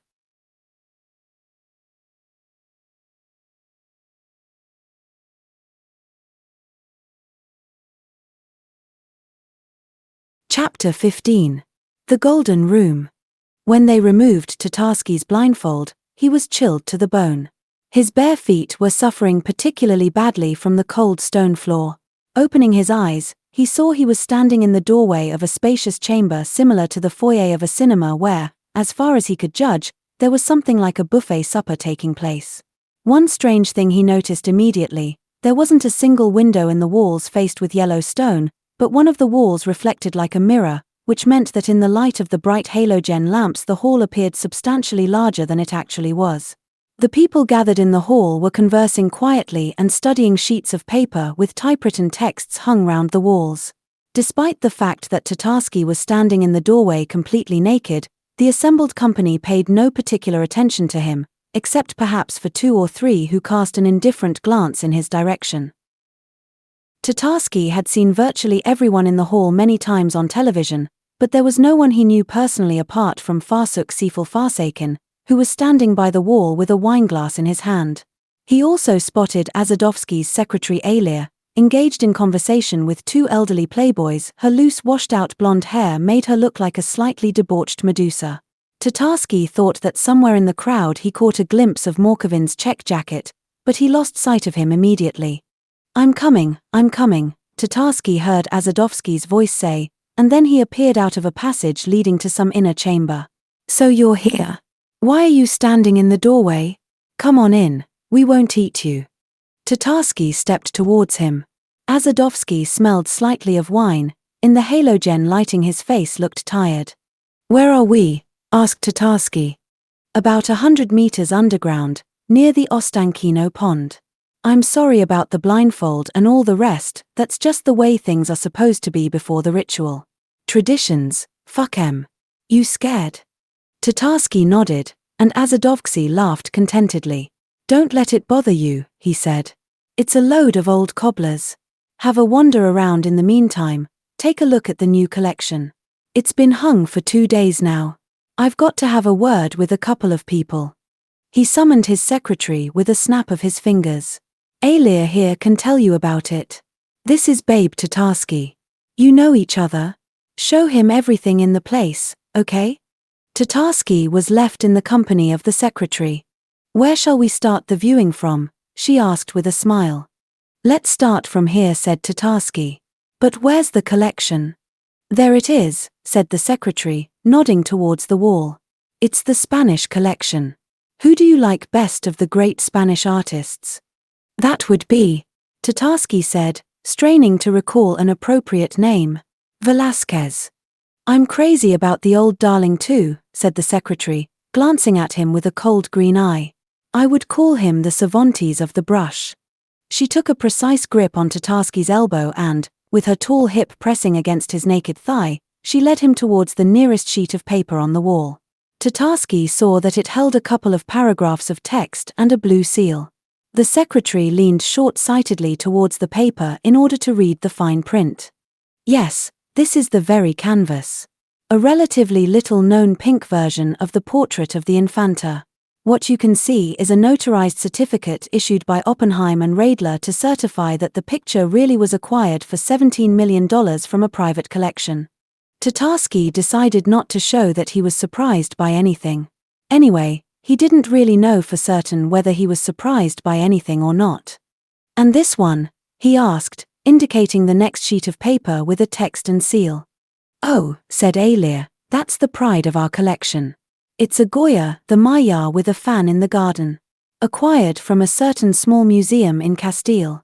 Once again Oppenheim and Radler certify the price $8.5 million. Astonishing. "Yes," said Tatarsky, "it is.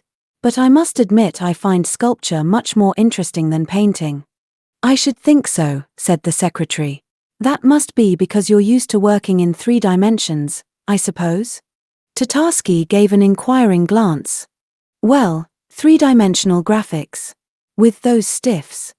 "Ah," said Tatarsky, "that's what you're talking about. Yes, I'm used to working with them, and living with them." "Well, here's a sculpture," said the secretary, and she dragged Tatarsky over to a new sheet of paper on which the text was a little larger than on the others. "It's a Picasso. Ceramic figurine of a woman running. Not much like Picasso, you might say. You'd be right, but that's because it's the post-Cubist period. Almost $13 million, can you imagine it? And where's the actual statue?" "I don't actually know," said the secretary with a shrug. "Probably in some warehouse somewhere. But if you want to see what it looks like, the catalog's over there on that little table." "What difference does it make where the statue is?" Tatarsky swung round. Azadovsky had come up behind him unnoticed. "Maybe none at all," said Tatarsky. "To tell the truth, it's the first time I've come across this kind of a collection." "It's the cutting edge in design," said the secretary. "Monetaristic minimalism. They say it was invented here in Russia." "Take a walk," Azadovsky said to her, and turned to Tatarsky. "Do you like it?" "It's interesting. But I don't really understand it." "Then I'll explain," said Azadovsky. "This bastard Spanish collection cost something like $200 million, and another 100,000 went on the art historians which picture would suit, which picture wouldn't fit in, which order to hang them in, and so forth. Everything mentioned on the invoices has been bought. But if we brought all those paintings and statues here, and there are tapestries and suits of armor as well, there'd be no space left in here to move. You'd choke to death on the dust alone. And afterwards? Well, let's be honest, after you've seen these pictures once, maybe twice, what are you going to see that's new? Nothing." "That's right. So why keep them in your own place? Anyway, I reckon this Picasso's a complete and utter plonker." "I couldn't entirely agree with you there," said Tatarsky, swallowing. "Or rather, I could, but only starting from the post-Cubist period." "I can see you're a brainbox," said Azadovsky. "But I don't get it. What's the damn point, anyway? In a week's time it'll be the French collection. Just think, you figure one lot out, then a week later they cart it away and hang up another lot, so you're supposed to figure that lot out as well. What's the point?" Tatarsky couldn't think of a good answer. "I tell you, there isn't one," Azadovsky insisted. "Okay, let's go. It's time to get started. We'll come back here afterwards. For some champagne." He turned and set off towards the mirror wall. Tatarsky followed him. When he reached the wall, Azadovsky pushed against it with his hand, and the vertical row of mirror blocks casting an electrical reflection on him swung silently around their axis. Through the opening created a corridor built of rough-hewn stone came into view. "Go on in," said Azadovsky. "Only keep your head down. The ceiling's low in here." Tatarsky entered the corridor and the damp immediately made him feel even more cold. "When will they let me get dressed?" he thought. The corridor was long, but Tatarsky couldn't see where it was leading, it was dark. Occasionally he felt a sharp stone under his foot and winced with the pain. At last there was a glimmer of light up ahead. They emerged into a small room lined with wooden boards that reminded Tatarsky of a changing room for a gym. In actual fact, it was a changing room, as the lockers by the wall and the 2 jackets hanging on a coat stand made clear. Tatarsky thought one of them belonged to Sasha Blow, but he couldn't be absolutely certain. Sasha had too many different jackets. There was a second exit from the changing room, a dark wooden door with a golden plaque engraved with a jagged line, looking like the teeth of a saw. Tatarsky still remembered from school that was how the Egyptian hieroglyph 4 quickly looked. He'd only remembered it then because of a funny story connected with it.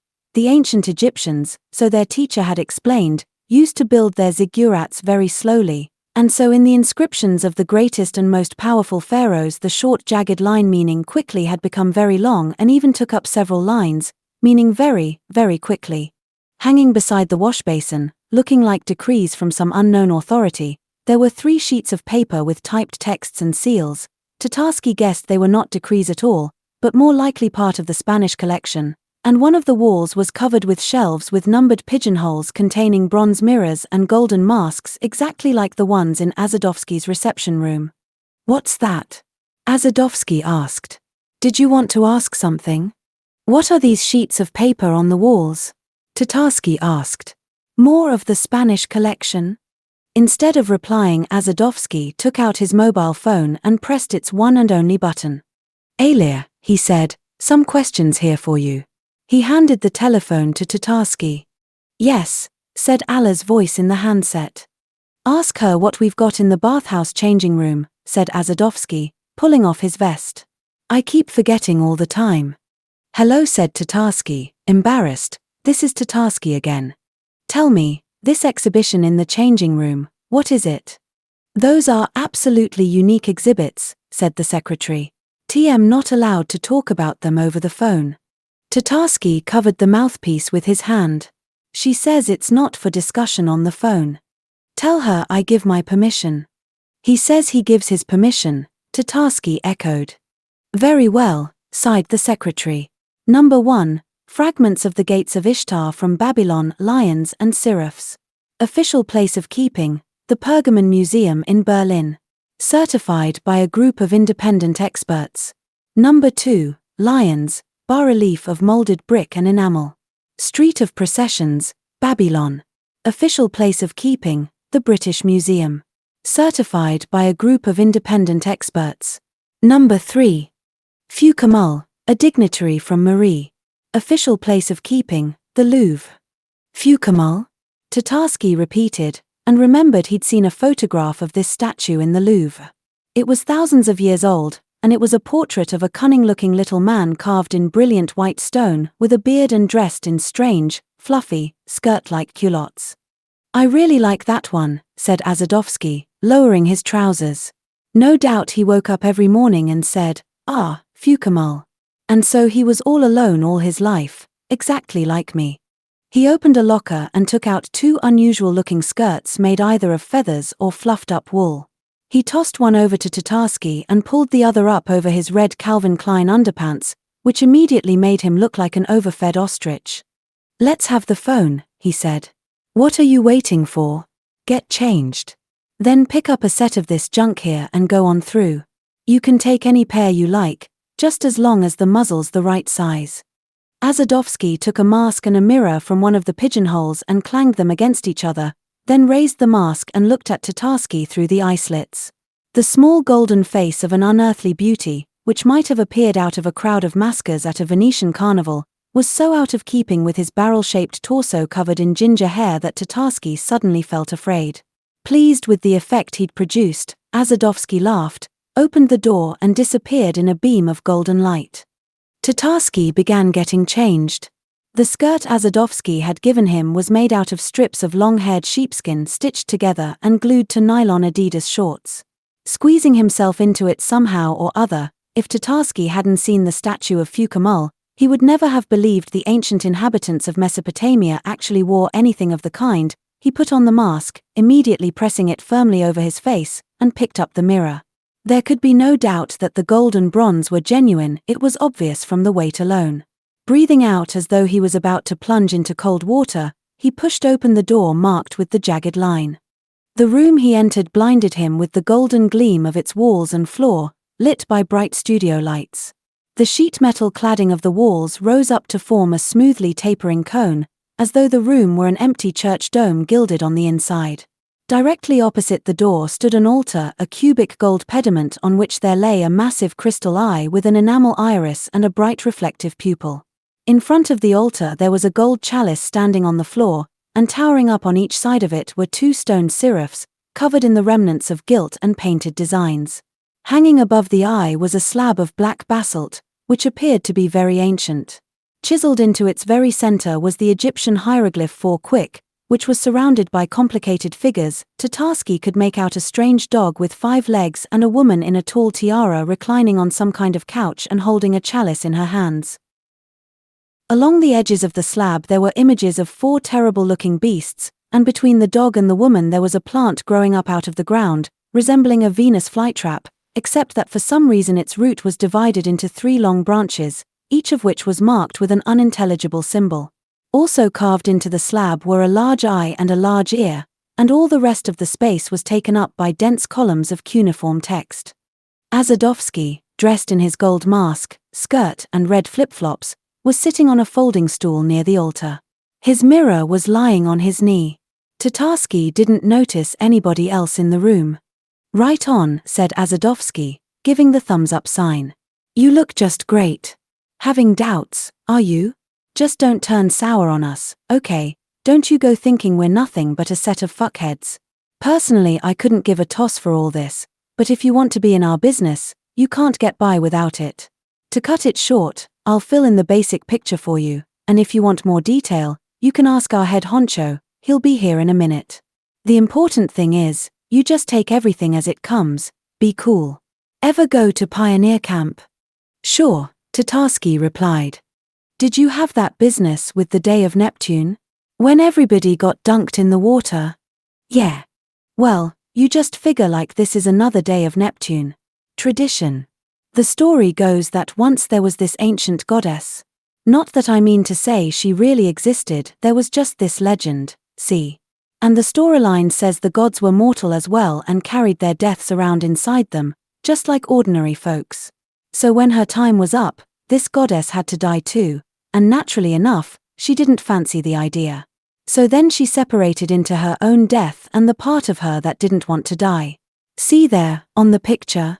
Azadovsky jabbed his finger in the direction of the bas-relief. "That dog, there's her death. And the dame in the fancy headgear, that's her. To cut it short, from here on in you just listen and don't interrupt, 'cause I'm not too hot on this stuff myself. When they split apart, this war immediately started between them, and neither of them could stay on top for long. The final battle in the war took place right above the Ostankino pond, that is, where we are right now, only not underground, but way high up in the air. That's why they reckon it's a sacred spot. For a long time no one could win the battle, but then the dog began to overpower the goddess. Then the other gods got frightened for themselves, so they interfered and made them make peace. It's all written down right here. This is like the text of a peace treaty witnessed in the 4 corners of the earth by these bulls and griffins. Tatarsky prompted him. Yeah. And the eye and the ear mean that everyone saw it and everyone heard it. To cut it short, the treaty gave them both a drubbing. It took away the goddess's body and reduced her to a pure concept. She became gold, not just the metal, though, in a metaphorical sense. You follow me? Not too well. Not surprising, sighed Azadovsky. Anyway, to cut it short, she became the thing that all people desire, but not just a heap of gold, say, that's lying around somewhere, but all gold in general. Sort of like the idea. Now I'm with you. And her death became this lame dog with 5 legs who had to sleep forever in this distant country in the north.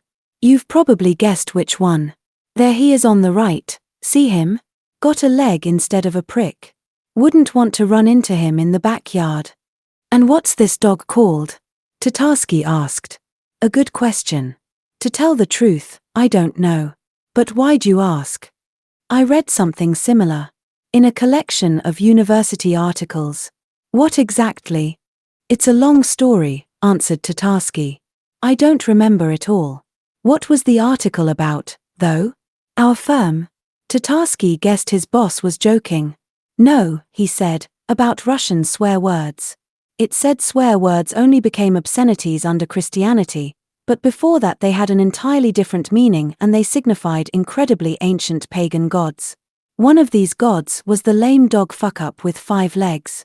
In the ancient chronicles he was indicated by a large letter P with 2 commas. Tradition says he sleeps somewhere among the snow, and while he sleeps, life goes along more or less okay, but when he wakes up, he attacks.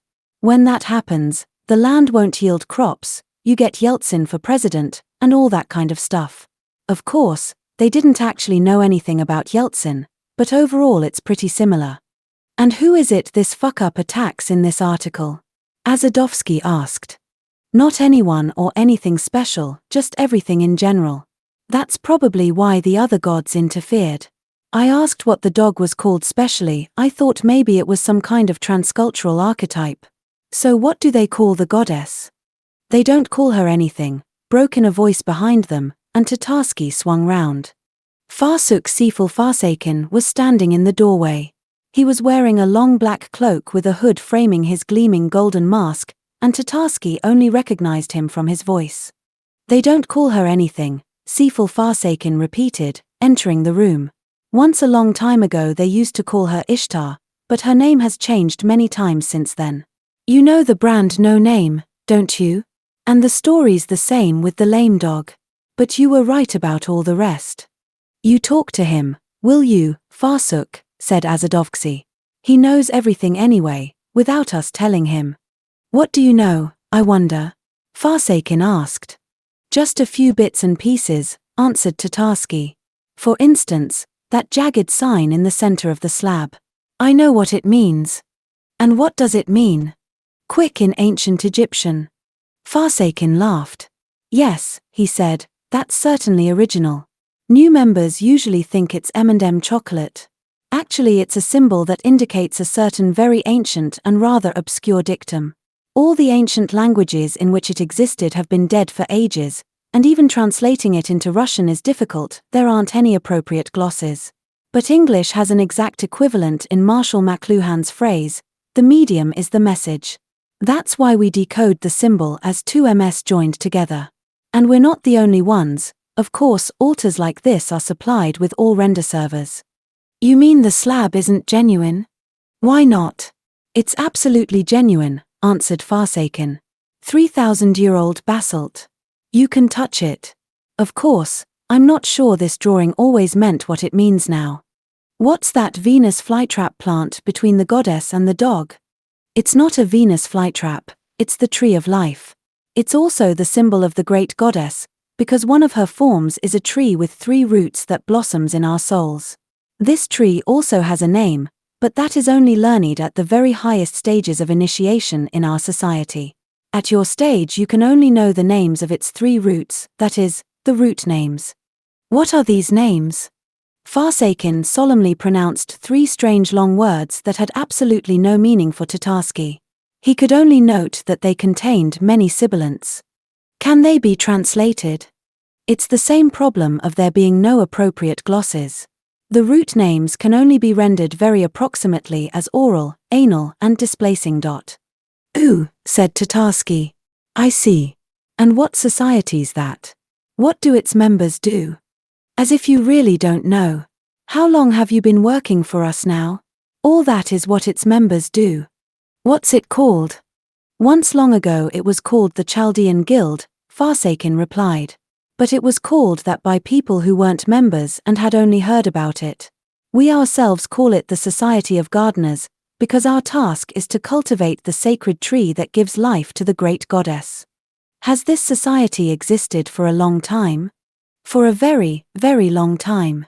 They say it was active in Atlantis, but for the sake of simplicity we regard it as coming to us from Babylon via Egypt. Tatarsky adjusted the mask that had slipped from his face.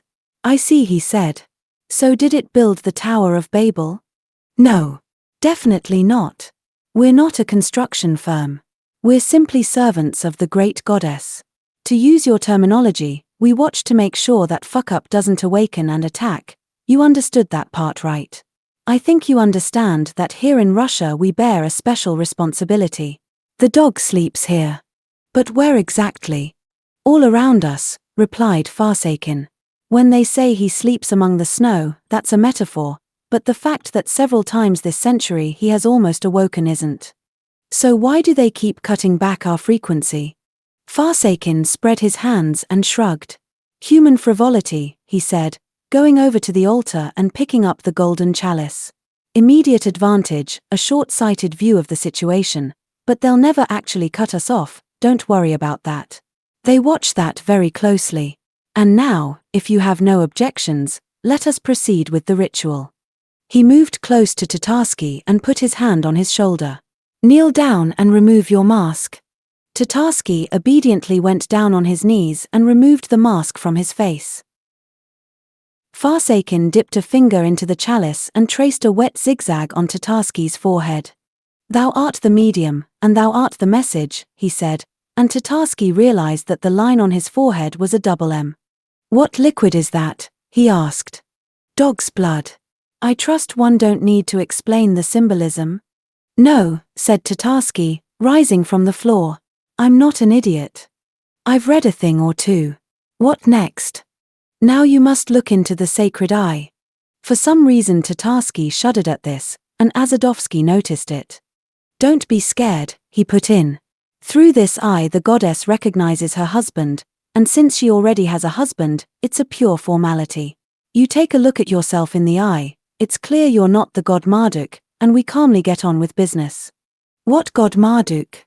Well, maybe not Marduk, then, said Azadovsky, taking out a pack of cigarettes and a lighter. It doesn't matter. I didn't mean anything in particular. Farsuk, you explain to him, you've got it all taped. Meanwhile I'll take a trip to Marlborough country. It's another mythologeme, said Farsakin. The great goddess had a husband, also a god, the most important of all the gods, to whom she fed a love potion, and he fell asleep in the shrine on the summit of his ziggurat. Since he was a god, his dreaming was so powerful that, in general, it's all a bit confused, but all of our world, including all of us, and even the goddess, are apparently his dream. And since he can't be found, she has a symbolic earthly husband, whom she chooses herself. Tatarsky cast a glance in the direction of Azadovsky, who nodded and released a neat smoke ring through the mouthhole of his mask. You guessed, said Farsakin. At the moment it's him. For Leonid, it's naturally a rather tense moment when someone else looks into the sacred eye, but so far it's been all right. Go on. Tatarsky went up to the eye on the stand and knelt down in front of it. The blue enamel iris was separated from the pupil by a fine gold border. The pupil itself was dark and reflected like a mirror. In it Tatarsky could see his own distorted face, Farsakin's crooked figure and Azadovsky's bloated knee. Turn the light this way, Farsakin said to someone. He won't be able to see like that, and he has to remember for the rest of his life. A bright beam of light fell on the pupil, and Tatarsky could no longer see his own reflection, which was replaced by a blurred golden glimmering, as though he had just spent several minutes watching the rising sun, then closed his eyes and seen its imprint lost and wandering through his nerve endings. Just what was it I was supposed to see, he wondered. Behind him there was a rapid scuffle. Something metallic clanged heavily against the floor and he heard a hoarse gasp. Tatarsky instantly leapt to his feet, sprang back from the altar and swung round. The scene that met his eyes was so unreal that it failed to frighten him, and he decided it must be part of the ritual.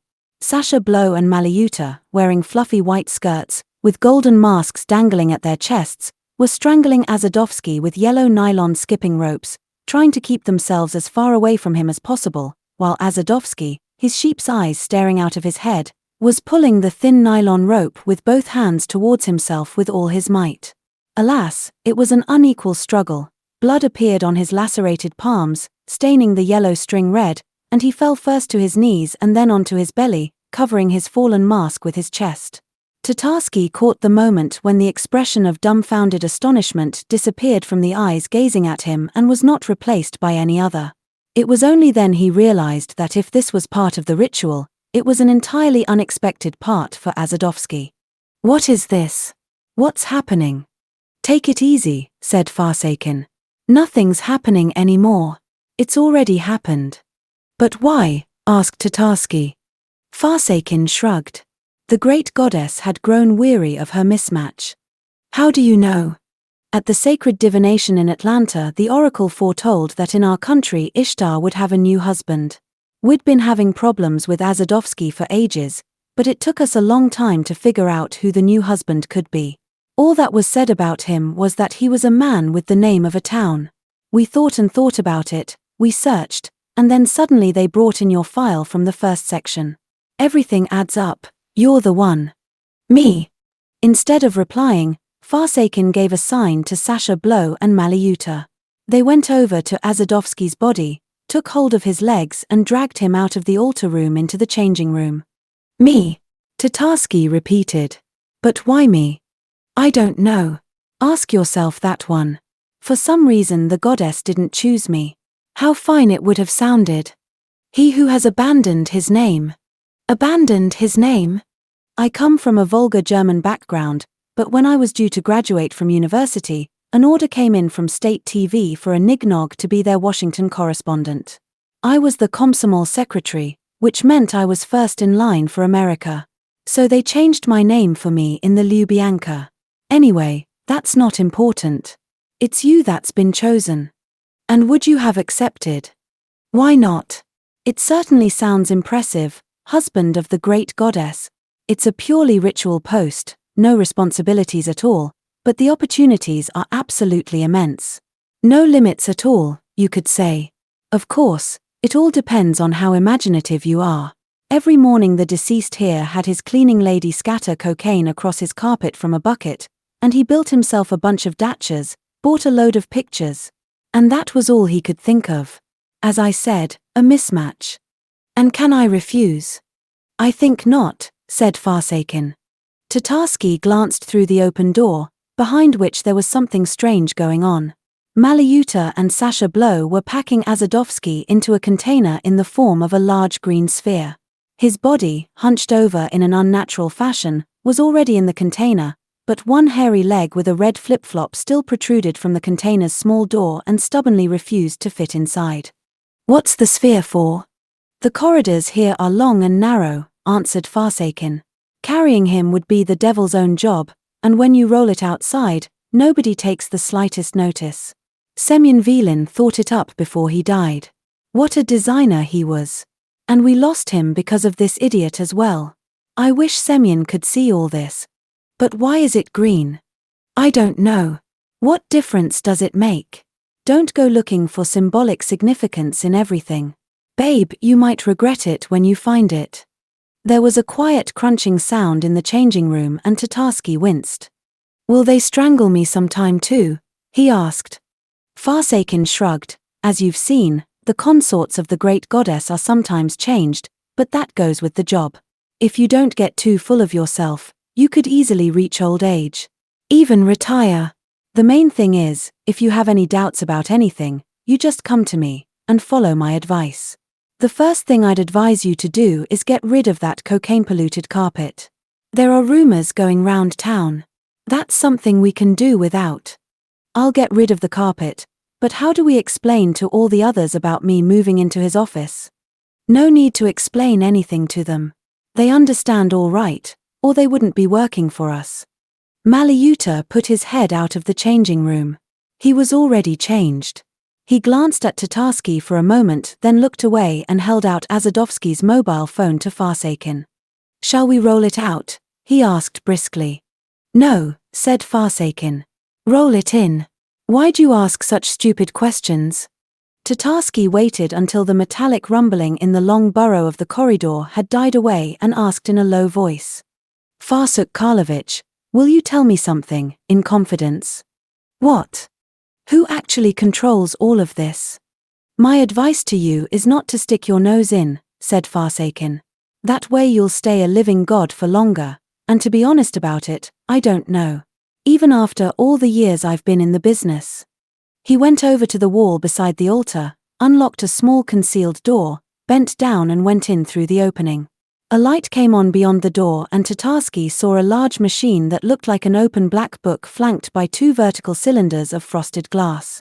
The flat black surface facing Tatarsky bore the word computer in white and some unfamiliar symbol, and standing in front of the machine was a seat rather like a dentist's chair with straps and latches. What's that? Tatarsky asked. A 3D scanner. What's it for?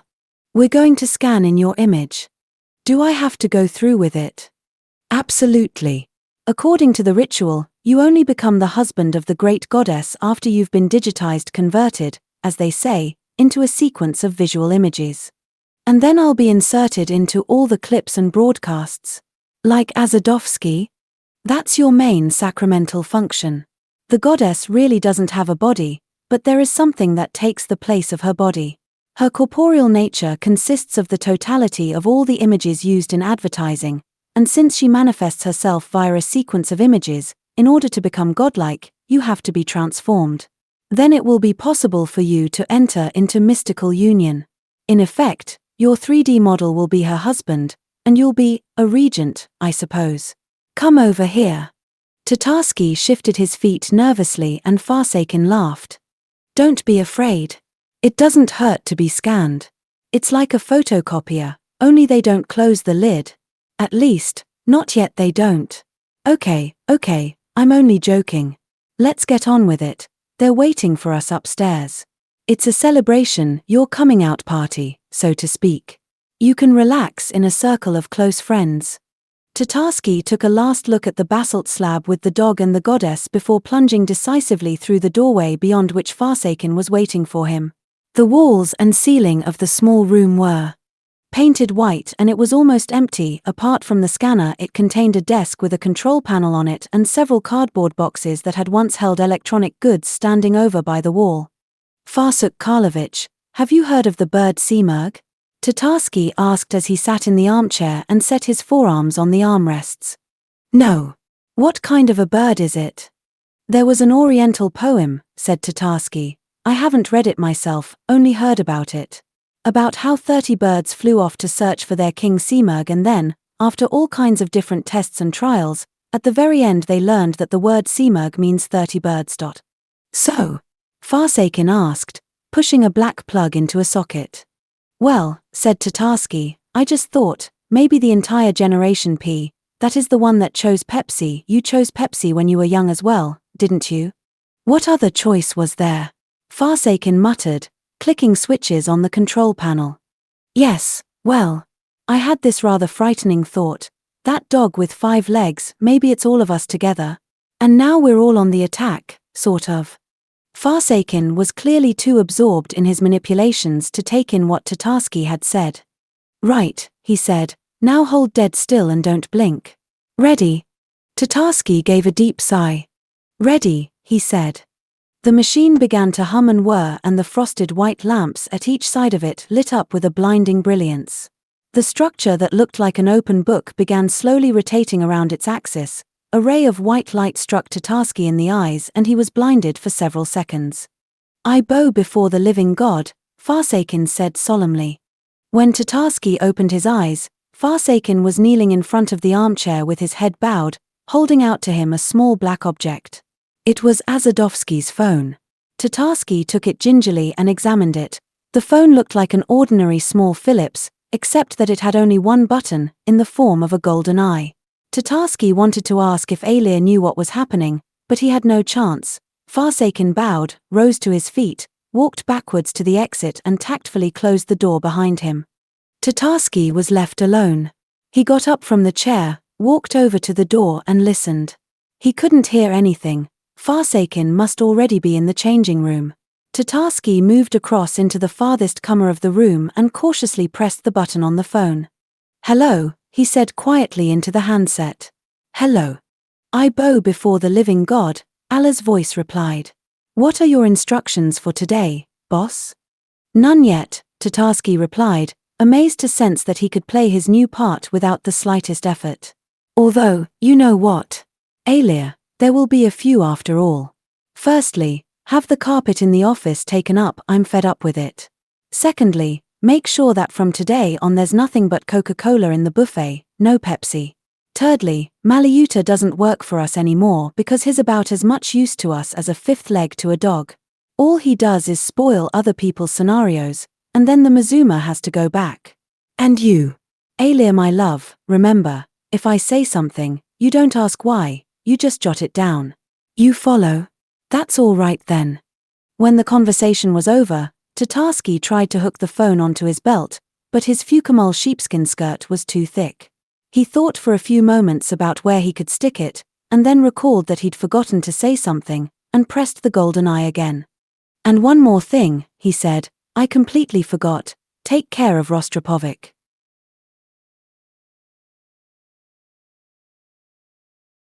Chapter 16. Tuborg Man.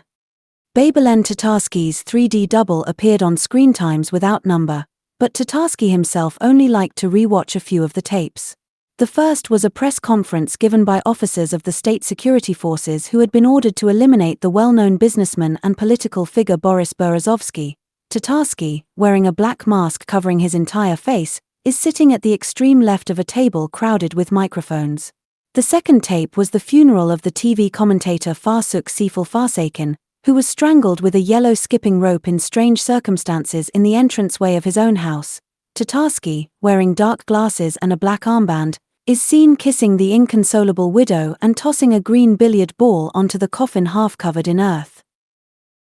The event shown in the next report is rather harder to understand. It's live footage from a hidden camera of the unloading of an American Hercules 130 military transport plane following a night landing on Red Square.